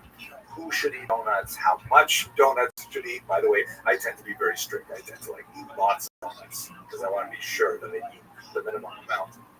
When should one eat donuts? Does it count at night or daytime as well? The boosting over donuts, this is actually not at all obvious because there's a lot of discussion of whether or not, how do you relate donuts to bread, which is a different blessing than you would have on like a cracker, for example. So I'm not going to go into those details, but I will summarize 4 quick things because these are important for you to know if you want to observe this custom properly. First of all, what are the best kinds of donuts? Not dairy. Dairy donuts actually involve quite a few questions, and so check with your local Orthodox rabbi before you decide whether or not to buy dairy donuts. this is the time when you should try to get hard donuts, according to the author of the book. Secondly, they should be fluffy. Yes, those really hard, kind of like Montreal-style bagel donuts, they're not donuts in fulfilling the full sense of the word, because the donuts also have a connection to particular sacrificial flour offerings brought into the temple, which were also made in a kind of a fluffy format. A third, and this is like I think really important, especially relevant for American audiences, no holes. That's right. The ideal donut for Hanukkah does not have a hole in the middle. That hole in the middle, it's like an American invention. It's like almost heresy. The donuts are supposed to be like a hole, like the manna that fell from heaven, the man that looked like a donut. Actually, when you think about it, it looked like a donut, right? And thirdly, if you are inclined to Kabbalistic sources, it should have a filling. It should have some kind of a surprise, which like custard or jelly or what have you, because like you have the Torah, which has the exterior obvious Torah's Nigla, the reveal. You also have the interior, the secret, the Torah's Nistar, which is the Kabbalah. So there you go. One last thing. Another commonly eaten food on Hanukkah is, of course, latkes, which were also made with oil. But in this book, the author, Rabbi Schwartz, clearly demonstrates that eating donuts is vastly preferable and much more significant on a halakhic and philosophical level, and much more likely to fill the custom than eating latkes, which are an inferior choice overall. I hope you enjoyed this review as much as I enjoyed reading this book, and I wish you a freilichen and lichtig Hanukkah, a happy and illuminating Hanukkah. Thanks very much for watching.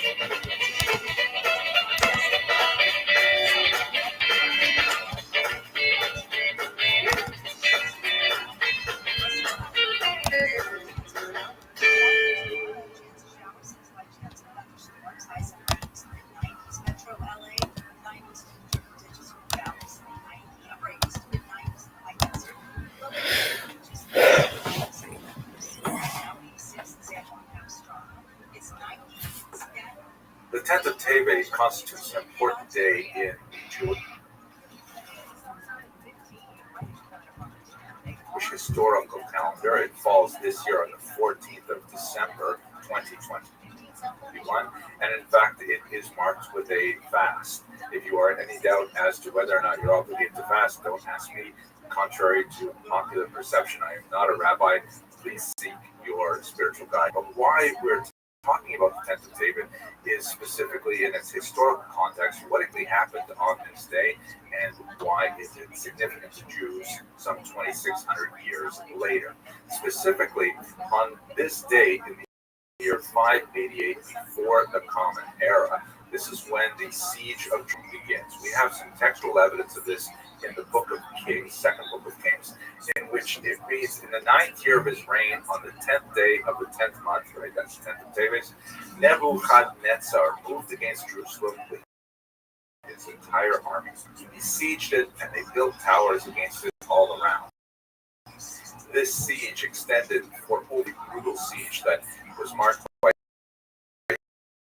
extreme hunger and even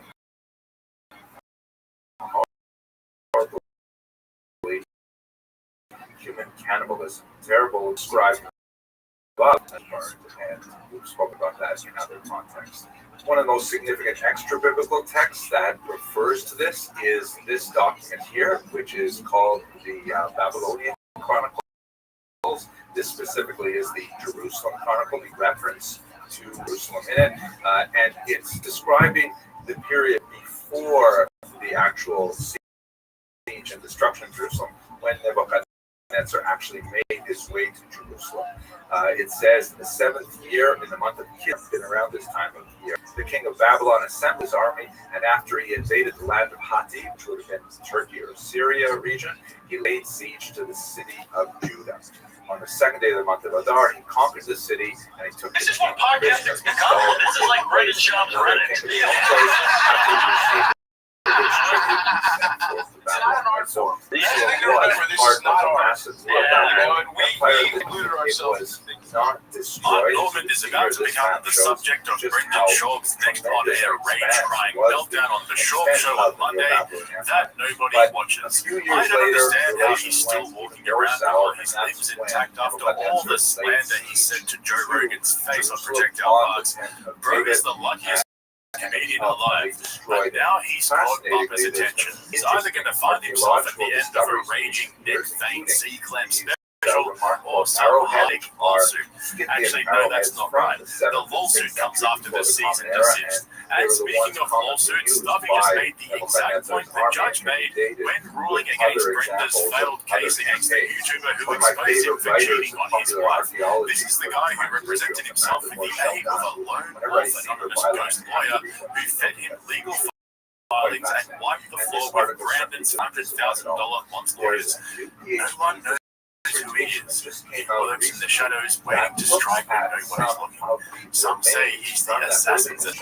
And as is Dan said, it may even hold the key to protecting the planet. Okay, so let's try and figure this out. This is kind of complicated scientific stuff, but nevertheless, I'll try to explain it as best I can. So this PhD candidate, Yoav Vaknin.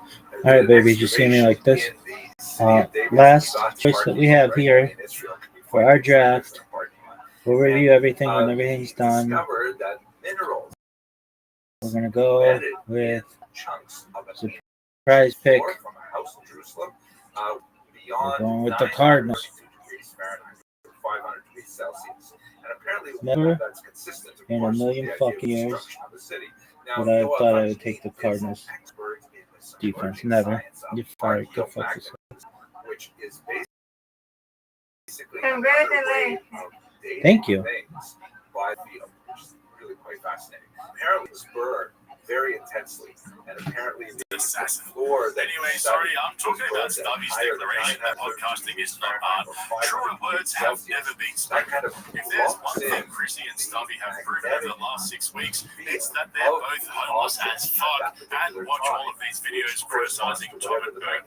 But stay tuned for the return of the two bears. I can't wait to see how Bert makes up for lost time by taking over every minute of the show to talk about himself or some vague idea he had while sitting on a vitamin IV. I honestly don't know how much longer Tom's going to last. He'll either come back refreshed and ready to get back behind the mic, or even more checked out than he was before. Yeah, I got to go with option 2 on that one. This is going to be fun to watch. In the meantime, though, make sure you head over to my new channel for more cringe and check out link in the description. All my watching guys. I'll chat in the next one. History and archaeology as I am, but Earth's magnetic field just dropping a big one there. I mean, I don't ever acknowledge these guys, these mentally ill people, when they, go online and start talking about me and my friends. So by getting a distinct measure of what the magnetic field was like back then, scientists were able to use this data point at this point to figure out how to protect all of us from devastating I don't blame the 4 horsemen of the comedy apocalypse are self-destructing right before our eyes, and the fallout is funnier than anything coming out of a comedy mothership. The backlash against Joe Rogan and Tony Hinchcliffe's obsession with self-promotion and aggrandizement has reached fever pitch levels, and all their bloody momentum I bring me up at every opportunity. It used to be about getting on JRE and kill Tony to promote Rogan kill Tony bump, but now all you have to do is talk shit about them for exactly the same effect. This whole thing is so simple. Rogue is famous for his podcast, and Tony is famous for his live talent roast show, whatever the fuck you want to call it.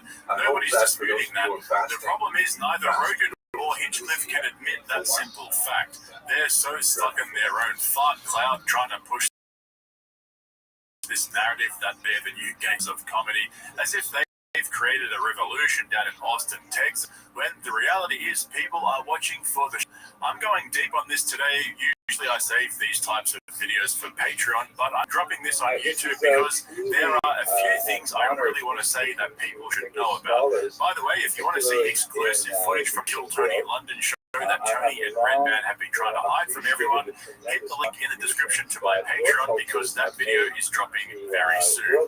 As for the current situation with Tony Hinchcliffe going on Legion of Skanks and hitting back at Mark Maron and Anthony Jeselnik, the copium is real in this one. Tony's sitting there with reflective sunglasses on, puffing on a British cigarette, acting like Liberace's long-lost love child while getting his feelings over the growing backlash against the Boston comedy scene is peak comedy. Jewish religious practices, which is a path. Oh, just dropping a big one there. I mean, I don't ever acknowledge these guys, these mentally ill people. When they, go online and see me and my friends calling us Nazis. So is Mark Maron saying we're Nazis? I don't think it's us. I don't think Mark knows we're friends with Joe. Sure. What's this beef with us? I mean, look, man, all, the couple guys out of LA that now, are at the Comedy Store that talk to them, they have, their once every 3 or 4 years special that they do when they come out like a groundhog and do something that people might see. Aaron, Jeselnik, they all are on multiple social kill Tony. They all smile fancy enough.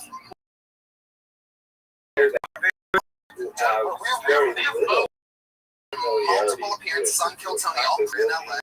And when they want to push things, they Let me ask you more like, did he recently sing about Kill Tony? I think Jeselnik's taking a bunch of shots, right? When he had a special, now he's going to be gone for a few years. And, while I put out 2.5 hours of comedy content every week. And, I don't blame him. If the shoe was on the other foot, if I was them, I would probably, I'd be mentally, Here we go again with the mentally ill narrative that Joe Rogan trained his comedy assassins on. And before I go on, I don't necessarily disagree with everything Tony just said. I'll explain in a moment, but using the mentally ill card as a coping mechanism for even the slightest criticism of the Austin comedy scene is so played out and fucking lazy at this point. Rogan has literally called people who comment on YouTube videos mentally ill because they have nothing going on in their lives and probably work at 7-Eleven. Yeah, he actually. Of course, though, when the comments are positive, which they rarely are these days for these guys, then it's all good because fans showing them some love. So they're not the mentally ill ones. I don't know why this analogy just popped into my head, but it reminds me of all those viral videos of cops beating the shit out of innocent civilians at traffic stops for absolutely no reason, and then claiming they were resisting arrest. Joe and Tony definitely have that energy. Stop resisting and kiss the ring. When we tell you to laugh, you better fucking laugh. Also, no heckling allowed. Just sit down and his views betrayed him. Mark Maron and Anthony Jeselnik have both been on Kill Tony multiple times pre-pandemic, so over 5 years ago, and now look how they broke my heart. I gave them everything, and look how they repay me by speaking their minds in public and taking ownership of their own opinions. If Do You Know Who I Am was a person, it'd be Tony Hinchcliffe. But this was the part that broke my heart. Jeselnik had a special promote, so he'll be gone for a few years. Meanwhile, I'm pushing out 2.5-hour comedy content per week. Now, Tony's absolutely right about Mark and Jeselnik coming out from under their rock to promote their specials and taking some Rogan and Tony to go viral. I mean, Cat Williams did exactly the same thing, and I know he's a really big name, but the formula is exactly the same. But for the big lie that Tony and keep saying out loud, they don't do comedy hosted. Tony is an open mic comedy shows, and he's a great roast comedian. Him acting like he's pushing out the equivalent of a comedy special every single week is so delusional that I think he actually believes it. Blowing that out in the moment just goes to show you what he really thinks. What he really should have said was, Jeselnik had a special to promote, so he'll be gone for a few years. Meanwhile, I've never released a real comedy special in my entire career as a comedian. There, I fixed it. These guys really need to stop and listen to the actual criticism rather than creating their own narratives in their heads to help them sleep well at night. Her friends say you're going to Tibet. What are you talking about? It's so far away. with Joe. No, I've made up my mind. Yes, I don't know that we have a lot to talk about because of my, what's done to come. And I don't think it's great.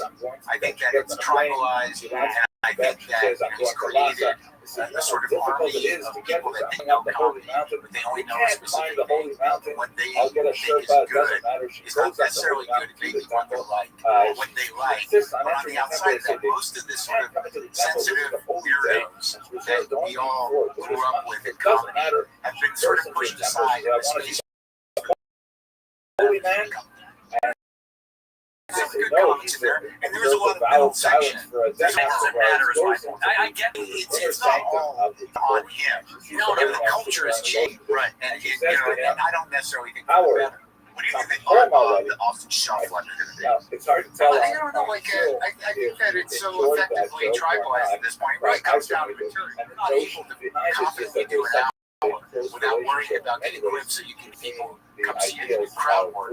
What are you doing? What is your voice? Who do you work for? You'd like to think you're working for yourself, but you're just a platform who doesn't really need to find who they are up there. It's not interesting at all. That's a problem. Yeah. So I'm tired of the attitude. I thought you were going to say violence in this country. No.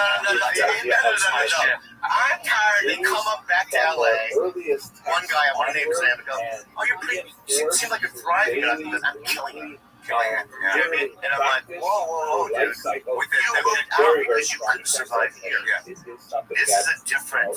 It's an animal. It's an animal. By now, everyone's figured out that Bobby Lee was talking about Tony Hinchcliffe there. The arrogance to come out and claim that you're killing it now when nobody actually cares about your stand-up act is so typical of the Austin comedy. I was reading a post the other day about someone saying how they went to a Tony and Fitz show and how surprised they were to see how many empty seats there were everywhere around them. That's the reality for a guy like Tony. People don't watch Kill Tony to see his comedy. They watch it for the spectacle. I watch it and I'm a huge fan. We want to see people get rich, and it's good to see. I mean, look at how Timmy No Break is amazing. And all tuning in to see what funny question asked today. We all know it's the same shit on repeat. But like I said, Tony is right about one thing. And even though I agree with a lot of the criticism, guys like Mark Maron and Anthony Jeselnik are purposely drumming up publicity by going after Tony and Joe. And instead of ignoring it, Tony's getting sucked right into their game. And a special there are 613 not 10. He's ending it because literally no one's listening to it. I mean, I don't know if you look at the charts at all. No, it's a thing. No one listens. I just don't get being worked up about stuff ever to be like this, to like publicly be like the scene sucks. Yeah, and he also calls everybody a hack, and then he talks about Trump for 3/4 of his special, calling him Bad Orange Man, and then talks about his sad cats like he has for 45 years. That's the problem. As the mayor of Hacktown, which I call myself,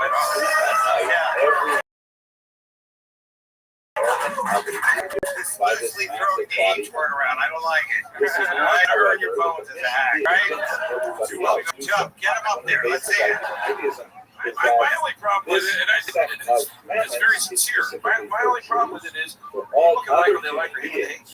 Comedy is hard enough, man, and Austin is 95% struggling comics that are there to try to fulfill this insane thing that we're all trying to do. Guy Rose is called Bates, not going to Black Star right now. But you know, guys going out on Austin and like and see it's hard enough, man. You know. Shut up, Joe. You're the mayor of Austin. You moved there 6 months ago. I was you own a house in Pennsylvania. I was the opening to your dissertation on Austin. All right. Everyone is just trying, man. With this crazy little marble we're sitting on this space. Trying to make people laugh for a living. You're right, I suck. Great scene there, and Tony and Joe and a bunch of other guys really helped cultivate this beautiful place. You made the sale, dude. You're right. By the way, let me just say, you guys would literally have a place in Austin if you didn't have like visitation rights to your children. You'd be freer. You'd be able to go do fun things. You'd be tied down to this dark rat-infested, grueling city. Austin has plenty of rats. All right, let's be honest about what's going on here. Big J and Lewis are jumping on the bandwagon as well. This is what makes this whole situation so fucking funny. We are the only ones who are genuinely not getting called out. Everyone else around them are just going along for it. Lewis brought this whole big in the first place, clearly farming for clips. Then Joe DeRosa jumped in with his cringe ass. They completely shut him down. I fucking love it. LA comedians have finally figured out that instead of ignoring the backlash against Austin, leaning into it is the better option. I really think that guys like Lewis and Big J think the Austin comedy circle jerk is cringe, and they're happy to sit on the outside and troll them. No use of electronic devices. Say like how much Dave Smith came on, like talked with you after that individually. Me and Lewis like, why doesn't Joe embrace us the way he embraces Dave? And then someone brought up the first picture we ever took here. It's so funny. It's the werewolf. I am standing behind the werewolf. I'm getting sucked off. Lewis is he's getting sucked off by the bear, and Dave is just leaning and touching it. That's hilarious. The difference between us and Dave is Dave keeps going back. Davis is handled the head gently. The Rogan sphere. We're trying to figure out how we get in the Rogan sphere. We're over sphere. First of all, Shane doesn't need the Rogan sphere anymore. Let's just move Shane out. Move Big J into that position. Try and acquire the Rogan sphere. Or he's moving in Thailand or something. He's gone. This is your roofie, guys. You're in the sphere right now. You're on the show. Every time the Rogan sphere gets talked about, we never get the thing. When Cat Williams said 6 unfunny comics, we knew it wasn't us. I would have been happy if he wanted to 6 unfunny comics. Listen, Cat probably is one. Very nice. He thought I wouldn't have him on. Like, Slow Joe strikes again, being trolled by real comedians, and we're starting to see more kinks in Rogan's armor. A couple of years ago, I think he genuinely ignored the haters and all the comedy fans who think his comedy sucks. But the backlash has gotten so big now that I think it's impossible for him to ignore. You've probably heard that after a photo of the wall in the Comedy Mothership came out, showing how Rogan had put his comedy special next to all the great comedy specials of all time, he's now had it taken down. There's no way he would have just randomly done that without knowing that he was being widely ridiculed for thinking he was in the same league as the other guys up there. There is no way he's hiding from the dozens and dozens of videos getting hundreds of thousands and millions of views dedicated to shitting on his brand of comedy and how much he's ruined the whole comedy scene. You guys have all seen the top comments on any post related to comedy on his Instagram or on YouTube, all trolling him for being a tall and funny comedian. So it's starting to make more sense to me now that behind closed doors, little Joe's getting frustrated. Rogan said something interesting. He was talking about last night we were together, and he was talking about some people that tend to get a little bit, they blame other people for their failings, or they get critical, or they get, you're where you are because of you. You did this. Don't blame, don't then turn and look at successful people and go, oh, those guys are assholes. Like, what are you doing, man? No. I didn't have anything to do with your not being a superstar. You did. So why are you turning to people that have been a little more successful and criticizing them? That's exactly right. It's like, when was the last time you took responsibility for where you're at now? You're talking about some old salty comic. We plan Yeah, to sure, exactly. Once we have those. Yeah, definitely, maybe. Sorry, real quick, just remind me who the mentally ill ones are again. Was it us or them? I'm falsely confused now. According to Joe and Tony, there's no such thing as valid criticism anymore. You're either a fan or a salty, jealous hater. There's nothing in between. And the narratives they come up with to cope with the backlash are totally overblown and exaggerated. And you guys that Joe Rogan Nazis, right? Is that what's happening? Yes, it's like the biggest most watched podcast, which is such a hack thing at this point. It's crazy. I mean, like the whole Nazi thing, like I just kind of feel like that's such a 2016 thing to be calling. So we have a few minutes. Next one shows up very much Played out, but characterizing the criticism as just them calling us Nazis is straight up code. There's actually a lot more nuance to what Mark and Jeselnik have been saying, even if they're just fishing for a reaction out of it. As you saw in those clips I played earlier from Bad Friends, the main issue is the tribal cult-like nature of the Austin comedy scene and how they've appointed themselves as the arbiters of comedy around the world. We've heard Rogan say multiple times on his podcast that the comedy mothership is the center of the comedy universe and that Kill Tony is the benchmark for comedy around the world. It honestly makes me wonder, has Rogan ever actually sat down and watched a full episode of Kill Tony? I mean, whenever he's a guest on the panel, he's either high as a kite or wide out of his brain on nicotine pouches. So I doubt he understands how ridiculous he sounds when he makes outlandish claims like that. As for Tony himself, we're all waiting for his first real comedy special to drop. I wonder which played out jokes he's going to rehash and have to explain later on a podcast. After this, a massive backlash against his jokes that nobody understands because they're punchline. In the meantime, though, if you want to see my breakdowns of all the worst comedy specials and Kill Tony shows, check out the link in the description to my Patreon and become a member so you don't miss out on my longer form uncensored content. Thanks for watching, guys. I'll catch you in the next one. That pops up and says, hey, attend to this extraneous task rather than the work that you're doing. Rogan said something interesting. He was talking about last night we were together, and he was talking about some people that tend to get a little bit. They blame other people for their failings, so they get critical. You did this. Like, what are you doing, man?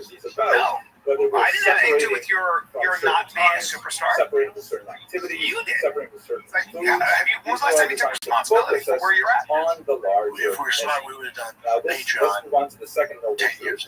Get rid of it. There's a lot of the Reddits and YouTube is super toxic. You can get rid of all that. So you have hardcore fans like, oh, thank God you're finally calm again and not getting destroyed. Yeah, get me fun up. That's cool. That's why study in itself, study of the whole. At this point, I'm convinced that Brian Callen is low-key trolling Brendan. In basically every episode of The Fighter and the Kid these days, Brian brings up a major criticism of your boy and masks it off as a random thought he had or some conversation he was having with somebody else. We saw just a couple of weeks ago how he brought up the shorter life expectancy of athletes and had Chin pull up all the sports that Brendan's attempted over the years just to show everyone how the leading cause of death is heart disease from steroid and PED abuse. And of course, we can't forget the sad reality of CTE and TBIs in football and MMA. Brendan was sitting there biting his nails, squinting as he read off the screen about how his days are not. For some reason,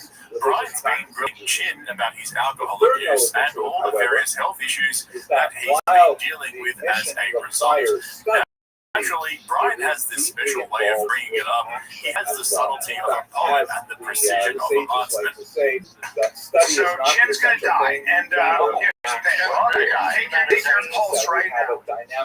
Ironically, Brian's probably the healthiest person in that storage unit, and keeping with the theme of bullying his producer over his poor lifestyle choices and bad health, Brendan casually brought up his drinking issues because, you know, it's easy to air your employees dirty laundry on a podcast just for a laugh.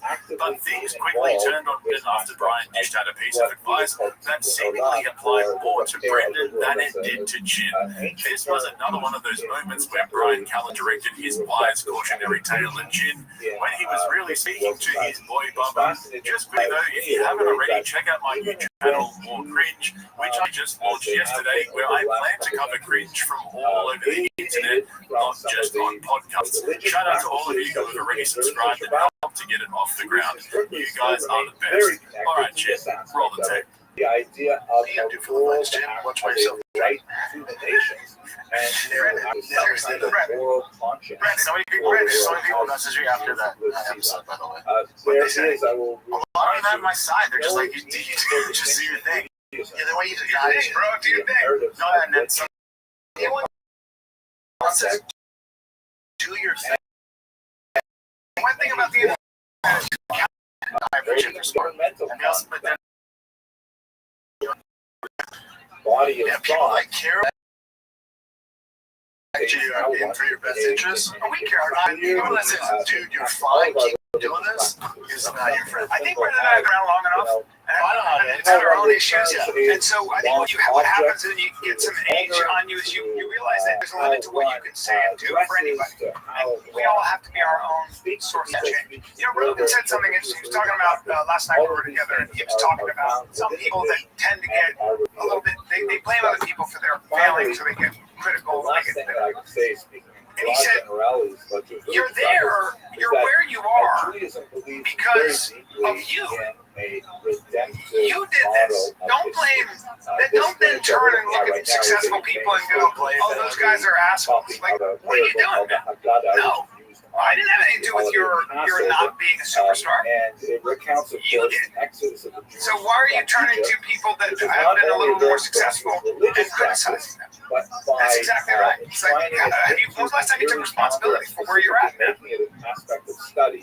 Yeah, and that's an important thing to say. So, for me, talking about some old salty cow. Yeah, sure, exactly. Maybe. Even I don't blame you for anything. I'm just like, no, I say that. I'm just saying, and I appreciate that with you. But I'm saying that, you know, we're all responsible for the condition we're in one way or another. There's, things happen in life, but, you know, what are you going to do to get out of it? And, yeah, there's some salty people out there in our community. And they spend a lot of time kind of like criticizing people that have been just successful. And it's like, hey, bro. Yeah. Or maybe that attitude is the reason you are where you are. You're not happy with it. In their liturgy, in their practices, day in and day out, and especially. I seriously could not watch that clip with a straight face. I was literally cringing the whole time as Brian smelled out Brendan's entire career right in front of him. Nobody is saltier and more bitter than Brendan Shaw. His whole downfall started in the first place because he tried to be someone he wasn't, thanks to his North Star Joe Rogan, who I'll get to in a moment. Don't think I missed that bit. This Mark Maron beef is out of control, but the sheer irony and hypocrisy coming from both Brian and Brendan when it comes to lecturing Jin on taking responsibility for his actions and taking steps to improve his life when they're both sitting in armchairs in some random storage unit in Austin, Texas, making podcasts to entertain their haters and a bunch of bots. Like, imagine being in a meeting at work and your boss randomly brings up that you're an alcoholic with health issues in the meeting about the stationary budget. Brendan has to be one of the biggest hypocrites I've ever seen in my life. Stick around because in a moment I'll pull up a clip of Brendan choking up with tears while blaming everyone else for Brian's problems. He does almost exactly what Joe Rogan was describing through Brian right there in that clip. But like I said, let's quickly switch gears for a minute because when Brian was recalling that conversation he had with Rogan the night before, Brendan blurted out that he was talking about an old salty comedian. And we all know he's talking about Mark Maron. The Rogan beef with Mark is crazy because it all started with Rogan being a little gossip queen and completely making up his own narrative. I know, right? That's completely out of character for a tall and funny comedian like Joe Rogan. When has he ever done that before? Rogan texted me the other day. Some guy was talking about me on a podcast. Rogan texted to me. He goes, yo, he's not your boy. I was like, he pays attention to that stuff. Joe's hyper aware of weird concentric circles. Like he doesn't care about him. He doesn't care about like people talking. He cares about his boys and like, you know, just giving you a heads up. This guy told me, he said it to me. I was like, the guy, and the guy, I'm friends with the guy. I don't know my podcast 2 times. What was it about the real thing? Like I was on an Instagram live, just doing a thing. And I was rambling on, you know, like I do. I was talking about Netflix. And basically, what I said was that Netflix created this cash grab culture where a certain echelon of comics can just give, pop-up shows shit-face and make millions of dollars. And I wasn't talking about borderland. Do you know who I was talking about? Proper and no. Nubia. Chappelle. Oh, yeah. And it's not it doesn't bother me, but just to be diplomatic and not mention it. And somebody on Instagram was like, talking about Kreischer. Oh, that's how so. And then, like, I go scrolling and I see him on a podcast saying, like, there's this guy. We were friends. He's been I've been on his show, and like he said some, and Rogan Rogan got my ear and said he's not your boy, and all that, and his name rhymes with it. I'm like, so Joe, don't read the comments. Rogan created a beef with Mark Maron and Bert Kreischer for absolutely no reason at all.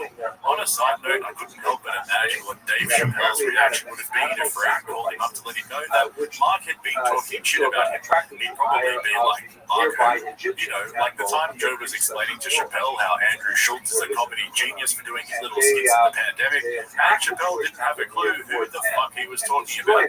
And so clearly, according to Brian Callen, Rogan hasn't been following his own rules about ignoring the haters and not giving them any attention, because it looks like Mark Maron's recent publicity tour for his comedy special has been keeping Joe up at night. It's so funny to me how Rogan falls for this time and time again. Remember how last year Cat Williams caused a stir by calling out Rogan on Shannon Sharp's podcast, which led Rogan to cave and invite Cat onto his podcast, which in turn gave Cat so much publicity that his comedy special went straight to the top on Netflix a month later. Now everyone's talking about Mark Maron talking shit about Rogan, and Mark's also got a comedy special out. The whole business model of going on JRE to promote your special has been flipped on its shiny bald head. Now comedians are just calling him out for the same effect. Now that's genius. Maybe Schultz should try that instead. This is turning into the UFC, except there's no fight and they're just comedians. But I promised you earlier I'd show you a clip of Brendan doing exactly what Brian was describing earlier. How Rogan was saying he's sick of these comedians blaming everyone else for not being as successful as the top 250 are. And what do you know, Brendan was actually talking about Brian. I'll get emotional. Jewish garrison. It drives me, Paul, if we're being honest. And after there's kind of like a don't edit this out. Preliminary salutation. All right, you like this? Features in. I'm not going to go into I'm going to grab it. Drives me very brief letter. It says, nuts. In the month of that Brian's at where he's at. Judah Heights soldiers. I will challenge anyone, any comic, to go on stage after calendar. I challenge in those comments. I don't know if it's the comedy store, if we're Zanies, wherever they're at, and you're telling me Brian's not better than 70% of those in comics. Careful and do not work. It drives me nuts that he's not up there with those guys. He's better than 99% of them. Actually tell people. And you want to outcast him over some bullshit? That's what upsets me. It's what makes me proud, and I'm now trying to get Matt Roberts proud, is he's not going to lash out about it. Brian's cool. Brian goes to work. Brian's doing the road. Brian's trying to sell tickets. But I'll tell you right now, I forget. That's not cool. That's why you don't see me at those places. Line is, drink no beer. Soldiers and beer. Passover, drink no beer. This is especially relevant because Egyptians use kind of watery beer as their staple. More popular water reason. You guys miss Brendan's side-piece shots? Yeah, me either. I actually have some solid advice for your boy Bubba, though. You see, the thing is, B, you can't keep blaming everyone else for Brian's actions. At some point, he's got to take responsibility for where he is. Sitting next to a washed-up UFC powerboy with shit for brains. That's on him, bro. You can't keep blaming everyone else for the allegations that brought his comedy career crashing down. But I thought the reason why you don't go to those anymore was because you're retired. Yeah, back in studio, with the baby girl. Because on social media, she went in for emergency surgery.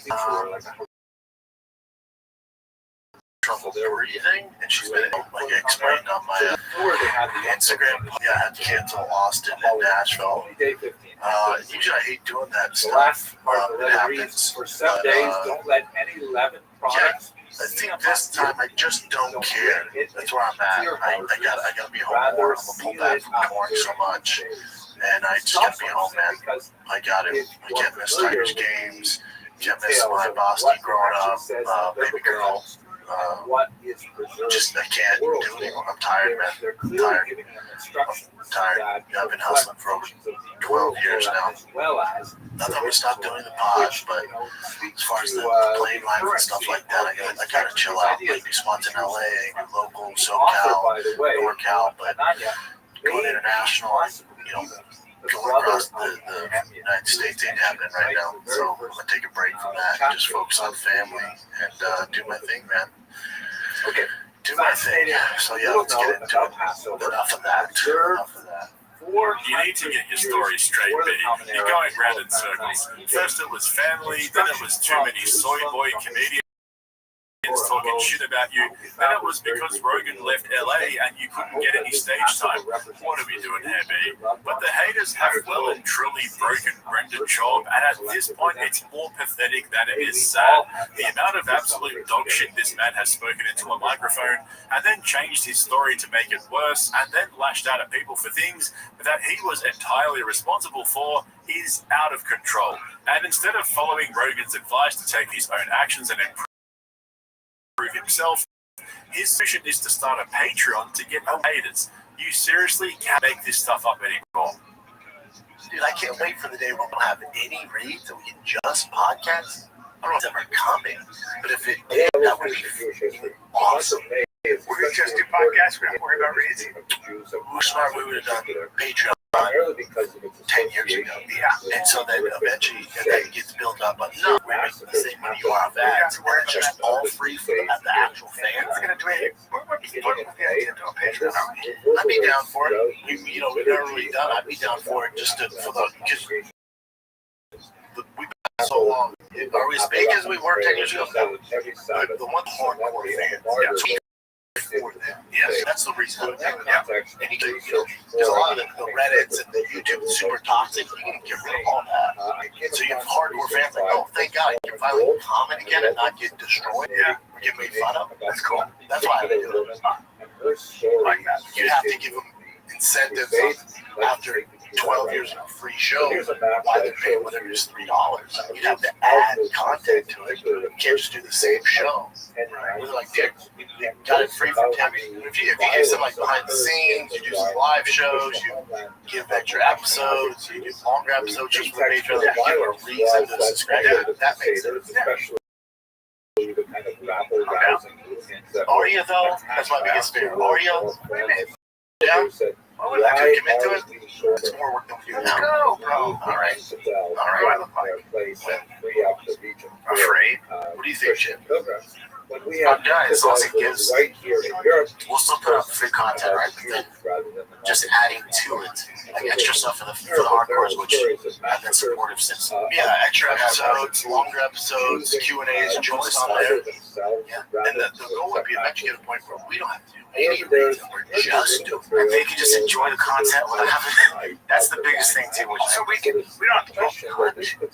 No, yeah, just so you can just play music on there, videos. Like we don't have to edit the video. Oh my gosh, it's the Wild West. Really, just be completely raw. I mean, you guys are pretty raw as is, but every now and then we'll have to do something. That's on me. I'll say a few outlandish things and just that will be edited out. Not just that, but just like saying names of people that you don't want to put them out there. You know, that kind of stuff. Give me something else. Oh, you mean Kurt Event? Yeah. All right. Have you guys heard this story? This is wild. You know, I love my serial killers. That is classic Bubba right there.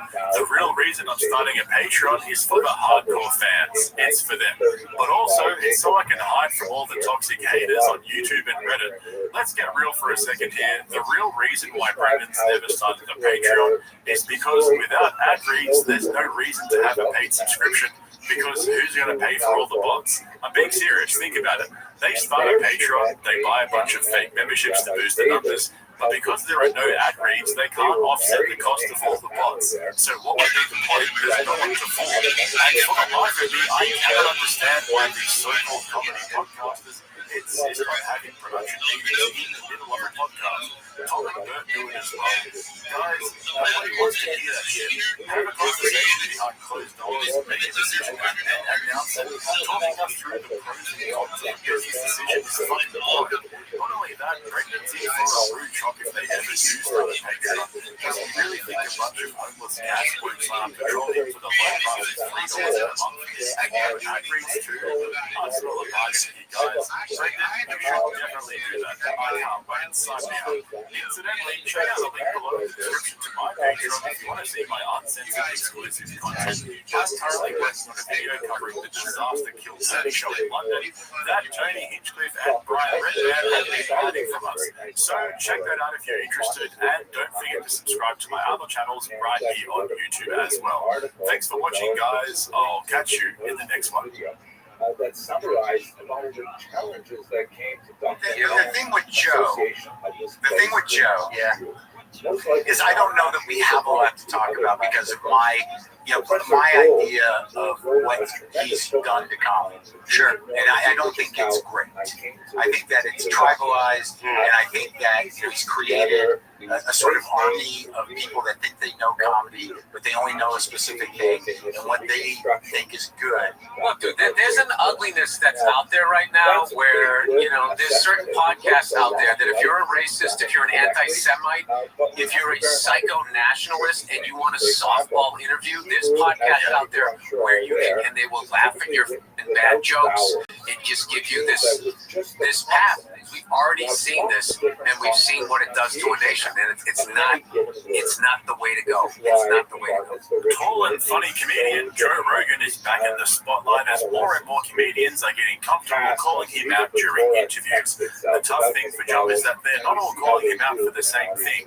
Mark Maron appeared as a guest on Bad Friends yesterday, where he criticized Rogan for ruining comedy to the point where he even had Bobby Lee and Andrew Santino agreeing with him because of their mutual disgust towards the whole Austin comedy bubble that Joe created. And then there was Bill Burr last week, who didn't just call out Rogan, but all of the other comedy podcasters who had politicians on their shows and gave them softball interviews instead of staying independent and criticizing both sides.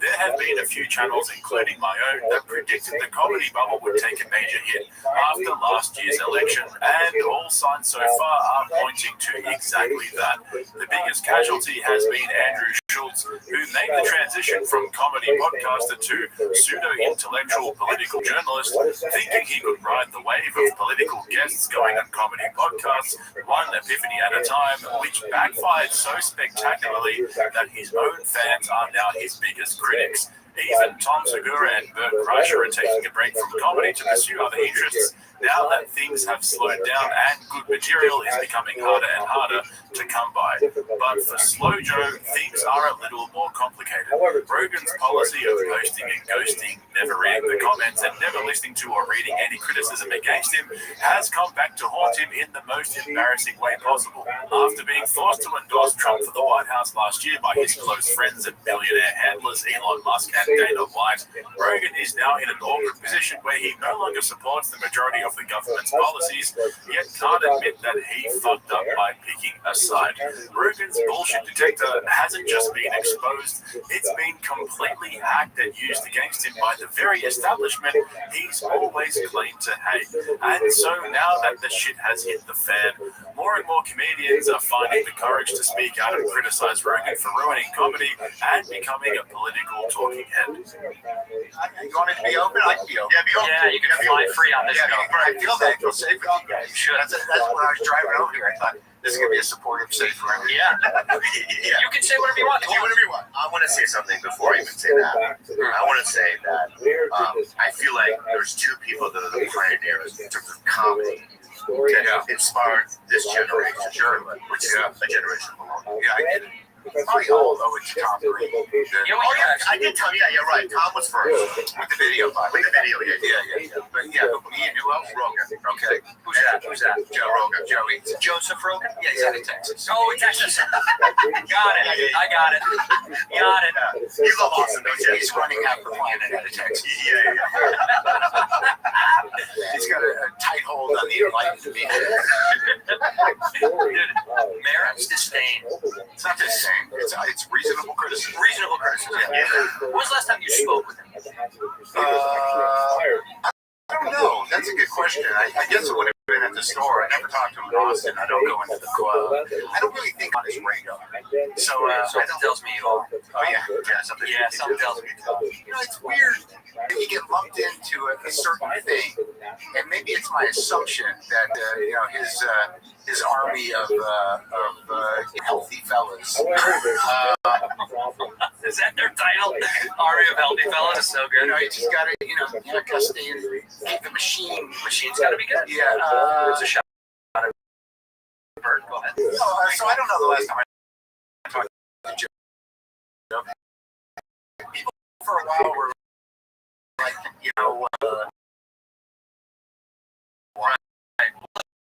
well, no, I don't. Yeah, and also, there's no way for me to, and there's no way for me to sort of not walk out of there and be like, all right, I guess I'll look at my phone. How long is this going to go on for? Right. But it's like Martin Luther King and Malcolm X made a meeting at one point.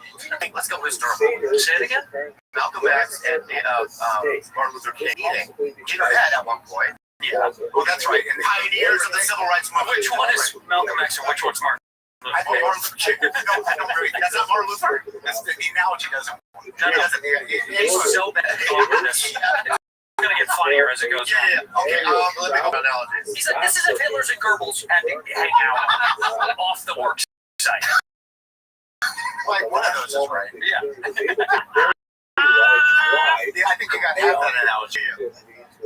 So this has always been a problem for Rogan, and it's part of the reason why he looks so fucking goofy on stage. You've probably heard him explain why he wears oversized shirts during stand-up, because he wants to hide his supermarket turkey body so it doesn't distract his audience from his middle school facial expressions. I mean, how else would they know when to laugh? This is the clash between testosterone-fueled vitamin IV-infused kettlebell swinging HGH got AG1 sponsored morning routine comedians and the weirdo offcuts who smell funny and survive off peanuts, chicken wings, and free beer. Man, I could go a bucket of chicken wings right now. You know, the ones in the sticky barbecue sauce, maybe a side of fries and some coleslaw, chuck in a few beers, turn on the footy, and you pretty much hit peak living. And that's exactly what I think Mark's saying there. He's not interested in talking about saunas and cold plunges and the other 6 talking points that Joe has on rotation. And at the end of the clip there, you probably heard him say Bobby Lee's Malcolm X Martin Luther King Jr. analogy didn't make sense, and instead joked that Joe would be closer to Hitler or Goebbels, which is a pretty hot take if you ask me. Calling Rogan a fascist is probably a bit of a stretch. However, like you saw in the intro, the same sentiment is growing from guys like Bill Burr, who I'll get to in more detail in a moment, where they feel like Joe and his buddies are using controversial guests to get clicks, and then giving them softball questions, almost no pushback, when they say crazy shit like Epstein topped himself and the Epstein files don't exist. As for Mark Maron, this next clip is where he starts to lose me a little, because I think the exact opposite is the problem. Maybe he needs to watch a little bit more Kill Tony to really understand the problem. What do you think the Austin Shuffle is? I don't know, I bet it's so effectively tribalized at this point. It really comes down to material. I mean, at what point, it's like whatever represented in terms of policy, it's a stretch.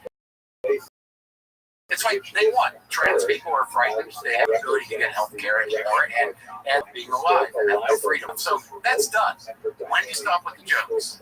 Like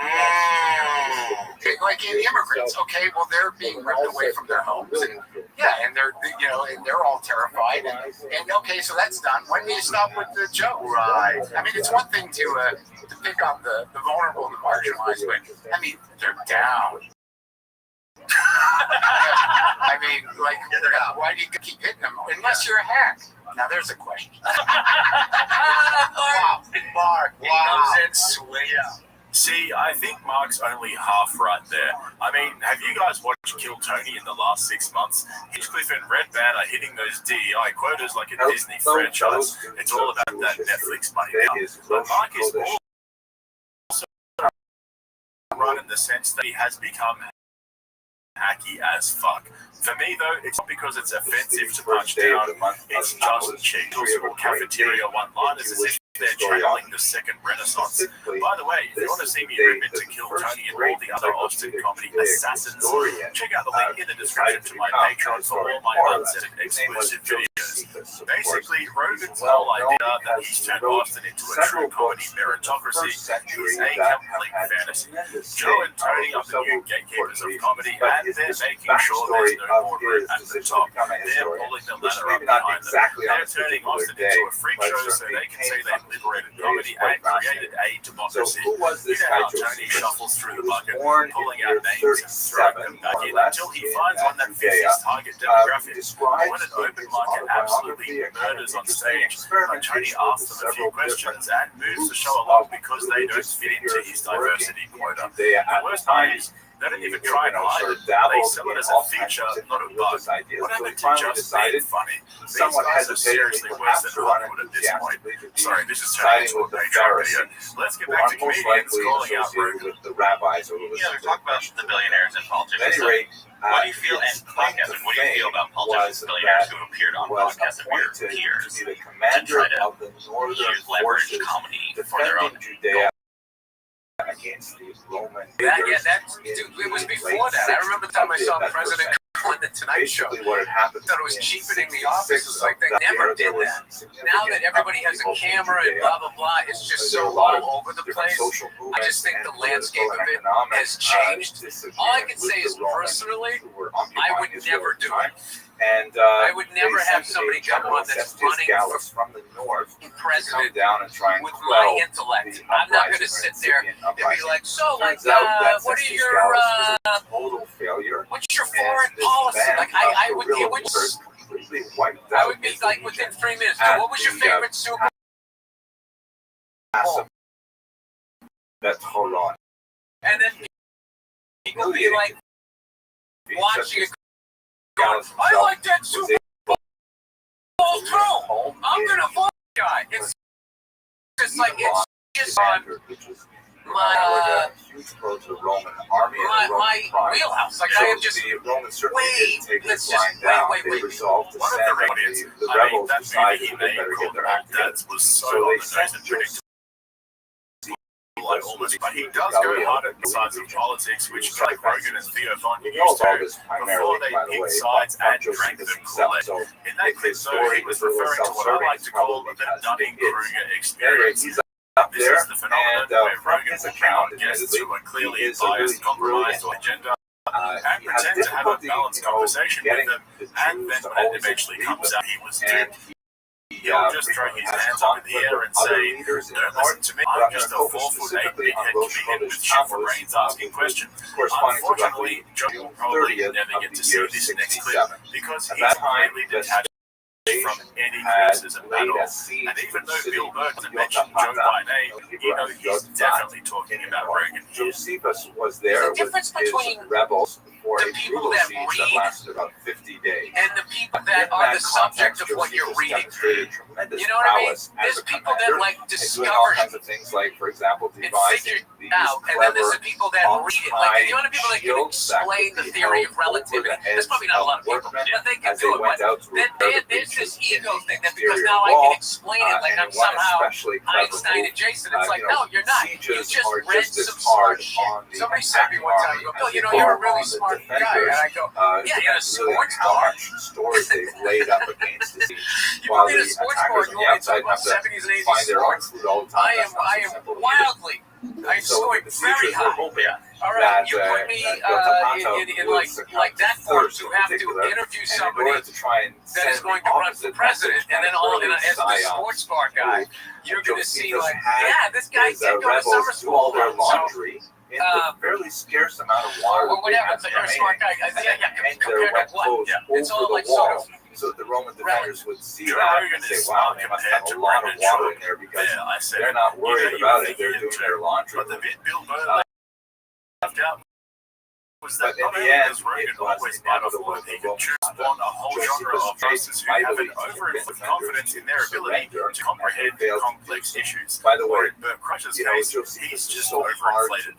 Every time I sit down with a bowl of popcorn to watch Brendan Shaw stumble his way through a conversation nobody asked for, I think to myself, Joe Rogan did this. Well, when Andrew Schultz has the same epiphany that most of us had at 15, and he's buddies around nodding their heads waiting for him to squeeze out yet another brain fart, so they can all sniff it and tell him he's a genius, I think to myself, Joe Rogan told him he's smart. Or when Bert Kreischer brings up the machine story for the 5 millionth time on a podcast, I think to myself, Joe Rogan told him to tell this story.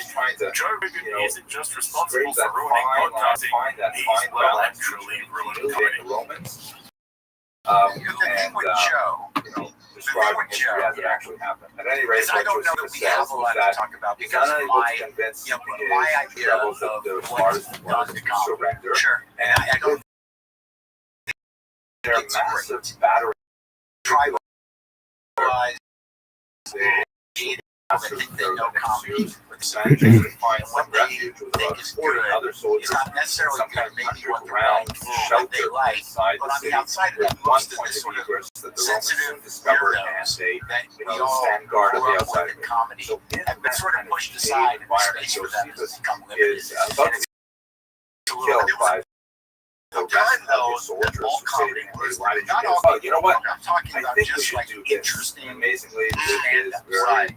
You know, weird language. He explains is there a world where both these things exist and it doesn't matter? So this is what I would say. Like, I get they would that just be taken off you don't like that slavery. That's part of why I love you, because you're like, that feels and that's what's great about There's some good comments in there, and there's a lot of middle section. There's a lot. I believe that we all exist, and it doesn't matter is my point. I get what you mean. It's not all on him. No, the culture changed. Right. Let us, and I don't necessarily think for the better, but it's changed in a lot of ways. In that, look, you know, there are comics in a way drive clips, and that, you know, we do crowd work, and they don't care if they do other people's jokes because the attraction is with the clip. And what they don't realize, what a lot of people don't realize, is that you're the internet go along with it. You're the platform, Remarkably, in the sense that if you're not able to confidently do an album without worrying about any clips, so you can get people to come see you crowd work, what are you really? What's your voice? Josephus and one other person like to think you're working for yourself, but you're just a platform who doesn't really need to find who they are up there. Do anything interesting at all. That's a problem. Yeah. So, and the bigger problem about what you're saying is, I think we all still do exist, but the nature of the comedy business is fragmented and some of it's tribalized. But there used to be a lot more weirdos around who were kind of exciting and interesting and took it a different place. I would argue with just talky talk comedy, there's not that many people bringing it to a different place, dude. Right. Well, there is some good ones that, like, I think that kid Casey Rocket's really entertaining and fun and different and unique. I think they're there, right? I think the problem is there's so much sludge. There's way more noise than we've ever seen. And it's hard to appreciate or even care because all that's really being shown is kind of the constant, like, give it to him. So I'm tired of the attitude. I thought you were going to say violence in this country. No. So at any rate, what happens to Josephus? Come up back to LA. Seem like a private. Once Vespasian is dead, he ends up becoming like the survive.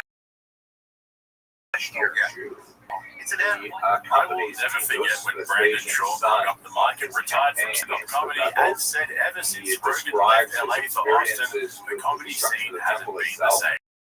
Apparently, as soon as Joe left LA, the comedy clubs weren't as kind to Brendan as they once were. The funniest part of that story is to actually said it out loud for everyone to hear. I imagine Brand completely fell apart as soon as director Austin Austin. Mike Moran hit the nail on the head there. It's so refreshing to hear a comic who simply does not give a fuck what Rogan thinks about him, telling it like it is. Even Santino tried to push back by saying, it's all good, we can all coexist, and it doesn't, because he doesn't want to burn that Boston connection. I'm actually surprised, though, that Bobby Lee didn't push back more than that twist. He was happy to hear Mark trashing Rogan at the Austin comedy scene while nodding and laughing along. Ever since the Holden, Schaub, and Kalila situation, where your boy Brendan tried to hook up with her and threatened Bobby and Kalila after she rejected him and started talking shit about Brendan with her friends on Trash Tuesday. That's the point where Bobby probably realized the damage Rogan had done to the comedy scene by bringing in people like Brandon. Now we have guys like Tom Segura talking about their diets and workout routines non-stop, while literally hooked up to a vitamin IV, then promoting their new vodka brand in the next breath. It's like idiocracy meets trap hard boys down there. And anyone who's willing to call it out is a hero in my books. Anyway, if you want to follow the decline of the Austin comedy scene and all the drama and shenanigans that come with it, make sure you're subscribed to both of my channels, Podcast Range and Lights, and hit the link in the description for my Patreon, where you'll find my exclusive uncensored videos covering the usual suspects. Thanks for watching, guys. I'll catch you in the next one. To light so many.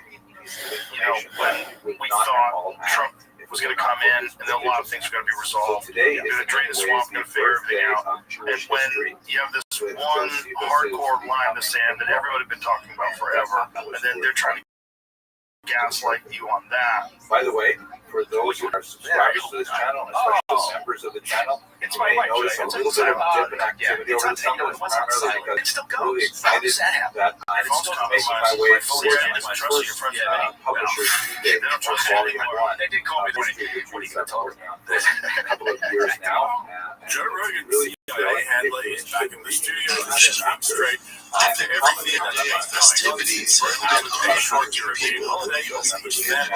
So now that Joe back, it makes sense that Blind Bacon would make an appearance on JRN. He's got this understanding of the most mature at this time to walk Joe through what's really big holiday and comments for a couple of weeks now, saying things like, it's only a matter of time for Blind Bacon makes an appearance on JRE to give us the CIA narrative on FC. And comments in this episode did not disappoint either. Blind Bacon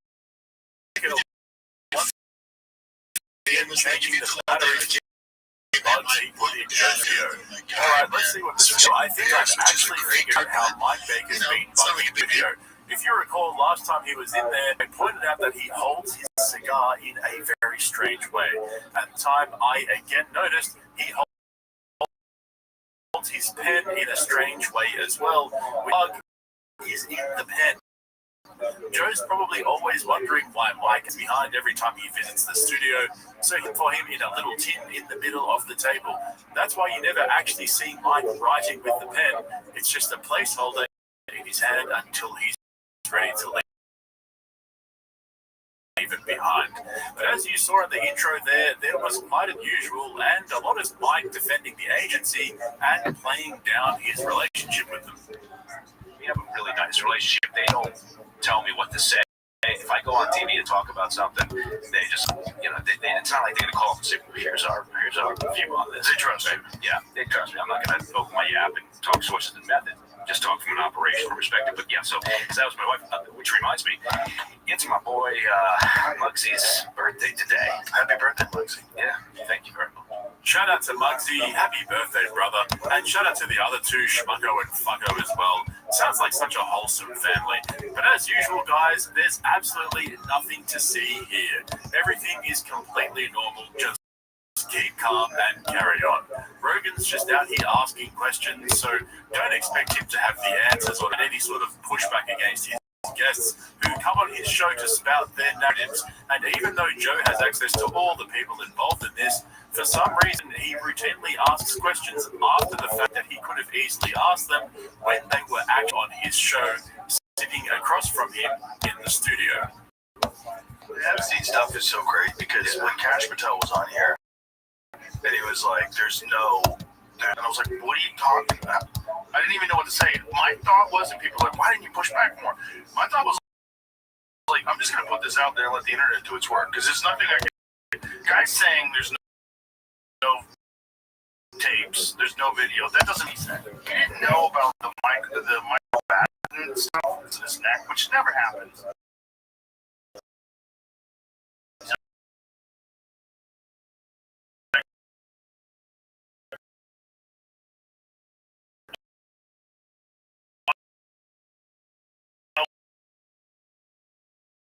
We have a film. We're going to release that film, and the film is all.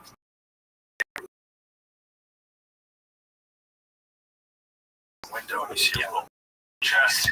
How does Van Bundy say we have thousands? Patel says we don't need anything. And then Tipton said he has lunch with J.D. Vance, and J.D. Vance says that 10,000 hours is commercial photography. Right. Yeah. You think this freak show of Epstein wasn't like it didn't have hidden cameras? It wasn't. It wasn't 100%. So. It's so obvious that Rogan hasn't figured out exactly what's going on here. It's so plain and simple for everyone to see but himself. Every single one of Rogan's guests has an agenda, whether it's a comedian, an author, filmmaker, or a scientist. But when it comes to politicians, they're all compromised in different ways. That's what he doesn't seem to understand.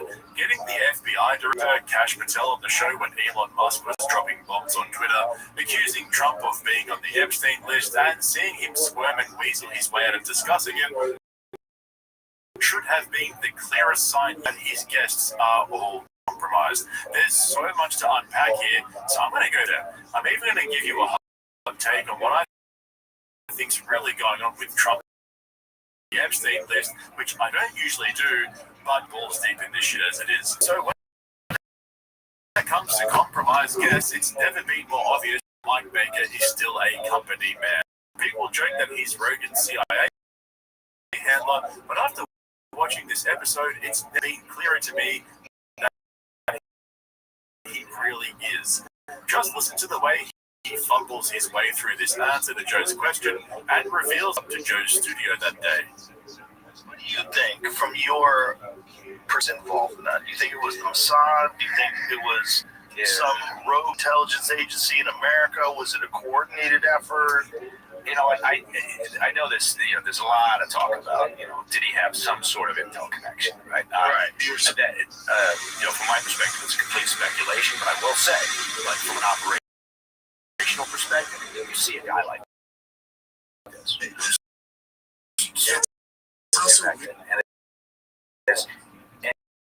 And you know, all the way back to what 8 was like his first entertainment news, and you know, there's rumors now of high level people flying on top of the thing.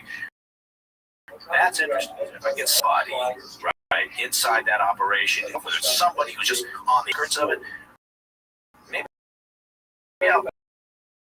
I'll start picking up some pretty interesting level information on people that maybe if that doesn't convince you this guy still then I've got a bridge to tell you. See the way he gets the answer possible, but into the fray. He gave the most high version of what everybody already knows, but maybe use China as an example and or Mossad. This next bit though was kind of disturbing. I don't get why nobody's pulling job aside and explain to him that when he says things like this, it's really not a good look and makes it real hard to defend. It's so funny to me that it's always comes down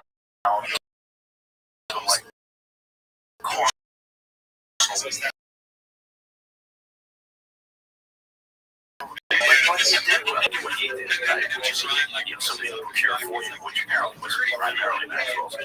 It's clearly operated as his pimp or whatever the female version of it is. Curator.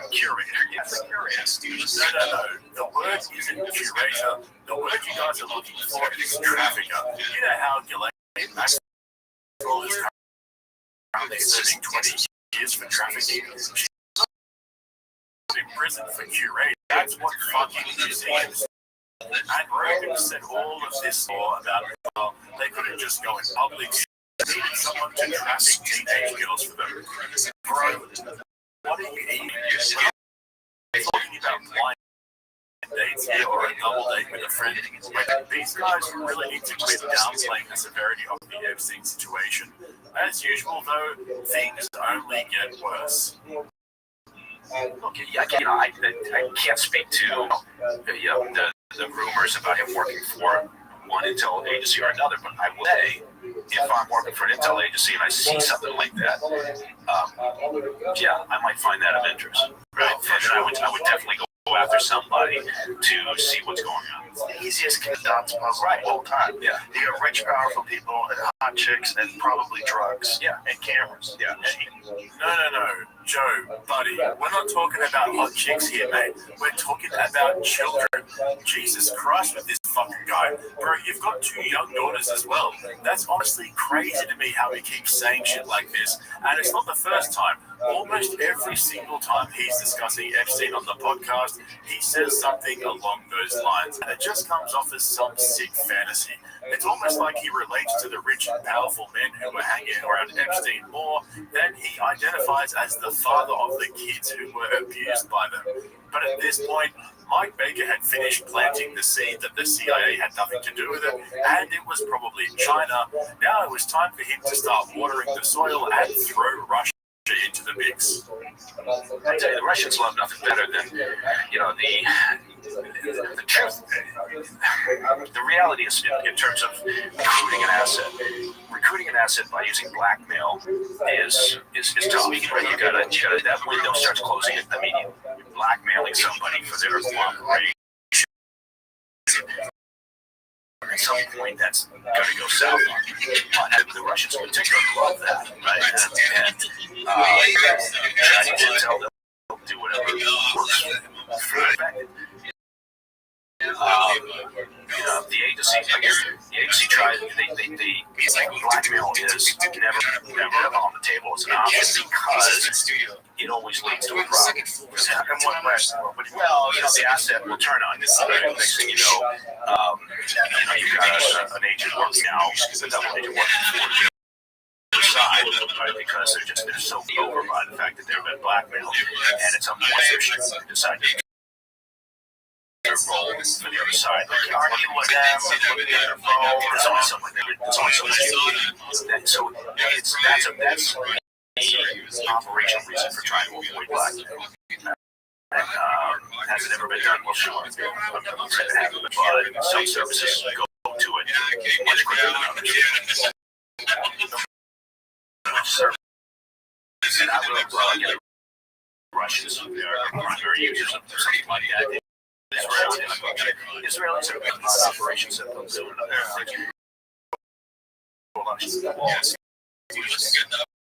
Okay, hold on.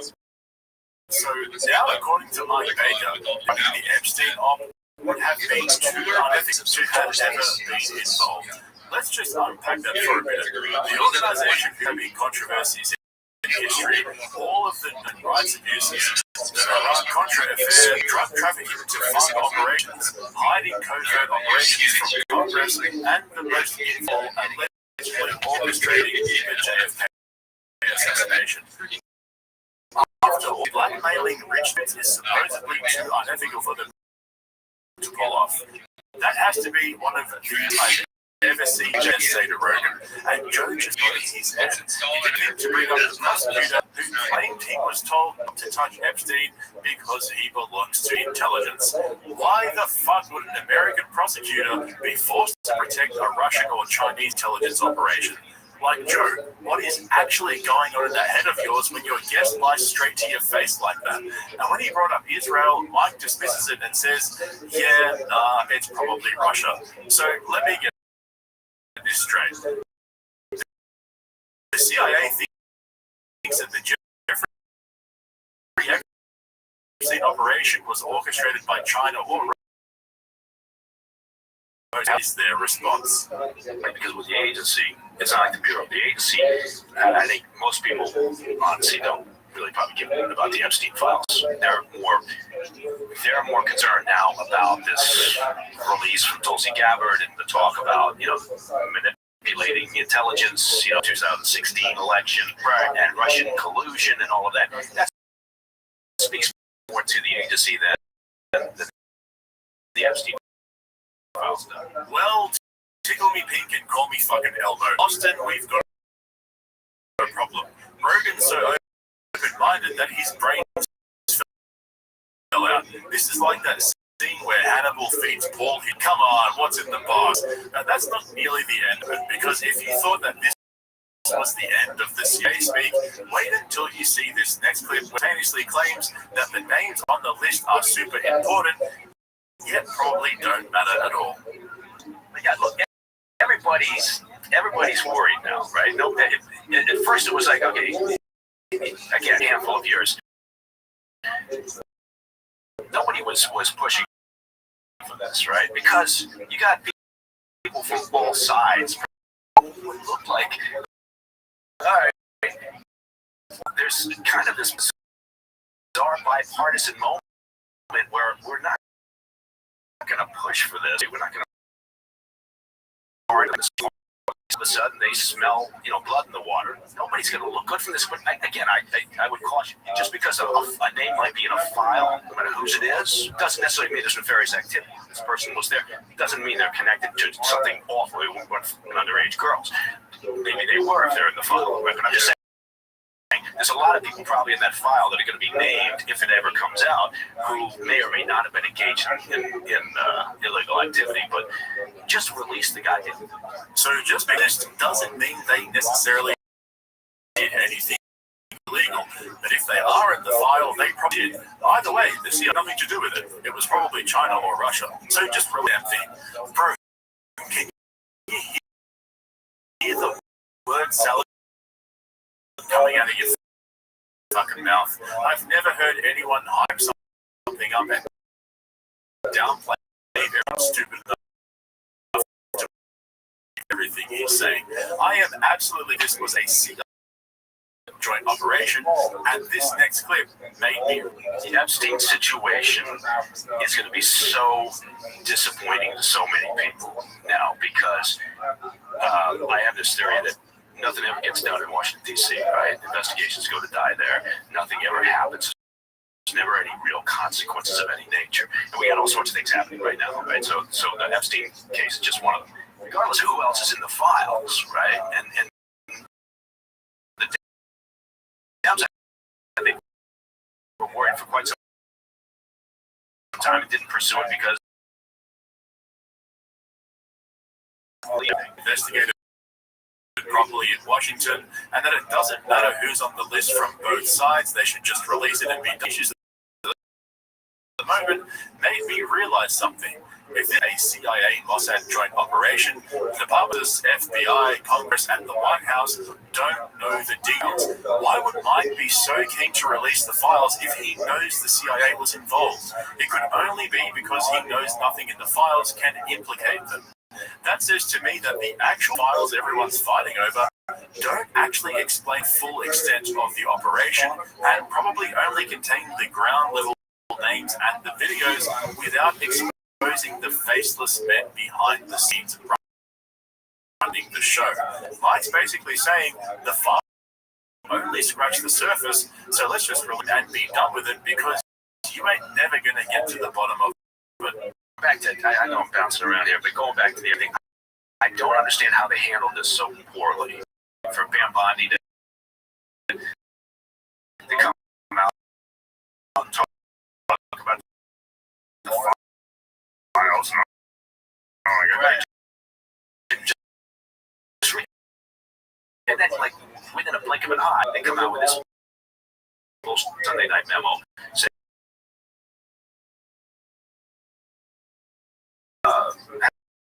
have a self-inflicted wound, shoot yourself in the foot because of messaging you. All right, the files to come out. I'm just some guy on the internet, so obviously take this with a grain of salt. I feel like if Trump was on the list or there was incriminating evidence against him involving trafficking or something similar, it would have come. IA doesn't like him. If they had some, I think they would have reused it to get rid of him. But I don't reckon Trump is worried about being on the list. I think he used these things to tap into the male audience to get elected. He got guys like Rogan, Schultz, Paul on side. He was finally going to give everyone an inside look into the shadows of governors, all the corruption. And then once he got into office again, he realized how bad the Epstein files really were, how far-reaching and wide they are, and figured that if he dropped it all to the public, it would wreck the rest of his presidency. He probably finally realized how damaging it would be to the country, that it would clean out Congress and fuck the stock market and cause a recession, etc., etc. And he thought, do I really want to do this to my country? I don't know. To me, Trump's a businessman. He seems like he's committed to ripping up the U.S. government and ruining his beloved stock market. He's used to winning. The whole Epstein thing is a distraction from how well he thinks he's doing, and he's even like he used it as an election promise to get people on board, and just hope that everyone would forget about it and lose it. Not going to happen. I don't know. It's plain and simple on the list, and there's incriminating evidence against him. At this point, honestly, who the fuck knows? Anyway, don't forget to check out the link in the description to my Patreon, so you can watch my breakdown of Shane Gillis at the ESPYs, plus a whole bunch of exclusive, uncensored content. If you enjoyed today's video, please hit the like button and make sure you subscribe to this channel and my second one, Podcast Cringe Boss. Thanks for watching, guys. Catch you in the next one. They'll DM me and be like, you see what your boy doing? You voted for this. I'm like, I voted for none of this. You're doing the exact opposite of everything I voted for. Yeah. I want him to stop the wars, funding them. I want him to shrink spending. Reduce the buddies. He's it's like everything that he said he's going to do, except that. Maybe even more reason, just kind of run selfishly this whole time. He never really cared about our well-being. I don't know that he did, because none of the actions have shown me differently. I was excited about his appointment of RFK. None of it has happened. Yeah. America's foremost political journalist, Andrew Schultz, has finally realized that he was duped, and it's perfect.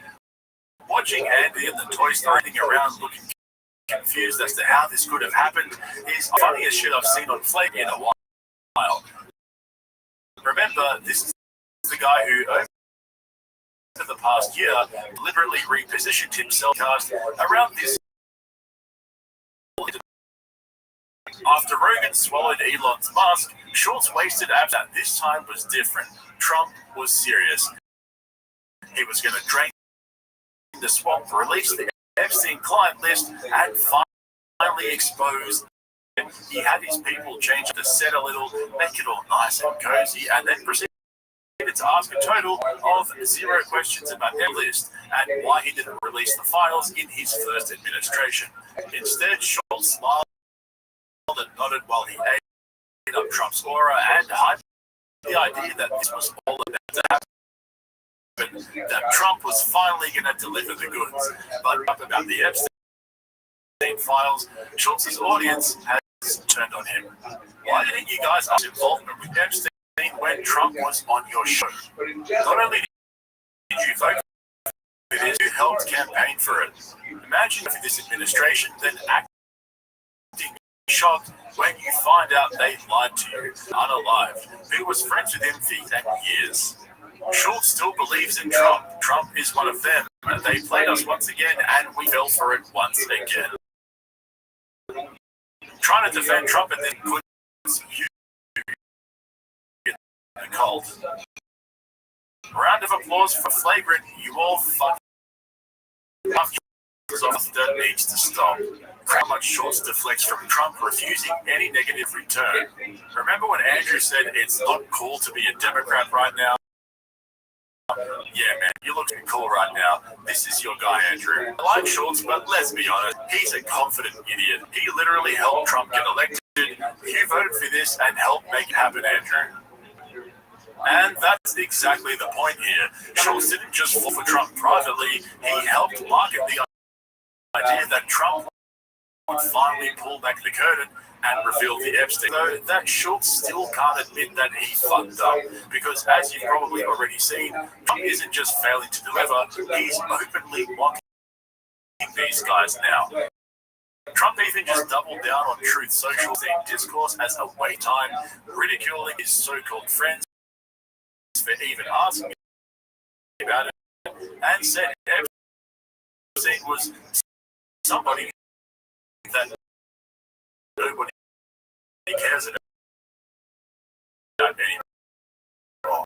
Confronted with that reality, Schultz, well, let's just say he still doesn't quite understand that he's being duped, as they try to justify, explain, and rationalize why their guy, the guy who helped rebrand their entire show around, is now treating them like fools. You're still talking about Trade Epstein. This guy's been talking about for years.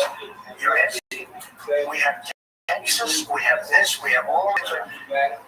And people still talking about this guy, this crazy. That is unbelievable. Do you want to waste the time? I mean, I can't believe you're asking a question on Epstein at a time like this where we're having some of the greatest success and also tragedy with what happened in Texas. Just like a desecration. But go ahead. Sure. I'll go on that. So we're stupid. Yeah. We're the idiots, guys. Just like we're wasting time. That is, like, in all seriousness, that is, I think, what is enraging people right now is it's insulting intelligence. Like, obviously the intelligence community is trying to cover it up. Obviously the Trump administration is trying to cover up. Something changed because they ran on this idea of all these guys had great ideas. He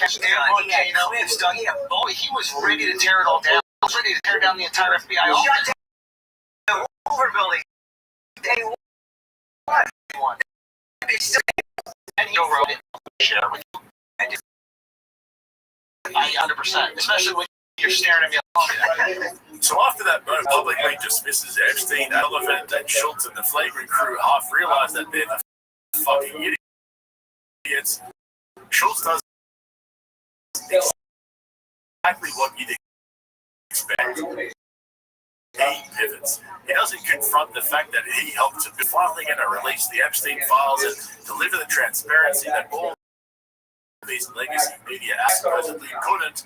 Instead, Schultz immediately reframes the whole thing out of tone, as if what's really bothering people is simply how dismissive Trump sounded. But this is where it's beautiful, because Schultz can't even see that it isn't just insulting their intelligence. It's so much worse for him than that, because Schultz is implicated as the independent thinker who have become something more serious. I mean, how many times have we had to sit through epiphany after epiphany about the simple shit most of us had figured?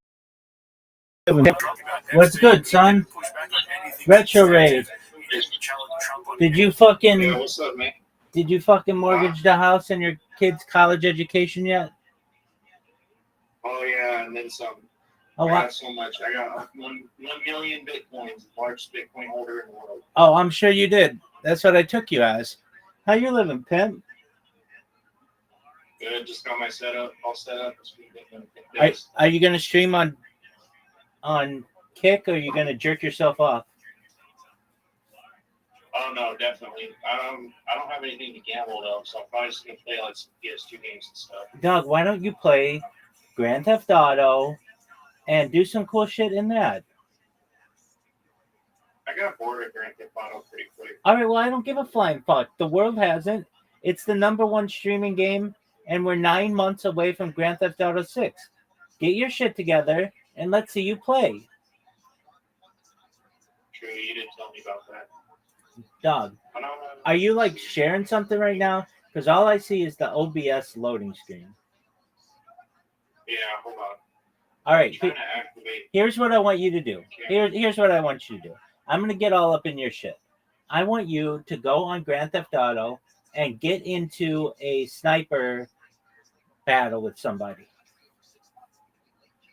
A sniper battle? What even is that? It's a battle where you both have sniper rifles and you try to kill each other. Oh, okay. That sounds like fun. You did this before, but you wore shitty clothing. You need to wear like either all black or camo. I want you to be serious about this. You said a sniper match? Yeah, I mean, okay, remember you played that one time? It was after you gambled at the casino there, the casino in the game. And you did sniper matches against like, well, it wasn't just snipers, but you had a sniper rifle and you were fighting against and win this time. It was me, dog. Dude, it may not have been actually. I think you're right. Okay, I did see you go in the casino. I remember that, and you got drunk. That was you, right? There's that beautiful face. Yeah. How you living, Pam? All right. So this time, well, okay. So I want you to put on camo or something black, and then I want you to go around the tops of buildings and snipe dudes. On GTA 5 or what? On Grand Theft Auto 5, absolutely. Well, the problem is, I mean, I could download 5M, but I can't play online because I have like a cracked modded version. So it won't let me play online. Okay. But I could play online, but just by myself, or I could play 5M. Hold on. What's online by yourself mean? Like a solo invite-only session. But nobody else is there? I got mods. Yeah. Okay, that sucks. I mean, it's cool, but it's whatever. Yeah. So what's the alternative? 5M. What's 5M? It's like custom servers for GTA 5. All modded stuff like Chicago, Chirac, where you sell drugs and dope and stuff, and it's weird. There's all kinds of stuff like that. Team deathmatch. There's one where you just race cars, all kinds of different. Oh yeah, I saw you race cars, didn't I? No. I've never installed 5M. No. Okay. Okay. So you're gonna install 5M? No, but I got God of War for the PS2. I want to stream and play. I want my whole thing because my whole thing why my name's Retro Raid is because I actually have a kick named Retro Raid.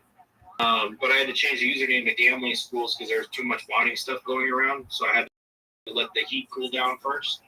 But basically, what I want my content to be is playing PS1, PS2, and 64 games. I want to play retro games. That's what I want my thing to be. Okay. Like the retro gaming too. I got you.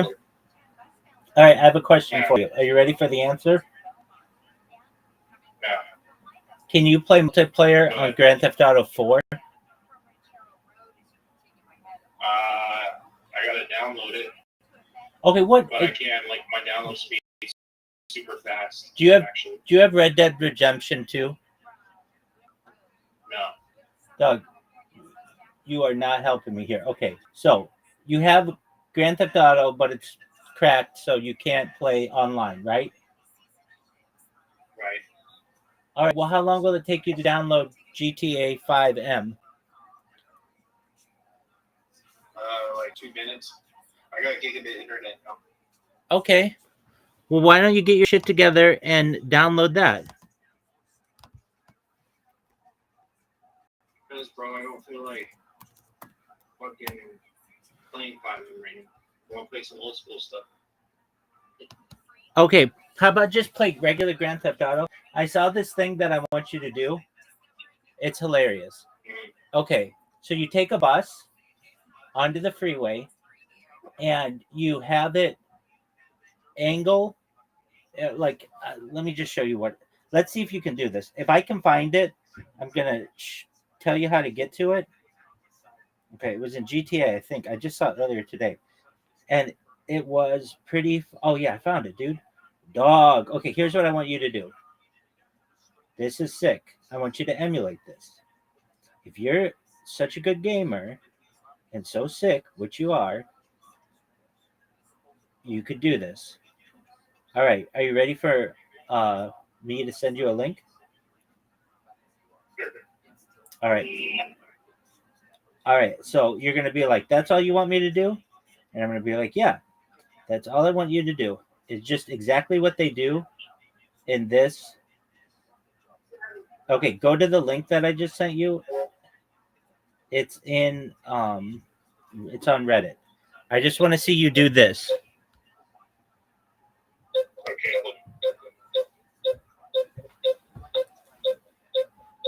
Oh my God. Hold on a second. What the f is beeping?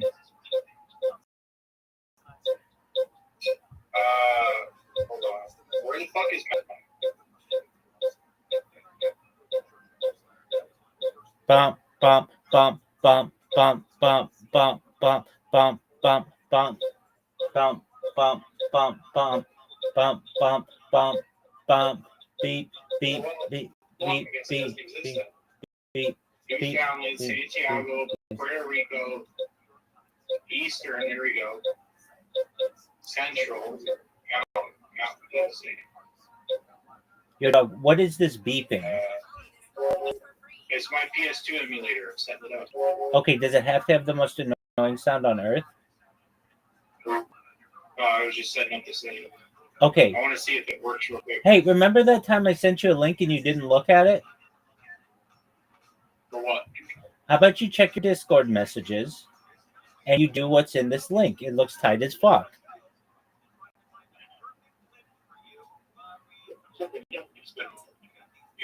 Oh, hell yeah, that's going to be fun.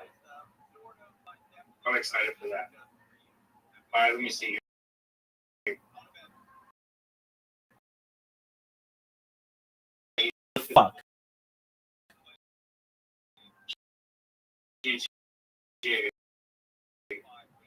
I'm looking at it, fucker.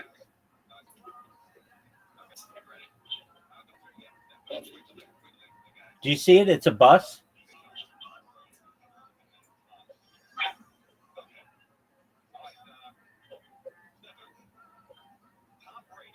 Do you see it? It's a bus. I want to try that. Hold on, let me try that real quick. Okay, what are you talking about? The bus. Yeah, that's what I want you to do. Excellent. Do you know where that is? I don't either. That's the thing. But I know how to do that. I mean, I could just do it on any fucking highway here. Let me see. I'm not going to stream it because Pop's going to come over a little bit and I got to do stuff. I'm going to stream it a little bit. No, I understand. You've got your panties all up in a fucking kink. I get it. I just want to see you do it. What? Your panties are in a kink. Oh my God. We wanted to talk, dude. Dog, my panties have been in a kink for 3.5 years. Hey, what do I have to do to get banned in the server? Well, you could show your penis. I don't like when people do that. I'm just kidding. Though I do allow chicks to masturbate if they want to, and I have had chicks do that, so that's cool. Oh, you let them? Oh yeah, I've let them. Not only that, but I shout. They enjoy it? Or... Oh fuck yeah, man! It's like a private show. It's amazing. You though? Because I spammed her, and then she saw my shit, and then just came in here, and she was some OnlyFans model who also streams on Kick, and she masturbated to orgasm as I sang to her, and then that was the end of that.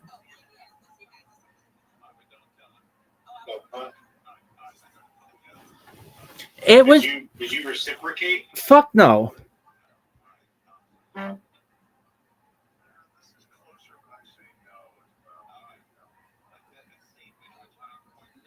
my god. What's that, pimp? Red security. No active antivirus. Your device is vulnerable. Okay, well, let me turn the fucking antivirus off. No. Device security. Or isolation. Security. Don't want any of that. Protection history. Everything's off. Threat block. Learn more. Virus tool. Restricted area. Disable anti-spyware.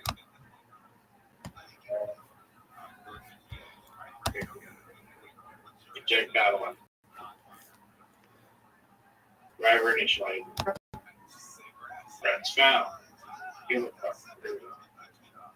Allow types. Manage setting. No protection. No dev drive.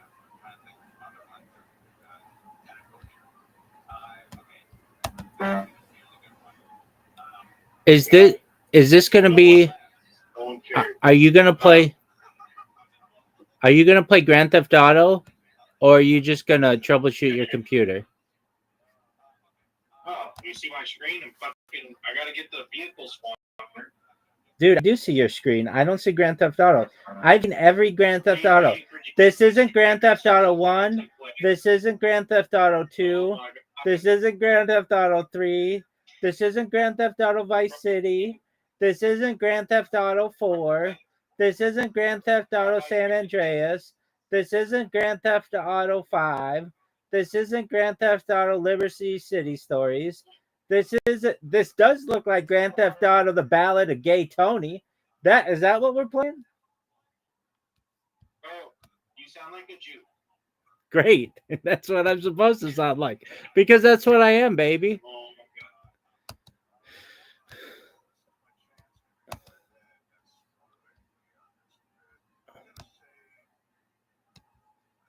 There we go. What's your favorite N64 game to play? Super Mario 64. Okay, that's a cool game, dude. Have you ever gone for what did they call it? Time, when you do it as quickly as possible, speed runs? No, I can't do any of that shit. Ditto. I have to take my sweet ass time.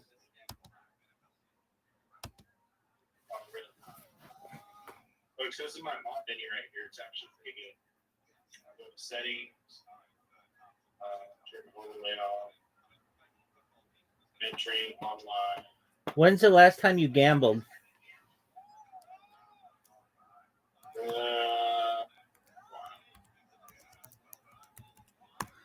And a couple weeks, because I had to move out money anyway. Doug, it looks really nice. What, my house? Yeah. I can show you it on my phone real quick if you want. Let me see. Bobby.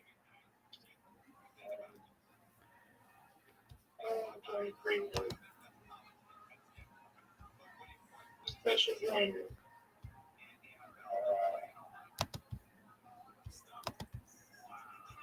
Solo session. Great. Should let me go. Alright, here, come on. Did you know Kill Tony is tonight? I usually don't watch that stuff.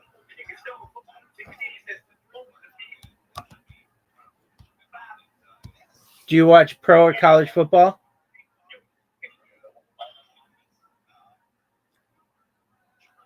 What the fuck? You just disconnected. Why'd you just disconnect? Can you see me now? Yeah. Because I'm on my phone.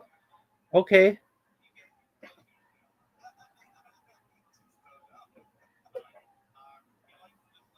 Hold on a second, I'll show you my house. Alrighty. Why'd you move? Why I move what? My phone? Yeah. I had to connect my fucking phone. No, why did... Discord. So this No. is the kitchen. Very nice. A nice little kitchen. Absolutely. This is my setup. I just set up today. Tight. That's what you've been using? Called setup. My living room. Oh, very big. My couch. It's not bad. It's a little small, but it's not terrible. Where's your favorite place to masturbate? Huh? Where's your favorite place to masturbate? Kids' room. Oh, it's not bad. I don't masturbate. Okay. Bro, I don't masturbate anymore. I have a wife. This is my room. It looks messy. A big closet, AC, big bed. Oh yeah, we're still in the process of putting shit away, but Dude, it looks really nice. decent bathroom. It's not bad. It's a little trailer. Nothing crazy. Dude. So I'm really proud of my setup. So I have a room like this. I want to put an entertainment center right here, and then have my computer. And we probably want to put another couch right there. I think. All right. That's how I want to do it. That way my computer is in it. And then TV somewhere right here. This is our cooler. We have a swamp cooler because there's no AC. But it works good. I just put like a bag of ice in the bottom, and it gets super, super cold. Like a swamp cooler? So yeah. Yeah, it's a swamp cooler. And then the front of the house, really big yard. I'll actually just show you real quick. This fence on this side, we have a whole privacy fence that our neighbor did, like for a while ago. Oh, very nice. The whole fence is just this. Pretty big yard. Definitely big.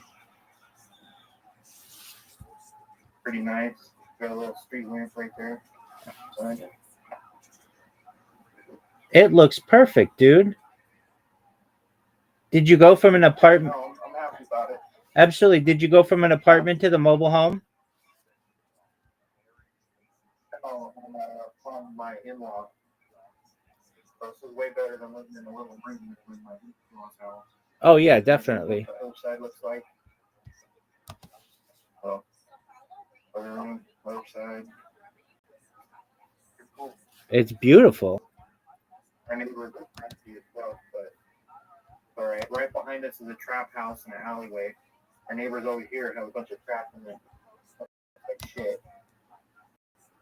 But it is what it is. Dude, have you... I live in a white trash house. Have you... Nothing to complain about. Dude, My wife stays at home, so. That's amazing. It's yours. There, you should be very proud. It's very nice, dude. You're doing better than 90% of Americans. It's a little pricey, but you can afford it for the money. Hold on. Yes, sir. Yeah, I'm making good money because like I told you, I'm a corrections officer. Right. And I make 26 an hour, and then like these past 4 days, I've been caught for over, so I have 12-hour shift for the last 4 days. So that's a whole extra, basically like $2,700 every 2 weeks. That's like comes out to around $4 to $5 grand a month. So I'm doing pretty good for money. Doug, you're doing really well. Yeah, I got a little plastic bottle of vodka I'm gonna pop later. Don't do that. Don't do that. Well, no, just for tonight. I've been drinking a while. I don't have any to gamble, but I'm just gonna play games and have fun. Okay, so let's do this bus thing that you're talking about. Absolutely. This is why we're here. This is what I want to see. Can I tell you, if I had to look in my crystal ball, which I don't do, but here's what's gonna happen. You're not gonna be able to do it, and you're gonna make up all kinds of excuses why you can't. Yeah, what? Get this bus thing to work. Oh yeah, no, I'll be able to. Let's see. I forget how to get the fuck out of here. You have to go down or something. Hate this shit. exit. So you go here against the exit. It's not the fucking exit. Here, let's do this. Build $1 million something.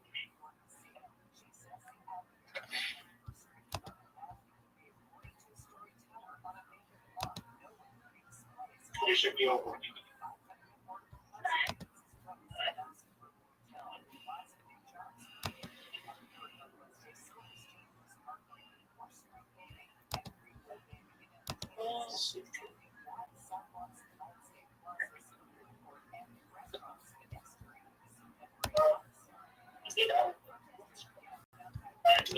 I could just literally, if I like the spawn menu, you could spawn it anywhere where you put your waypoint. Like, find a highway. That's tight as fuck.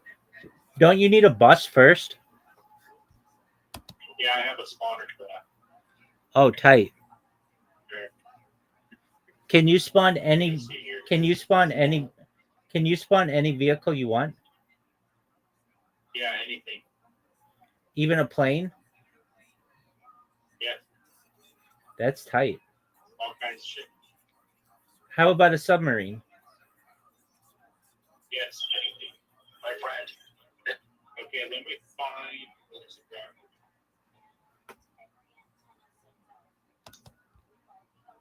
Spawn it out.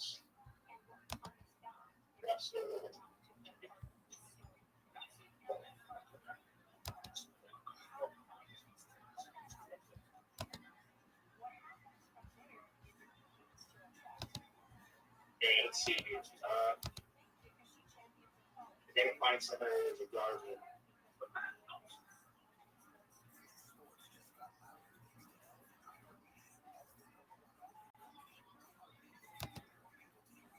It's right here. It's right here. I mean, that could work. Just launching one off right there. Let's see. I mean, that's why we do this. Vehicle.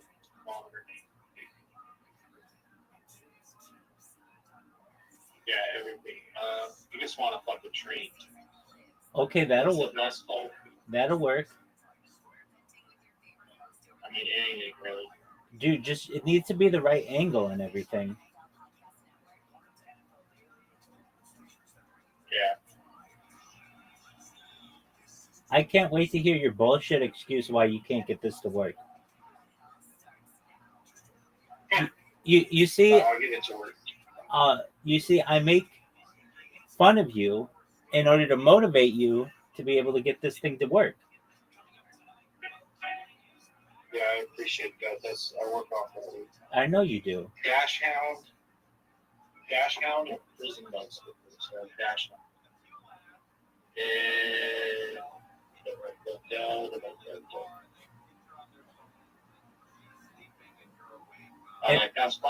In all honesty, as the kids say, real talk, you should be very proud of where you live. Yeah. Good for you, big dog. I appreciate it. Absolutely. Yeah. There it is, Dash Hound. Okay. Oh, like Greyhound. Yeah. Yeah, that's not going to work. Oh, wait. Yeah, well. No, it won't. It has to be a place without a guardrail. Yeah, right there. Watch. Okay. Now what I'm going to do is shoot a gun. And then they're all going to go crazy. Yo, what's up? How are you? Watch. What's up? What's up, P model? That was good, teammate. Hey, P model, how'd you find out about me? What was it? How'd you find out about me?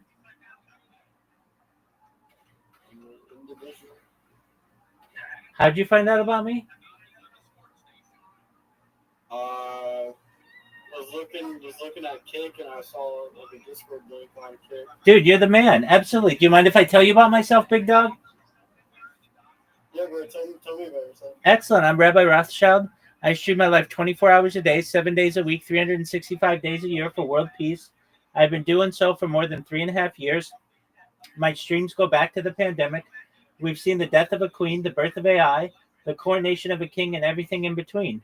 Have you ever seen the movie The Truman Show or the television show Big Brother, P Model? Yeah, I've seen the Truman Show. Excellent. Well, that's essentially what my life is. I have more content archived than any person in global history. The Economist magazine stated in 2018 that data was Earth's #1 resource, more valuable than petroleum, and I have more data archived than anybody, which may make me an influential person someday. And if that happens, I'm going to make you, your friends, your family, all extremely wealthy so that you have financial independence if you don't already. I'm going to make sure that you have generational wealth, and I want you to be able to start charities and philanthropic organizations of your own. How does that sound? Sounds great. It's interesting. Excellent, Big Dog. So I'm live all the time. I talk about things to help the world, like ending world hunger through the use of technology, such as agricultural drones, floating greenhouses, saltwater greenhouses, hydroponics, vertical farming, cloud seeding. I talk about ending world thirst. I'm sponsored by a cryptocurrency that's worth about $100 million.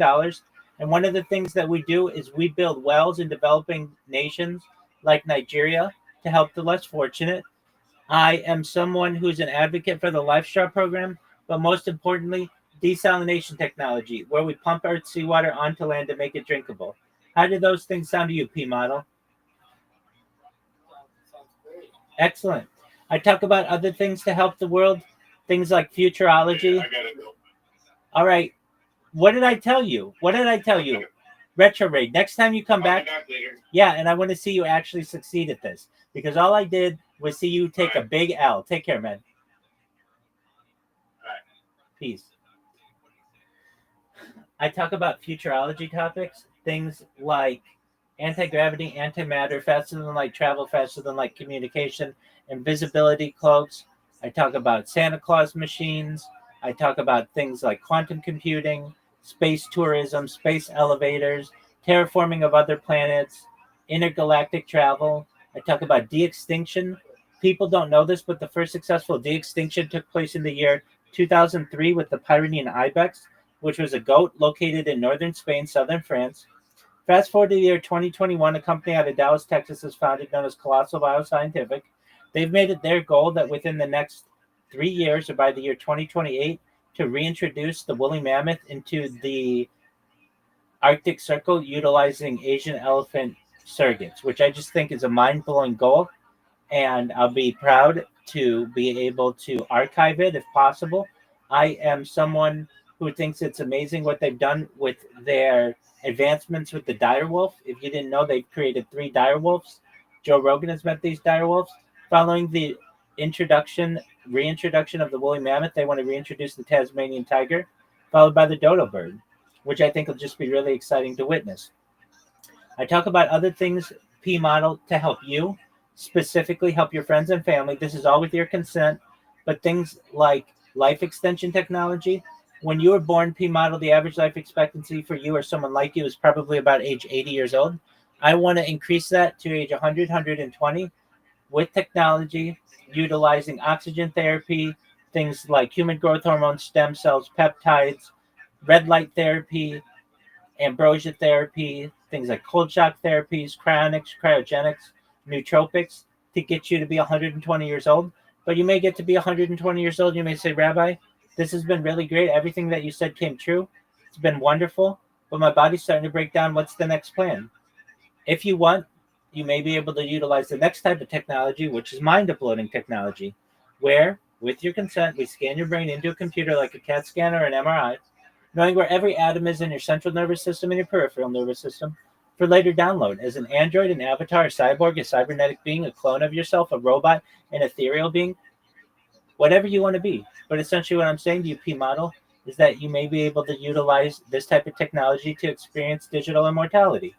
What are your thoughts? It's pretty interesting. I've heard of the idea. It's a podcast. Absolutely. So, with that said, you should know more than any of the stuff that I talk about. I'm here to be a positive person in your life. I'm here to have an optimistic view on the future and just really here to give people hope. So if there's ever anything that you ever need or you ever need to speak with anybody, I'm here to help you, okay? Excellent. So, I think the re-extinction thing is pretty interesting. I've been reading about the remember of one recently. Absolutely. Yeah. So where were you reading about it? I got a few videos in my feed. Word, dog. All right. So it's de-extinction. Re-extinction would mean that we extinct these things again. I'm sure you're aware of that. Yeah, no problem. But yeah, de-extinction is going to be really exciting, and it's already been done. People talk about this being like Jurassic Park and that we're never going to be able to achieve it. It's already been done. It was done 22 years ago. So scientists have already done it. It's just a matter of time until they do it again.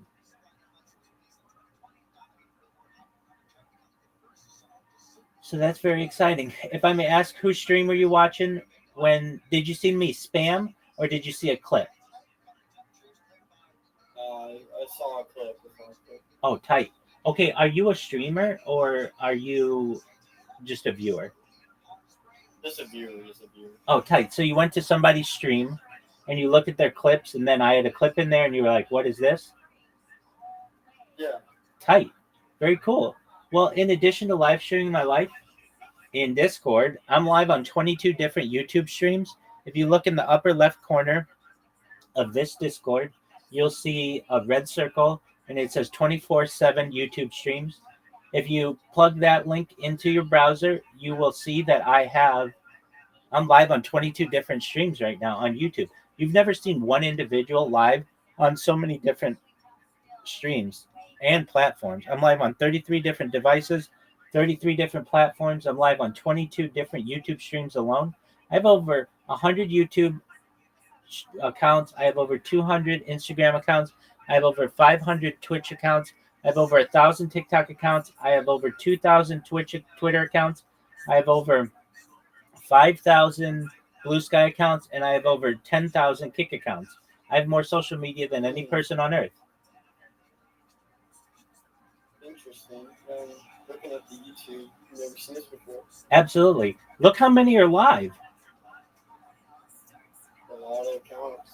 Word, dog. But it's not just a lot of accounts. Look how many are live simultaneously. No other creator does what I do. Welcome. What up, Zen? How you living, pimp?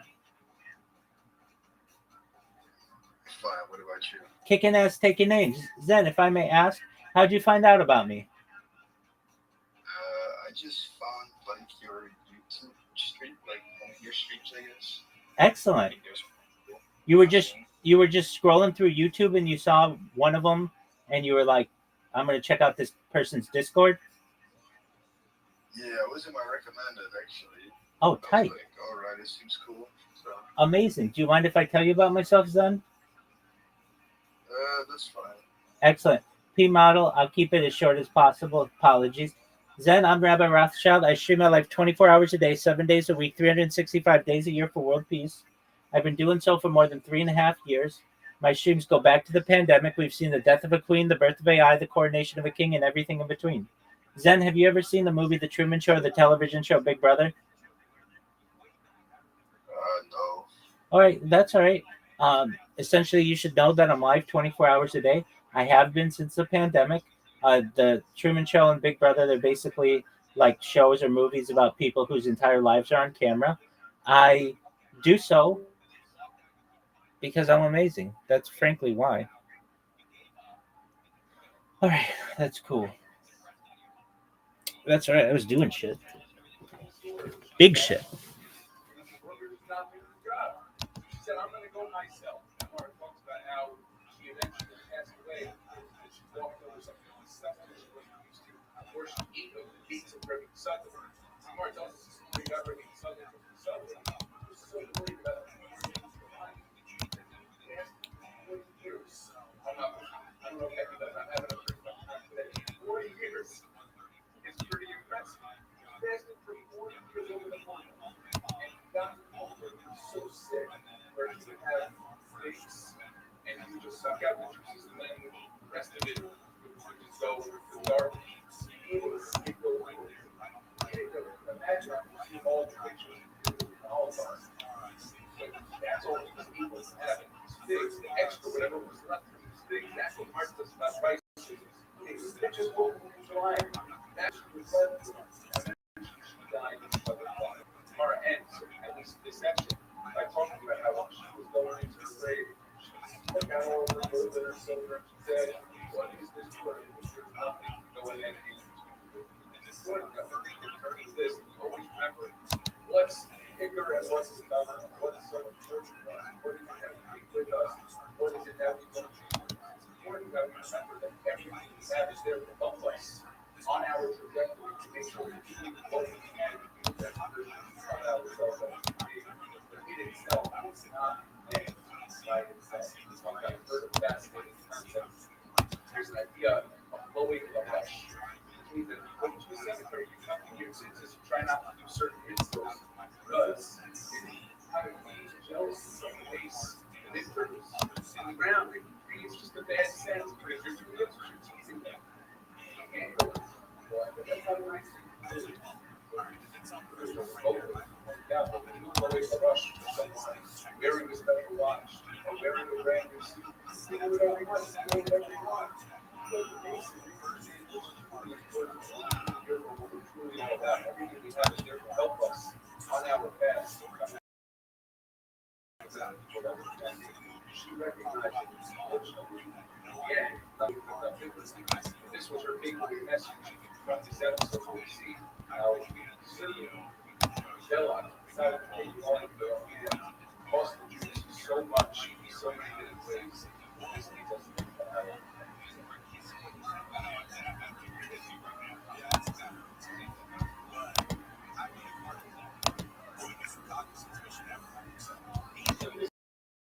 this is one of the natural pregnancies, so I don't know. Anyone?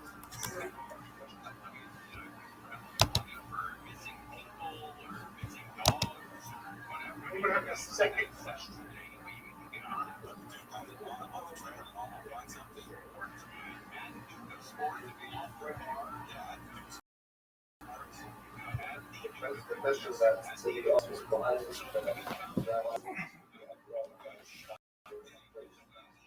Any of the contradictions, he smiled, nodded, licked it all up, and asked for more like a good boy.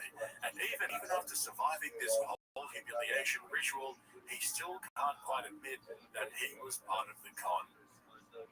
Maybe I'm wrong on this, but okay, you keep talking about this Epstein. They keep talking about this Epstein list. I got the list on my desk. Now they're saying nothing happened. So one of two things in my mind is possible. One, you're covering it up. Or two, nothing really happened, and you exploited the of thousands of children to get your man elected. So which one do you want here? Because that one to me sounds just as bad, if not. This is where things get even funnier, because instead of sitting there in that studio and accepting what has just happened, that Trump has blown them off, that the Epstein list was never coming, that this entire narrative they've wrapped themselves in has imploded, Schultz and the Flagrant crew immediately started performing the exact routine we've seen from the podcaster ecosystem over and over again when they get caught with their pants down and their dicks in their hands. They don't admit fault, they don't acknowledge that they hyped all of this, they don't sit in the reality that they were duped. Instead, they pull out the mental gymnastics, because the best move in this situation is to get you to act like you're smarter and more independent than your average viewer. So what do? They start asking the questions they should have asked years ago. Maybe there's a cover-up. Maybe there's some dark national security reason why Trump had to walk this back. Maybe it's all a 4D chess move and they just don't have the clearance to understand it yet. Anything to avoid admitting that Trump simply used them and the Epstein list was never going to get released. So what does covering it up mean? Either there is an intelligence operation that's happening within the United States that is aiding and abetting the exploitation of children. It's not great. Our taxpayer dollars go to this in some type of CIA black budget. So we're now complicit in this thing, but it's for the greater good of America, right? So we kind of are like, all right, fine. Or Trump is implicated in some direct way because obviously he knew Jeffrey Epstein from back in the day, or both of those things. So let's talk about these two scenarios. So, but let's say it is an intelligence operation, like you just said, that our taxpayer dollars are going towards an abuse of Do they have this conversation with Cash, Bongino, Trump, and the administration, and basically go, what do you want to do, guys? Yeah. You want to tell the entire country that the CIA and potentially the FBI, there are Yes, ma'am. organizations were doing this, and that we're in on this, and this is how ugly we are? Did you nap? Yeah, I took a nap. I woke up at 6 something. Do you feel well? You didn't take a nap yet? Yeah, I feel good. How about you? You feel good? I've just been entertaining people. You know how I am. Keeping the people happy, putting asses in the seats. You like keeping the people who are happy? I do my best to. Yeah. You'll probably be sweet later on. Yeah, definitely. Go sleep. I saw some people in here. Yeah. I have some faces in here, huh? Yes, ma'am. I have one friend, he played Grand Theft Auto, and we had some other new friends come and join us, so that's cool. Okay.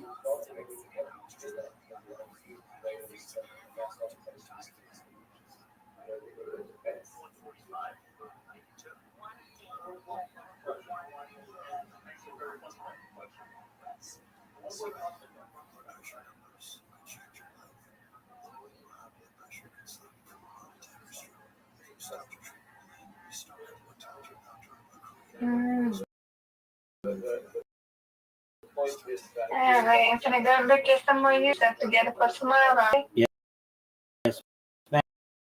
ma'am. And then later tonight. Later. Ma'am. See you later, alligator.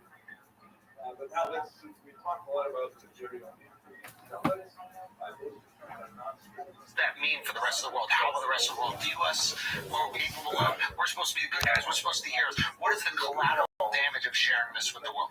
Do you think they share that information with Trump? You would imagine that in order to keep the files from coming out, it's got to go over the top, is my assumption. Unless there's some type of like hidden agreement where it's like, hey, we're going to protect him from information so that he doesn't sound crazy. And he can just kind of run with whatever the mainstream narrative is. But the fact that his tune is even switched up, no, I mean to believe that he knows something. So the reason he knows it is because he's like, we're gonna showcase, we're gonna talk about this guy. They ran on it. They ran on cleaning out this wall. They ran on all. They brought all the influencers, gave them all binders with all this that was all redacted. You remember this? Yeah. They tried to promote this. Like they were building this excitement up for us to just get, I don't know, what is it? What is the term? Like the wind taken out of our sails? Yeah. So the fact that his tune has changed from, hey, let's have a social media moment with the binders to, you guys are still talking about this guy? Yeah, we're talking about it because of you. Yeah. You're the one that keeps the conversation going when you hand out the binders to the social media influencers. Yeah. You're the one that keeps the conversation going when your FBI director goes on podcast and says nothing happened, he killed himself. Yeah. Okay. So it has to go to him. Especially for him to go, why are you guys still talking about this? Because you wanted us to talk about it. Yeah. You promoted it. Yeah. That has to be the biggest slap in the face to his audience I've ever seen. Schultz has a history of this, though. It's right up there with screwing over all his fans who paid for his special, only for him to release it on YouTube for free a few weeks later. A move so typically Andrew Schultz that he even bragged about it on his podcast after it all went down. He literally dropped the podcast where he bragged about how much money he made from his comedy special, and his fans ate it up and asked for more. Sort of makes you think, maybe they kind of deserved it, you know? And here he is again, caught in real time, realizing that Trump's Epstein were exactly the same kind of transaction. And Schultz helped sell that fantasy. He positions himself and flagrant as the place where this narrative would get broken down with nuance and insight, where you'd get real talk about Epstein, not just noise from the mainstream media. Meanwhile, Trump was playing them all along, dangling the Epstein list as bait and then discarding it as soon as shit started to get real and everyone kept asking the same questions. And instead of calling that out for what it is, Schultz retreats into even more speculation, spinning up increasingly convoluted explanations for why Trump has now abandoned them. Seriously, the mental gymnastics in this episode was next level. I can't wait to see if Rogan outdoes them this week. Alex Acosta said on record, we have this on record. Alex Acosta was, I think, at the time, the district attorney in Beach, Miami Foundation. Yeah, he said he was going to give a sweetheart deal to Epstein. He said, I did it because I was told he was intelligence.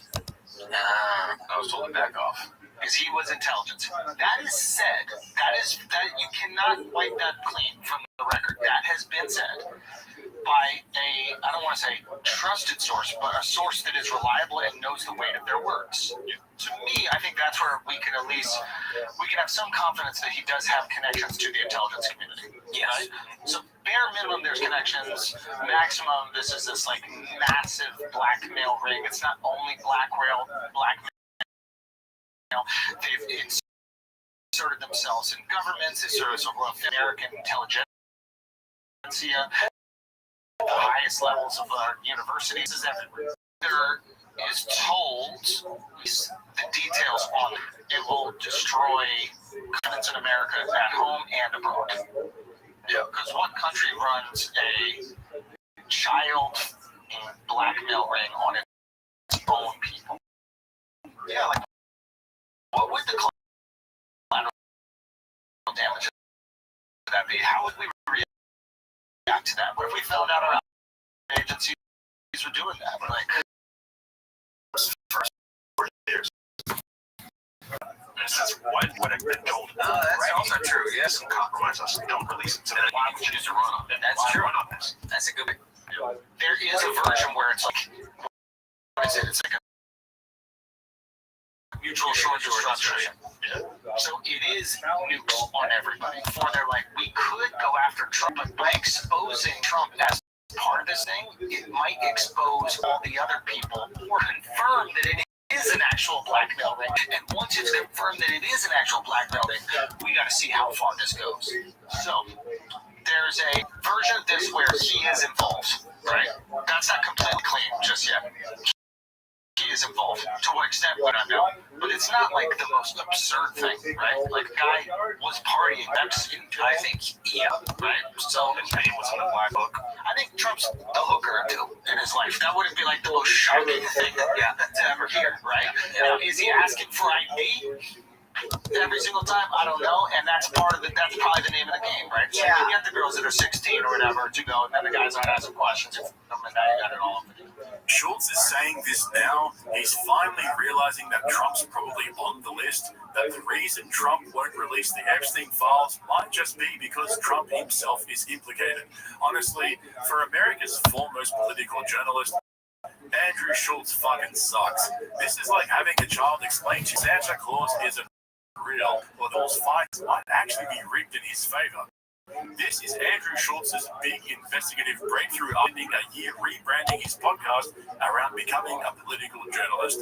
Wait a minute, guys. Maybe he's just not releasing the list because he's on it. Incredible work, Schultzy.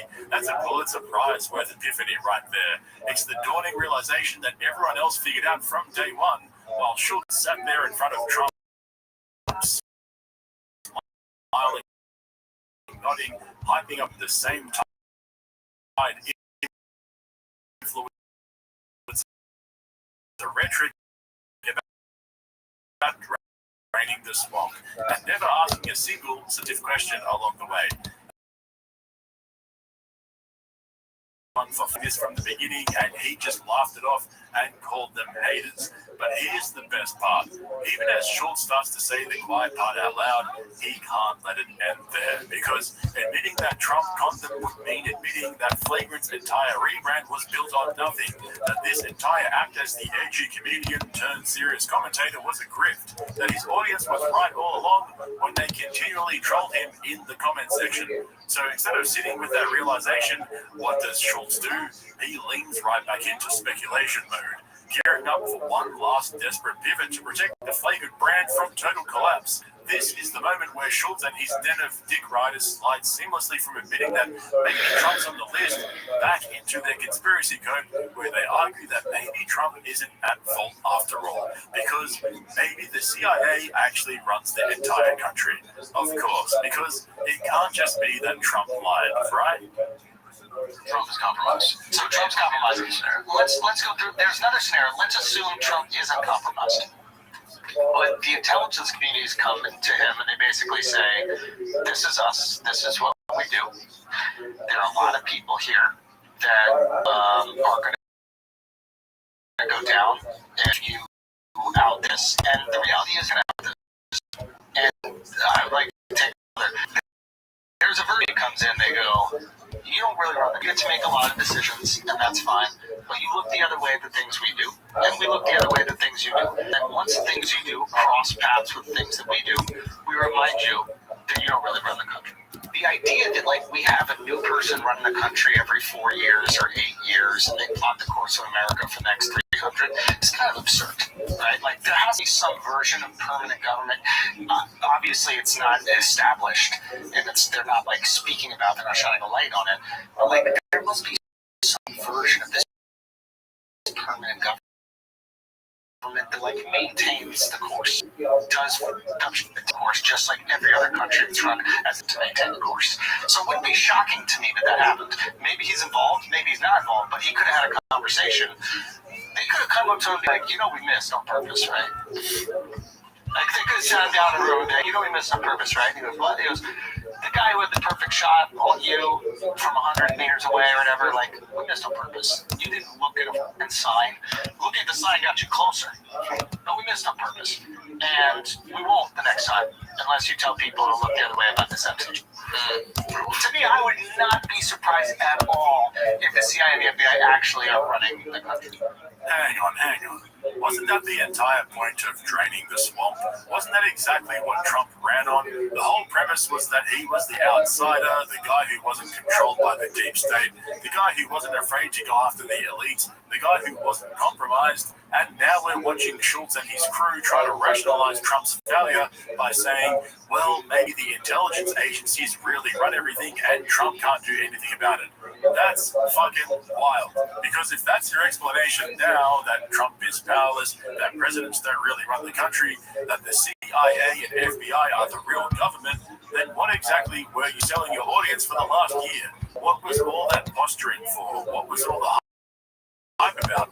Rogan positioned himself the same way. The guy who couldn't be bought, the guy who gave Trump his platform precisely because Trump was supposed to be outside that system. But now that Trump has turned around and not only failed to deliver, but doubled down and mocked them forever believing he would. What do?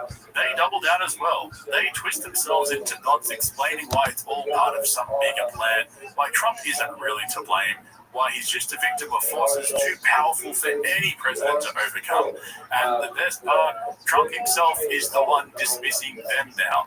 After all that support, after all that campaigning disguised as commentary, Trump is openly telling guys like Schultz and Rogan to keep quiet and move on.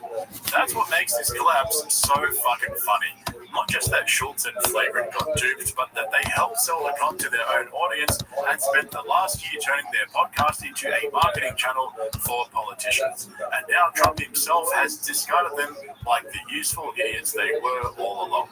I find myself saying this in almost every video I make these days, but this shit is seriously so fucking predictable at this point that the script writes itself. But anyway, make sure if you haven't already, subscribe to this channel right here, then head over to my second channel, Podcast Cringe Bites, and subscribe there as well so you don't miss out on my uploads throughout the week. Also, don't forget to hit the link in the description to my Patreon, where you'll find all my uncensored, long-form content covering Rogan, Kill Tony, and everything in between. Thanks for watching, guys. I'll catch you in the next one. All right, so what are we thinking about this? Is it disappointing day, dude? It is disappointing. Do we ever find out? Is there ever any closure on this? Is there no, it's close. Yeah. So that's it. It's Kennedy. JFK. Yeah, it's JFK.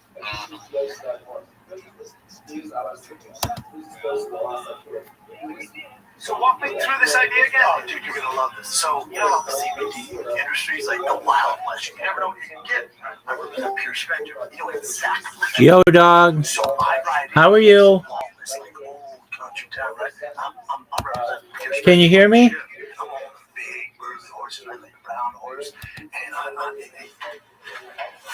the towns. Hello. They circle around. They just all gather around and circle around because they represent the other CBD outcome. They don't want me in there. Okay, they're not real. They're bad guys. I'm good guys. I'm good. And they take them out. I hear one go, "Hey, sick cow, we don't want you kind around here." I says, "I'm not back now." And he goes, "Get on out of here." And I go, "They don't want Pure Spectrum in the market. Why would they? Why would they?" Alright guys, before we get into today's serving of lol suit lasagna, I've got to remind you, everything I'm about to talk about comes directly from the plaintiff's legal filings in this civil case. These are just allegations. None of this has been tested or proven in court yet, and Brendan Schaub is still fully entitled to defend himself.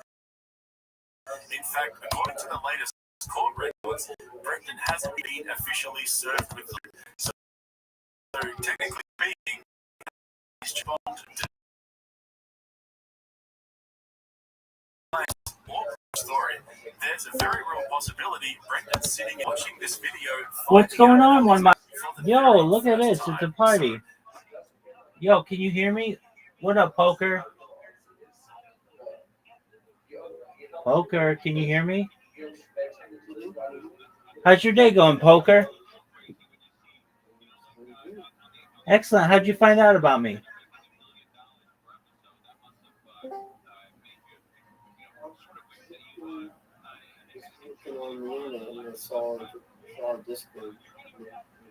Excellent. Were you on Twitch?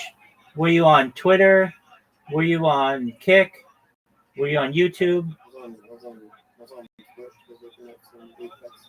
No way. And you saw one of my clips? Yeah, like we'll show them this. Poker, you're amazing. Thank you so much for being here. Do you mind if I tell you about myself? Excellent. Excellent. Before we do that, 1 Mile Zero, how'd you find out about me? I was on YouTube and I found some streams. Amazing. Okay, great. And how about you, Larry? How'd you find out about me? All right, Larry's just doing their thing. All right. Well, thank you for being here. I'm Rabbi. I should 24 hours a day, 7 days a week, 365 days, years. My streams go back to the pandemic. We've seen the death of a queen, the coronation of a king, and everything in between. If you've ever seen the movie The Truman Show, Big Brother, that's actually what I do. In 2018, The Economist was Earth's #1 resource, and I have more data archived on the internet than anyone, which may make me an influential person someday. And if that happens, 1 Mile and Larry and Poker, I'm going to make you all rich. I'm going to make sure that you have enough money to have generational wealth if you don't already. And I want you to be able to start some operations of your own.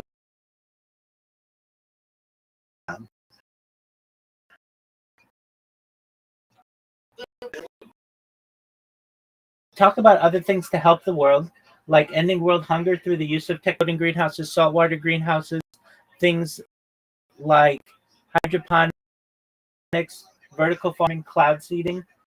I talk about things to end world hunger. It's worth about $100 million. And one of the things that we do is we build wells in developing nations like Nigeria. It's fortunate. I'm also an advocate for the Life Straw program, and most importantly, desalination technology to make it drinkable.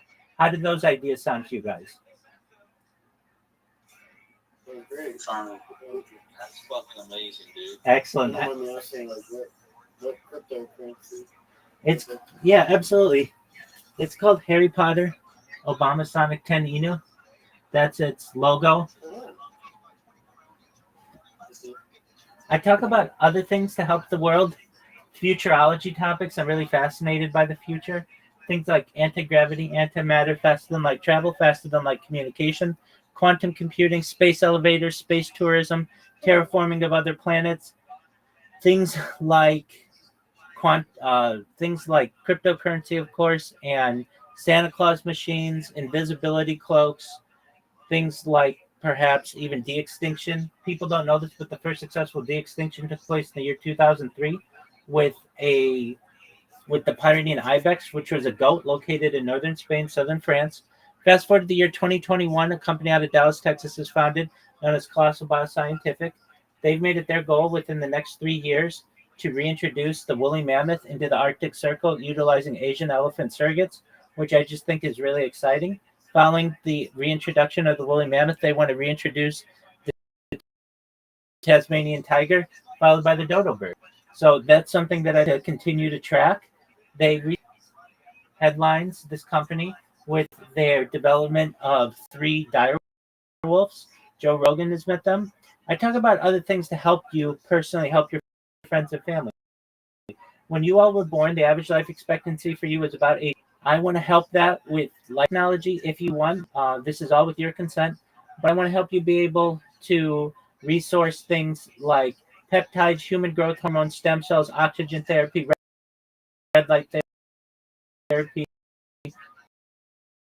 things like human growth hormone, cryogenics, cold shock therapy. Eventually, you may be able to get to age 100, 120. You know, it's been a really great run. My body's starting to break down. What's the next plan? And again, this is with your consent. If you don't want to have it, I just want you to have the best in life if you want it. And that would be the opportunity at something known as mind uploading technology, not just for you, but for your family. This is where we scan your brain into a computer with your consent, like a CAT scan or an MRI, known as in your central nervous system and your peripheral nervous system, for later downloads, an android, an avatar, a cyborg, immortality. What are your thoughts?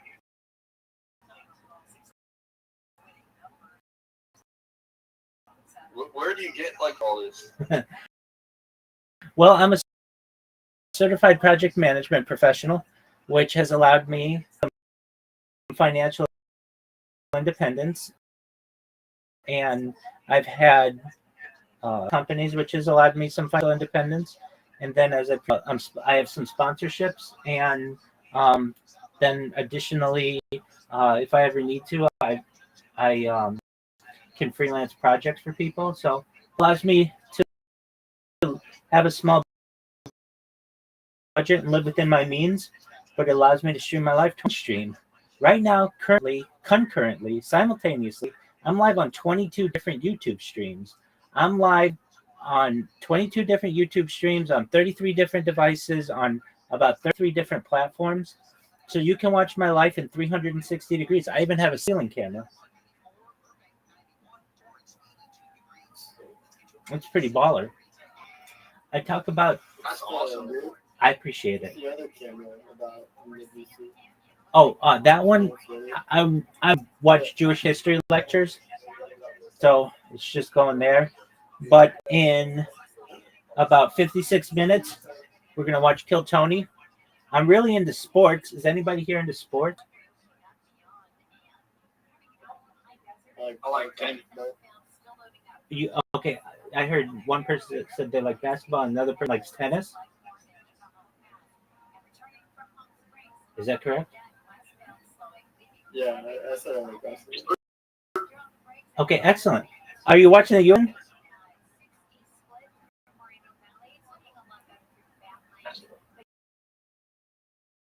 Hey, you know any golf tournaments?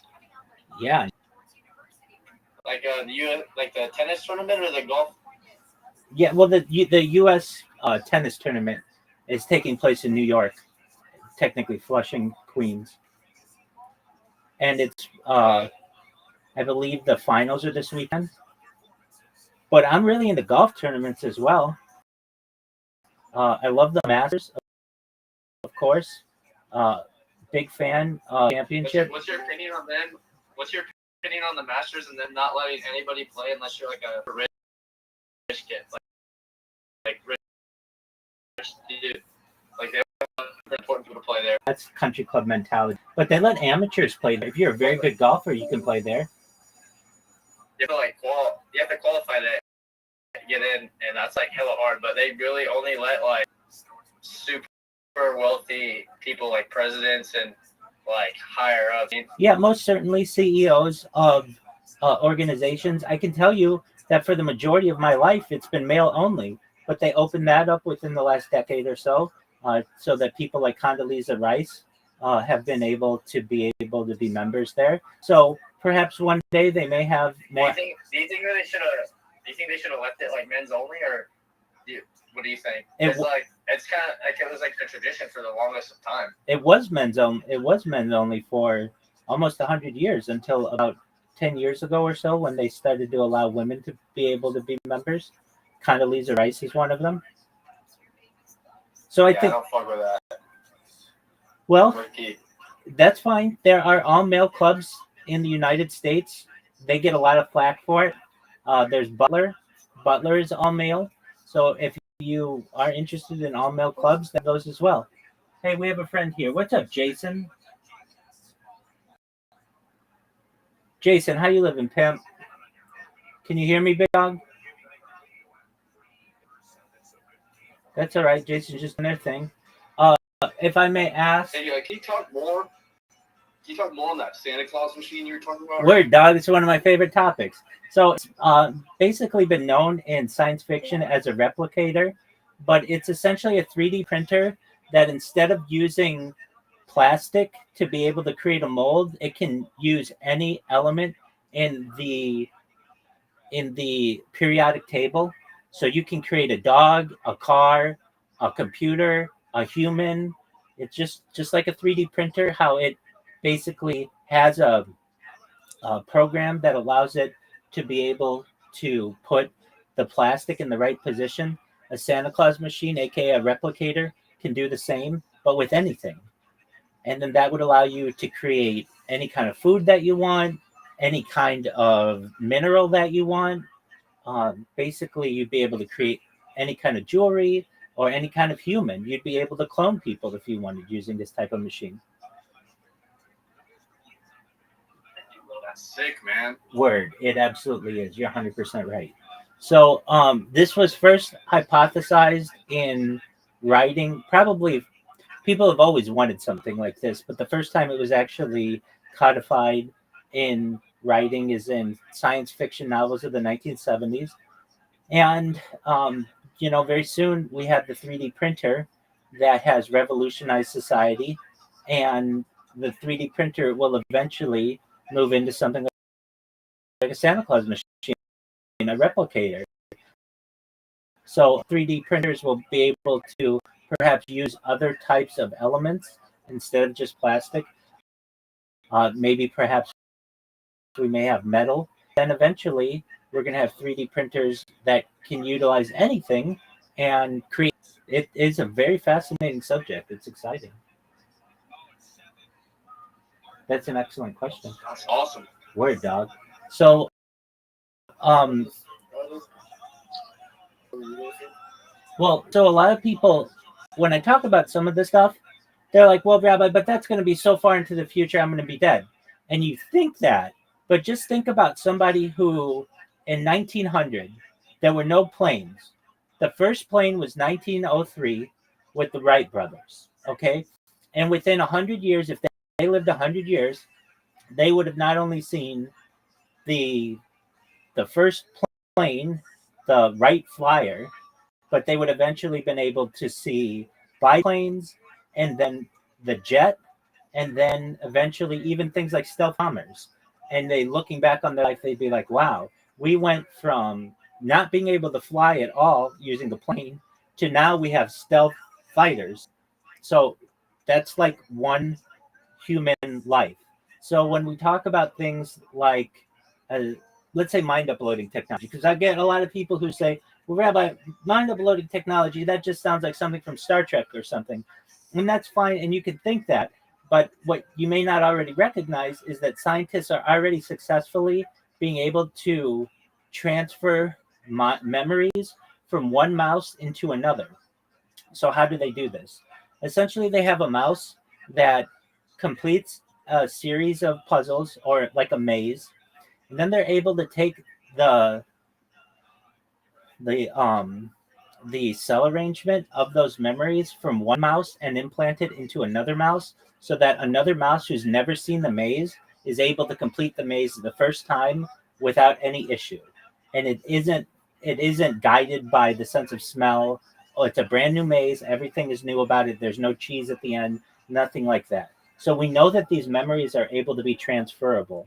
Now other things people say to me, like that if I would have said to somebody 10 years ago, hey, did you know that brain computer interfaces are going to be successful and become a commercially viable product? They would have said that's absolutely bonkers. That's not real. But here we have Nolan Aspro, the first successful brain computer interface patient, someone who has Neuralink implanted in them. They're a quadriplegic man. They lost their ability to use their arms and legs in a diving accident.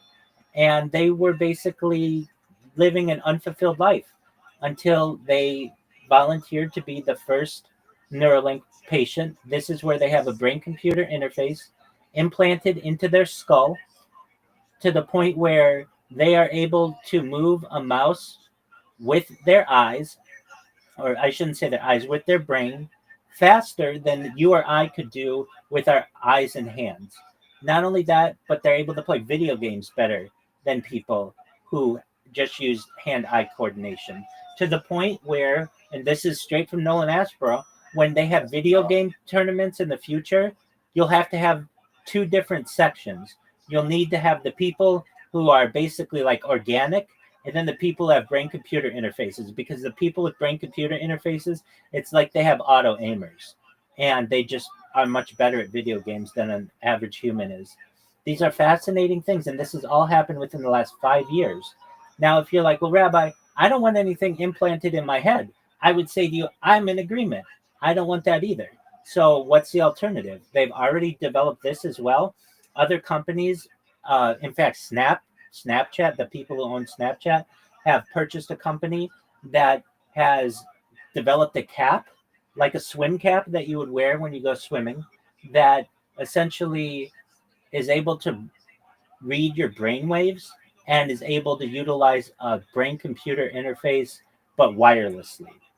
It's called an ECI, and it's the exact abbreviation. In fact, we're going to find out what it is because I don't want to spread pseudoscience here. So just one moment. Whenever I have any kind of question, I go to ChatGPT. I've been using ChatGPT since the day it launched, November 30th, 2022. In fact, I was an early adopter of ChatGPT. I've seen ChatGPT 1, 2, 3, 3.5, 4, now 5. I've been able to record them all, so we've been able to see their development. Here we go. Yo, what's the ECI stand for like a brain computer interface cap? It's a long word.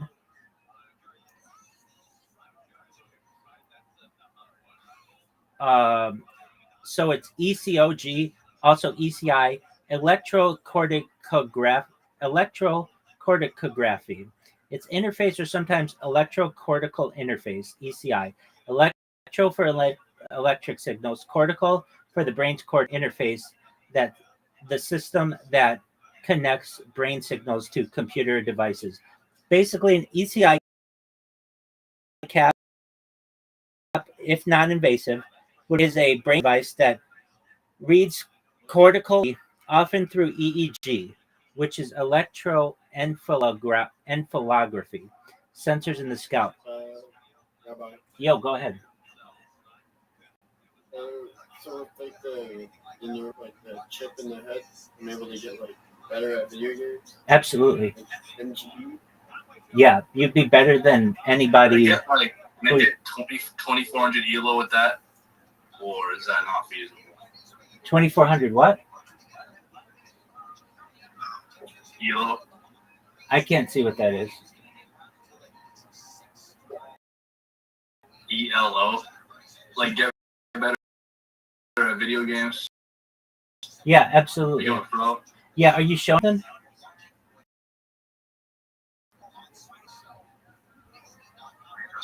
Like a major in Copenhagen or something. Yes, you could. You're good. That's all right. But yeah, so basically you'd be able to win video game tournaments and beat all your friends. And you wouldn't need this to be drilled into your skull. It could just be done through wearing a cap. If I may ask, we have our friend here, Jason Murder, but also Zen. Zen, how'd you find out about me? I don't want to be called Zen. It is my name. I'd like to be called XQC if you prefer being called XQC. Okay, well, just change your name to whatever you want to be called. XQC, how'd you find out about me? Yeah, through the streams. Through like a stream. Through. Did you see my spamming or did you see a clip?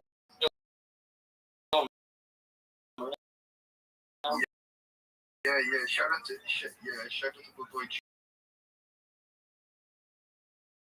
You were of John. Like a clip. Oh, tight. So you just saw a clip in his file and you saw that I had a link and then you came in here? Yeah. That's baller. Basically. Excellent. Well, very well. I'm glad to hear that. So, I like to talk about... Yes. Absolutely. And how about you? Yeah, for myself, on Kick, I see under my my channel there, the clips, you left a link. Word. To your Discord channel. Absolutely, Jason Murder. Yeah, dog. So, I've created robots that basically promote myself. So, like right here in front of me, I have 1, 2, 3, 4, 5, 6, 7. I have 7 devices right here that are all automated. Well, yeah, that's 7 right here. And then I've got another 8, 9, 10, 11, 12, 13, 14, 15, 16, 17, 18, 19, 20, 20. Just like another 14 over here, 15, 16, 17. We got like another 17 right here, and then the one behind me, 18, and then I've got like ceiling cameras. Like overall, it turns out to be about 33 different devices. And a lot of them... So much power. So solar power, the sun. Okay. What about like during like nighttime? Yeah, so there's a battery basically. It's efficient enough that at the end of the year, there's a rebate check that Southern California Edison sends out. Oh, that's sick, dude. Yeah. Absolutely.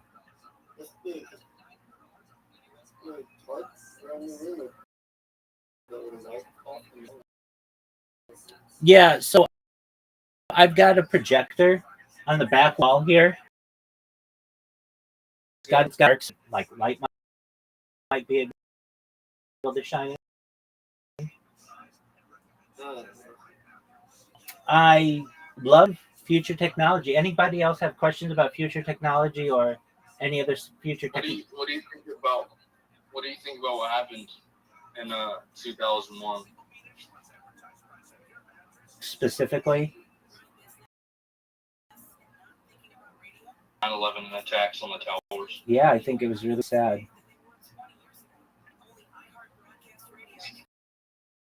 What do you think was behind it? I know who was behind it.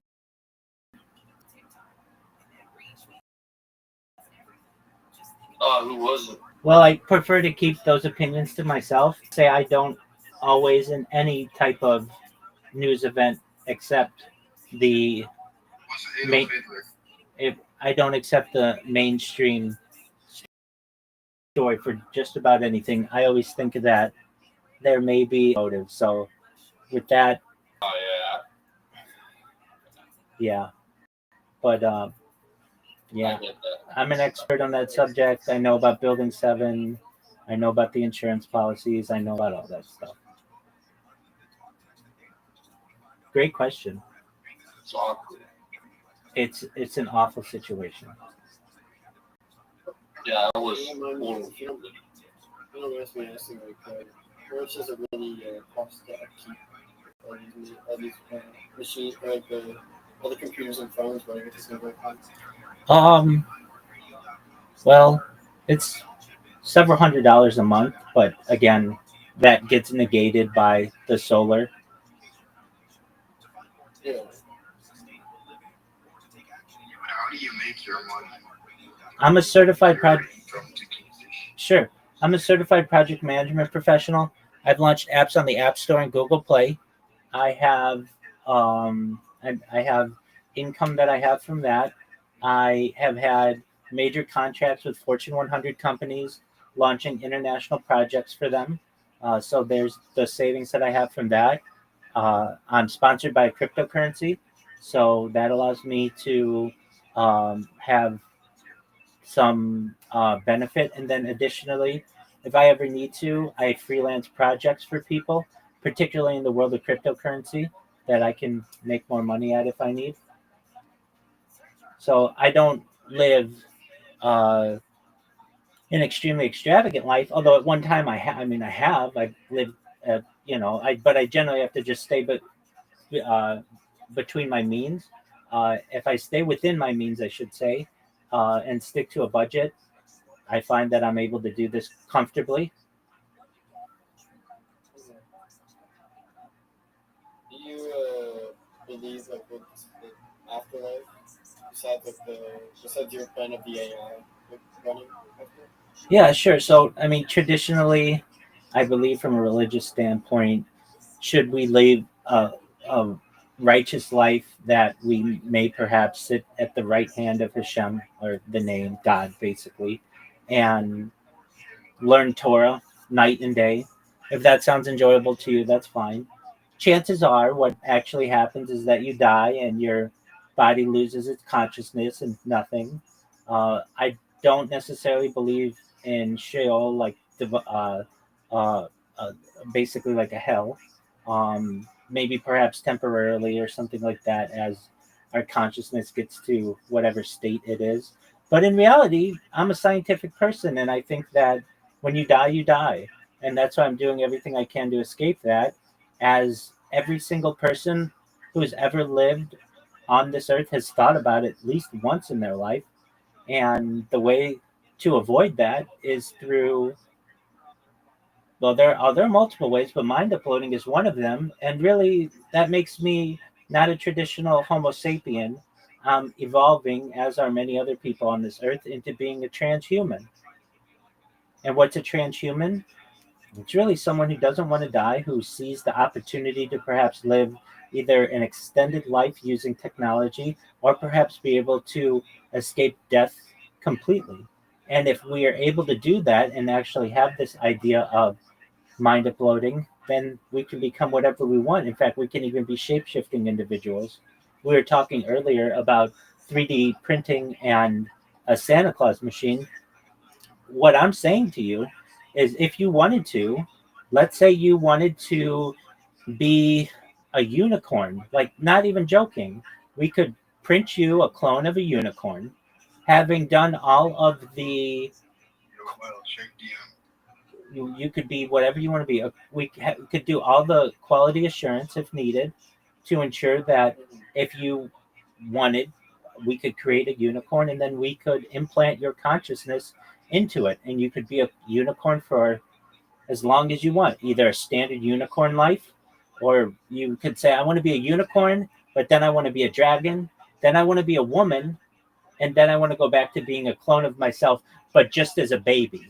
And then after that, I want to be a clone of myself, but then I want to start life at age 25. And we could artificially mature you to being all of those things. And then additionally, and I think this is a really important aspect of mind uploading technology, let's say, God forbid, something happened to you. I don't know, a meteor hit you, or you were involved in some kind of space accident and you quote unquote died. We would have that mind upload of you, and your friends and family could bring you back and artificially mature your clone to being whatever age you were at death, with all of the memories that you had exactly before then. And you could just wake one day and you would be like, well, what happened? And we could say to you that you had died in, let's just say, a meteor accident, but we were able to bring back your mind upload and get you back. And you'd be very appreciative of that. These are all opportunities. And you should know that, like, when we start to talk about living life, not just in terms of 100 years or 1,000 years or 10,000 years or 100,000 years or a million years, that the earth is just a temporary home for us. Eventually, the sun is going to expand to the point where its diameter is wider than the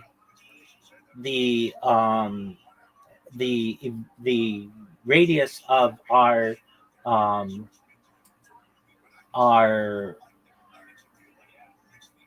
how do I want to say this? Basically, we revolve around the sun, and the sun will expand to the point where it encapsulates or engulfs. That's the word for which I'm looking. Engulfs what would be our radius, and so we can't live on this planet forever. So eventually, we're going to have to escape it, and that may mean that we move to another planet somewhere else in the galaxy, or somewhere else in the solar system, or perhaps we escape this solar system and go to the next closest solar system, which is Alpha Centauri, which is like 4.1 light years away. If you don't know what that means, it means going the speed of light. 4.21 to be exact. Thank you. Okay, perfect. So 4.21 light years away. If you don't know what that means, that's traveling at the speed of light, which is approximately 300,000 kilometers per second. If we're able to travel at that speed, it would take 4 years, well, technically 4.21 years to get there.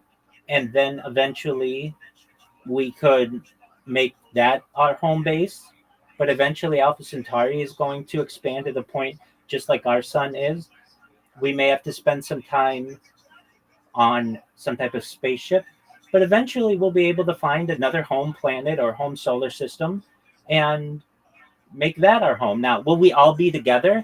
No. At that point, perhaps we say to Poker, you're 10 million years old, and if you want, you can just go take over your own solar system somewhere in the very far edge of the galaxy, and you get to, if you want, start your own human race there, or whatever you want it to be. Maybe it's a race of chimpanzees or dogs or whatever you want.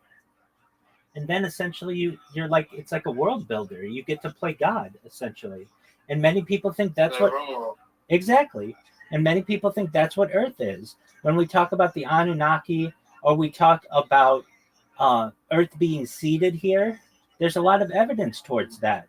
I mean, there's the religious thought that we could have all started, and the Earth could have been, we're 5,785 years old, or the Earth is actually, or the universe is actually 13.2 billion years old, and there's an opportunity that within 13.2 billion years that there was an extraterrestrial race that eventually was able to escape its planet or its solar system, and planet then solar system, and be able to explore the cosmos. And they saw our solar system that didn't have anything, and they seeded life here. Now, that's not just a theory. If anybody here knows who Bob Lazar is, he's a whistleblower from Area S4, which is part of Area 51, essentially. And he has said in the government documentation on which he's been briefed, that is what has been, that's what he read. Now, he didn't know if it was misinformation or if that was the truth. What'd you say?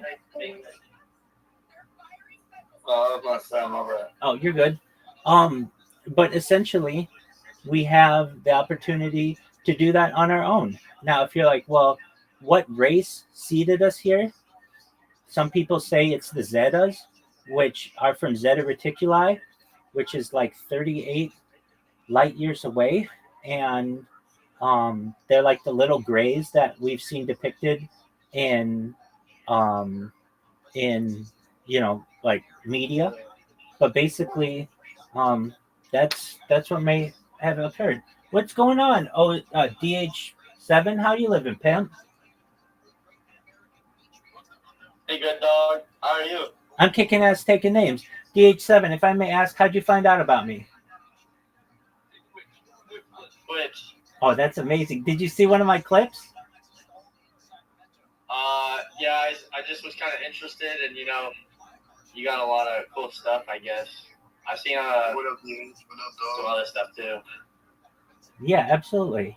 Well, Plus my boy put me on, Okay, so you had a friend. He said you're a pretty good streamer. Go ahead. What do you think about Europa? Yeah, I think it's an excellent opportunity for us to be able to terraform it. As I understand, it may have liquid oceans. It may actually contain life. But yeah, it's a really great opportunity for humanity to be able to terraform it. In fact, it's been named after Mars as one of the perhaps best opportunities for us to be able to terraform. What are your thoughts on Europa? Hey, have you ever played Barrel Trauma? Can I talk about it in this conversation? Hold on, too many people at once. Actually, they made a rover. They made like a rover that can drill into like the crust, because the crust of Europa is approximately 17 kilometers thick, like the ice crust. Right. So basically, it's an ocean that stretches towards the core. So basically, until the core, it's just ocean.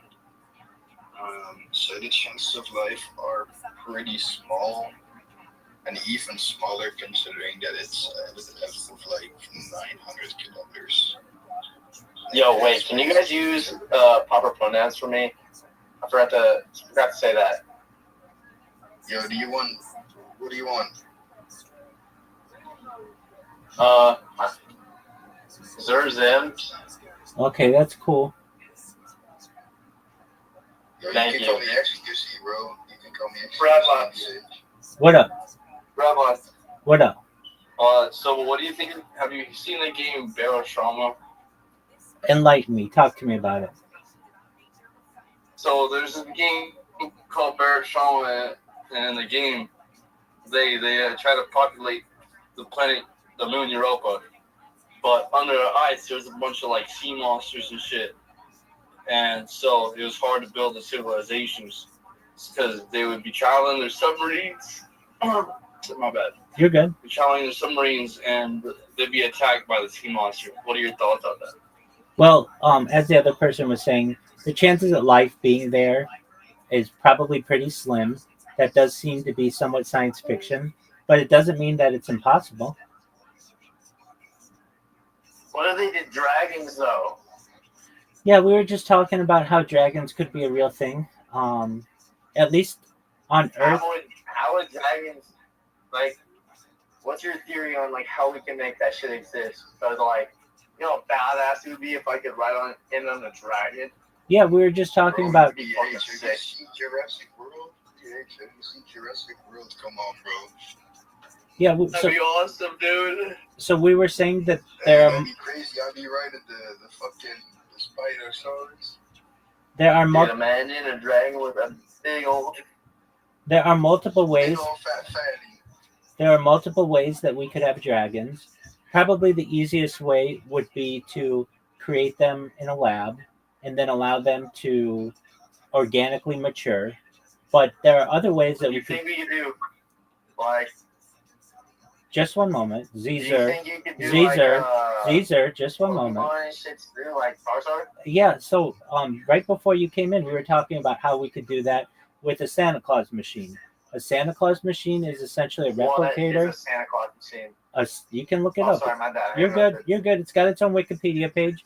It's essentially a replicator, like something you would see in Star Trek, but basically it's a 3D printer that instead of Kind of using like you cram a chance of meatballs.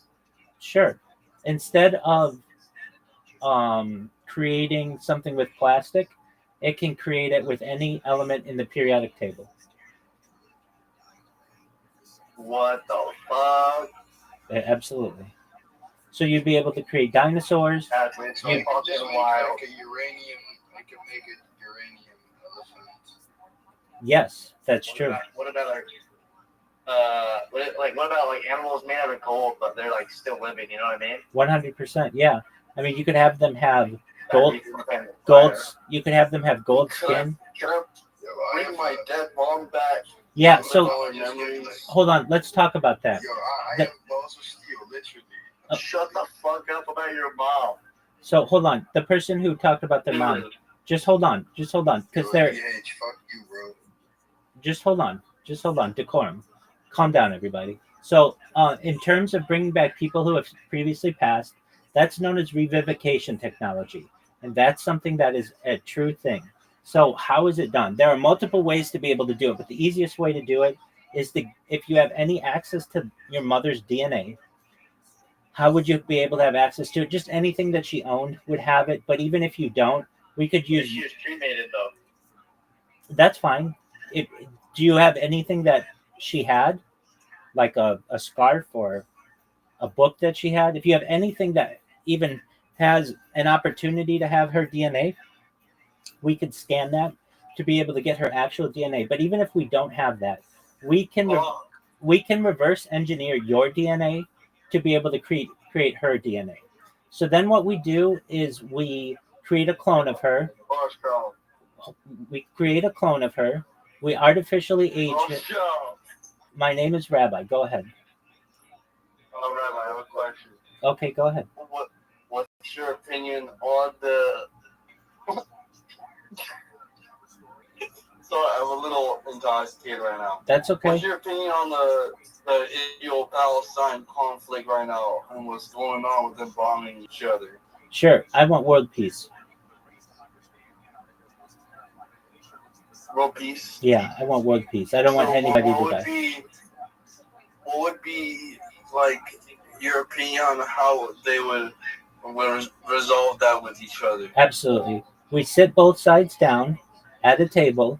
We live stream it. You know what? Fuck Palestine, bro. They hide in fucking hospital. What a bunch of pussies. Shut the fuck up! What up, Zoo? We sit them down at a table. We live stream it. We give them a crayon, and we have them draw any borders that they want. And then they have to stick to it for a year. And then they do it the next year, and the next year, and the next year, until eventually we have peace. Nah, fuck that. I'm not trying to go more in debt for a country that's fucking dog shit. Just fucking drop 2 nukes. Dude, I fucking that would end the world, dude. Hey, you shut the fuck up, bitch. Yo, DH. I fucking ball. Lives in Palestine, motherfucker. I'm Palestinian. No, you're not, bro. Quit capping. Rothschild, what's your opinion? Sorry, Rabbi. What's your opinion on Orthodox Christianity? Yeah, so are we talking about like the Eastern Rite, or is that what you mean? Like Greek Orthodox? Yeah. Like Russian Orthodox. Yeah, so it's really arguably the older of the two main versions of well, I shouldn't even say of what is considered at one time Catholicism or Christendom. So you have Protestantism, which doesn't include this, but then you have Eastern Orthodoxy, Russian Orthodoxy, and then you have the Roman Catholic Church. And generally, the Roman Catholic Church, as we understand it, with the papacy, broke off in approximately the 11th century. And prior to that, it was arguably the strongest organization known to human history. I got raped by a priest once All when right. I was 5. All right. Did you report it? That sucks, dude. You know, Nah, one I time, liked it though. You touched me on thing is, that's mainly just Catholic priests. Orthodox priests are the fucking best. All right. Rabbi. What about a Jewish priest, sir. though? We don't have your What about Jewish priests in your traditional form. We have rabbis. They're rabbis. Right. Now we do have Kohanim, which are priests as well, but that's more a historical context. What about Jewish people? What about us? Because, like, how are they going to believe, like, all the Christian stuff, but not Jesus? We don't fuck? we don't believe the That shit got Christian me stuff. fucked up. We don't believe the Christian stuff. Huh? We don't believe the Christian stuff.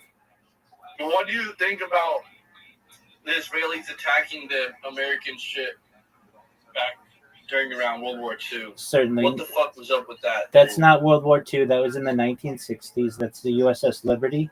And again, I said around that time. I know, Yo, where's but the Ark of the Covenant, though? so there's about 22 years of difference in there. The Ark of the Covenant. There, Around is like 30 years. So there's an argument to be made that the Ark of the Covenant may be in Ethiopia. Yo, 1 mile. Would you just shut the fuck up? Yeah, fuck you, nigga. Whoa. Okay, Hey. Rabbi. Yes, sir. What's your opinion on what do you think about the dancing Israelis during 9/11? Yeah, most certainly. Again, I've answered the 9/11 questions. Oh, I never asked about the dancing Israelis. Yeah, no, I understand. I know all about it. I'll leave it at that. I know all about it. There were Israelis dancing during 9/11 and they were celebrating. I know all about it. Bomb them fucking hoes. Fuck them. Okay, very fun, guys. You should know more than anything of all the future topics I discuss or the religious topics that I discuss. I'm here to be a positive person. I am here to maintain an optimistic view on society, and I'm here to give people hope. So if there's anything you ever need from me, I'm here. To the best of my ability, I will be. But for now, I have to use the restroom. So in the meantime, I'm going to turn on these Jewish history lectures, and then we're going to watch Kill Tony in about 17 minutes. So if you want to stay for that, feel free to enjoy. Kill Tony is the largest. Is the largest. I gotta go. My wife has to beat me. Okay, enjoy it. Damn. Come back whenever you'd like. Thank you for being here, guys. My girl used to beat me, and then we broke up. You know. Yo, Rabbi. What up, Pimp? What should I do about getting women? Cause like, I got no game, man. Yeah, you don't. I've been trying really hard lately. Okay. To get bitches. All right. The first thing is forcing your pronouns on people. Nobody cares about that. They care about you. Okay. So if you want to get girls, do you know what the seduction community is? No, what's that? All right. Go on Reddit. It's a subreddit. It's r/seduction, and it'll teach you all about male improvement, how to take care of yourself, red pilling. It'll teach you how.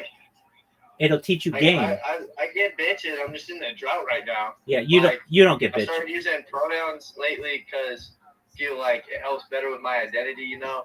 Look, that's fine. Like, just ever since then, I've been in the drought, you know. Absolutely, that's fine. I'm not saying that it's wrong to have pronouns, but before you even give an introduction to yourself, you're giving your pronouns, and that makes you not that. It makes it look like you're trying to be someone you're not. We want to know about you. We want you to say, "Hey, I'm DH17. I want you all to know that I appreciate being here. If you were interested, my pronouns are they, zer. I understand if you make a mistake, but that's what I would like to be called, and take it from there. You don't say, I'm Zer. Like, if you do that, you're I basically... think I'm just gonna do away with the pronouns because I think that's why I'm in the drought. You don't have to be, but a girl wants an alpha male, or she wants really a sigma male, but she wants someone who... What's a sigma male different from an alpha male? Yeah, so an alpha male basically is leading the pack and is proud of leading the pack. A sigma male is a level above that. They're leading the pack, but they don't even care what anybody else thinks. What the fuck? Yeah, okay, so I feel like I'm more like a sigma male because I don't give a fuck what bitches say. You know what I mean? Okay, well, I mean, it's important. Their opinions are important. Do you know what pickup artistry is? No, but okay, so you said sigma males, right? They don't really care about what anybody thinks. They still lead the pack. Correct. But I feel like I resonate more with that because I feel like I'm a pretty good leader. I'm a manager. Oh, was a manager at Walmart, but then they fired me. That's okay. That's a good job. Yeah, the pay kind of sucked. The hours sucked, but I always got the job done for them hoes. And then they let me go just because I came into work drunk once. Okay. That's some bullshit. Did they breathalyze you? All right. Well, in the meantime, if you want the first step of pickup artistry, read the book The Game by Neil Strauss. The Game by Neil Strauss. What about the Andrew Tate method about just getting banned? You do whatever makes you happy. I'm just telling you how it's done traditionally in the pickup artist world. All right, as I said previously, I just kind of... I've got to go to the I just bathroom, wanted my your friend. opinion. That's my bad. Sorry. You're good, my friend.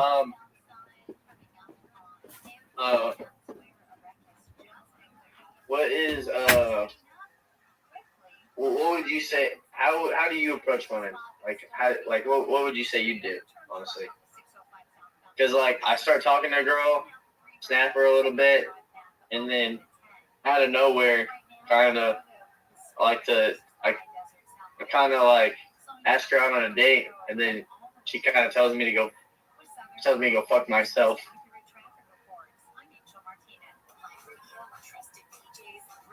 And I don't really appreciate that, man. Kind of just makes me sad. So I'm a sweet guy, Are you still there, Rabbi?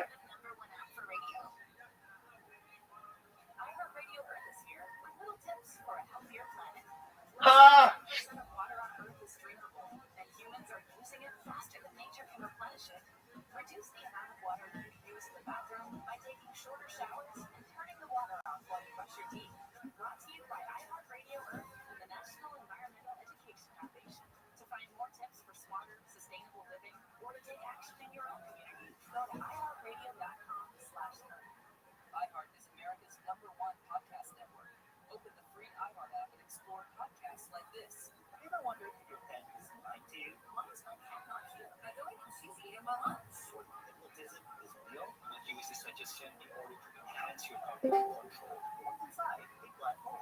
Yo, what up, Zen? I hate niggers. Bro, you're such a pussy, Zen.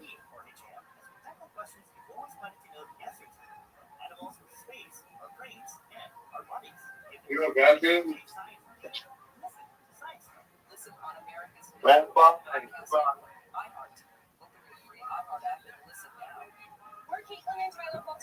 Yo, Rabbi, where you at, dog? Rabbi.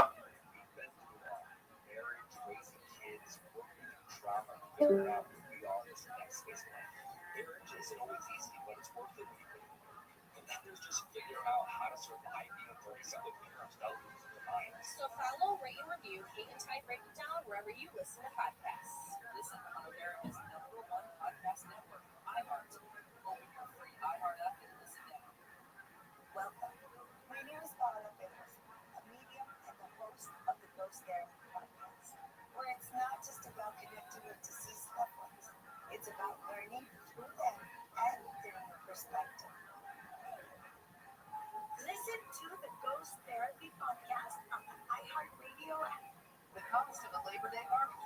Growing up in cities across the U.S., Michael Kessler. The Bureau of Labor Statistics says grocery prices are up over 2% this time last year on average. The cost of a barbecue will vary depending on where you live. A recent analysis of barbecue review shows New York City, Spokane, Washington, and Atlanta, Georgia had the highest increase in costs. The cost of living index shows that in cities where the total barbecue cost fell from a year ago, the price of steak, lettuce, and Clear. still showing notable increases. Inflation rose slightly in July, up 0.2%, which was in line with expectations. Hello? Economists still expect the Fed to Can you hear me? lowering interest rates at next month's policy meeting. A Manhattan developer is proposing a Hell's Kitchen casino, and it seems to be getting a warm reception. Lisa Silverstein of Silverstein Properties is filed with 8 bidders to win one of 3 coveted licenses for downstate New York casino. She says the Avenue at 41st Street and 11th Avenue would be a 42-story tower on a vacant lot. No one Feel good, fucking good. offer 500 affordable housing units as well as a 1,000-room hotel. Lots of new jobs created. At a hearing on Wednesday, Silverstein is partnering with West Street Gaming and Greenwood Gaming and Entertainment says there'd be wide sidewalks and landscape plazas, a food court, and restaurants. The next hearing is Oh, free up the. protesters began about tried the CDC headquarters last week with a big shakeup in the federal health agency. Administration official at White House stated if you want CDC director Jimmy Neal identical with one-time vaccine skeptic. So it is the Secretary of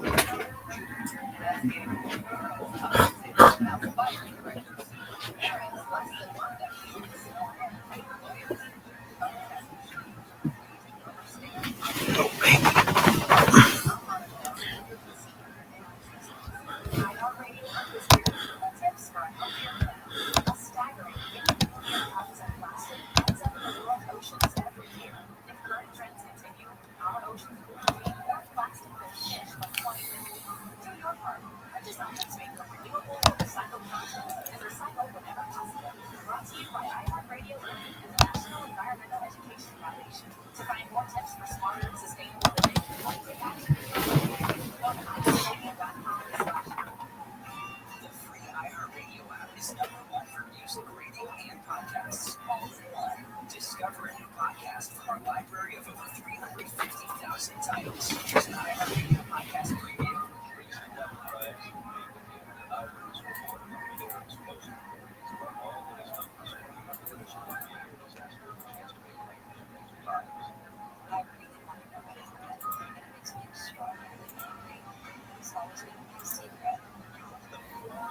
Suspects. Gamble on stage for 25,000 jury. 1 or 2 great charges against him.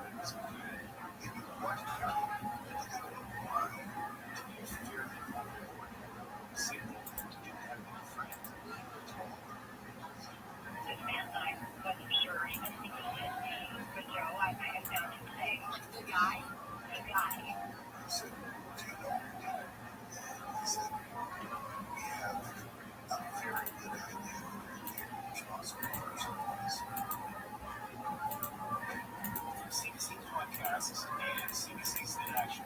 Hosted by me, Ian Hannibis, and Joanna Webster. Investigating the largest unsolved mass murder in Canada. Canadian Pacific Flight 21.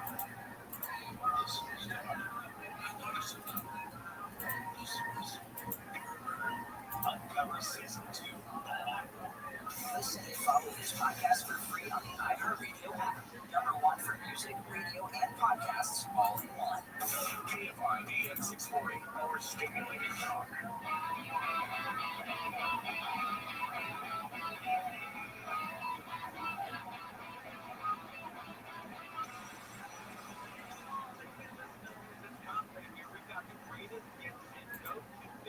From the show to keep you entertained all weekend long. Even if you're in Walker Percent. All right, Angel wanted to give you a taste. Be hosting the MTV Awards. And, I haven't predicted yet, like I said, I'm just waiting. All right, it's the MTV with your host, Tim Conley. MTV! Video News in the World! Yeah.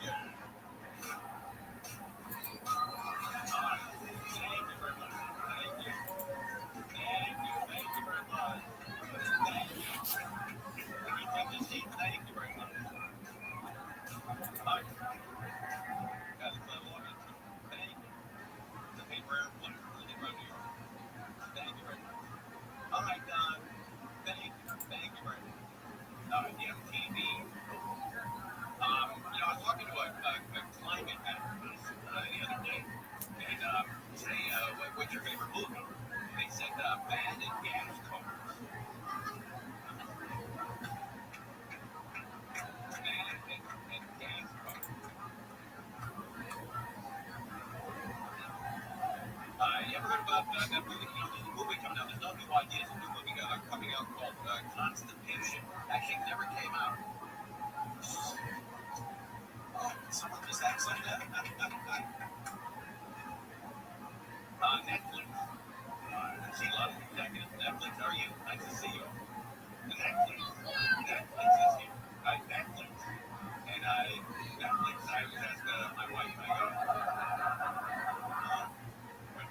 I was asking my wife, I said, hey, you want to watch a 10-hour movie? And she said, no way, you got me insane. I said, how about if I break it up into 10 one-hour episodes and we see them all in one sitting? She goes, I'm in. A lot of people got mad at Kardashians. Oh, I like the Kardashians, right? I don't see why so many people are getting down on them and have issues with the Kardashians. It's like comparing it to the Lego movie with all the plastic parts moving around. All right, let's get to the first award here. Drew Barrymore's supposed to be sliding in here, but she failed. So I came in to rescue